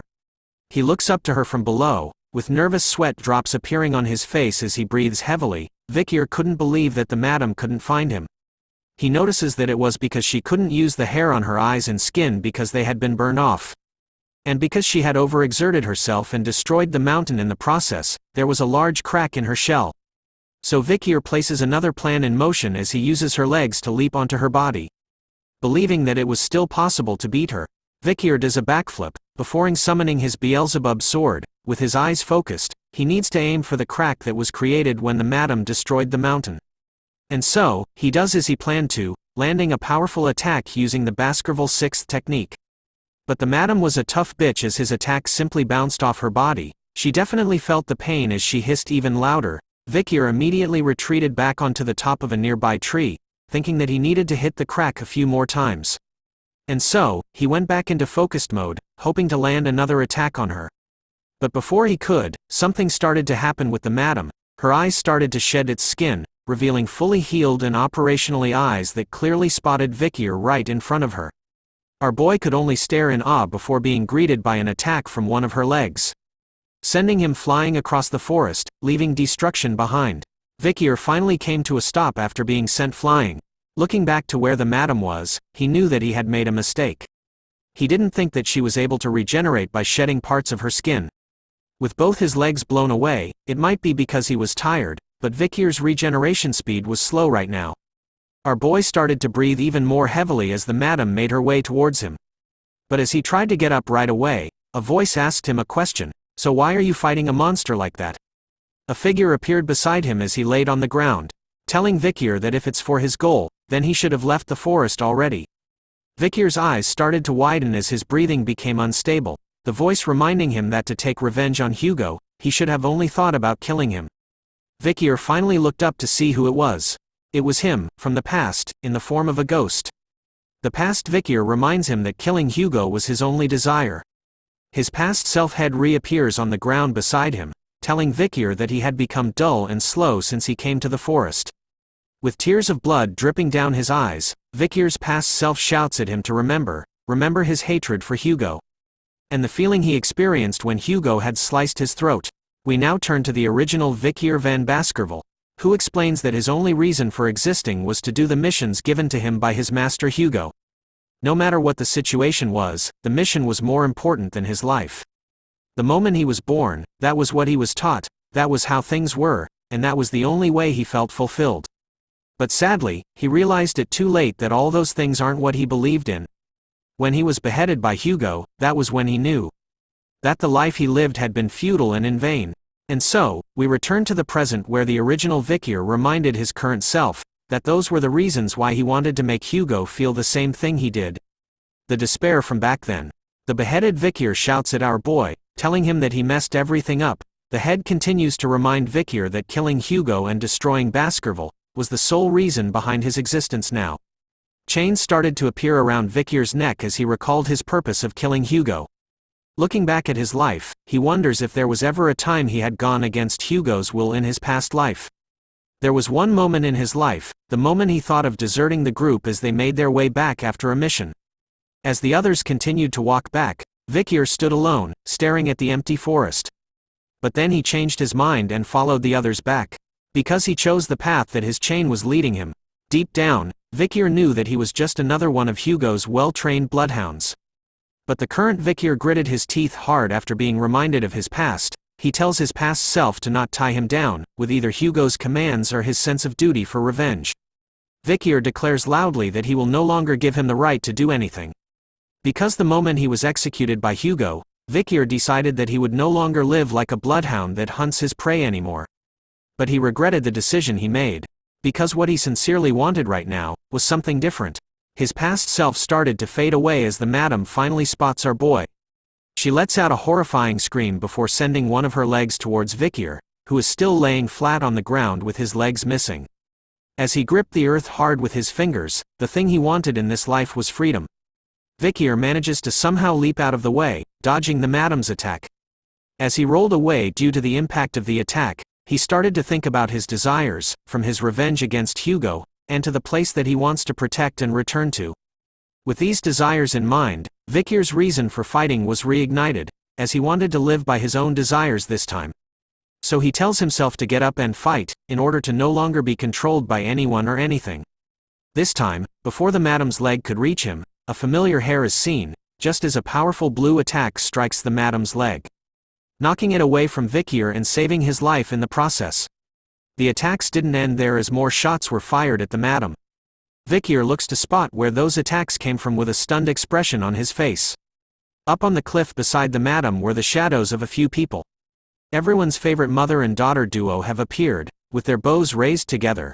Ayin shouts at the madam, warning her to not touch her husband candidate. She then quickly tells Vikir that they had arrived to fight alongside him. It turns out that every Balak warrior had arrived to help him. Ahun was annoyed that Vikir didn't even tell his brother about the burden he was taking on, while the other warriors began to prepare themselves for a battle against the madam. They raised their bows together, eagerly wanting to help the hero of the forest. Their simple arrows managed to land onto the madam, catching her attention. Even though they didn't do much damage, it gave Vikir enough time to regenerate his legs. As he appears on the back of the madam, he couldn't believe that she didn't listen to him when he told her not to come here. But he was glad, because thanks to Ayin, he survived. With that, Vikir manages to land another powerful blow onto the crack on the madam's body. But his attack was deflected this time as well. Even though it didn't work, Vikir was determined to try again. The madam wasn't going to take all of these attacks for nothing and decided to stomp the shit out of everything around her with her multiple legs. The warriors on their beasts were dodging her attacks, warning one another that the madam was going on a rampage. Ayin was glad to see this, as it meant that Vikir had her cornered, so she ordered everyone to keep fighting. Aquila on the other hand was watching the battle on the cliff. Her face was filled with fatigue as she breathed heavily. Still suffering from her wound, she had deemed the madam as a disaster, so she never even thought of killing her. As if all the cells in her body thought it was the obvious thing to do. But the young warrior Vikir showed her something. How to destroy fear, how to go against a disaster. So Aquila was determined to do this as her eyes glowed bright blue. She knew she had to do something, even if she vomited blood or her injury ruptures. For Vikir that's desperately resisting it, she needed an attack that can open up a path. Letting out a powerful blue arrow attack that destroys the cliff that she was on, Aquila manages to land a devastating blow onto the crack that was on the madam's body. This time the spider bitch was the one gasping for air. Vikir wasted no time at all and started to charge towards her once again. This time, his eyes went full bloodhound mode. Zipping through the forest like a speedster, Vikir finally reaches the madam. Unleashing another powerful Baskerville blow onto her, causing her to scream out in pain, but his rage doesn't end here. Vikir unleashes the Baskerville first technique, deeply piercing fang. Ayin and Ahun could only stare in awe over what he did, as she realized that our boy had gone inside the madam. Deep inside the madam, Vikir started to unleash all of his Baskerville techniques from the second technique called biting fang, to the third technique called slicing fang, the fourth technique called tearing fang, and finally the fifth technique called the shredding fang. All of Vikir's moves made a huge impact as the madam started to cough up her purple blood everywhere. But the Hound of Baskerville wasn't done yet as his rage continued to rupture, vowing to no longer live the life of a bloodhound that is led by its shackles. Using the madam's eyes as a way out, Vikir unleashes the sixth technique called crushing fang, breaking through her eye and destroying all the chains that held him down till now. The madam bitch could definitely feel the pain as Vikir made his way throughout her body, cutting and slicing every inch of meat within his grasp before eventually making his way to the biggest eye on the spider. Vikir blasts his way out of the madam's body, scattering her blood everywhere as a hole is left in her face after he had made his exit. Ayin and her fellow tribe members were stunned to see that Vikir had escaped from the madam's body by using her own eye against her. They could finally see that the madam had collapsed. Within the smoke and dust caused by the madam's collapse, Vikir laid flat on the ground in front of the madam. His face was filled with pain as he gritted his teeth hard while a green substance was spreading across it. He couldn't believe that there was poison within the madam's blood itself. As he lay there in pain, Vikir couldn't help but look at the madam behind him. He could see that she was breathing heavily as though she was finding it difficult to live any longer. Vikir's eyes were tired as he thought that he needed to hurry and wash off the poison. But his tiredness won this battle as he simply closed his eyes, even with the madam's poison spreading through his body. As Vikir laid on the ground unconscious, Beelzebub activated itself. Summoning its blade with Vikir's arm, it shoots out a long pipe straight into the madam's body. The madam was alarmed to see where she was right now. It was shocking to see itself fully healed and in a different dimension, but she wasn't alone. As Beelzebub made its appearance in front of her, alongside the other creatures that Vikir had absorbed in order to gain their abilities. The Cerberus was the first to make a move, letting out a fierce roar from all three of its heads. Each head of the beast stared to chomp down hard onto various parts of the madam, preventing her from moving at all. As the Cerberus continues to hold the madam down, Beelzebub appears right above, aiming its snout right at the madam. Bon appetit. We now return to the sounds of Ayin calling out to Vikir. But as she shouts his name, the other tribe members warn her that there was still poison and that it would be too dangerous to get any closer. Vikir's vision started to appear slightly. He could barely see Ayin in front of himself, as she tells the other tribes to let go while shouting at Vikir to not die. As she still had something to say. But the voices and vision of everyone started to disappear as Vikir fell back into the darkness. Luckily, he still had some energy left as he mutters Ayin's name out loud, surprising everyone around him. With his eyes open fully this time, he looked over to them, telling Ayin that he was okay and that her voice was too loud, which made it hard for our boy to rest. Ayin's eyes were immediately filled with tears as she heard his voice while the other tribe members were happy to hear him. Ayin continues to shout loudly throughout the forest, shouting at Vikir that she was worried about him, and that he was a dummy. Our wonderful cute little Beelzebub on the other hand was overjoyed. After all, it absorbed the madam's ability, giving Vikir the power to use Madam Eight Legs' deadly poison, a ranked S skill. The tribe members of the forest were now completely wasted, laying on the ground in a drunken state with empty plates and cups everywhere around them. Aquila and the other tribe leader were sharing drinks, toasting each other for a job well done. Vikir, however, was feeling tired as hell. He looked around the area, wondering how many days it had been since they started the festival. Seeing how everyone was, he realized how these tribe members loved to enjoy their festivals. We finally see Bakira, who was healthy and panting cheerfully. Vikir was visiting Bakira, asking the wolf about how it was feeling, even with one of its legs missing. As he strokes Bakira's chin, Vikir had heard about how Bakira managed to overpower another wolf even with a missing leg, and had found a partner. Hearing that, Vikir tells Bakira to rest now since he had taken revenge for him. Looking at his own hand, Vikir thought about how after killing the madam, although unskilled, he was able to use the seventh technique. But he wonders if it was due to the achievement effect that he obtained after killing the madam, or was it due to the increase in his understanding of martial arts through that life or death experience. Compared to Hugo's seventh technique, which can be considered great, Vikir's version was still imperfect. So it was still difficult for him to fight Hugo, a swordmaster, head-on. But still, Vikir believes that he had gotten a lot stronger in comparison to the other times. As he gripped onto his necklace made out of flowers, he rips it off, revealing his bloodhound side. Vikir knew that with the death of the madam, he had achieved his goal here, so it was time for him to return to Baskerville. After announcing his intentions, someone else hidden behind a pillar heard our boy. Deep within the forest and mountains, Vikir had gathered his things and was heading out.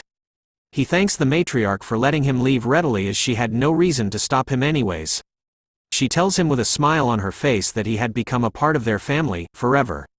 And that being separated doesn't mean that their ties as a family are severed. She reminds Vikir that wherever and whenever he was in this world, he would always be a Balak hunting commander. And to never forget that fact. Vikir replies with thanks after hearing that from her, but he scans the crowd of tribe members, wondering if Ayin wasn't coming. It couldn't be helped since she didn't like the idea of him leaving in the first place. After speaking with Aquila, Vikir turns around and tells them that he is leaving. The tribe members started to send Vikir off with cheers of encouragement, telling him that no matter what happens, they would come to help him when he wants. Hun goes a step further, calling Vikir brother. He tells him that he was going to wait for him here. Ahul was by his side, and shouted to Vikir to keep them updated. As he exited the trees and entered the light, the tribe members bid their final farewells to him. Goodbye Vikir, our hero. Hearing their cheers and goodbyes brought a smile across his face, but as he took another step forward, Vikir was greeted by the sight of a golden wheat garden. Standing in the middle of it was Ayin, who was holding on to something wrapped with bandages. Looking right at her, Vikir calls out to Ayin. All she asked Vikir was whether he was really leaving. Her question left him speechless as he didn't reply right away. Taking his silence as an answer, Ayin immediately pushes the item she was carrying into his arms, telling Vikir to take it with him. Looking at the object wrapped in bandages in his hands, Ayin shyly reveals to him that it was called Anubis. It was the large bow that Adonai used. She had adjusted it so that Vikir could use it instead. Still fixated on the bow, Vikir wonders if that was the reason why he couldn't see her for a while. But our waifu wasn't done yet with the gifts, as she tames our boy by placing a collar with a broken chain around his neck. Vikir was curious about it. Ayin tells him that she made it because he kept talking about bloodhounds when he collapsed and in his sleep. She reminds Vikir that he wasn't a bloodhound. No matter what, a bloodhound wouldn't act like he does. She proudly tells Vikir that he was a wolf and that it would be strange for him to be dragged around by a chain. Vikir couldn't believe that Ayin's words would comfort him like this. But just as he was about to thank Ayin, she moves in for the kill. Holding on to Vikir's broken chain as she leans her face close to his. She tiptoes to reach him, holding his chain even tighter. The two exchange kisses as the winds blew all around them in the golden field of wheat. As soon as their lips parted away from one another, Ayin's eyes were once again filled with tears as she looked down. This time, she left Vikir behind, telling him about how she heard that this was how you say goodbye in the Empire. She even recalled that he was much smaller than her in the past, but had grown a lot since then. Be well and be careful, said Ayin as Vikir stood still. He then started to smile, telling Ayin that this was the first time he had heard that this was a way to say goodbye in the Empire. See you next time, Ayin. Those words were enough to cause her body to shake as she stopped in her tracks. Ayin then wipes her eyes with her hand, before slowly turning around. As the wind blew her beautiful hair through the air, Ayin's face was filled with tears at the corner of her eyes and a bright smile. She happily tells Vikir, see you next time. Vikir has finally left the forest after so many years. Wearing a cloak, he arrives and watches over a town. Looking at it, he thought about how it's been a while since he had been here, in the Red All Castle. Considering that the morgues are here, it seems like they were still mining rubies. Which means that they've continuously worked together with the Baskervilles. Thinking of the Morgue family, Vikir couldn't help but wonder if a certain fiery woman was here in this place. But he scratches that thought away, thinking about how tired he was right now. Vikir wouldn't be able to handle what'll she say to criticize him when they see each other. He finally enters Red All Town by dropping. Seeing how late it was getting, Vikir decided to look for an inn to stay here for the day. But as he looks around to find the inn, he notices something else. A giant gold statue was made in the center of the town. Looking at it, Vikir wondered when they had built such a thing. In order to make a statue like this, they would have needed the approval from the Morgue and Baskerville families, which made him wonder if Hugo had allowed for such a thing to be made. But as he thought about it, someone shouts at Vikir, asking him about what he was doing. A guard had appeared behind our boy, warning him to not touch the hero's statue.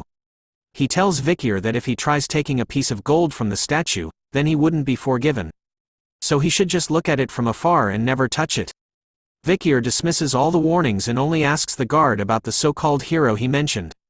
The guard was stunned to hear this from our boy, wondering if he was a foreigner who didn't know about their legend. The guard's eyes started to shine like the stars in the sky.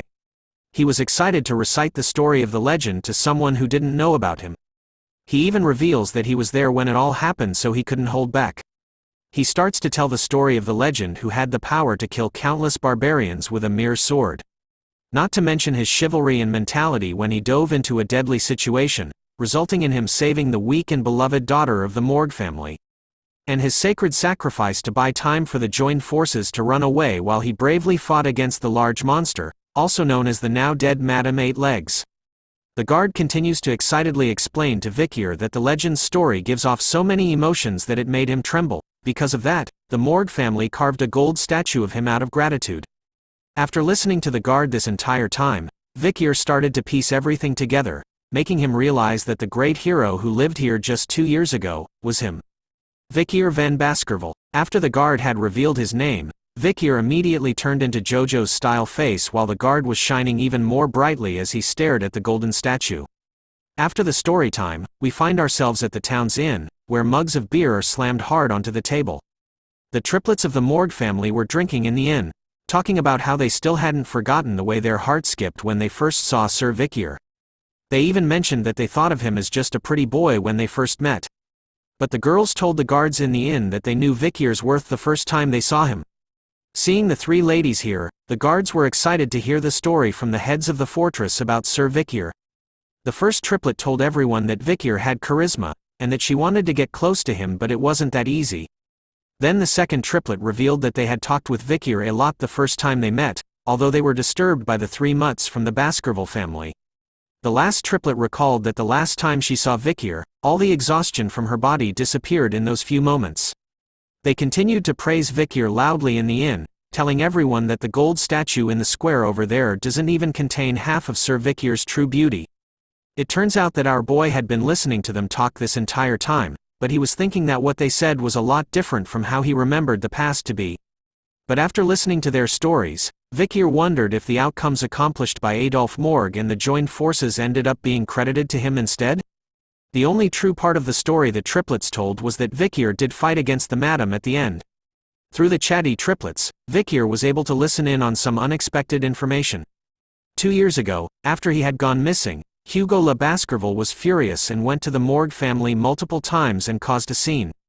His actions resulted in the Morgue family giving a huge compensation to the Baskerville family.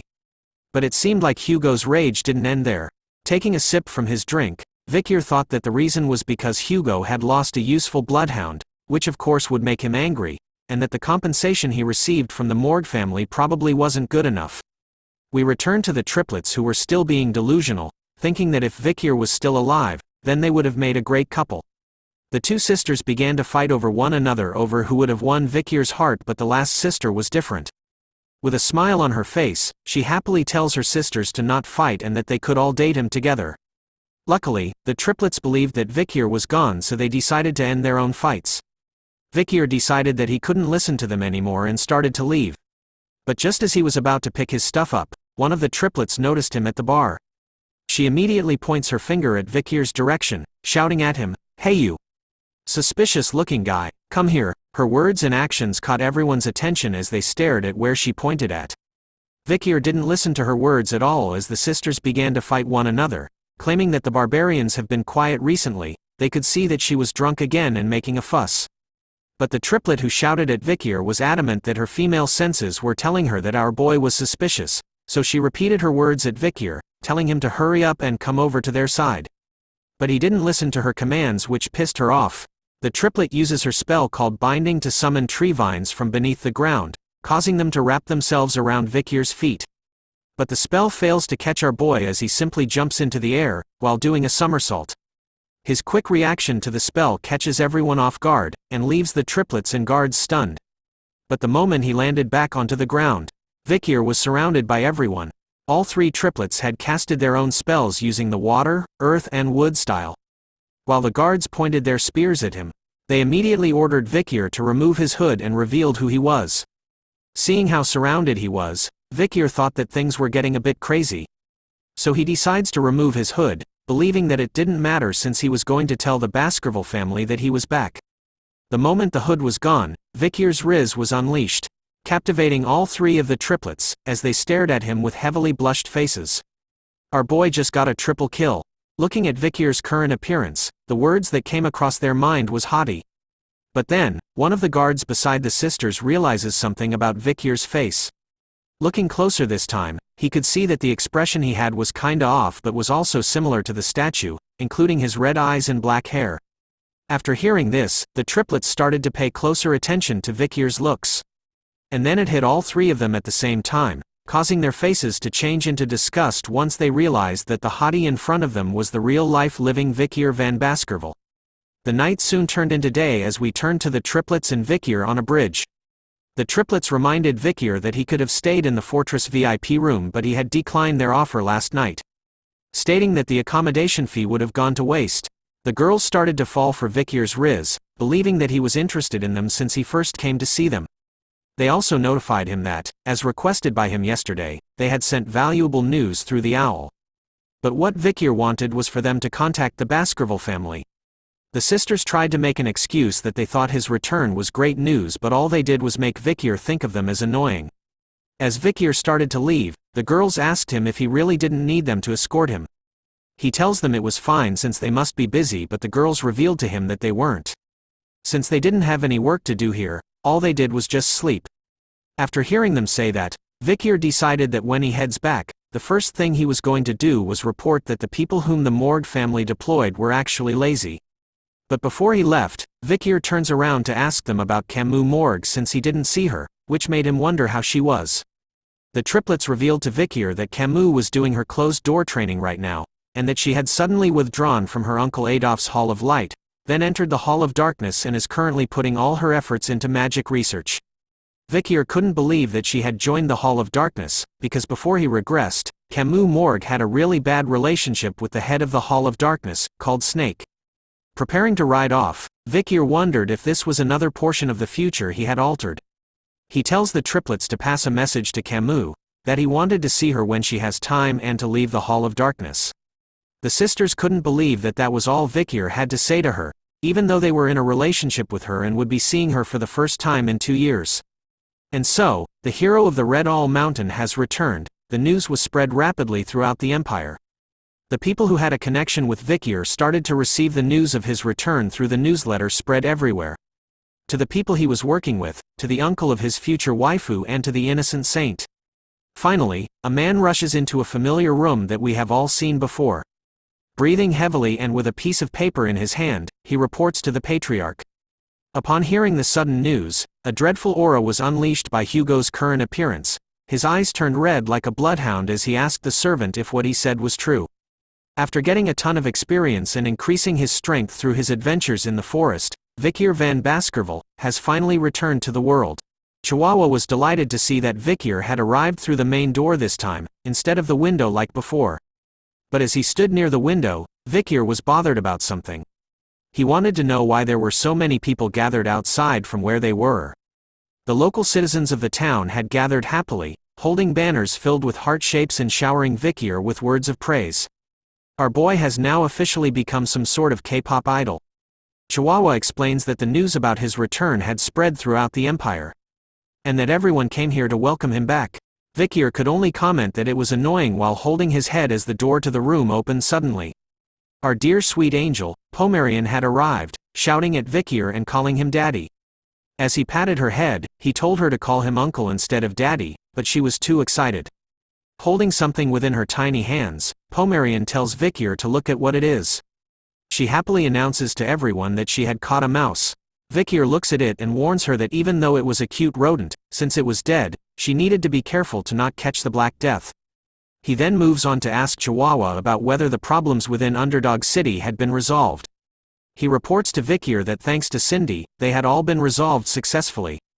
He even mentions that she was an excellent worker. But as he opens the drawer of the table, he informs Vikir that there was a case that even Cindy couldn't find any leads on.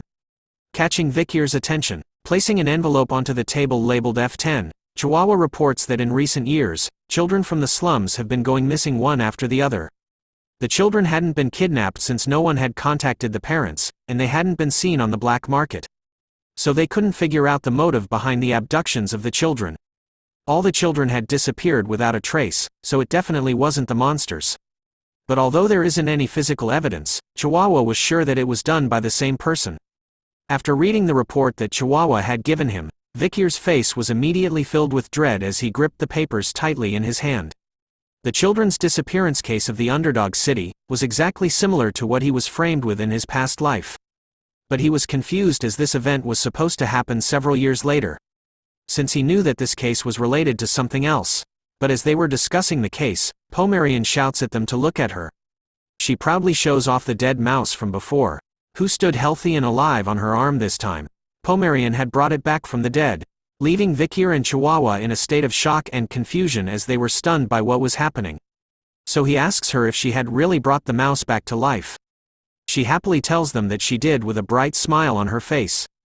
Looking at her playing with the once dead mouse, Vikir thought about how he was now certain that she had brought it back to life, making him wonder if it was voodooism, which uses mana from another dimension.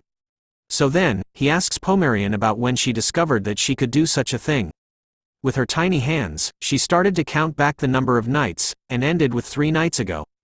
She reveals to Vikir that simply copied what her tribe's people did. Hearing that, a nervous sweat drop drips down his face as Vikir thought about how one of the Lococo tribe's villages found Pomerian, which made him think that they had acquired black and evil spirit magic. In the Baskerville and Morgue clan, which are known for their geniuses, children need to be at least 8 years old to use magic. But compared to them, our little angel, Pomerian, who is 5 years old, is able to use another dimension's mana, which is difficult to sense. A magical genius from the Baskerville family, more specifically, a black magic genius at that. Vikir could only think of Hugo's completely enraged face once he found out about this. He believes that Hugo would call for her immediate execution, knowing that she uses black magic and has barbarian blood too. Thinking that he knew Hugo well, Vikir believed that it would be best for Pomerian and Hugo to never meet one another. As he thought about it, Chihuahua appeared near the window just as a pigeon arrived. Turns out, the pigeon was used to deliver a message on a note. Looking at it instantly brought shock to Chihuahua's face as he read it. He immediately calls out to Vikir, telling him that it was bad. Chihuahua's words started to come out in pieces as he read out the contents of the letter, revealing something from the main house. Unable to understand his words, Vikir tells Chihuahua to speak slowly and calmly. After catching his breath, Chihuahua reveals that the patriarch was coming here in person. And so, Hugo makes his appearance. The scene changes to cups of tea placed on the table. Chihuahua stood behind Vikir as Barrymore does the same but behind Hugo. Father and son continued to simply stare at one another as time went by while the room was dead silent. Hugo was the first to speak, stating the fact that Vikir had returned. Chihuahua was glad that they had finally spoken. Looking around, Vikir thought about how sudden it was for Hugo to come here, and that luckily, he hid Pomerian in the next room so hopefully nothing happens. Hugo was glad to see that Vikir had returned, so he wanted to know what he had been up to till now. Vikir reveals to Hugo that while wandering the forest, he stayed with the barbarians and focused on recovering his injuries. During that time, he pretended to be friendly and had gotten a grasp on the barbarians, so he was able to think of a way to wipe them out. Hugo was curious to know what Vikir planned to do, so he revealed it to him. Controlling the barbarians by utilizing the Empire's industrial products. He further tells Hugo that the barbarians consider the Empire's cheap glass orbs and woolen products, and even vegetables and grains as precious items. So if they use that to their advantage, then they would be able to capture the barbarians effectively.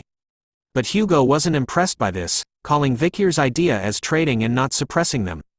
Hearing this, Vikir corrects him by stating that the barbarians will die in the process.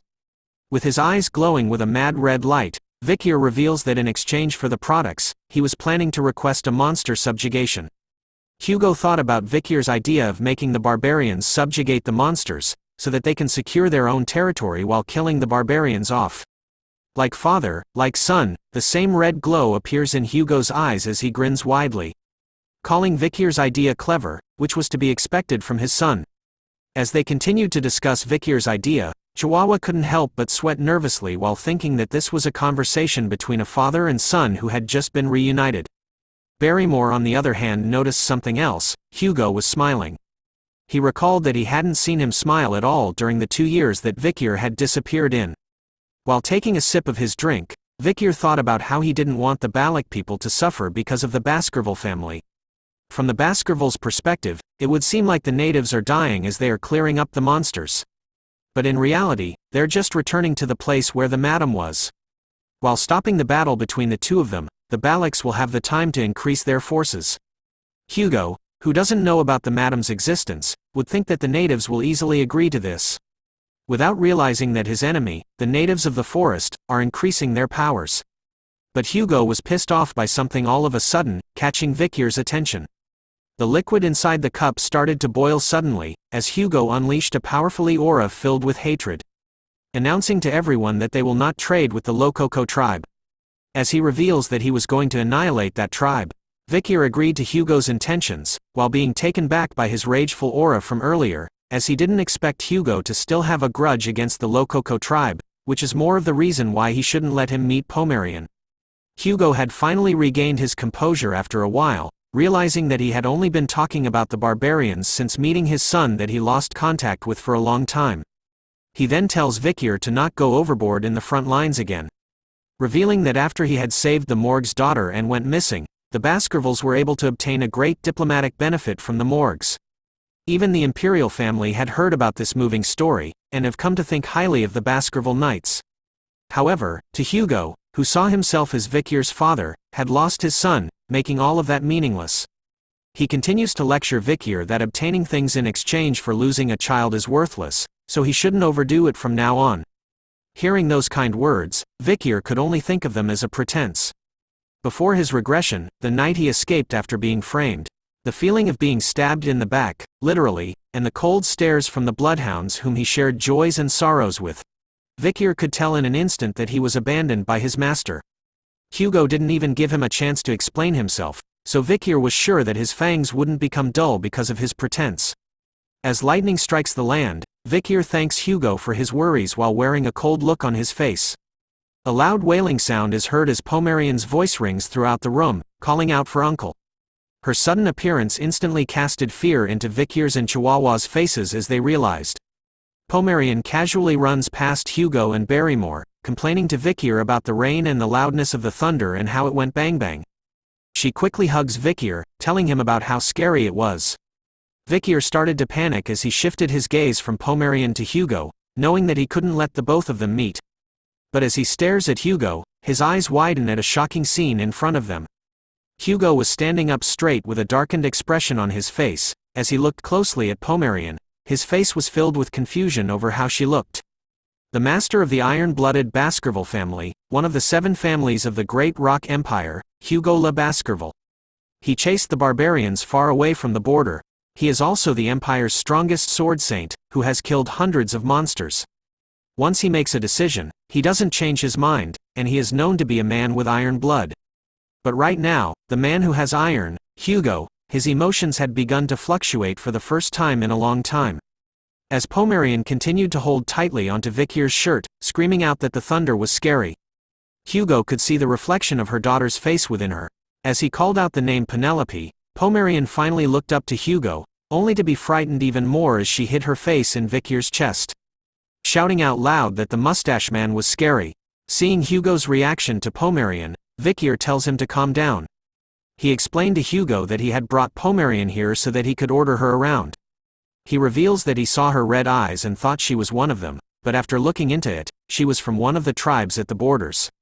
So he didn't believe that she was a family member. Hearing that, Hugo started to regain his composure. He felt a bit off and agreed that he was mistaken for a moment. As there was no way that his daughter, Penelope, would be that young if she were alive. Hugo decided to leave first, informing Vikir that he was tired. A nervous sweat drop drips down Vikir's face as he tells Hugo to have a safe journey back. But deep within his mind, Vikir couldn't believe that Hugo, who possesses the soul of a swordmaster, was that shaken up, which meant that Vikir was right that something was up. Before leaving, Hugo calls out to Vikir as his son, telling him to attend tomorrow's grand banquet. Chihuahua hears that and knows that Hugo was referring to the dinner where only a select few of his closest descendants gather. It was the dream of all Baskerville members to attend that banquet. Vikir agrees to Hugo's request, and tells him that he would see him tomorrow night. But before leaving, Hugo couldn't help himself and stole one final look towards Pomerian, who was crying within Chihuahua's arms. We now turn to Vikir resting back at home. Instead of sleeping on his comfortable bed, he chose the floor. Late in the night, he was still wide awake, thinking that even after taking a hot shower and laying on a soft bed, it all felt so foreign to him that he couldn't sleep. He wonders if this was the effect of living with the Balak warriors for 2 years, as it seems like his body won't get used to this for a while. As he thought about today's events, he found Hugo's reaction to be quite unexpected. He even thought about whether to report to him about Pomerian and the pendant or not, but after seeing his reaction today, Vikir had made his decision. After tomorrow's grand banquet, he was going to feel Hugo out, as Pomerian might become a good trump card which will lead to Hugo's downfall. But no matter what happens, Vikir needs to make sure that Pomerian doesn't get affected. Vikir's eyes were finally closed after a while as a light breeze entered his room. Followed by a dark figure standing near the window. Vikir immediately sensed its presence as his eyes opened wide. The dark figure took out a blade and stood in front of Vikir's bed. But before the figure could do anything, Vikir commented out loud that it hasn't even been a day, and yet the information has already spread so fast, alarming the intruder. Our boy immediately leaps onto the bed with one arm while priming himself to kick the shit out of the intruder. Vikir manages to leg sweep the knife out of the intruder's hand, sending it flying into the nearby wall. But before he could end the intruder's life with his fingers, the intruder shouts at him to wait. Damn, let's all take a moment to look at our boy's veins. Now back to the story. The intruder continues to tell Vikir that it was a joke, looking closer to the masked figure. Vikir realizes who it was. He informs the friend that next time, come after requesting an audience, otherwise it would have been bad if he killed by mistake. The masked figure still found Vikir's strange habit of disguising his pillow as himself and sleeping on the floor, kind of weird. As the masked figure removed their mask, they commented that Vikir still hasn't changed even after coming back from the dead. Whoa, it turns out to be Cindy. After revealing herself, Vikir warns him to not make a scene, but she simply sticks her tongue out as a reply. As she walked towards the bed, she asked Vikir if the reason why he sent Chihuahua after her was to check whether she had taken the $10 billion. Vikir revealed that he knew of her ability to increase the wealth of capitalist and build trust and to eventually waste it all. Which he took account of. But as she sat down on the bed, Cindy called him rude for thinking that way about her, since she was only a financial planner who receives commissions. She even claims that without her, then Judy would have lost the $10 billion he had given her. This was when Vikir revealed that he had assigned bodyguards to Judy to prevent such a thing from happening. And amongst the bodyguards he assigned, one of them was a finance expert, whose job was to filter out the bad guys. Hearing about this, Cindy was surprised to see that those bodyguards didn't mess with her at all. Vikir tells her that it was because he ordered them not to approach her at all. Cindy couldn't believe that she had been dancing in Vikir's palm from the beginning. But as Vikir wore his shirt back on, he wanted to know if she had the information he requested. Cindy immediately unzips her outfit, telling Vikir that she had brought it. As she handed the scroll over to him, our boy was fazed by how her personality had changed since 2 years ago and wanted her to submit the reports in a folder instead. Since she fulfilled her mission, Vikir agreed to her request of joining on the trade with the natives. Hearing about the reward, Cindy decided that she should call Vikir boss from now on. Looking at the report that Cindy had given, Vikir could see that it was the information regarding the people attending tomorrow's banquet. He also knew that he would have been invited to the grand banquet as long as he made a great contribution. The first report was about Hugo le Baskerville, showing his rank as patriarch, status as marquis, and his military prestige as swordmaster. But Vikir knew almost everything about Hugo, so he decided to skip this part of the report. Moving on, something catches his attention. He could see that Boston Terrier and Great Dane were attending the banquet as well. Boston Terrier le Baskerville, rank as the commander of the Pitbull Order Senator. Status as Count and military prestige as the highest-ranked graduator. A side note about him is that he is Hugo le Baskerville's half-brother. Does not like to be restrained and is quite aggressive and short-tempered. Next up is Great Dame le Baskerville, who holds the rank of commander of the Mastiff Order Senator. Status as Count and military prestige as the highest-ranked graduator. A side note about him is that he is also Hugo le Baskerville's half-brother. Although he tries not to get involved with others, he is on bad terms with Count Boston Terrier. Looking at the report, Vikir wonders why these two people who don't attend internal house events would be attending this one. Cindy replies that it was probably because they wanted to meet the young legend of the Baskerville clan who came back from the dead. And they probably wanted to take Vikir into their own orders. Hearing that from her, Vikir could sense that it was going to be an exhausting day for him tomorrow. Next on the report is Osiris le Baskerville, ranked as a member of the lower house. His status is Viscount with the military prestige as the highest-ranked graduator. A side note is that he is Hugo le Baskerville's eldest son and is currently ranked first in line for succession. Cindy reveals more information that the eldest son, who is growing up to become the spitting image of Hugo ever since he was younger, has obtained the swordsmanship at the level of the 7 counts. He had also been evaluated to reach the level of swordmaster soon. Vikir thought about the time before he regressed. He had seen Osiris from afar a few times. He was a cold and reserved person who doesn't even greet his own subordinates, let alone his younger siblings of the direct bloodline. Knowing this, Cindy was curious about who was stronger, Osiris, who's the strongest within the Baskerville clan excluding the patriarch and the 7 counts, or the main character Vikir? We all know the answer to that, right? But instead of answering her, Vikir warns her to not try and grasp their combat abilities. Next on the list was someone who Vikir thought was in the middle of isolation training, but instead was coming back to attend the grand banquet. It was someone named Seth Le Baskerville, ranked as the underdog city's consul, member of the lower house. He holds the status of Shadow Count and has the military prestige mid-ranked graduator. A side note is that he is Hugo Le Baskerville's second son and is currently second in line for succession. Compared to his older brother, his talent in swordsmanship is lacking and he was rather weak from a young age. His personality isn't like the other Baskervilles. He is gentle and kind. When he was younger, he was persecuted by Hugo for being weak. The bloodhounds who were dying as though they were trash. He was the only one who cried for them. He was also the only person that Vikir respected in the Baskerville family. Vikir couldn't believe that he was able to meet him at this time. As he looked through the remaining reports, he could see a few familiar faces and immediately placed them down. Surprising Cindy, who wondered why he read through the remaining reports briefly as she did her best to investigate them. Vikir tells her it's because he knew who these guys were very well. It's our favorite triplets. With his sinister bloodhound aura activated, Vikir smiles while looking at the reports of everyone. Knowing that with these people around tomorrow at the grand banquet, a lot of interesting things will definitely happen. The day has finally arrived. Vikir stood in front of a massive door, decorated with symbols as two guards stood by its side. As he slowly opened the doors to the room, he was greeted by a bright light. The people seated at the table in front of him were the ones that were inside of Cindy's report. Each person at the table took a quick look at Vikir as he announced his arrival as per the Patriarch's orders. Some were smiling with joy while others showed no emotion to his arrival. With his head down and his arm across his chest, Vikir thanks the Patriarch for inviting him to the grand banquet. With his eyes bright red, Hugo tells his son to come and take a seat. Soon enough, the dining room was filled with the sound of cutlery being used. Everyone who sat at the table were silently eating their food. No one spoke as the servants stood behind. The first to break the silence in the room was Boston Terrier, asking out loud if anyone else thought that the meat was a little undercooked. Hugo took note of his question, making him ask if the food wasn't to his liking.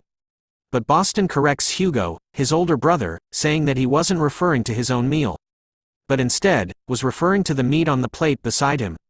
It turns out that the food he was talking about belongs to Great Dane, who gives Boston the side eye, asking him if he has a problem. Sound the alarm because the two uncles are entering the ring. Boston returns with his own side eye, telling Great Dane that he was just mentioning that his meat appears to be very undercooked. Which would be cruel for his lovable nephew to eat his meat undercooked. Great Dane fires back, telling Boston that he acknowledges his lovable nature, reminding him that Vikir was also his nephew. And as his uncle, he would want his nephew to walk on the right path. Boston argued why it was considered right for Vikir to be placed in the Mastiff Order under Great Dane, while Great Dane argued that it would be far better for Vikir than him joining the slow and foolish Pitbull Order. As they continued to argue amongst themselves in front of everyone, Vikir started to wonder if the reason he was invited to the grand banquet was for them to recruit him. 2 of the 7 orders that represent Baskerville, an offer from the Pitbull Order and the Mastiff Order. If it was before Vikir had regressed, then he would have liked it as it was a great offer that guaranteed his success, but right now, our boy was different, so he viewed them simply as mutts. Damn that ice-cold stare. As Barrymore poured wine into Hugo's cup, he commented out loud that the Patriarch was in a good mood, considering that his usually silent and aloof younger brothers were now showing affection to the young master. As he takes a sip of the wine, Vikir looks at Hugo while thinking that Barrymore always interprets things in a positive way. And how Hugo finds it amusing when his brothers are fighting. Boston finally turns his attention to Vikir, asking about the 2 years he had spent in the La Rouge et La Noire mountains, as he wanted to know how many barbarians and monsters he had killed, and to share his experience in the forest with his uncle.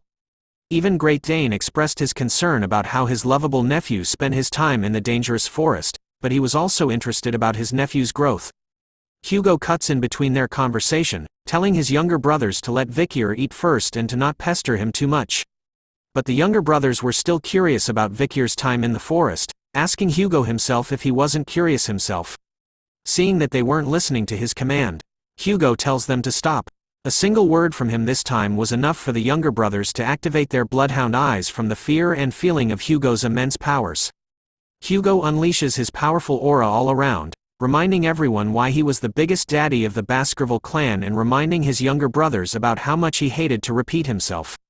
Sensing that they had pushed things too far, both Boston and Great Dane immediately apologized to Hugo for their actions.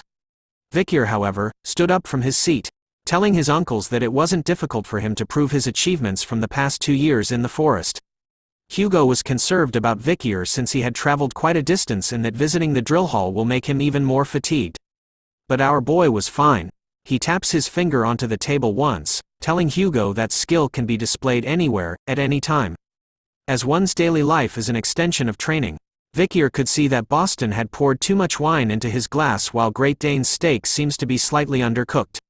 Closing his eyes with his finger sill on the table, Vikir unleashed his aura, just from the tip of his finger, sending it flying towards the cup of wine and the plate with steak. In an instant, the steak was cooked better while the wine was boiling. Boston and Great Dane immediately went to check on their wine and steak. Both were impressed by what Vikir had done to their wine and steak in an instant. The uncles were quick to notice that by placing his finger on the table, Vikir had used mana to cook the meat and warm the wine. They couldn't believe that he had reached the mid-ranked graduator at the age of 17, when one usually reaches that stage at 33. Hugo continued to sip his wine silently as the uncles exclaimed out loud that he must be proud to have a son who has mastered all these techniques. As they continued to praise Vikir for his new skills, our boy couldn't help but look at his side as he found something strange. 2 years ago, he thought that he had revealed himself as a mid-ranked graduator when he fought the madam. But he couldn't believe that no one knew, looking at the triplets with their shining eyes staring right at him. He knew that these guys should have seen his skills 2 years ago, making him wonder why they didn't report it to the family. As he thought about it, someone else praises Vikir for his hard work, catching his attention. It was Osiris, who told Vikir to keep up the good work. Vikir thanked him for the compliment, but was confused that Osiris had complimented him in the first place. The first successor in line for the current Baskerville family, and the one who resembles Hugo the most, is now praising Vikir, which made him wonder if he was assessing him. Another person at the table spoke out loud that it was surprising to see the eldest brother complimenting his younger brother. It turns out to be Set. He explains to Vikir that this was the first time he witnessed Osiris praise someone, let alone smile so openly. Set could also see that Vikir shares the same poker face as Osiris, which made him wonder if he didn't recognize who he is. Vikir tells him that he does know. Set was overjoyed to hear that, explaining that since he had a weak body, he was always either at the medical wing or at the isolation training hall. Set continues to say that the training hall was very close to Underdog City, where Vikir was the deputy consul. He had planned to visit him to learn about his experiences in the forest. Vikir started to think about the past and how Set's bright attitude, which is unlike that of being a Baskerville, hasn't changed. During the fall, Vikir had served under Set, so there were moments when they were together. Amidst the chaos of battle, Set was the only one who comforted the fallen bloodhounds. He was even comforting Vikir, who was drenched in blood after wandering around the battlefield. Even when he was wrongly accused, Set stood by him, defending Vikir until the very end. This man was the only person that Vikir wished to see at this banquet. But something else was happening. Vikir's bloodhound senses had been activated from the start, his eyes sensing all around as he smelled a disgusting stench that reeked since before. This horrific stench that only he, who was there during the fall, would know. The stench of demons. Right now, in this grand banquet, amongst all these powerful individuals of the Baskerville clan, Vikir could sense that there was a demon hiding amongst them. He started to look at everyone closely this time, wondering where the demon is, as the owner of the source of this disgusting stench. Vikir finally closes his eyes after scanning everyone in the room, before opening them once again. Looking at the man right beside him, Set sees his look, and asks if there was something that Vikir needed, as the hands of the dead as though in the form of an aura surrounding the sick-looking man, who held a mischievous smile on his face. Vikir could see that Set was having conversations to ease the atmosphere, and even asks the servants serving Goof how they're doing. This man right here was the same person that Vikir knew before he regressed. But he still wonders why Set had the dirty stench of demons all around him.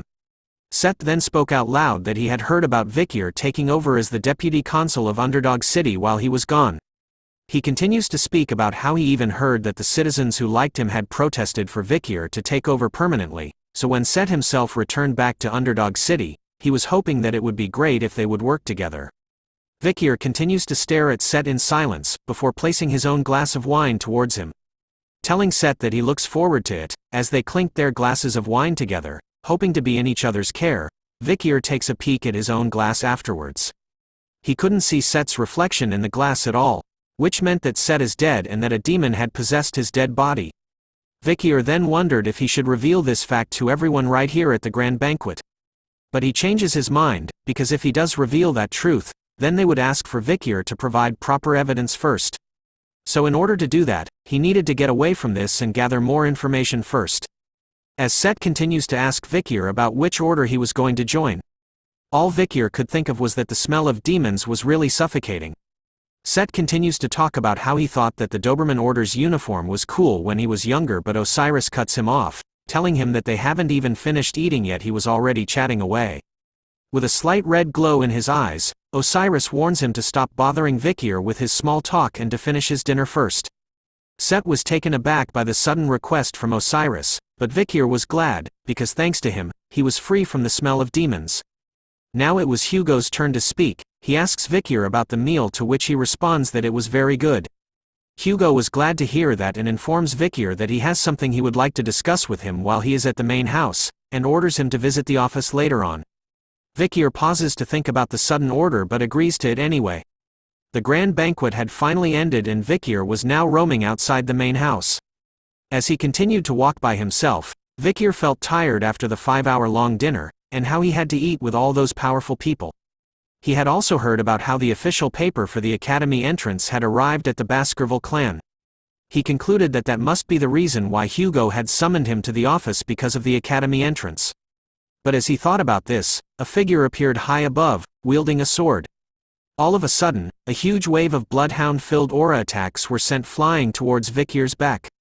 Our boy was quick to notice it as the Baskerville's 6th technique, wondering if he should just overpower it. But as he gripped his own sword, he decided not to, as he revealed his skill level as a mid-grade graduator. So he couldn't go beyond that. In response to the sudden attack, Vikir quickly turns around and answers back with the Baskerville's 4th technique. But it was enough to completely stop the sudden attack as it still launched towards him. So Vikir decides to take on the remaining attack by absorbing the rest of it with the River Styx's blessing in his aura. But before the sudden attack reaches him, it suddenly stops by itself, leaving Vikir stunned as he gazes at the one who unleashed the attack. A huge laugh was heard from the figure standing above. It was revealed to be Boston, who was impressed by how much Vikir had grown up, since there was a 2-tier difference between their techniques and yet he had endured his attack. Boston immediately leaps down to Vikir, asking Dane if he was right about how his eyes didn't deceive him. Dane appears right behind Vikir, like that creepy uncle during family reunions. He tells Boston about how he couldn't believe that he had actually swung his sword in the main house, making him no different from the barbarians. Dane continues to scold Boston for attempted murder, such a barbaric thing to do, and if Hugo knew about it, then at the very least Boston would have been on probation for several months. But Boston was happy with his actions, telling Dane about how he could say such things about an uncle's love towards his nephew. He reveals that he had adjusted the attack so it would disappear right in front of Vikir so he wouldn't get hurt. Sensing that the trial was over, Vikir slowly places his sword back into its case while the uncles continue to argue with one another. After insulting each other's orders, Boston fires back with a personal attack, revealing that Dane was someone to beg to be saved when he gets a small cut on his belly. Dane retorted back that since Boston was so chunky all over, then his flesh wouldn't even get cut. The uncles decided to take action over words this time, as each of them pulled out their own swords, declaring that whoever wins the duel between them would get Vikir to join their orders. Seeing how their fight had evolved, Vikir immediately turns around to escape from them, thinking about how bothersome they were being. As he walked away from his uncles, he thought about how the attack from before wasn't that strong. The 7 counts strongest attack, the highest grade graduator's Baskerville 6th technique. Vikir was also the highest grade graduator, but he knew about the 7th technique. And if you were to add the River Styx's blessing and the demonic sword Beelzebub, then our boy was extremely confident that he could at least go up against 2 of the 7 counts together.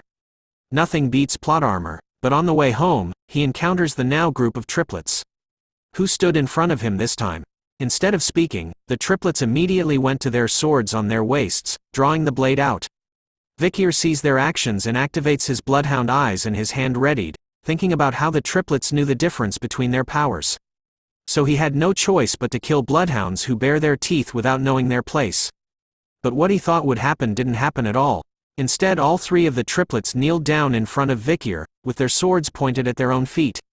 Looking at what they were doing, Vikir knew that their actions represented the pledge. It's a position that makes you vulnerable to a single press and your sword will penetrate through your foot. That means they're putting their life in the other person's hands. Seeing their sudden actions, Vikir could only ask them about what they were doing. All three triplets repeated the same words with the same facial expression. I want to pay off my debt.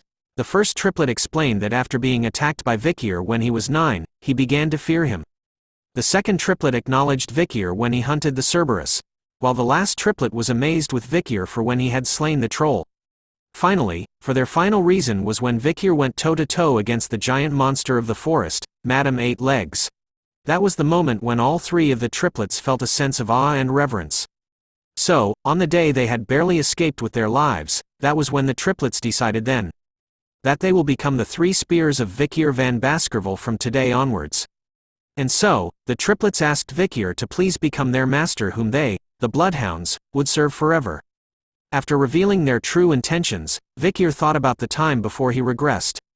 These guys were the ones that had captured him when he ran away after being framed. The triplets were also known as Hugo's 3 spears. And Vikir knew that they were just bloodhounds who were carrying out their orders. But just because of that, his feelings towards them haven't disappeared. So he simply walks past the triplets without an answer, leaving them with a disappointed look on their faces. But before he left them completely, he told the triplets that he didn't need things like pledges and that they should discuss things like this next time since he was tired now. Vikir intended to use them as much as he wanted. He informs them that the fact that they were together, and what will happen in the future cannot be revealed. His words brought a smile to their faces as they shouted out understood. In unison together, after hearing their response, Vikir thought about how Set's body being taken over by the demons wasn't a variable he was expecting. So he needed to ask Cindy to investigate this thing quickly, because no matter what happens, he needed to kill the demon. But before that, he needed to do something else. The scene changes to show Barrymore's face filled with fear as Hugo's loud voice echoes throughout the room, asking Vikir about what he was doing right now. With a darkened expression on his face, Hugo tells Vikir to repeat himself. And so Vikir did, by asking about Miss Roxana, the first wife of Hugo who had passed. And the daughter that was born from him and Miss Roxana. Vikir wanted to know about Miss Penelope, the daughter that was taken away from Hugo and who died in the forest. Veins, hatred and bloodlust started to pour out from every inch of Hugo's face as he questioned Vikir about how he knew about his daughter's name. But our boy's face remains unfazed even after facing such a horrifying aura. Because this is the opening act to which his revenge will begin. Begin this part with the view of the main building of the Baskerville clan where the patriarch and main family stay. Hugo passes on an envelope across the table, telling Vikir about how they have received a notice from the academy. He reminds Vikir about their past promise from before, that he would enter the academy when the time comes. Reading the letter inside the envelope, Vikir could see that it was a notice from Colossio, a notice for the students of Class 20. Looking at it, he was right in his thought, that this was the reason why Hugo had summoned him here. The largest educational institution that the Grand Empire Rock is facilitating, the academy called Colossio. If you manage to graduate from the academy, you would be able to start the elite course at the Imperial Palace or even a higher floor. Back in his past life, before the regression, Vikir had attended the academy as the triplets' server and was in charge of handling all of their tedious tasks for them. Since he entered the academy with numerous scars on his face and had a limp, Vikir was scorned by the nobles from the academy. But in his current life, those bad memories of the academy didn't bother him now.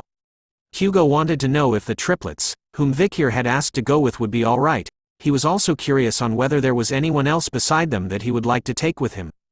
Before answering Hugo's question, Vikir wanted to ask about something else. He recalled that 2 years ago, due to him going missing, Hugo had received a letter stating that he will obtain a huge benefit from the Morgue family, and that Vikir would be given a reward.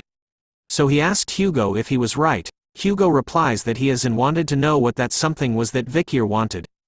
Vikir tells him that he wanted Hugo to share a story as the reward, which got Hugo's attention. Seeing his reaction, Vikir takes it that he had permitted him to ask. So our boy, at point blank, asks Hugo about his dead wife and daughter, straight to his face. Vikir's question was horrifying enough to make Barrymore panic and tremble with fear as he heard what Vikir had requested from Hugo. Hugo, on the other hand, had taken a moment before asking Vikir about what he had just said to him. So our boy replies back, with no fear in his eyes. He asks Hugo about Ms. Roxana, the first wife who has passed, and the daughter that was born from Hugo and Ms. Roxana. Vikir wanted him to tell him about Miss Penelope as well. A whole mixture of emotions started to stir within the all-powerful Hugo, as his face was darkened, wondering how Vikir knew those names. He unleashed the bloodhound red fury eyes, scolding Vikir and wondering the reason behind his question. Hugo was going to be extremely furious if he found out that Vikir was asking out of petty curiosity. In a calm manner and with his hand across his heart, Vikir calmly tells Hugo that he needed to first hear his answer in order for him to reveal the reason behind the sudden questions. He assures Hugo, who was in an explosive angry state, that the questions were not due to mere curiosity. Hugo's thoughts about his first wife whom he met through an arranged marriage, and his eldest daughter who was kidnapped by the barbarians. That's all crucial information that Vikir needed in order to reveal Pomerian's existence to Hugo. There was also the hard-to-believe fairy tale that Barrymore had told Vikir about when he was much younger.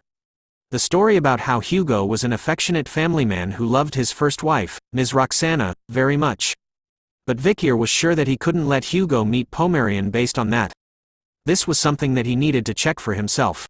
After hearing Vikir's reply to his question, Hugo continued to remain silent for some time. After some time had passed, he finally opened his mouth, gripping his chest tightly, and his face darkened to the point where you couldn't see his facial expression. The ice-cold bloodhound demon that everyone feared in the family started to tell Vikir about how Roxana was the only darling who he loved with all his heart, and that his precious daughter, Penelope, was his most precious treasure.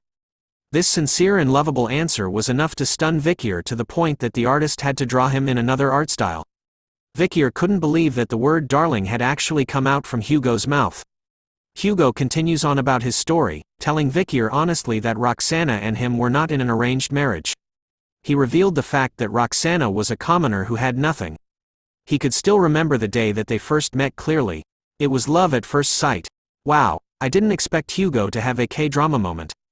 Hearing the story from Hugo, Vikir could sense that he was going to start from the first time he met her.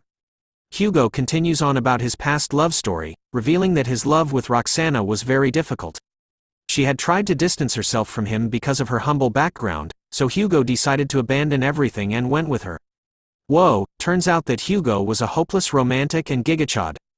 Because for her, Hugo was willing to throw away everything, not only his physical body but his soul too. Vikir interrupted Hugo as he was telling his story. He was grateful for sharing that with him, but he wanted Hugo to go to the next point quickly. But Hugo interrupts Vikir, shouting at him with the word but. And continuing on with his love story, he tells Vikir that his love with Roxana was put to the test once again. In order to capture them, who were on the run, the Baskerville family had sent pursuers. For the sake of protecting Roxana, Hugo fought with his life on the line and with everything he had. They had walked a thorny path, covered with multiple attacks and dead bodies, was the path they had to walk where no one blessed their love. Hugo recalled that they had thought about giving up, but they persevered due to their love for each other. Akathut, that was only the start to their harsh beginning. Hugo and Roxana managed to break through to their disagreeing parents and had gotten married. Hearing the sweet tale of Hugo's love story was enough for Barrymore to shed some tears. I feel you, brother. And so, through Hugo's and Roxana's resolve, their precious daughter Penelope was born. His loving wife and daughter beside him, Hugo wanted to protect this happinesses that he obtained after through such much suffering and struggling. But this is where things start to get dark. After giving birth, Roxana's health started to deteriorate instantly. In the end, she left the world and left behind their young daughter Penelope. Thankfully, Penelope grew up to be a bright and charming child. She had inherited Hugo's strong mentality and Roxana's loving heart, and she had received love from all of the Baskervilles. Hugo was already happy enough to know that his Penelope was doing that well. But then a certain incident occurred. Just the mere mention of it was enough for him to unleash his bloodhound aura and crush the corner of his seat. The incident was when Penelope, who went out for a walk, was captured by the Lococo tribe. A bunch of questions flooded his mind as he investigated how this happened. How did those barbarians come into the middle of the Baskerville territory? How did they kidnap Penelope? Hugo's eyes were filled with rage as he couldn't figure it out back then. And until now, he couldn't find any trace of Penelope. Vikir's eyes started to glow as he listened closely to Hugo's story. With Penelope missing, Hugo used that as the justification to widen the Empire's region. That was when Hugo started to look for Penelope and to subjugate the barbarians. But after a while, Hugo felt that doing this alone was difficult, so he increased the number of his wives through arranged marriages, and he started to mass-produce offsprings. And decades later, although stationed at the border, Hugo had created a powerful family that no one could look down on. That's how the Ironblood Baskerville family was born. Hugo's cold-bloodedness to restore the family and for the Empire's glory. But behind that cruel soul was a man that was hurt deeply due to the loss of the family that he had loved with all his heart. But so what? Thought Vikir. He knew that all villains have a backstory, the evil deeds that they committed are all that remained. Vikir could only see Hugo as a heartless human being who mass-produced offspring and sent them to the battlefield. But still, he now understood how precious Roxana and Penelope were to him. And so, Hugo was done with his story, with a mad expression on his face after recalling his painful past. He now wanted to know Vikir's reason behind why he had asked about his wife and daughter. Before telling him the reason, Vikir took something out of his pocket and presented it onto the table before Hugo, telling him to take a look at it first. The moment he gazed at it, Hugo shouted out loud, recognizing what it was.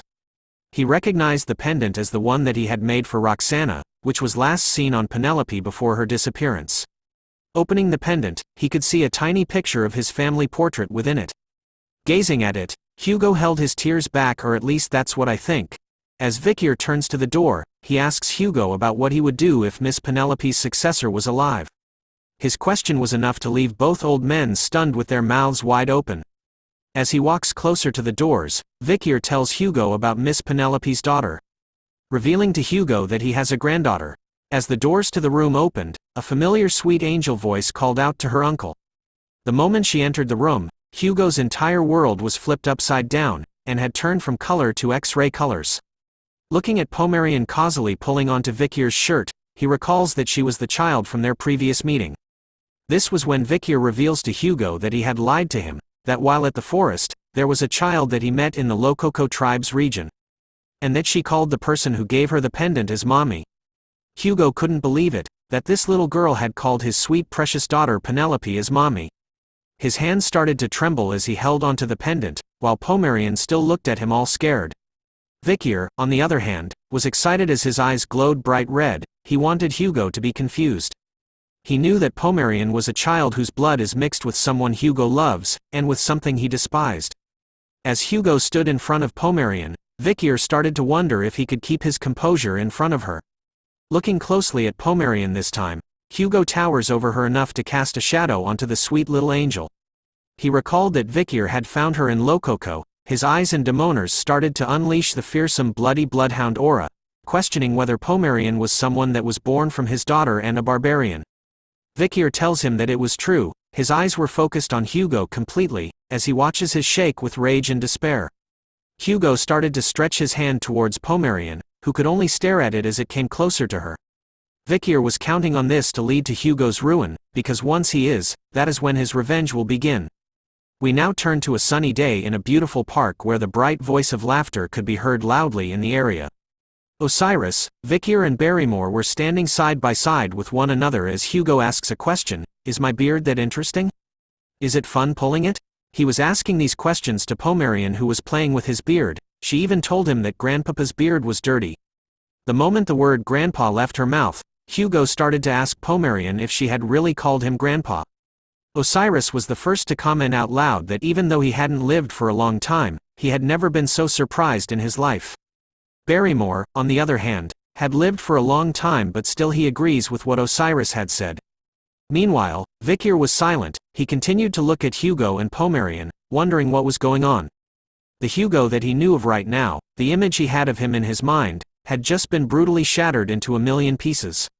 As Hugo covered his face after being called a grandpa, tears started to flow out endlessly from his eyes, as he couldn't believe that the day he would be called a grandpa would come. Seeing Hugo's sudden reaction and crying face made Vikir stunned as he looked down.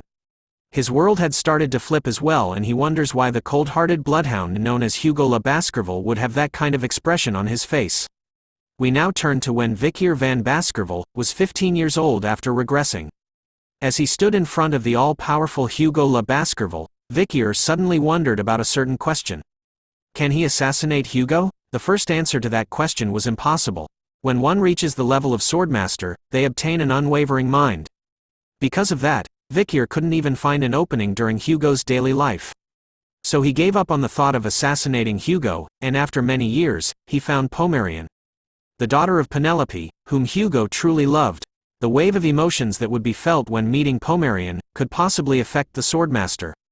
With refined swordsmanship, Beelzebub and the madam's poison, the possibility of assassinating Hugo increased as time passed. And today was supposed to be the cornerstone for Hugo's assassination.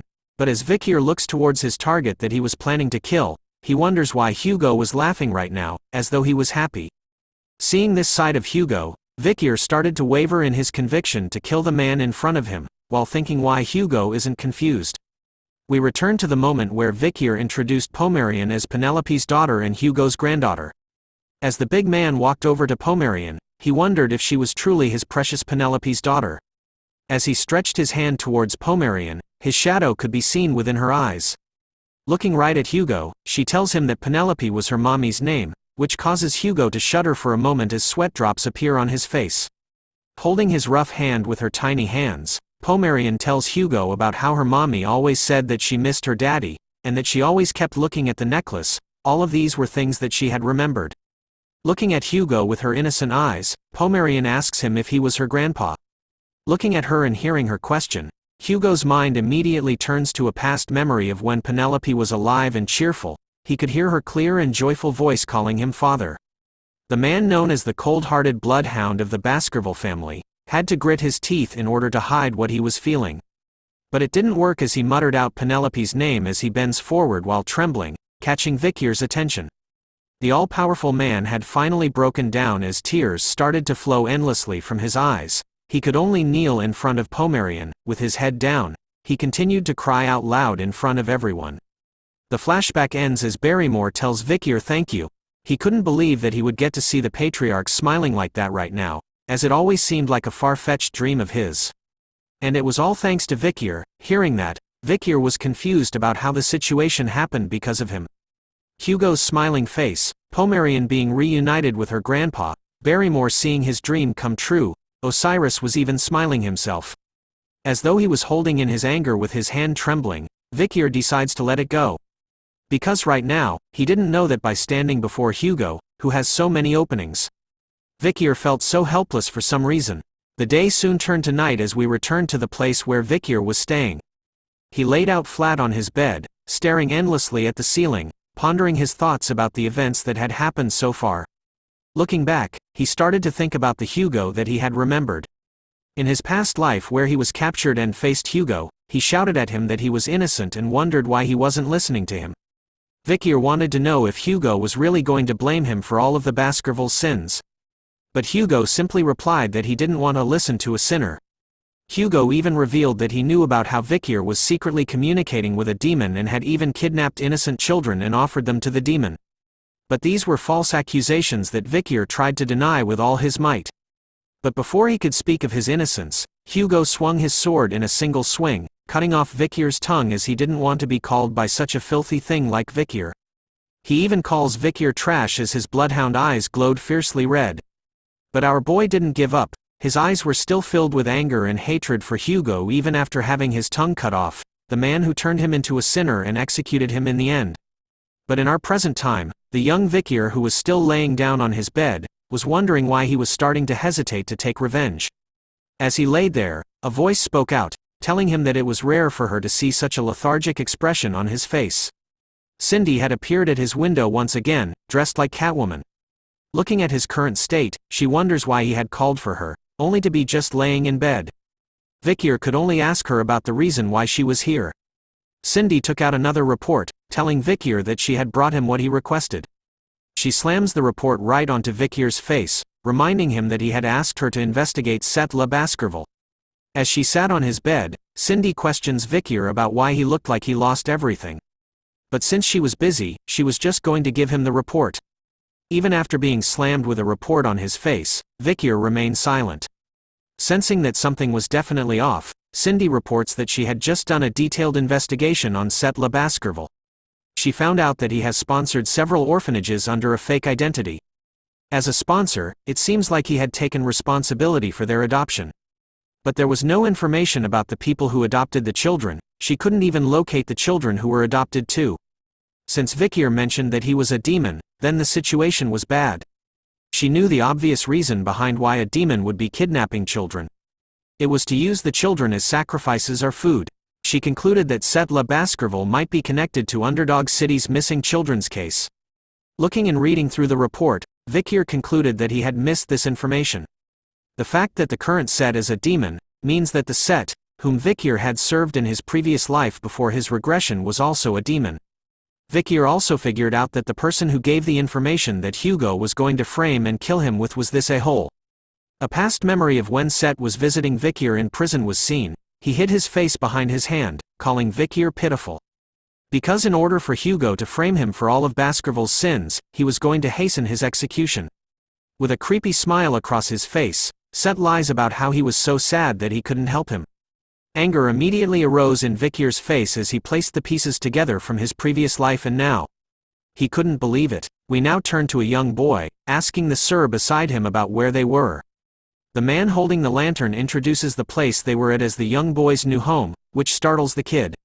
He looked around all nervous, saying that the headmaster had mentioned that he had been adopted into a good family, but looking at what was in front of him was simply a cave. It turns out that the man was Set Le Baskerville, who tells the young boy that there seems to be a misunderstanding. As his appearance started to change, Set tells the young boy that the cave isn't the house he'll be staying in, but the place he will be going to. Set's appearance had completely changed as the young boy looked at him with fear in his eyes and confusion everywhere. Set's appearance had completely transformed into a demonic being, with a single eye in the center and sharp fangs all around with tentacles. Ew, just ew. The young boy could only stare and do nothing as tears filled his eyes. His last word was calling out for his mommy, as Set devoured him completely, leaving behind only blood and the shoes that the young boy wore previously. As he regains his human form, Set could only smile and mention that children sure are the tastiest. Set licks the blood off his face, smiling as though he was turned on by eating kids. After all, he couldn't help himself. It turns out that this was no longer Set Le Baskerville, but actually a being who was a part of the demon's 10 elite corpses, the 10th corpse, known as Andromalius. Back in the same cave from where the young orphan was last seen with Set. We now see a throne present, deep within the cave as a figure sits on it. Set was there, drinking a cup of wine. He talked about how it wasn't enough as a crow was present on the table beside him. He was thinking about how the human supply wasn't enough, making him question if he should foster humans like animals, turning them into livestock and creating an organization. This was no longer Set of the Baskerville clan, but instead was Andromalius, the 10th corpse who belonged to the demon's 10 elite corpses. Looking at the crow with multiple yellow-red eyes on the table beside him, he asks about what it thinks and calls the crow as 8. It turns out that the small crow, with its creepy eyes, was actually the 8th demon of the demon's 10 elite corpses. He tells Andromalius that he was against his idea, as he knew that if things escalate, then the possibility of humans learning about their existence will increase. The 8th demon could also see that Andromalius had only been eating children, so he warns him to be careful not to give off any scent since the Baskerville's hounds have a good sense of smell. It turns out that Andromalius had been eating a huge amount of children as tiny skulls and skeletons surrounded them in the cave. After hearing the 8th demon reply, Andromalius didn't like the nagging but assured him to not worry about that since he had casted a trap, so that they couldn't enter the cave. Andromalius then informs the 8th demon that at their current rate, in order to gather enough magic power to open the gate, he would need to suck human blood for 12.5 more years. Hearing the complaint, the 8th demon warns Andromalius not to stir up something that was worth noticing among the human beings. The 8th demon questions him on whether there was anything else going on within the Baskerville clan. Andromalius paused for a moment before reporting with a no. He told the 8th demon that he was going fine and that he just needed to do the same with the Morgue clan. Hearing that there was nothing new, the 8th demon reminded Andromalius that as the 10 elite corpses, they just needed to focus on opening the gates that would lead to downfall. Since they were the links between the human and demonic realms after all. Before dissolving into a black liquid, the 8th demon left Andromalius with these last words. All of this is for the downfall of humans and the 10 elite corpses. Looking at the black liquid left behind, Andromalius took another sip of his drink made from human blood, revealing the fact that he couldn't report that Hugo had become an idiot for his granddaughter. And that in order for the demons to weaken the Baskervilles, who will pose a threat to their plans, they needed Hugo to maintain his coldness, ice in his veins style. Andromalius needed Hugo to keep treating the young Baskervilles as perishables, so it won't cause a fuss when he takes them. As he got up from his throne, he thought about how it wouldn't mess with the plan, but he wasn't sure if things will turn out well now. Andromalius knew that all the blame lay with a certain bastard, Vikir van Baskerville. The man, the myth, the legend. Andromalius recalled how that annoying guy survived when the venomous snake was released when he was younger. He even thought about how great it was when he died in the forest, but instead, Vikir had returned with Hugo's granddaughter. Biting his thumb, Andromalius became annoyed over how much work he did before in order to destroy Hugo. Letting his emotions run wild, Andromalius decided from this moment on, that it was going to be good for him to get rid of the problem. We now change scenes to see that Hugo and Vikir were walking together side by side through a hallway. As they continued to walk together, Vikir started to think silently to himself. Taking a peek at Hugo, he recalled that he had summoned Vikir and that they've been walking in silence for the past 5 minutes, which prompts the questions: why did Hugo suddenly summon him? Looking at Hugo's current state, Vikir could spot that he was full of openings and that this was a chance that won't happen again. Now was the perfect chance to kill Hugo. But Vikir closes his eyes instead, because if it was the past him, then those would have been his thoughts, but the him right now is different. Hugo then spoke out loud, telling Vikir that honestly, he knew that he hated him, which surprised our boy. Vikir immediately thought that Hugo had sensed his murderous intent. But then, Hugo explained that he was a father that referred to his sons as bloodhounds and had placed them all into dangerous situations, which made him think that his sons had always despised him. He also mentions the fact that he had been cruel to Vikir since he was young, even though he did everything well, so he started to think that his hatred towards him was something he needed to bear as a father. Hugo continues to explain that all of this was due to his vengeance towards the barbarians. It was his carelessness to only know how to live by displaying hatred and anger all the time. Vikir continues to be shocked by what was going on. He knew that there was no way Hugo would talk badly about himself, and yet, here he was, confessing everything he felt, as though he was testing Vikir. "I'm sorry," said Hugo, to Vikir, whose eyes immediately lit up upon hearing those words from this man. With his head lowered and facing Vikir, Hugo tells him thank you so much. Hugo reveals that he had heard from Pomerian that his precious Penelope was happy till the end. Knowing that his precious daughter was happy during her final moments, Hugo's heavy heart was lifted a little. He felt like he had been saved as an image of his happy family crossed his mind. So Hugo bows to Vikir. For the first time in history, he thanks the boy for bringing Pomerian to him and wanted to give him anything he wanted in exchange. He wanted the reward not to be a bloodhound's reward but a gift of thanks. But as he mentions those words, Vikir's expression was dark. He started to think about how he had a vague suspicion ever since he regressed. He recalls the past memory from when he was younger and when Hugo encouraged him to do well in the interim evaluation, and how during the exam he had ordered for a stop just in case it was dangerous for Vikir. Even after receiving a wound, Hugo showed concern by telling Vikir to treat the injury as a lesson. Even now, he would call Vikir son, and believed in him. So the question, is the Hugo in front of me different from the Hugo I know? Popped into Vikir's mind as he figures out that the cold Hugo may not even exist anymore. Which was a strange thing that happened after he had regressed. But because of that, our boy was confused about his life. For the past 17 years, he had only thought about revenge, but now, he was able to forgive Hugo. The person who framed him might not have been Hugo, but the person who ordered his execution and didn't trust in him was definitely Hugo. Revenge and forgiveness, between these two choices, which one does Vikir choose, as he stares at the current Hugo? Before deciding on that, Vikir needed to do something else first, so he told the patriarch to lift his head. So he asks about what Hugo said about his reward being anything he wanted. Hugo looks up, and confirms it to be true. And so, Vikir decides on his reward, believing that after that, he would decide on what to do with Hugo. We now turn to the demon, tying Pomerian's hair in the courtyard. Andromalius asks her if it was great to be in the Baskerville clan. Pomeranian happily tells him that since Uncle Vikir was here along with Grandpapa Hugo and Uncle Osiris, But then Andromalius asks her why she didn't mention his name and wanted to know if she knew his name, which made her think for a while. After a brief moment, Pomerian calls him Uncle Set. A servant appears behind them, reminding Set that he hasn't started his isolated training. He turns to the servant, explaining that he wanted to see his niece before he started. But the servant reminded him that the patriarch had ordered for no one to approach Pomerian.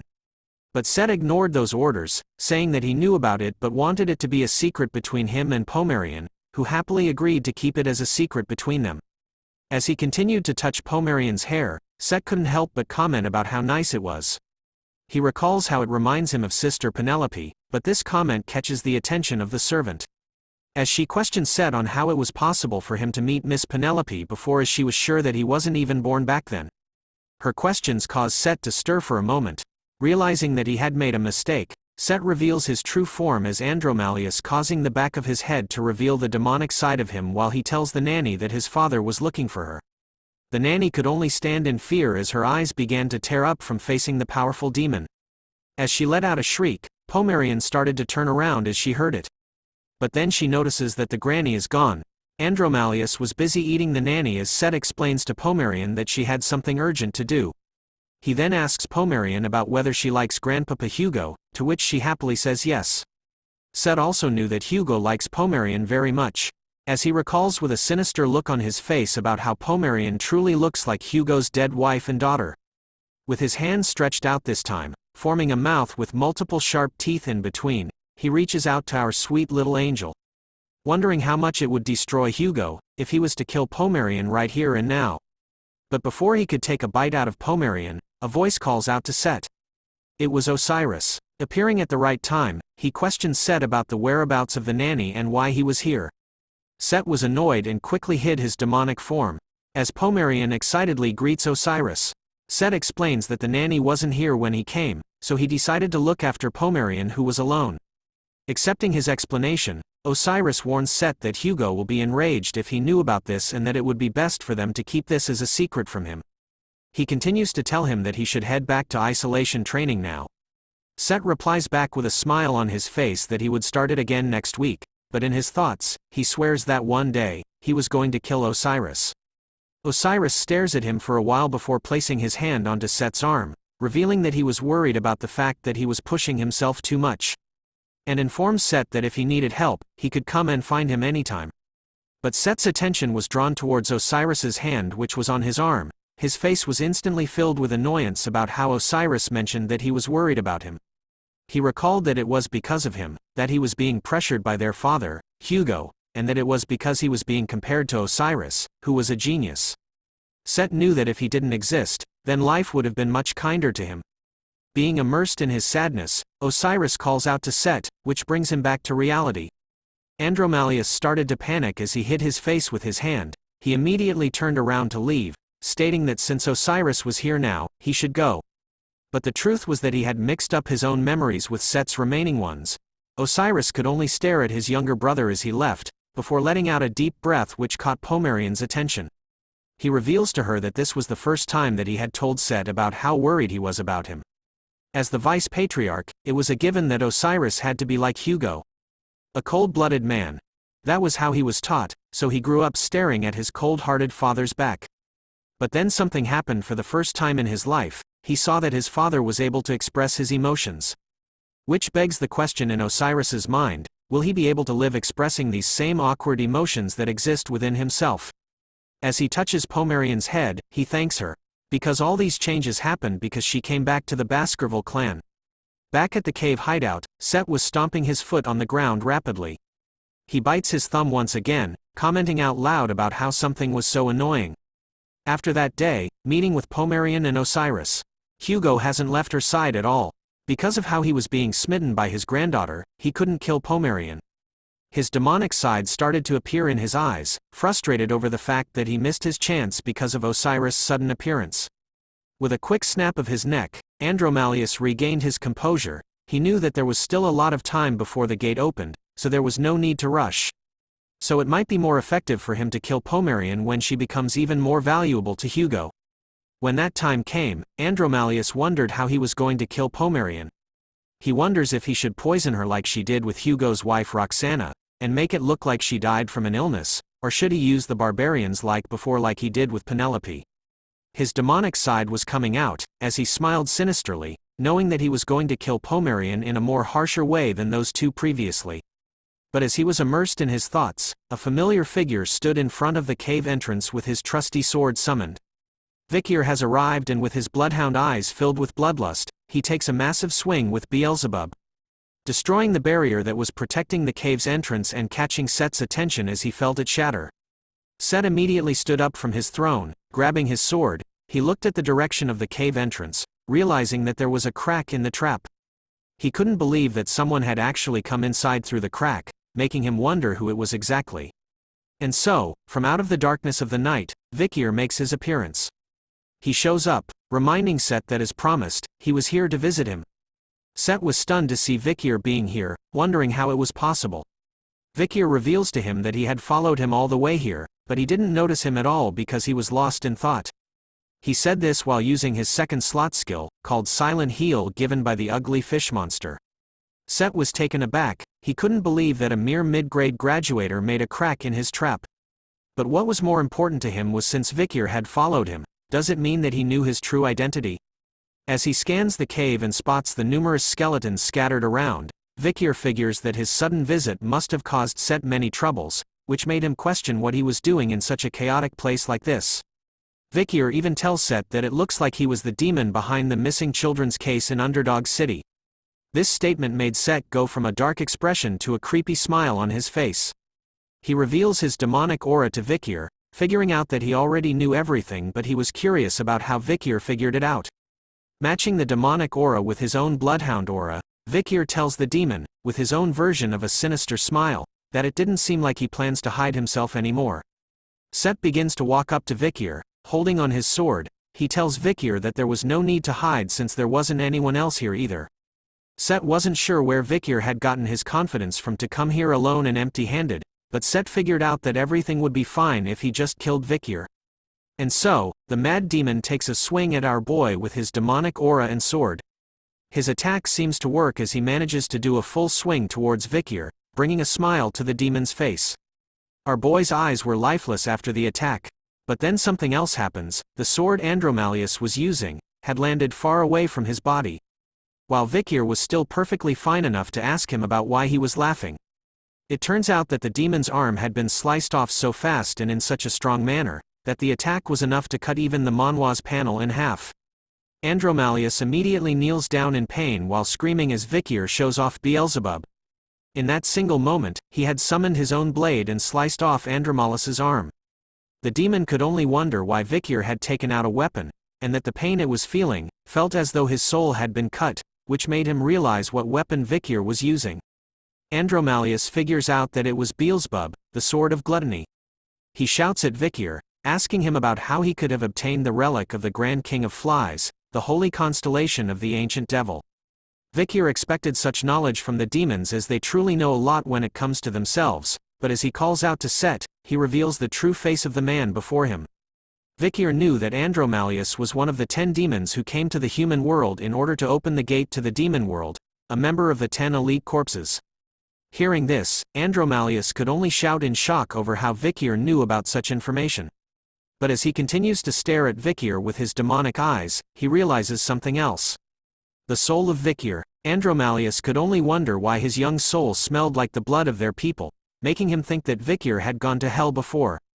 With his bloodhound eyes all lit up, Vikir could see that the being in front of him was the one who framed him in his previous life. As if following him into thinking he was his savior wasn't enough, Set was also the one who executed Vikir in the end too. "Wake up, demon," said Vikir in a heavy tone, causing Andromalius to sweat profusely. As if Vikir had become a demon as well, our boy tells the demon with a big smile on his face, to never think that he was going to die comfortably. Before Vikir regressed, destruction fell upon the world. The citizens of a town were its first victims as they looked at the skies one peaceful day, unaware that death was here. The gate that connected the demon realm and human realm appeared in the skies above the innocent people. When the demons began to invade, humanity called it the fall. The ones who opened the gate were the 10 high-ranked demons who first came to Earth. Known as the 10 elite corpses. During the long war against the demons, Vikir had the misfortune of meeting one of the 10 elite corpses on the battlefield. His first reaction upon facing the demonic creature was fear and shock. Because the outcome of his battle against it was simply miserable. Surrounded by his fallen comrades, Vikir could only cling onto his sword as he watched the one of the 10 elite corpses flex on top of the cliff. Out of the 671 people who joined the battle, 666 died. Out of the 5 survivors, 4 had lost their minds, so there was only one particular survivor. And the reason behind his survival was a simple one. According to the demons, they wanted the total number of humans they killed to match the number 666.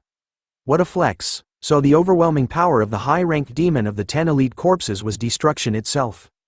Back in the present, Vikir stares down at Andromalius, thinking that he couldn't believe that he was meeting one of those powerful 10 elite corpses right now. And approximately 10 years earlier. But something else was catching his attention. The endless amount of small skeletons, covered in blood, was everywhere in the cave. As he looks at them, Vikir wonders if Andromalius was devouring young children. But then the sudden laughter from Andromalius makes Vikir, whose bloodhound aura was running rampant, turn his attention back to the demon. Andromalius was snickering to himself as he could see how enraged Vikir was after seeing all the dead children's corpses. Using his hand, Andromalius shows off and reveals to Vikir that the children were still alive in his stomach. Which made him wonder if Vikir wanted him to bring them back to life. Using his hand to form the face of one of the dead children, Andromalius points it towards Vikir. Using the dead child's voice, Vikir could faintly hear the child, asking him to save him and that he misses his mommy. Seeing this disgusting act enrages Vikir even more as his eyes glowed more reddish. With another swing of Beelzebub, Vikir had sliced off Andromalius's remaining arm, causing him to scream in pain as he kneeled before Vikir even more. Our boy then tells him to stop talking as he knew that there was no way the dead could come back to life. Andromalius starts to panic over the sight of both his arms being missing, but then he smiles, revealing his completely regenerated hands and arms to Vikir. As he calmly stands back up, he tells Vikir about how he knew he had as many secrets as he did. Recalling that even Osiris, who was called a genius, only reached the level of a mid-rank graduator at the age of 30. And yet, here stood Vikir, who had reached the very same rank but at just the age of 17, signs of being an irregular. Andromalius's arm started to change form as he continues to state some facts, such as how Vikir possesses the devil's holy constellation known as Beelzebub. Which meant that there was a possibility that there was a big variable in the future.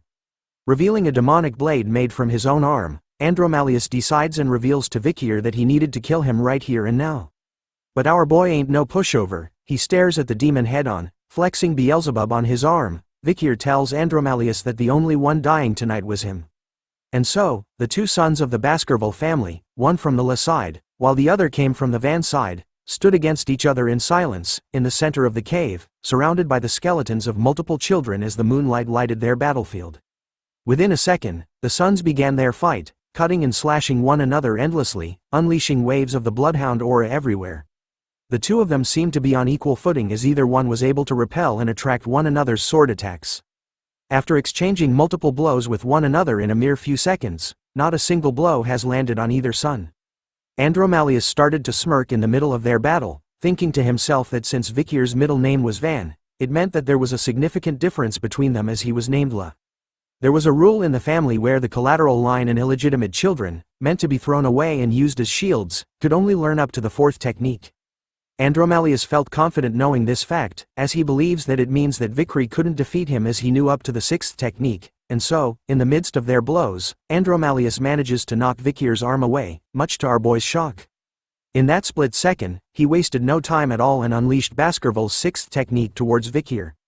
But Vikir was still calm. Facing the incoming 6th technique, he unleashes his own version of it to counter Andromalius. Leaving the demon with a stunned expression on his face, as he couldn't believe that Vikir knew about the 6th technique. But a smile still creeps on his face, as a sharp tentacle comes out of the side of his face. This was a surprise that he had prepared in advance as Andromalius had already predicted that Vikir would be hiding more things about himself. Instead of being surprised by the sudden new attack, Vikir's eyes were already locked onto it as the sharp tentacle reached inches away from his eyes. Using Beelzebub on his arm, Vikir unleashes even more of his bloodhound aura, covering the sword completing in it. Our boy unleashes his own surprise, catching Andromalius off guard as he fails to block Vikir's new and sudden attack. The Baskerville 7th technique sends the demon flying backwards after being cut. With strikes appearing on his body as he coughs blood, Andromalius recognizes the technique Vikir used against him as the 7th Fang. But as he wondered how it was possible for Vikir to know about the 7th technique when only the patriarch of the family is allowed to know, Vikir wasted no time at all and started to launch his other attack, with a fierce and deadly look in his eyes. This time, Vikir's attack lands successfully on the demon's body, destroying everything that was behind them. With Beelzebub plunged deep into Andromalius's chest, Vikir tells him about how demons always think that they were above humans and look down on them. But to Vikir, fooling such big-headed demons was a piece of cake. As Beelzebub is covered in the demon's blood, Vikir recalled that even the heroes who closed the gate and ended the fall couldn't find all the 10 elite corpses and punish them. But it's different right now. The fall hasn't yet started, and the 10 elite corpses lack power since they were all in hiding. So if it's now, then it might be possible. Using his riz, Vikir whispers the word hey into Andromalius's ear. He continues to whisper to the demon about how he knew that they were planning on connecting the human realm to the demon realm, and that by killing him right now along with his friends, it would eventually lead to their plan being ruined. Will I feel a little bit relieved? Asked Vikir with a murderous look and aura filling the cave as he stared right into Andromalius's face. For the first time in his demonic life, Andromalius started to experience a new dreadful feeling just as a question pops into his mind. A mere human is scaring me? Feeling anger over this fact, the demon bites hard, raging out and cursing at Vikir for making it experience such a thing. Soon enough, a shell made out of spikes and blood surrounds Andromalius, forcing Vikir to back off. Even after backing off, Vikir's eyes were still on the demon. Looking at the sudden change, he could see that Andromalius was inside something like a ball of thorns made out of blood. Ah, said the demon as the ball started to slowly disappear. Once it burst, instead of human feet appearing, a pair of animal-like hooves was shown instead. The demon couldn't believe that he, Andromalius, would show a mere human like Vikir his true form. Oh my word, Andromalius has completely shed Set's human form and revealed his real demonic side. Emitting a deadly purple aura now. Guess this guy never skips leg day, look at those thighs man. The demon continues to show off his new form, even telling Vikir that he acknowledges that the extent of his power was unexpected. Summoning snakes like Medusa, Andromalius ends the chit-chat with a sudden snack attack. Kind of reminds me of Orochimaru from Naruto. The snakes all locked onto their target, Vikir who simply stood still as they reached closer to him. Using a zigzag-like pattern, Vikir relentlessly cuts down the snakes that came close to him, but they were endless. Andromalius was enjoying this moment, telling Vikir to keep trying and slicing them. Vikir does as he says, leaping, doing backflips, in order to dodge the snakes while cutting and slicing them apart, making his way to Andromalius. But as he charges forward, Vikir is unaware of a single snake that manages to slip past his defenses. The snake manages to land a deep bite onto his shoulder, before Vikir slices off its head. Seeing this brought a smile to the demon's face, as he announced that with a single bite, it was all over for our boy. But Vikir simply looks at the bite marks on his jacket, telling Andromalius that he didn't know what he meant that it was over since he had just received a small injury. This time, a mouth with sharp fangs appears on Andromalius's palm within his hand. Endless blood absorption, said the demon as the blood from Vikir's body started to escape through the snake's bite from before. Andromalius was literally eating the blood inside of Vikir's body, controlling and pulling it to him using the mouth on his palm. He finally reveals his true ability, the ability to control blood. As long as he stood up against a living creature, Andromalius believes that his ability is undefeated. That is until he faced our main character, who is currently calmly looking at his blood leaving his blood at a fast rate. But still giving off chill vibes about it. Meanwhile, Andromalius was telling Vikir that if he loses all of his blood, then he was going to shrivel up and die. As he continues to take in Vikir's blood, Andromalius reveals that his ability, endless blood absorption, was the power of a half-immortal. As long as there are living organisms around him, who are injured, he will never die. Vikir was still calmly looking at his blood leaving his body. But then he starts to smile, before breaking into a laughter, angering Andromalius who shouts at Vikir about why he was laughing, wondering if he had lost his mind. Using his hand to hide his laughter, Vikir reveals that he finds it funny to see a demon enjoying himself when he doesn't even know what he was absorbing. It turns out to be true as the demon started to cough blood out all of a sudden. Andromalius kneels onto the ground in pain, wondering what was wrong with the blood after finding out that it wasn't ordinary. Seeing his reaction, Vikir asks the demon if he wants to see something cool. Using Beelzebub, Vikir makes a small cut across his wrist, letting it drip heavily onto the ground in front of Andromalius, who realizes that there was poison in Vikir's blood as it melts the ground the moment it touches it. But that wasn't the end to the magic show. Vikir shows off his fully regenerated wrist after he had cut himself. This sight leaves the demon stunned, as he couldn't believe that there was a human who has this level of regeneration of that level.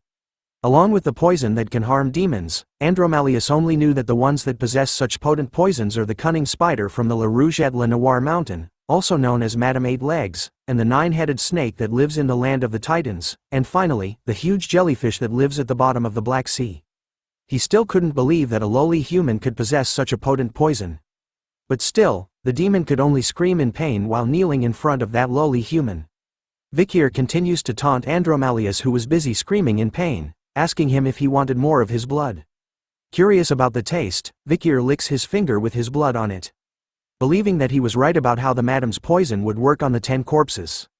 The madam inside Beelzebub started to growl, as it seemed like she was pissed about how Andromalius didn't die from her poison. But this interaction proves something to Vikir, with the Baskerville 7th technique and Beelzebub's abilities, who had also reached the rank of highest-ranking graduator, can definitely defeat the 10 elite corpses. Feeling that death was close after that last attack from Vikir, Andromalius realized that he was too strong to face him. Thinking about how the hell did a monster like Vikir become this strong? In his mind, the demon decided that his priority right now is to survive and tell the other corpses about Vikir. So he needed to recollect the mana he had dispersed all around. And so, the barrier that was preventing people from entering the cave disappeared. Vikir could sense the change as he turned back to look at the entrance, believing that Andromalius had released the barrier. But as he looked back, the demon started to smile again. "Let water turn into blood," it said. Soon enough, massive amounts of water started to pool together, forming a ball in the air behind Vikir. As they formed a ball, the water started to turn red, as blood. Vikir looks at what was happening, figuring out that Andromalius also had the ability to turn water into blood too. Even though he doesn't have all his power, he figured that a high-ranking demon is still a high-ranking demon. Making a quick decision, Vikir cuts his wrist once again, and pours his blood into the pool of water. Reminding Andromalius that it didn't matter what he does with the blood now, as he wouldn't be able to absorb it like before. But the demon had a different plan in mind, revealing to Vikir that infusing his blood into the water so that he couldn't absorb it was useless. Because he didn't turn the water into blood to absorb it. Instead of being absorbed, the blood water started to float in the air, forming balls all around Vikir. "Arise, my blood knights," solo leveling reference anyone? After saying those words, the blob of blood water started to melt and dripped onto the cave grounds. Emerging out from it was a monster made of blood. Soon, Vikir was surrounded by the Blood Knights in every direction. With the appearance of the Blood Knights, Andromalius reveals to Vikir that they could use the Baskerville 6th technique, which he learned himself. The demon was confident that even though Vikir could use the 7th technique, he was sure that he couldn't go up against all the Blood Knights, who can use the 6th technique. I guess this demon has never heard of plot armor. With murder in his eyes, Andromalius was going full demon mode, promising Vikir that he was going to kill him and then kill everyone he loves one by one. Leaving our boy with these final words as he silently remains surrounded by all the Blood Knights. Regret going against the 10 corpses. Hearing that the Blood Knights could use the 6th technique, Vikir figured that things were getting slightly dangerous for him, so he started to look for something in his pocket. After all, he didn't exactly prepare for this kind of situation. In a flashback to the time he was walking with Hugo, Vikir was asking Hugo about the reward which was given to him, which was anything he wanted. Our boy takes out a whistle in his hand and looks at it. As he shows the whistle off to Andromalius, who becomes frightened upon seeing it, Vikir asks the demon if he knew about this particular whistle since he had lived in the Baskerville clan. The demon started to sweat even more as he realized that Vikir was going to blow on that very whistle in his hand. With a smirk on his face, Vikir didn't hesitate at all and took a deep breath in. Before blasting into the whistle with all his might, sending shockwaves throughout the cave and outside of it as well. A familiar but powerful figure was nearby, standing on the cliff as though waiting for Vikir to use the whistle. With a strong grip on his sword, the moment the whistle was blown, Andromalius was set into a full panic mode as he immediately ordered all the Blood Knights to kill Vikir quickly. As the Blood Knights obeyed the demon's command, Vikir reveals that the whistle he had just blown had the power to use the orders of the Baskerville clan, and that the black whistle also had another function. It allowed him to utilize the entire Baskerville clan force. As Vikir mentioned that function, A red line appears in the cave, and outside of the mountain as well, destroying everything in its path. Just the impact of that sudden attack was enough to blow every Blood Knight away from Vikir. Soon, more members of the Baskerville clan arrive with their swords ready. They unleashed a combination of the Baskerville techniques together towards the location of Vikir, exposing the cave. Andromalius could only look with horror and fear in his face as he realized what happened to his precious cave hideout. Half of the mountain had actually disappeared in the mix of those attacks from before. Hugo's voice could be heard clearly as he stood at the cliff. He was wondering why Vikir had asked to borrow the power to control all of Baskerville. It was so that he could hunt a demon. Hugo had appeared, along with Osiris and Boston who stood by his sides. Hugo was pleased with Vikir's actions as he expected this from his son. Vikir humbly bows his head towards Hugo with his hand across his chest as a sign of respect, whereas Andromalius was shocked to see this sight. He couldn't believe that the patriarch of the Baskerville clan was here, even the commanders and vice-patriarch Osiris were present as well. Looking at the endless shadowy figures standing on the cliff side by side, the demon slowly realized that the entire Baskerville clan was here right now. With his hand stretched out to call the attention of the entire Baskerville clan, Hugo announces to everyone present that for the next 6 hours, he hereby declares that Vikir van Baskerville, the possessor of the whistle, is to have full command over their entire force. Hearing that order, Vikir slowly opens his eyes, revealing his bright red bloodhound eyes. He slowly gives out his command, calling forth everyone, to rip Andromalius to shreds. The moment the command left his lips, a bloodhound had already appeared and stabbed Andromalius right in his chest, without even giving him a chance to react to the sudden attack. Soon enough, like a pack of dogs, the entire bloodhound forces rushed towards Andromalius like an endless bloody wave, cutting, stabbing and slicing the demon into pieces as per the orders of Vikir van Baskerville. With a beautiful sight, the pictures of various swords being drawn and aimed at our pitiful demon. Andromalius, who is now suffering the most wonderful pain as numerous bloodhound knights continue to stab him in an endless wave, bringing hell to the so-called Elite 10 corpse demons, who could only scream in pain and watch as its blood spills everywhere. Vikir along with all the high-ranking members of the Baskerville clan were watching on the sidelines as the demon is continually stabbed by the bloodhound knights. Vikir tells them that Andromalius has the power to suck blood and recover with magic power. So he advises the knights that if they were injured, they needed to jump into the poisonous river. Since they couldn't help the demon, Vikir orders for all the bloodhounds present to never get a single scratch on their bodies. The bloodhound knights were filled with vigor as they responded to Vikir's commands over them. "As you command," shouted the knights as they carried out Vikir's orders without hesitation. Boston was proudly laughing over what Vikir had done, seeing how his nephew was able to raise the bloodhound knights' killing intent with a mere few words. Dane on other hand was impressed by how well Vikir was leading the bloodhound knights for the first time. However, for Hugo, he felt something different. He couldn't believe that he didn't notice that one of his sons had actually turned into a demon. Looking at the scene unfolding before his very eyes, he wonders if this was the true reality of the Baskerville clan right now. Andromalius was able to escape from the bloodhound knights' endless waves of attacks by summoning snakes to counterattack the Mutt's attack. But it was pointless, as all it did was give him a moment of freedom. Facing against the snakes, the bloodhound knights were able to easily slice and dice them into pieces. Once again, their blades entered Andromalius, who could do nothing but be a punching bag for the bloodhound knights. As their blades entered every spot across his body, Andromalius started to panic. Despite knowing about his abilities, the knights were fearlessly and constantly attacking him. He couldn't imagine that the bloodhounds of the Baskerville were this powerful. Scanning the area, Andromalius knew that even if he regenerates, at the current rate he was going, it would only be wasting his magic power. He needed to find another way out of this situation. That's when he notices that Osiris was standing on the cliff alongside the others, watching everything from the start.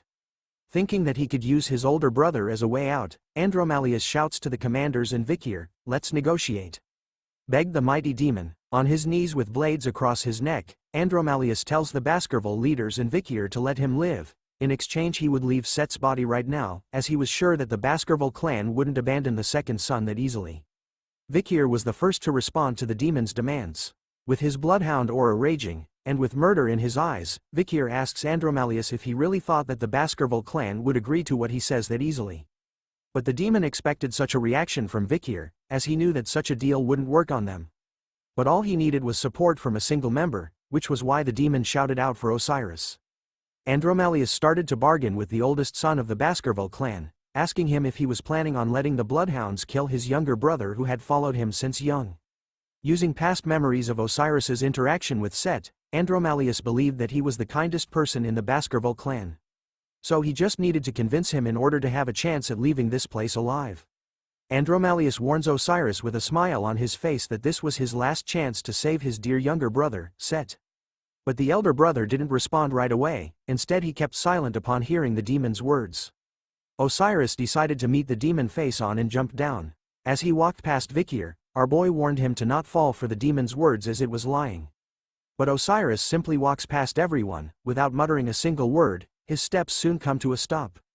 He was now in front of his so-called younger brother who had been possessed by the demon Andromalius. The bloodhounds beside the demon held onto its arms as Osiris stared at it. He then asked the demon a question, wondering if his younger brother's soul was truly still present, and if there was a way for it to save him. Hearing this brought a smile to Andromalius's face as he realizes that Osiris had fallen to its trap. Using its shape-shifting abilities, Andromalius changes his true form back to Set's face. Using his voice as well, he tells Osiris, "Dear brother, I'm still alive." He even apologizes to Osiris for selling his soul to the demon. Explaining to everyone present that he only did it because of the times when they were compared together and judged by their father, Hugo. Those times were hard for Set who was weak at the time. Using Set's voice, Andromalius continues to beg to Osiris, telling him that he truly regretted selling his soul to the demon, and that despite all of that, the chaos that occurred up to now was something that he was willing to take the blame for. With a painful expression on his face as tears run down his eyes, Set begs his older brother for a chance to atone for his sins. Despite hearing his younger brother's voice and painful expression on his face as he begs for forgiveness, Osiris simply answers back with a swing of his sword. The eldest child of the Baskerville clan had personally beheaded his own younger brother's head, the second son of the family, with his own hands. Osiris had done it out of kindness, telling his younger brother that this was the only thing that he could do for him, even though it would leave him with bitter feelings. But as Set's head rolled onto the ground, it started to move on its own as Osiris made his way back to the leaders of the Baskerville clan. As Osiris sheathed his sword, Vikir tells him to not blame himself, as Set's soul had already passed on and that all of this was just the acting of Andromalius. But Osiris still felt guilty, blaming himself for allowing the demon to approach Set with such intentions. He only regretted the fact that as the eldest son of the family, he should have looked after Set properly when they were younger. But looking at the endless amount of children's skeletons scattered on the ground, Osiris felt that it was too early for him to feel sorry about the corruption and death of their bloodline. Right now, he was saddened over the children who were to become the future of the Baskerville clan, were instead sacrificed to a demon as meals. As the vice-patriarch, Osiris could only feel embarrassed by not knowing about all of this, and that he had been dancing in the palm of the demons for so long. But as they were talking, one of the bloodhound knights spotted something happening with Set's head. It was flying in the air above them, trying to escape. Andromalius was happily laughing to himself, after transforming Set's head back into its true form along with wings and a tail this time. He continues to look down at the Baskerville clan, calling them idiots. He reveals to them that the opening of the gate had only been delayed, which couldn't be helped, but he was sure that his older brothers will do better. The demon couldn't help himself, and told the Baskerville clan that he was going to come back and kill them once his body recovers. Vikir and Osiris could do nothing but watch as Andromalius was too far up in the sky for any of their attacks to reach him. Too bad that the demon forgot about a really powerful somebody. Hugo takes over, reminding his two sons, Vikir and Osiris, about the lesson of how a swordsman should never show their back. Talking about shitting his pants, Andromalius started to experience a whole new level of fear as he looked at Hugo. The demon was confused about what he was feeling right now, as it was certain that Set had completely died, and yet, for some reason, he could still feel the same fear that Set felt towards Hugo, who right now is charging up his bloodhound powers. As Hugo lets out a deep breath with his eye glowing bright red, Andromalius realizes that what he was feeling was just genuine fear felt towards a powerful being. Unleashing his own sword for the first time in this manhwa, every single member of the Baskerville clan had their eyes on Hugo, who finally takes a single swing towards the demon flying high in the sky. But as he lets out that single swing, for a moment nothing happened. Only silence could be heard. Andromalius started to regain his confidence, after seeing that nothing happened after Hugo took a swing at him. He started to taunt Hugo, telling him that even if he was a swordmaster, there was no way he could reach him this high up. But too bad, the demon was unaware of what was happening to the skies behind him. Because that single swing from Hugo was enough to smash everything to pieces in front of him. Cutting and slicing everything, from the ground to the skies and finally the manhwa panel that it was drawn in. Cut marks appeared all over Andromelus's face as he slowly bled, unaware that he was already dead. As he fades into nothingness, the demon was left speechless, as he never thought that he would die to a mere human being. Vikir was left feeling a bit nervous as he witnessed Hugo in his true form as the Sword Saint. Looking at the once dark skies, it was now shining brightly, as Hugo was powerful enough to rip the skies to shreds. This is the power of a swordmaster's sword. After a few days, a notice was posted in the squares of all the territories managed by the Baskerville family. The Baskerville family investigated the truth about the missing children's case and related serial incidents and started the process of compensation. This was the announcement of the investigation about missing children's case and compensation. Our goal is to disclose the truth about the missing children's incidents that occurred between the imperial calendar BC year 10 to AC year 19. And compensate accordingly, as per the special Vikir law, paragraph 1 clause 4. Because of this announcement, every citizen of the clan went into shock. Although the news about a Demon King ranked demon had come to Earth wasn't revealed, it was announced frankly that this horrific incident, regarding the missing children, was the doing of the Baskervilles family's second oldest son. Not long after that, the trial began for Set's mother, Newt. She was dragged through the streets of the city, handcuffed to her wardens and made to wear just a rag as her clothes.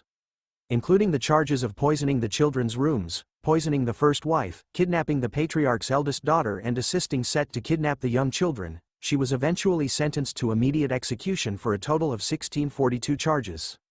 Newt had not been brainwashed by the demon, which was unexpected. But the weird thing was, that even right before her execution, she screamed, asking to see Set. After that, Set's henchmen were also executed. The person in charge of this case was the vice-patriarch, Osiris. Everything about the case was managed and controlled by him. But in reality, there was one more person who helped. A person that Osiris had temporarily handed over his authority to. It's our boy, the man, the myth, the legend, Vikir van Baskerville. Rumors started to spread about him being the bridge between the war against the barbarians, and him being the greatest contributor from this incident. The public opinion was filled with discontent, however it started to decrease as they started to worship Vikir. It didn't even take a week for Osiris and Vikir to finish things up in the clan. The fact that a high-ranking person within the Baskerville clan was executed, came as a great shock to many citizens. The Baskerville law was once again known to everyone, that even members of the Baskerville family were not exempt from them. After all the bloodshed and cleaning up, we returned to a peaceful moment with our sweet angel. Hugo had her sitting on his lap as he asked her about what had changed about Grandpa. Hearing his question, Pomerian couldn't help but think about it seriously. With her sharp eyes, she spotted what was different about Hugo this time. She shouted and pointed out that Grandpa's beard was gone. Hugo was happy to hear that, asking her what she thought about it. Pomerian couldn't help but giggle, saying his face looks so empty now.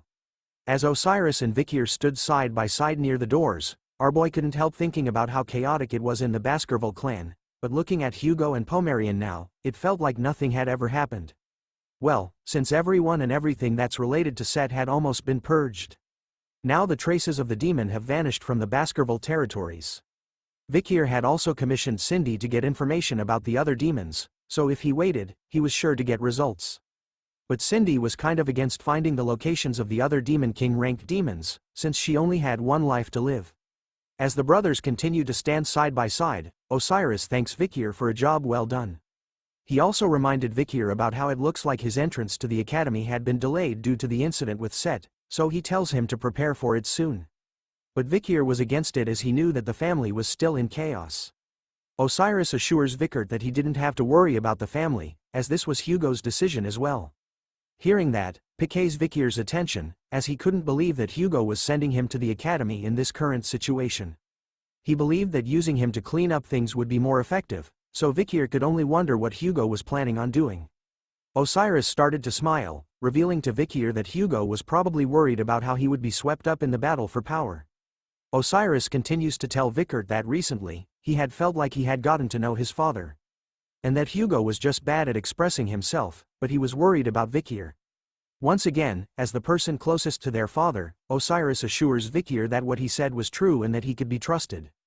Hearing that, Vikir didn't reply and instead turned to look at Hugo, who was now braiding Pomerian's hair under the guidance of Barrymore. As he was done with the braiding, Pomerian couldn't help but smile and giggle over how well it was. Seeing them so close together, Vikir slowly realized that he had been looking through the lens of the past again. In his previous life, he had lived it with a collar around his neck. Watching Hugo's back closely from behind as he held his leash, following as he was led by the collar. Which was why, the Vikir back then, didn't know that Hugo also had a collar chained around his neck, and he too, was being led somewhere by something. The things Vikir knew were starting to change slowly. The experience he gained from meeting with the Morgs, barbarians and in the city, finally meeting with Pomerian. And the despair he saw, when Hugo found his missing granddaughter, and having to fight against a Demon King rank demon. And finally, the present scene that was happening right now in front of him, where Pomerian was reunited with her grandfather that she adored so much. But the biggest change so far was from Hugo, who now smiles without holding back. This was the expression he had when he didn't have a chain around his neck. And so, Vikir knew now that the Hugo that he wanted to get revenge on, no longer existed in this life.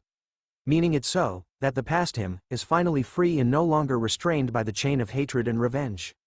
With the peaceful and sweet scene of today, Vikir couldn't help but smile, knowing that his past revenge was no longer needed in this life. He announces to Osiris that he was going to the academy next, which was something he accepted as a good and wise decision. But even though his past hatred and need for revenge was gone, it wasn't over for Vikir. As he grabbed onto his leash once again, he knew that he couldn't just let go of it yet. Because the one who truly held the other end of the leash, the ones hiding in the darkness, were the demons of the other world. Wrapping his chains around his arm, Vikir was determined as he had a new goal in this life.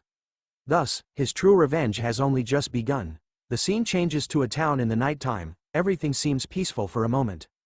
Before the clock tower started to bang from the inside. Soon enough, a demonic human being smashes their way out of the clock tower, destroying it in the process, while chasing after a familiar hooded Assassin's Creed figure.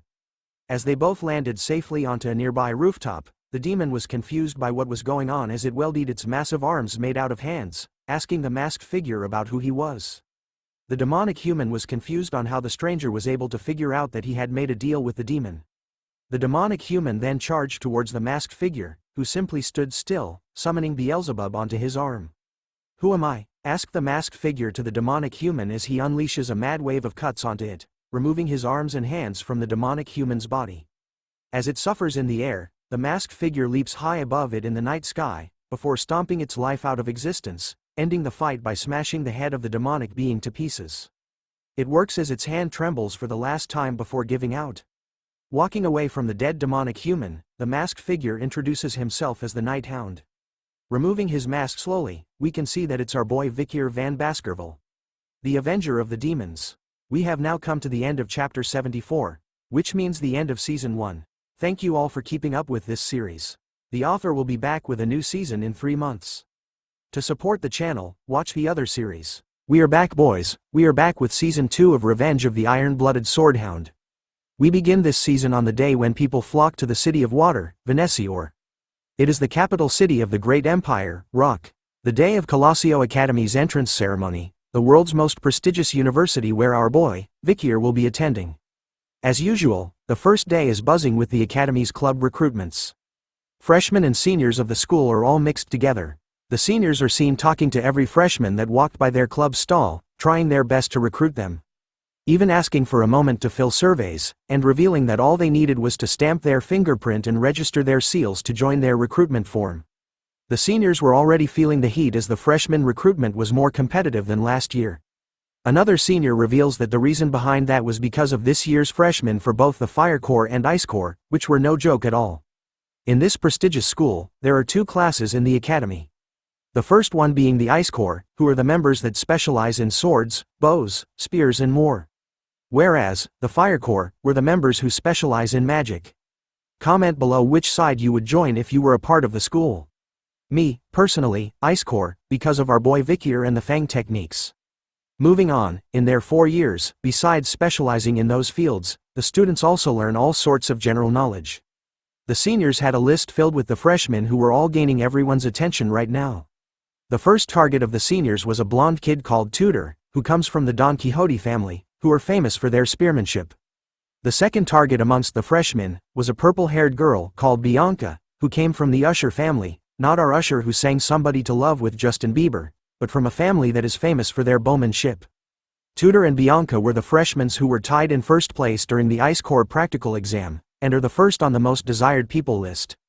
After them, are our favorite triplets, taking third, fourth and fifth place, or the Baskerville triplets from the Ironblood swordsman family. Since they were a part of the Baskerville family, the seniors knew that no further explanation was needed in introducing them. And finally, introducing another new character to the series, we have one person who has been gaining all the attention in the Fire Corps. An extremely talented freshman, by the name of Sinclair, who has ash-gray hair. She was ranked first in the practical test and second in the theory test. Her outstanding grades were recorded. And lastly, the man we have been waiting for months, the person, whose name turns out to be the #1 student who came first in the theory exam. Vikir, who kind of looks like a nerd right now. We are now faced with a new look, Vikir with glasses. Comment below what you would rate his current look out of 10 right now. As our boy walked through the stalls of the school, he overhears the seniors talking about how there was no need to recruit the nerd that came in first during the theory exam, since they were confident that he would be the type of newbie that will ruin the club's atmosphere. Plus, there were also more than 10 other freshmen who had the same name as Vikir, which would make it troublesome for them to find him. After hearing the seniors speaking about him, Vikir had a nervous sweat drop dripping down the side of his face. In order not to draw attention in the academy, he had ditched the Baskerville surname and entered as a commoner, but he still didn't think it was possible that he would still draw so much attention. Vikir had heard that it's more difficult to enter the academy as a commoner, so it seems like doing well in the theory exam instead of the practical backfired on him. So now, he needed to do his best to avoid attention, in order to move around comfortably and to do the things he needed. But as he walked through the clubs, our boy was being closely followed by the triplet hounds, who were determined to protect their master. After walking for some time around the clubs, a loud commotion of students shouting for a senior to look at them catches his attention. A familiar blonde-hair student was being swarmed by everyone, shouting at her that they were huge fans, and some even claimed to have entered the school just to meet her. They couldn't believe the holiness that was coming out of her and that her beauty was something out of this world. It turns out to be Dolores Lune Quo Vadis, the priestess that Vikir had met during his Assassin's Creed days. She was nervous, being surrounded by a huge crowd of students, so she politely told them to calm down. It turns out that she was school president and vice president of the newspaper club. As she questions the crowd of students about whether they were interested in joining her newspaper club, one of them shouts with a reply that they were only interested in her. Vikir silently watches her from the back, slowly remembering that Dolores was the school president, and someone that he needed to avoid as much as possible. Even though he was hiding his presence, Dolores still somehow manages to sense our boy's aura, turning in the right direction, just in time to see him leaving the area silently. We now turn to see the academy's dorm rooms, where Vikir would be staying. He stands in front of a room's door, wondering if this was it.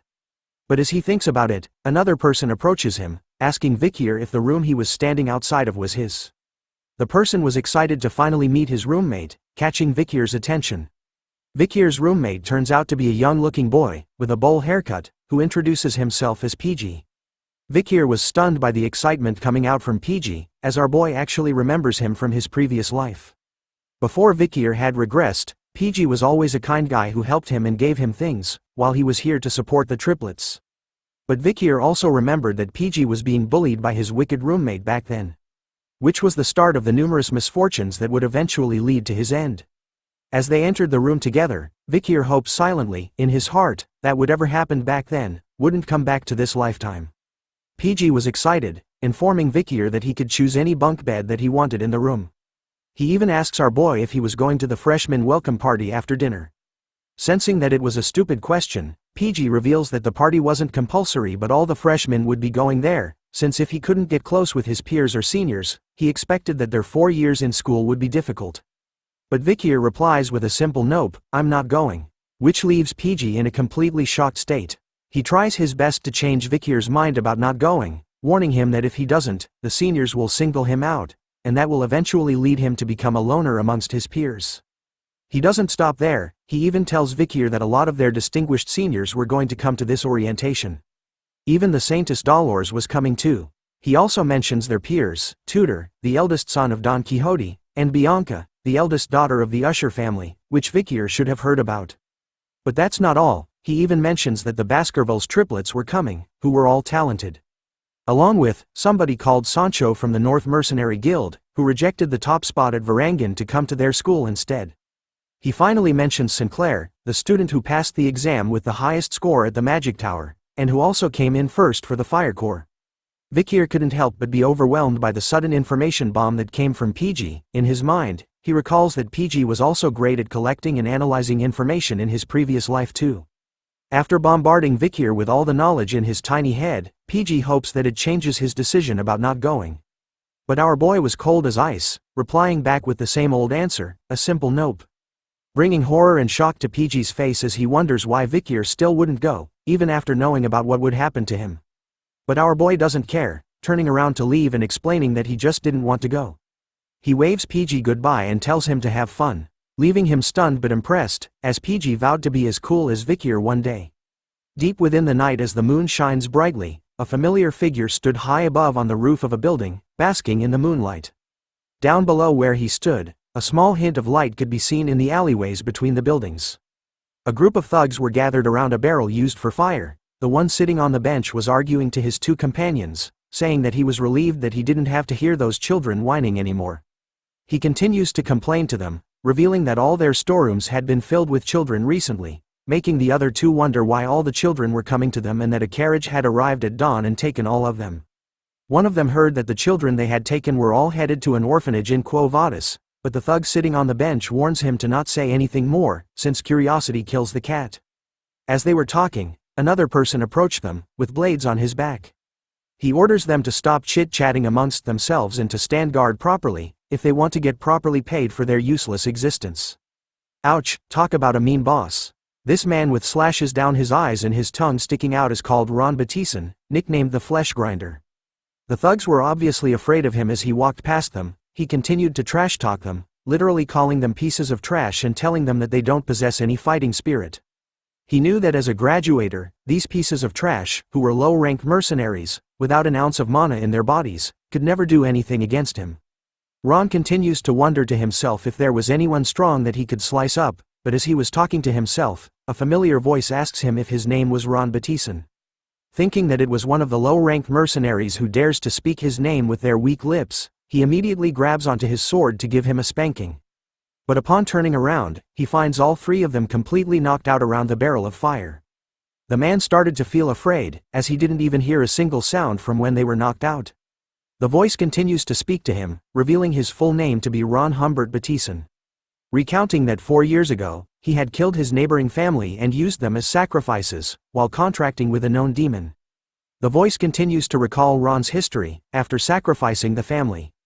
He had joined the Northern Guild Association, and had gathered information to give to the demon he contracted with. As the final nail to the coffin, the voice reveals that Ron had extracted information from the Mankind Allied Forces. While he was on guard duty, he used a hand mirror and revealed the location of the platoon's camp.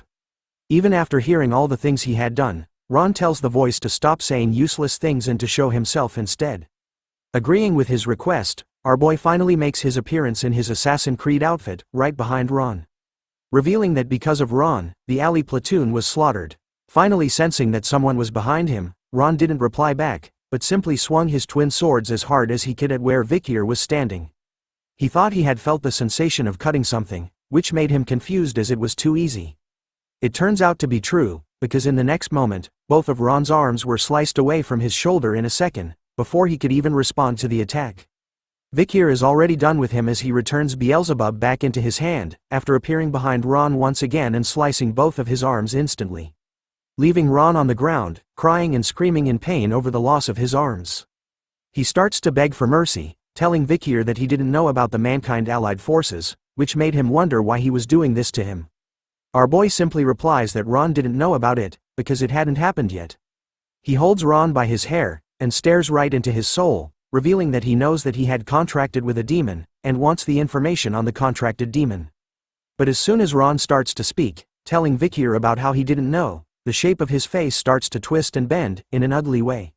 The next thing Vikir knew, Ron's face had become all swollen and exploded into a bloody mess. Looking at the current state of Ron, Vikir noted that another one had died with their head exploding. He then takes out a notebook, with words written on the pages, some were covered in a black stroke line. With a bloody finger, Vikir crosses out another name with the blood, noting that Ron makes the third in the row.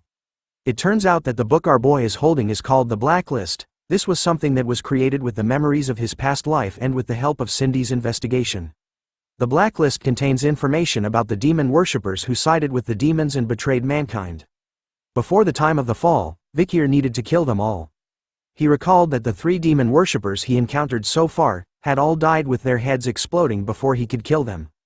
Thinking about it deeply, Vikir concluded that this was the demon's skill. Which means that the demon they contracted with was hiding within the capital.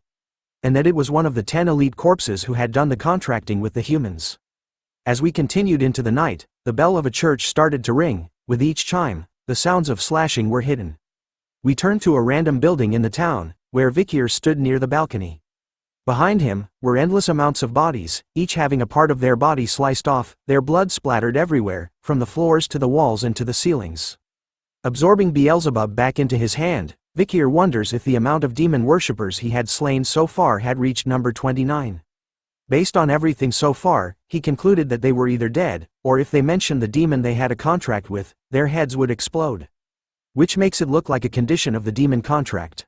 Crossing out the names in his blacklist with a pen this time, Vikir noted that he wasn't able to get any information about the elite corpse's location, which means that this was going to be a long and excruciating fight for him. In the end, he didn't expect to get anything on his first day. As the night continues, Vikir wonders if he should return to the academy right now. And so our boy leaps across the roofs of the town's buildings, eventually crossing over the walls of the academy. As he lands on the branch of a tree, he gazes into a well-lit room. Staring deep within, Vikir could see that the freshman welcome party was still ongoing. As he leaps down from the tree, and dusts the dirt off his pants, our boy wears his nerd disguise once again. Thinking that he should stop by at the party just in case.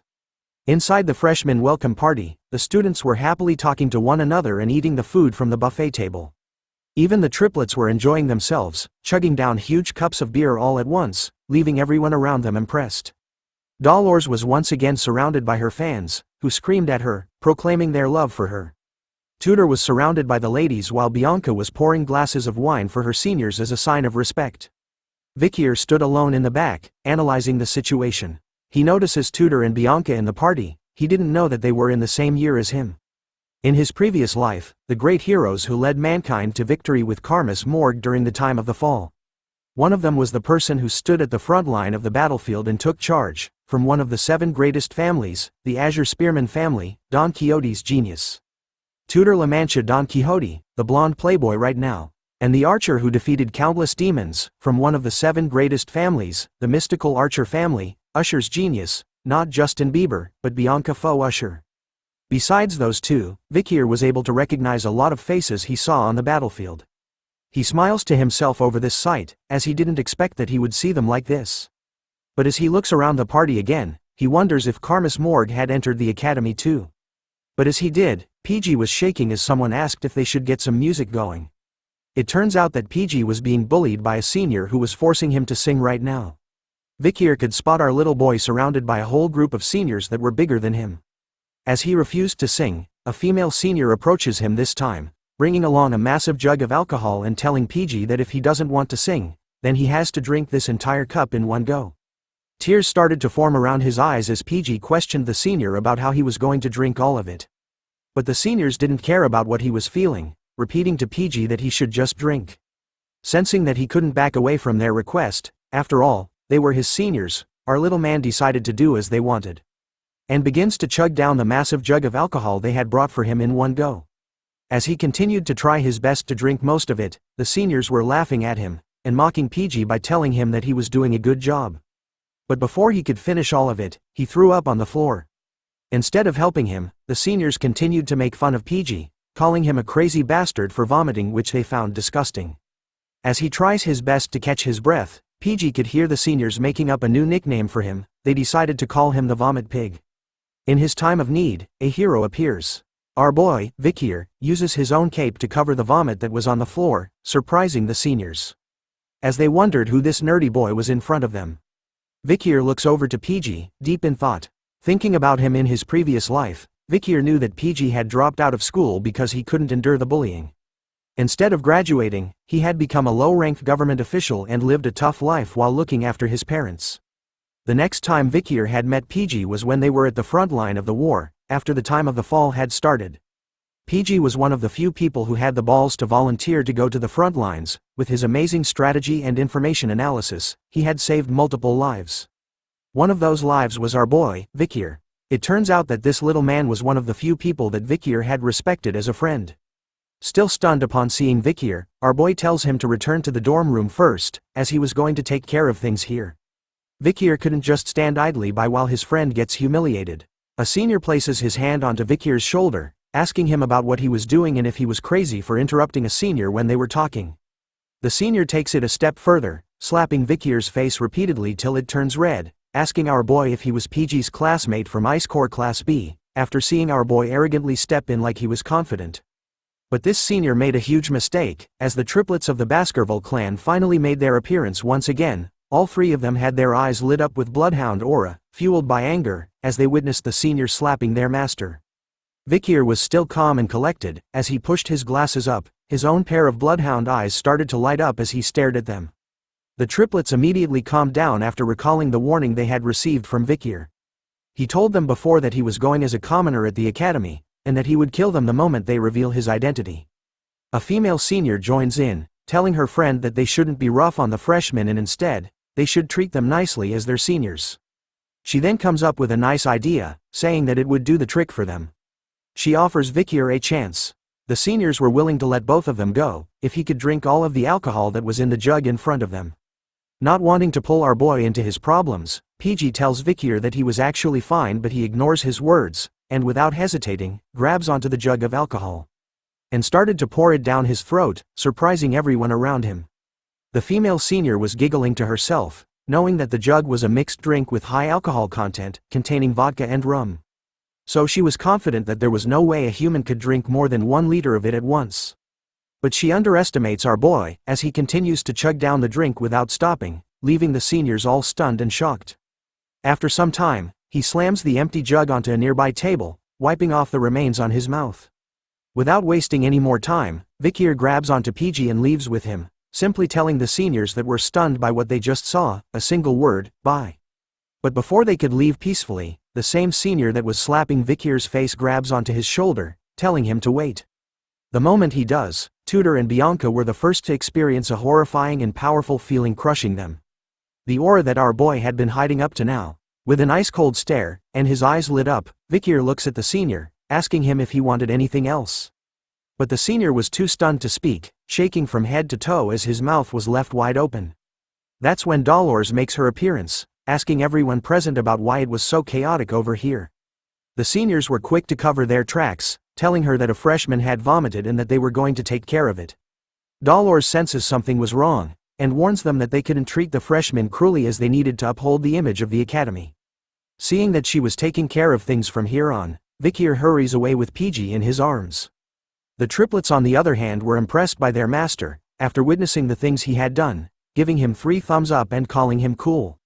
Tudor and Bianca were both staring in the same direction, and thinking that they were mistaken about what they felt earlier on. But another student with white hair stood between them, smiling to herself over and was impressed by something. Her eyes were sparkling as her face was filled with blush. It turns out to be Sinclair, the freshman who ranked first in the Ice Corps practical exam and ranked second in the theory exam. She watches closely as Vikir leaves the party with PG, thinking to herself that she had found someone nice. After the incident at the freshman welcome party, we come to the next day, where at the academy, the Ice and Fire Corps attend classes together. Through this method, a competitive structure is created for the confident elites. This increases focus among students and it is the academy's policy. The man who looks like Professor Snape from Harry Potter, closes the book in his hand. Which marks the end of his lecture on the culture of the barbarian tribe. This Snape wannabe is the combat theory professor known as Vinci Morgue, from the Morgue family. As he continues to talk to the students, he asks them a question, which causes most of them to avoid eye contact with him in order not to catch his attention. The professor states that with the basis of the discovered locations of the barbarian tribe, he wanted to ask if there was anyone in the classroom who would like to tell him about the barbarians' hypothesized location of their stronghold. Even Tudor, who belonged to the Ice Corps and was ranked first in the practical exam, had some trouble with the professor's question. He looks through his notes, thinking about the location of the clash between the barbarians and the Empire, which was at the South Region's front in Highland, 1, 8 and 75. But there were more places that he struggles to remember. Bianca, who is also a part of the Ice Corps and tied with Tutor in placing first in the practical exam, struggles with the question. Thinking about it deeply, she knew that the areas where the Empire and the Baloch tribe clashed were all in low-altitude locations, and considering that it was a trough, she concluded that the Barbarians' tribe's stronghold would be in a region with low altitude as well. But as the two people who ranked first in the practical exam struggle to come up with an answer, Sinclair bursts in. Raising her hand high in the air while radiating a bright aura all around her, catching everyone's attention as she screams at the top of her lungs that she was going to answer. Sinclair belongs to the Fire Corps, is currently ranked first in their practical exam, and ranked second in the theory exam. Looking at the student who happily raised her hand to answer, Professor Vinci concluded that she was Sinclair, ranked first of the Fire Corps, and told her to go ahead and reveal her answer to everyone in class.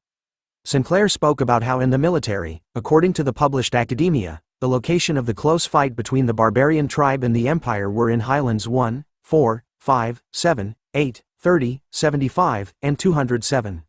She also spoke about how excluding the 8th Highland, which is on a high mountain peak, all of the areas were in troughs. With all that information, as she continued on with her answer, Vikir was spotted, sitting one row behind her.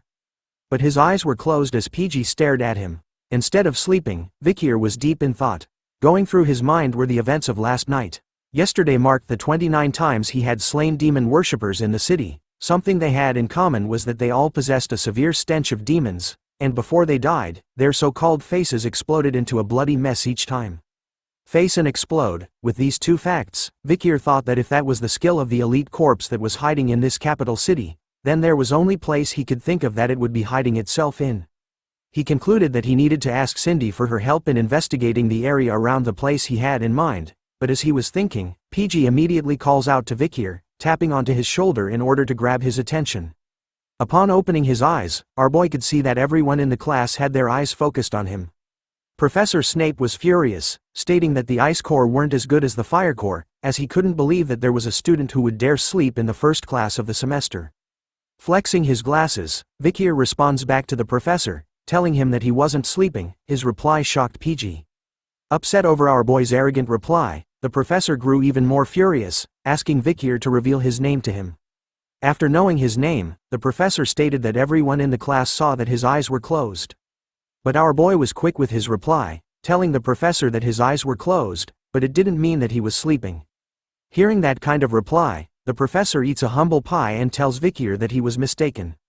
Our boy said it was understandable, making the professor even more furious as he wondered what kind of psycho had entered the academy this time.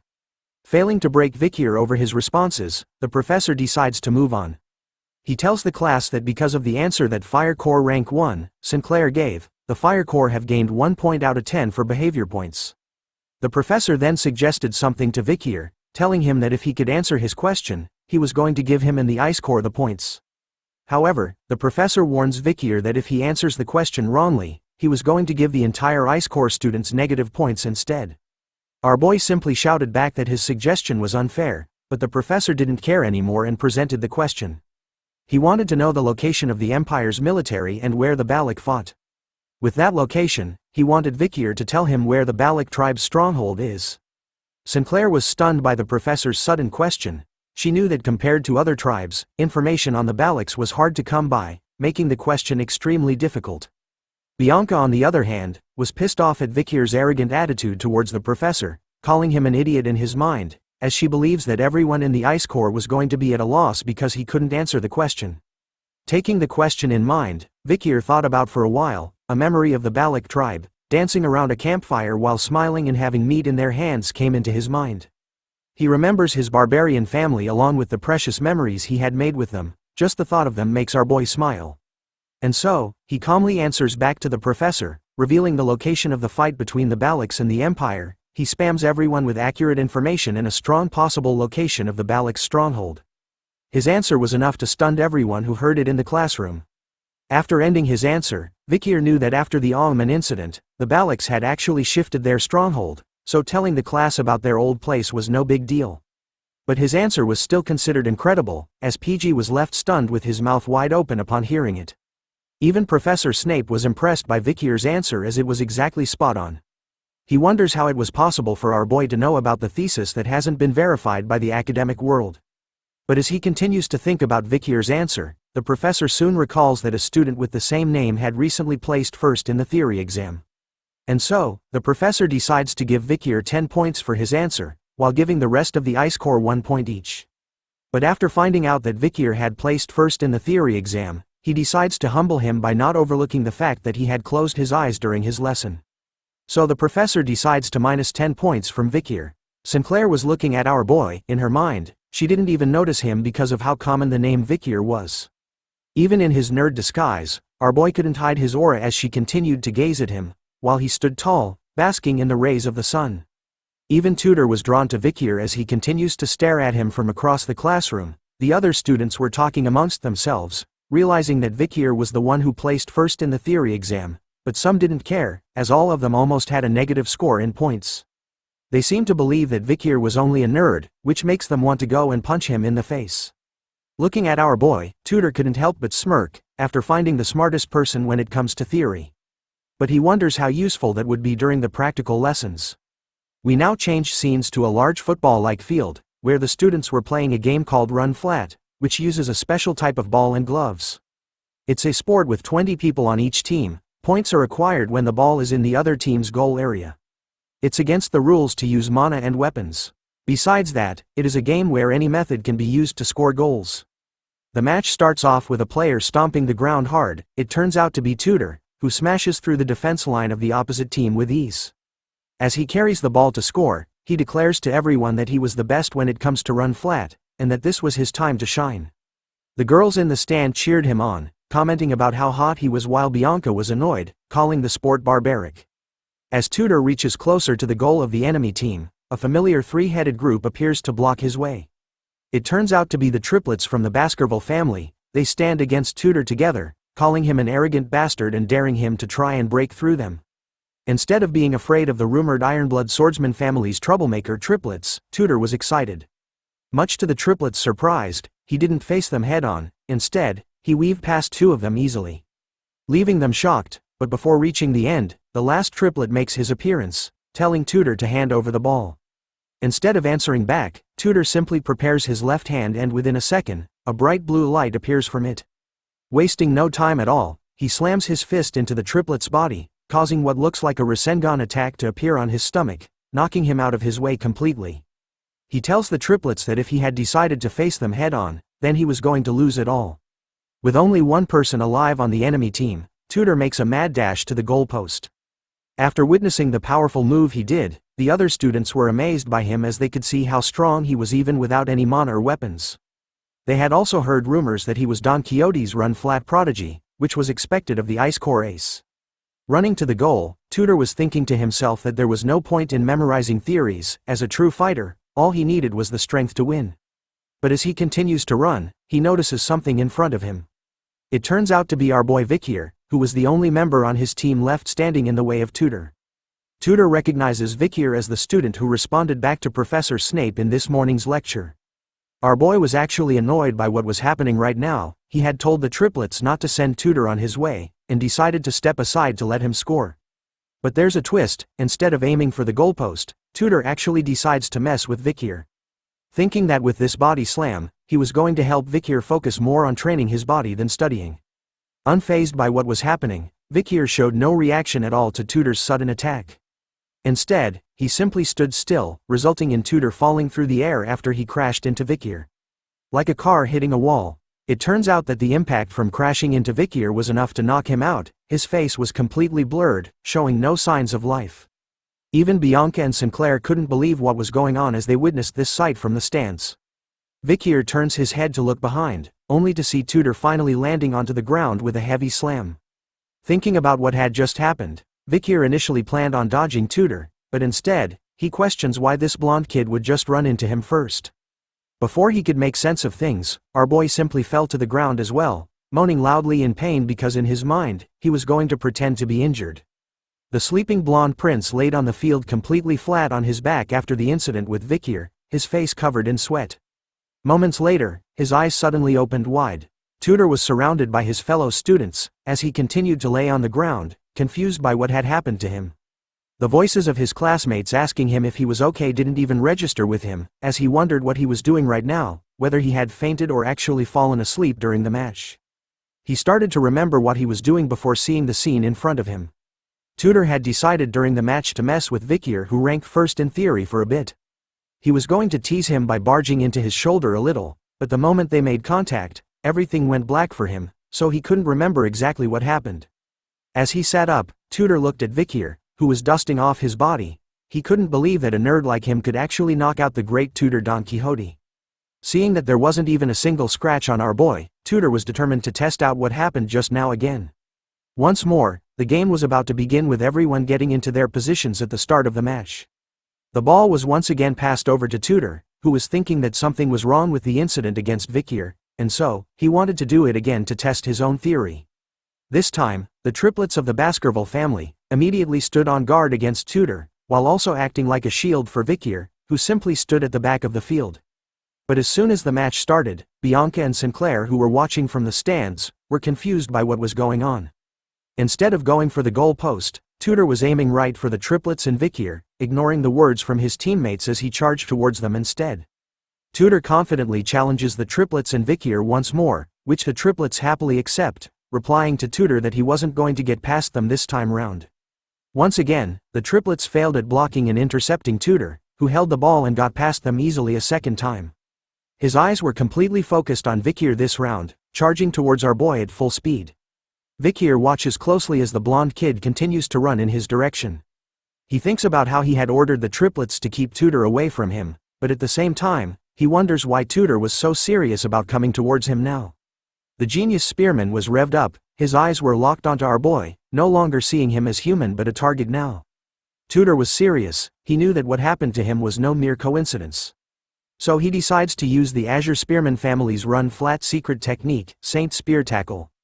Yes, this powerful family actually created a killer move for a ballgame. An avatar of a knight with a powerful lance was summoned behind Tudor as his eyes turned completely blue, determined to smash into Vikir and send him flying in the air this time. Even though such a powerful force was coming straight to his face, Vikir was actually pretty calm, pretty demure. His glasses were showing no signs of fear at all. Soon enough, we cut to black once again. In the next moment, the same gray-hair scarred-faced student appears above Tudor, asking him if he was awake again. The blonde prince once again wakes up in his usual T-pose, completely wasted on the ground again. He immediately sat upright, questioning how it was possible for him to faint once more, but as he struggles to understand what was happening, the muscular guy beside him tells him to calm down. He reveals to Tudor that after he used his family's technique, which was hitting Vikir with a high-speed tackle, it simply resulted in him being bounced off our boy at that same high speed.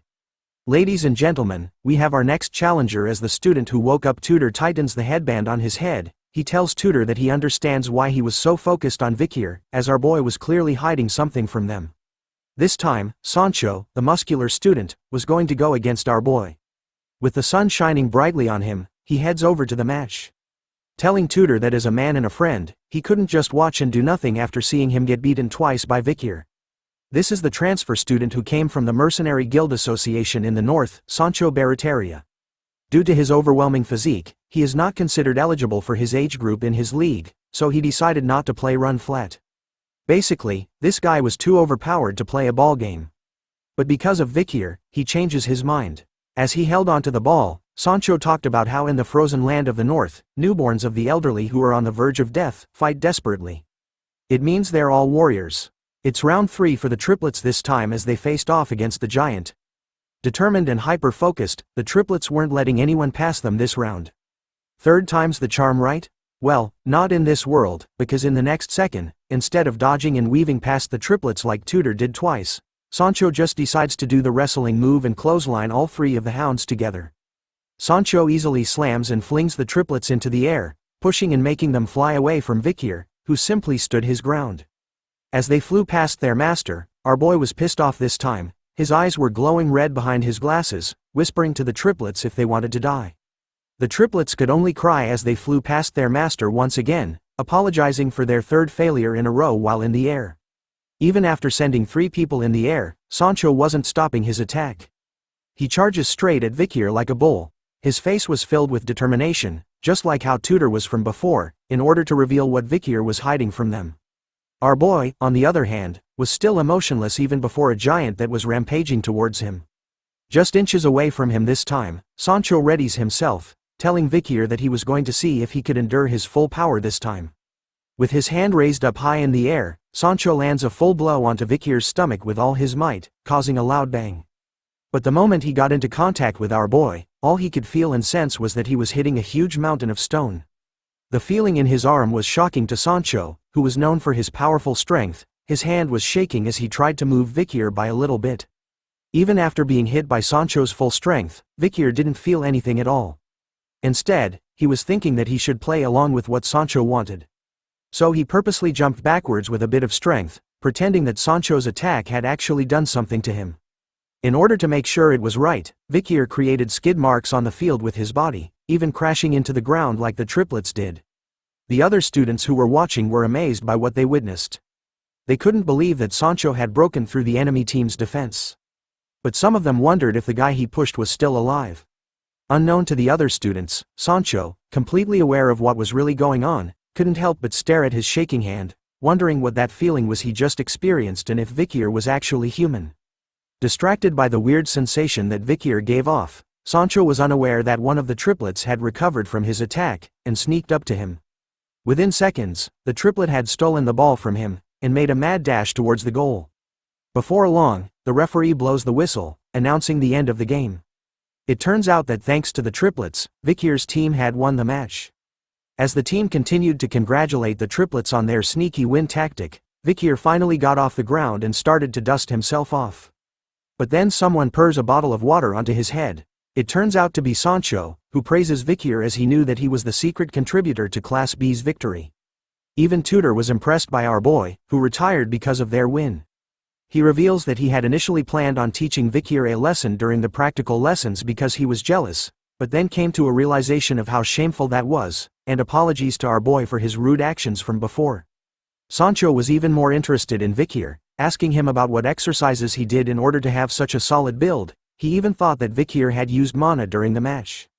Taking off his headgear, Vikir reveals that he was just a commoner, and didn't have an ounce of mana to use. Tutor was sad to hear that, calling it a shame. If he had received proper training, combined with his current blessed body, then he was sure that Vikir would have been an expert like him. As the three of them chat, Tutor's cheerleading squad arrives, calling out to them to use the towel they brought to wipe their sweat. Once again, the ladies' man was doing his business while Sancho hands Vikir a towel to use. The Azure Spearman family's hero, Tutor, and the mercenary guild's ace, Sancho. One day, they will become heroes who will save mankind by hunting an endless number of demons during the time of the fall. As he took off his glasses, Vikir couldn't help but smile to himself. After all, he found it strange to see that these two gentlemen had a past like this. The moment he reveals his face, everyone around, from guys to girls, were all stunned by what they were looking at. Even Bianca and Sinclair were blushing hard, while watching from the stands. As our boy wipes the water from his head, basking in the rays of the sun. His toned body etched into his stretch, revealing the fine lines and curves. Everyone couldn't believe how handsome the nerd they knew was underneath the glasses he wore. Unknown to Vikir, he didn't know that from this point onwards, his days at the academy were going to become more troublesome. The scene changes to nighttime, where we chance upon a mansion. A man with a purple goatee was horrified by something, as Vikir's voice could be heard. Revealing that this man is Lloyd Dokeseller, 52 years old. Wearing his Assassin's Creed uniform, you guys know that it means it was demon hunting time. Multiple dead bodies surrounded the two of them, with the floor covered in blood as pieces of meat were flung everywhere. Vikir cornered the man to a statue, revealed as the leader of the information house and the headmaster of the orphanage. Vikir knew that Lloyd had conspired with the demon he was hunting, and sold children from high-ranked families. "Did you think you would go unnoticed?" questioned Vikir as he threatens him with Beelzebub. Lloyd was horrified to see the kind of aura that Vikir was showing off. Due to its solid nature, Lloyd thought that Vikir was a swordmaster. Hearing that, the man was almost right. Vikir's aura was pretty much in a solid state, but is still closer to liquid. To be specific, he was currently at the highest level for a graduator. Instead of slicing him into bits, Vikir offers the man a chance at redemption. Telling him to work with him in order to catch the demon, and if he does, Vikir was willing to compensate him accordingly. Even at death's door, Lloyd hesitates to help. As Vikir waited for a reply from the man, something happened. A huge piece of a building was flung in the air right above them. It soon crashes and destroys the very place they were at. Vikir was quick to dodge the impact of the building, and immediately looked up to see a shadowy figure, lighted by the moonlight, standing on the remains of the building that was thrown at them. A nasty green aura started to float around our boy. It turns out that this was the overwhelming energy that he had sensed from afar. Looking at the strange figure who wore a mask, while wielding a hammer made out of human faces. Vikir questions him, "Are you the elite corpse?" Thanks for watching the latest part from the voice of Manhwa. Subscribe for more content and don't forget to comment below what you want to see in the future. Like and share for more.